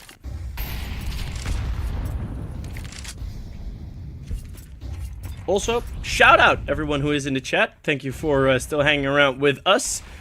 Probably got the major on your second screen, or have it minimized open somewhere. Because I would not blame you. I would not blame you at all. But yeah, it's still fun to have you guys around here. So yeah, shout out you, the viewer. Yep. Thank you for being with us and staying with the Galaxy Battle phase, whatever. I mean, this is phase 3, but whatever it is, thank you for coming to the phase 1, phase 2, phase 3. Maybe we're gonna have another phases yet to come and announce them. So subscribe to our social medias there in below of the stream. But Xelo, what a huge headshot, makes it 4-4 iteration between the players, and that's a bomb on the B side. The hardest plan to retake on first scene, and in that iteration 4v4. They should call a save, but they still, I mean, they're not trying, but there is some like sort of attempts from Roller Coaster to go for it, but without the fuse kits, 4v4 with 20 seconds left, going for that B retake, it's just gonna be a, I don't know, it's gonna be a suicide for them. But Nafani gets the first. Oh, Chiron gets the kill. However, there's still a chance. Oh, Moon. But now the fuse kit, that's a problem. Kicker needs to life as long as he can. Yep, and he's gonna do that. And Moon with a sniper rifle pretty much didn't see anything, but just running. Oh, and the door. Look at the door. Yeah, the door is just slightly opening. It was actually scary to see that. I was just waiting for someone to like pop in the background. Same, but nobody just came. It just ghosts going there on the backside of that internet club.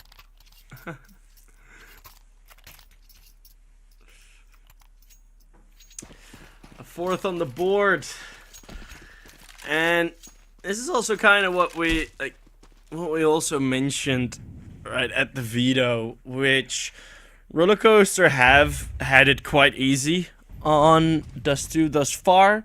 They've done very well, but they've also hadn't had the best opposition. Like they aren't really drilled for for anything that is going to be too good of a T-side player or even too good of a Dust 2. Right, so you see PARIVISION can get a lot of freedom, and they have the feeling that they can try a lot of different things. And you see Roller Coaster just keeping it very default and just kind of counting on their responses, which at this point in Counter-Strike 2, you just can't afford to do anymore. Like, you can't be this passive on the CT side.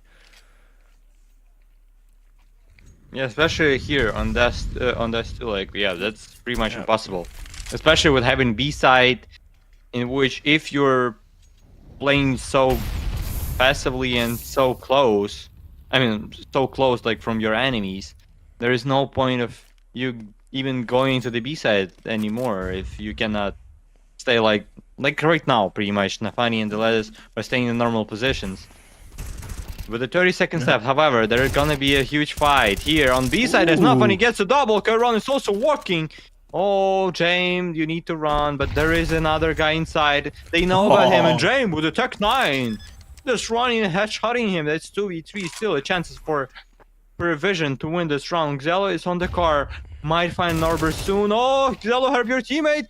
Oh, there is a guy inside already. Xello finds the first, sees the second. That's a problem for him as Moon strikes with up. Oh, you saw the way how he was disappointed and probably smashed the table or something like that. But it's the second for Roller Coaster in defense. Yeah, I think it just barely did smash the table there. He still had some control over that. But that mid-smoke fading on a very bad timing. They get caught unawares completely as Kairon and Nafani can sandwich him. James full blind, leaving Cielo pretty much all alone. And I do like this from PARIVISION because everything went well up until they had to actually execute onto the bomb site. They know how much space they were getting. And I think if you go through the B doors there and maybe send one player that goes through the window, because there was also still a player in tunnel. Alright, so if you go through the mid doors there, I think you can just exit a bit faster and you aren't at as much risk of getting shot in the back from CT. So I think that was the one mistake that they made, that they all tried to funnel themselves through a window. They probably have talked about that just now, and I have a feeling if we're going to see this mid to B again, it is going to be covered. So let's have a look at that. Gonna see at least a fight of snipers here, maybe on mid. No, James couldn't spot that guy. He could have seen him. I think that Moon's head did show up there on his screen.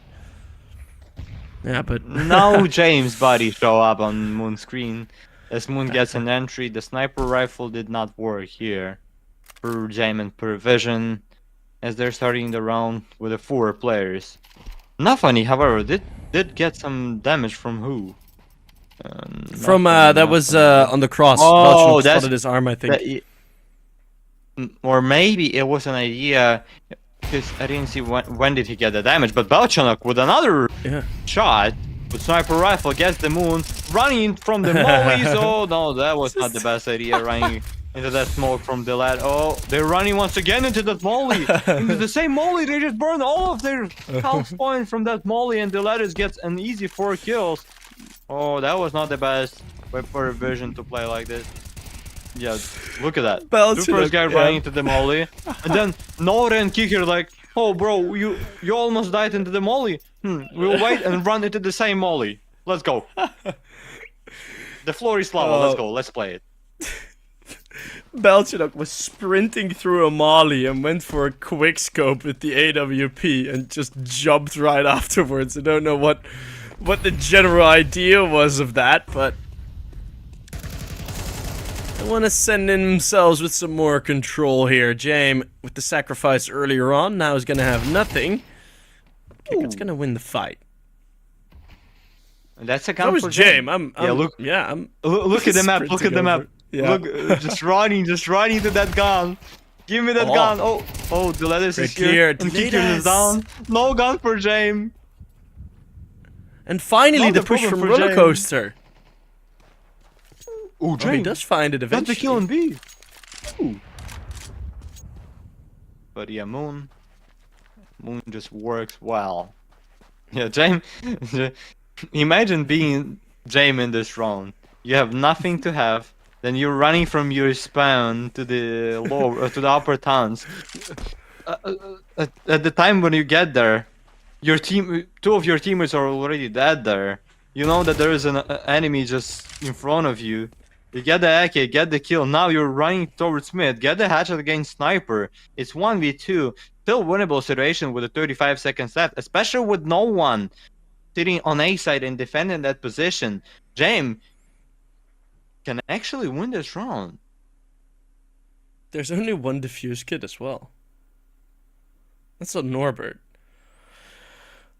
Oh boy, I see him. I see Jam winning this. Now the footsteps get made. Is he gonna be aware of the jump up? Oh, he was just gonna go back to look, but didn't check it fully.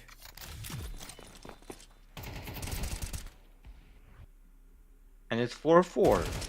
Yeah, but look what you saw in this after round. a hard Rollercoaster. start. Yeah. Rollercoaster put two players up after a hard towards start. top middle. Yeah. After like hard start that they had, they managed to walk up with that push, as you said. They're starting to play with more different play of CS on the TD side. That's what we did not see on the Mirage and why they lost that Mirage. And now on Dust 2, they're just changing their play. They playing aggressive. Now as you can see, Nafani's just pushing mid, getting an entry kill and then just escaping. With his escape fake moves, he just gives Skyron another kill, Dolares with another one. It's just been a horrible round for PARIVISION. Yeah, they had the pistols, but whenever they're going somewhere, there is a guy to kill them.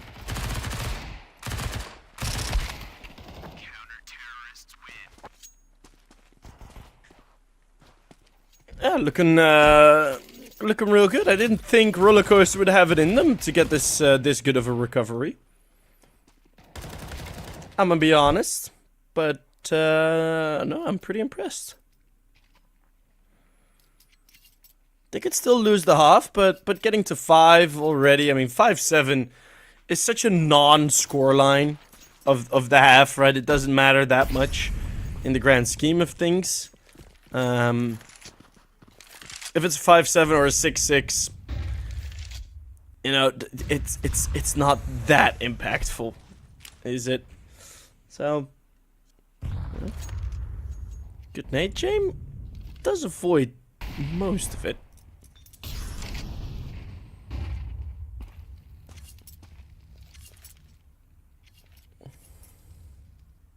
Slowly walking. As PARIVISION loves to do so. Walking slowly, getting some information. Maybe getting some positions, and after that working with those moments that they have for themselves. What is gonna be the idea here? Once again towards B side. For them, B side was a good side. I don't remember. They probably never won a round on A side, or it was only once. As Dolares burns Belchonak off the server, even when Dolares was away and not alive. Nota with a nice headshot and fire against Nafani there. It's 3v3 position for PARIVISION on B side planned, and Rollercoaster, they once again want to go for it. And the way how, because there is a lot of teams that are so scared to go for that B retake on this too, but it's not about Rollercoaster. Every time we see that the bomb landed on B, they're going for it, they're trying at least, they're throwing some Urios now. Snowda, yeah, Snowda gets the kill. They tried, but it was not good for them at all, and Moon is the last one jumping and dying. Okay. And Snowda with a quadro. Yep. Damn. And it's the same thing as they kind of pulled with Xielo in a round earlier. It's just sending someone in to fight this 1v1 dry on the site. And unfortunate timing on the jump up from Moon. That looked so damn good from the side of PARIVISION, from the side of Noda. And I mean, it's ballsy to consider yourself going for a pretty direct B attack when knowing how good Diledes has been playing throughout this series. Belchenok able to avoid so much of all of this spray. There's a tag straight through the smoke. Shallow. In the meantime, opening up. There's a double op setup. They haven't even realized. They haven't even needed to realize. 2 kills already, and Nafany's carrying another big green.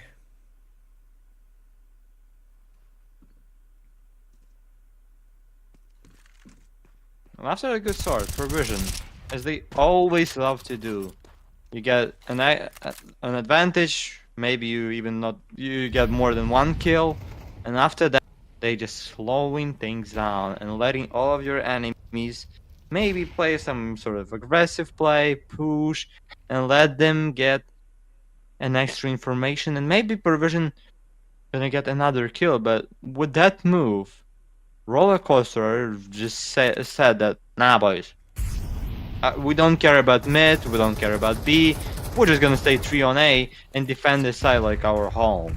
And that could be a problem. Oh, Chiron spotted all of them, but James with another reveal spotted. Oh, another one. It's a double for James, as the Lattice is the only one against the entire team of... Oh, and Belchenok with a smoke push with a headshot finishes this round, and it's 6-5 in favor of PARIVISION.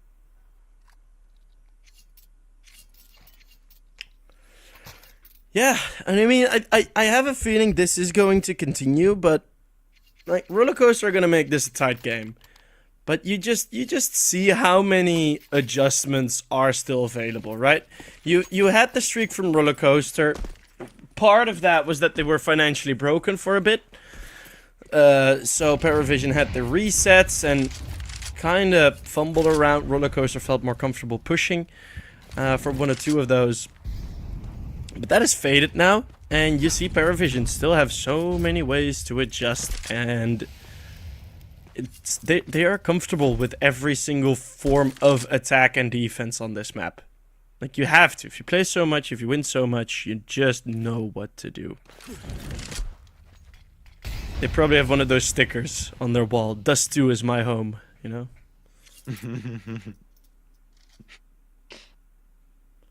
Or they even have a home. Like, Dust 2. With the double doors like that. Imagine having those double doors in your restroom.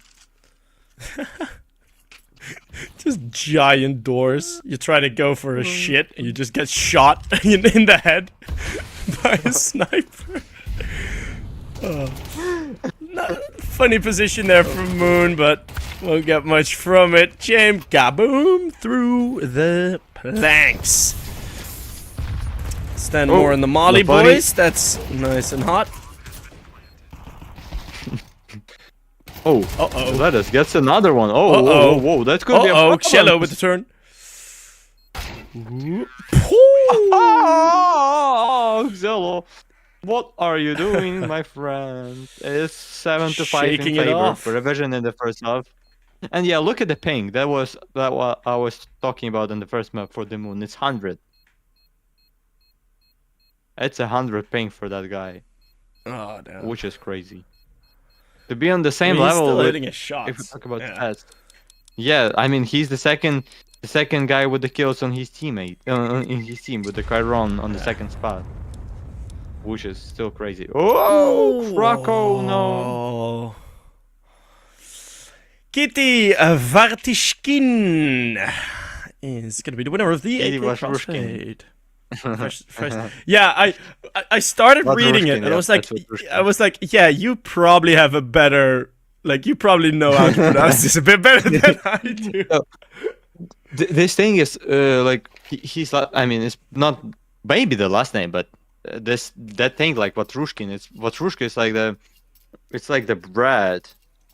Like it looks like pizza, but inside of it has like cheese, but homemade cheese from the. Ah, yeah.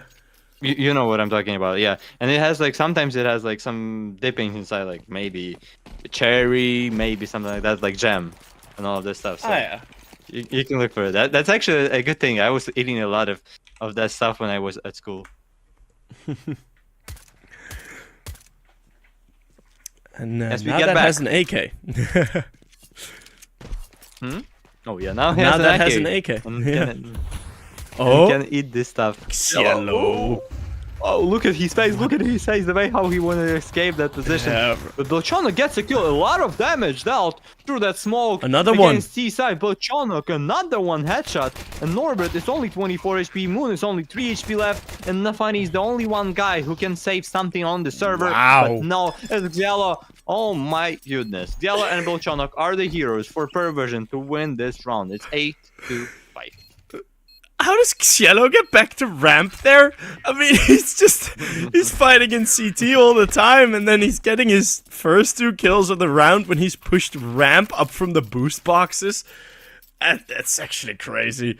That he's able to get back up there and to stay alive for so long. Let Belchonok get those kills through the smoke.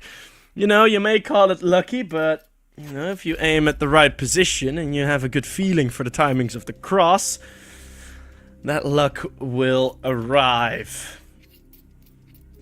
Because you need to shoot where they're actually gonna be. That's a pause for PARIVISION. Because they know there's a force coming in. Can they prevent Rollercoaster from getting a very momentous start in the second half? Now for Rollercoaster, it's pretty much double or if they win this round, that's a good situation for them. But if they lose it, it's gonna be another.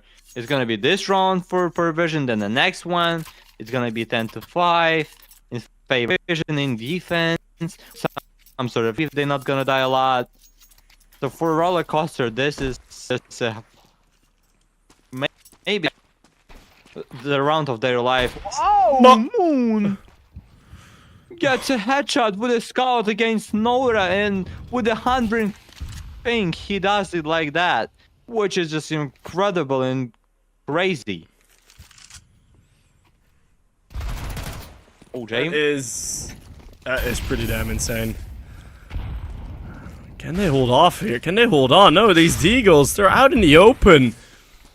PARIVISION, go for a panic rotate. Yeah, this is gonna be safe. What a panicked rotate there from the PARIVISION side. They lose one player and all of a sudden this entire defense starts shifting, and they weren't even done repositioning when the side take had already happened. That was pure panic in those rotations. Yeah, it was all about one kill against the guy on A side. That's it. Because I mean, the Moon kill was also some sort of a good start for Rollercoaster, but it didn't play such a huge role. But when they got the Deagle, who was it? It was the Lettuce with the Deagle headshot. With that kill, he just won this round for Rollercoaster, and maybe not only one round for them. However, PARIVISION's still gonna have normal guns. They're gonna have 2 silencers. They're gonna have a FAMAS. What else could they actually get in this one? Noda maybe with a no chance for FAMAS. MP9 and MP9 maybe, or maybe some drop. Oh, James is gonna play with the Scout here. Skicker gets a FAMAS, and Xello maybe a pistol and armor should be. Yep, Deagle and armor.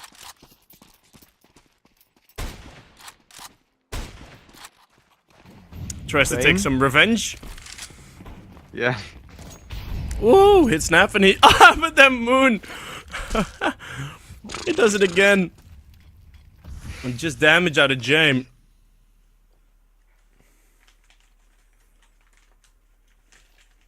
What a start by him for the second time in a row.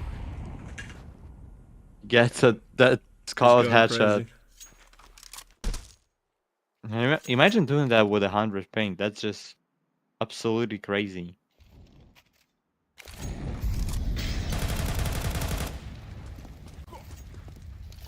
I'm not sure that this moment with that, but okay. Let's pretend with it Molo from Moon. As Rollercoaster are walking now towards A side, there is all of them. All of the defensive players are here. Kickert with the entry goes for a second fight, wins it, but then the third one he lost. Belchonok, all them all inside. That's a problem for Xelo because he's burning. But Xelo got a headshot somehow. Nafani is the only one to be on the server for T-side. It's 12 HP only for him. 9 bullets left with him. Oh my goodness, what a round we just saw. PARIVISION, how did they want it? Xelo with a double from Diggle. And Kicker, what a second pick it was. If I was a kicker there on that position after this kill, I would be already running somewhere else. But instead, he went for a second pick, for a second try, and he used it for a kill, which was in those situations when you don't have the best guns. You always gonna go for this fight. You wanna get that advantage and get the more kills as you can. That was so damn good from PARIVISION, instantly fighting back with this sort of force buy. There is 1 kill made in lowers. PARIVISION tried to go a bit aggressive.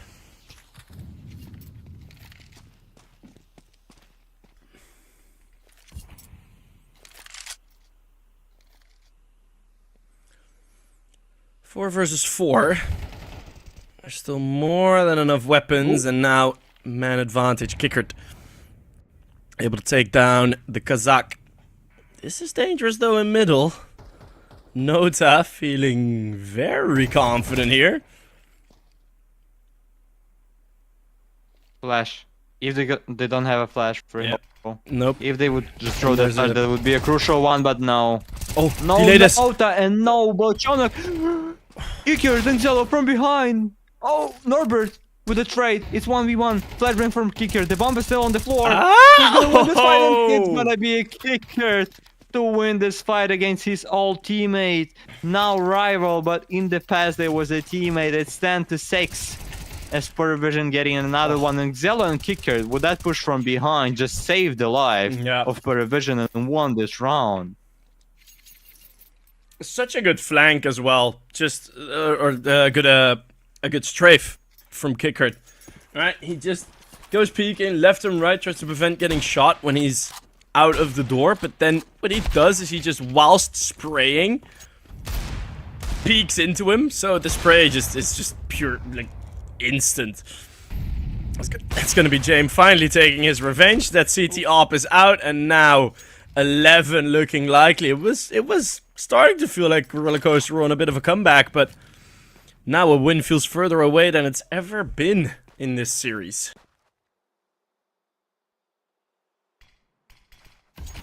Yeah, it seems like it. Seems like it. I don't know. For Rollercoaster, it's hard times with no money at all for them. Oh, with Nora finishing that guy. Oh, so hard. That's actually so hard for Rollercoaster to play, to have some sort of score for themselves to win. It's 11-6, and it's only 2 rounds for PARIVISION. I mean, it's 10-6 at the moment, but it should be a round for PARIVISION. It's 2v5. Kevin and Norbert are the only men alive for Rollercoaster in this round. With 40 seconds, what do they have to do here? Nothing, to be honest. No, you can't get through through anything here. Okay, just Norbert things, I guess. Shlabam, that's gonna be a bomb plant. Just why are these shots keep getting hit? Like, guys, come on. What? What?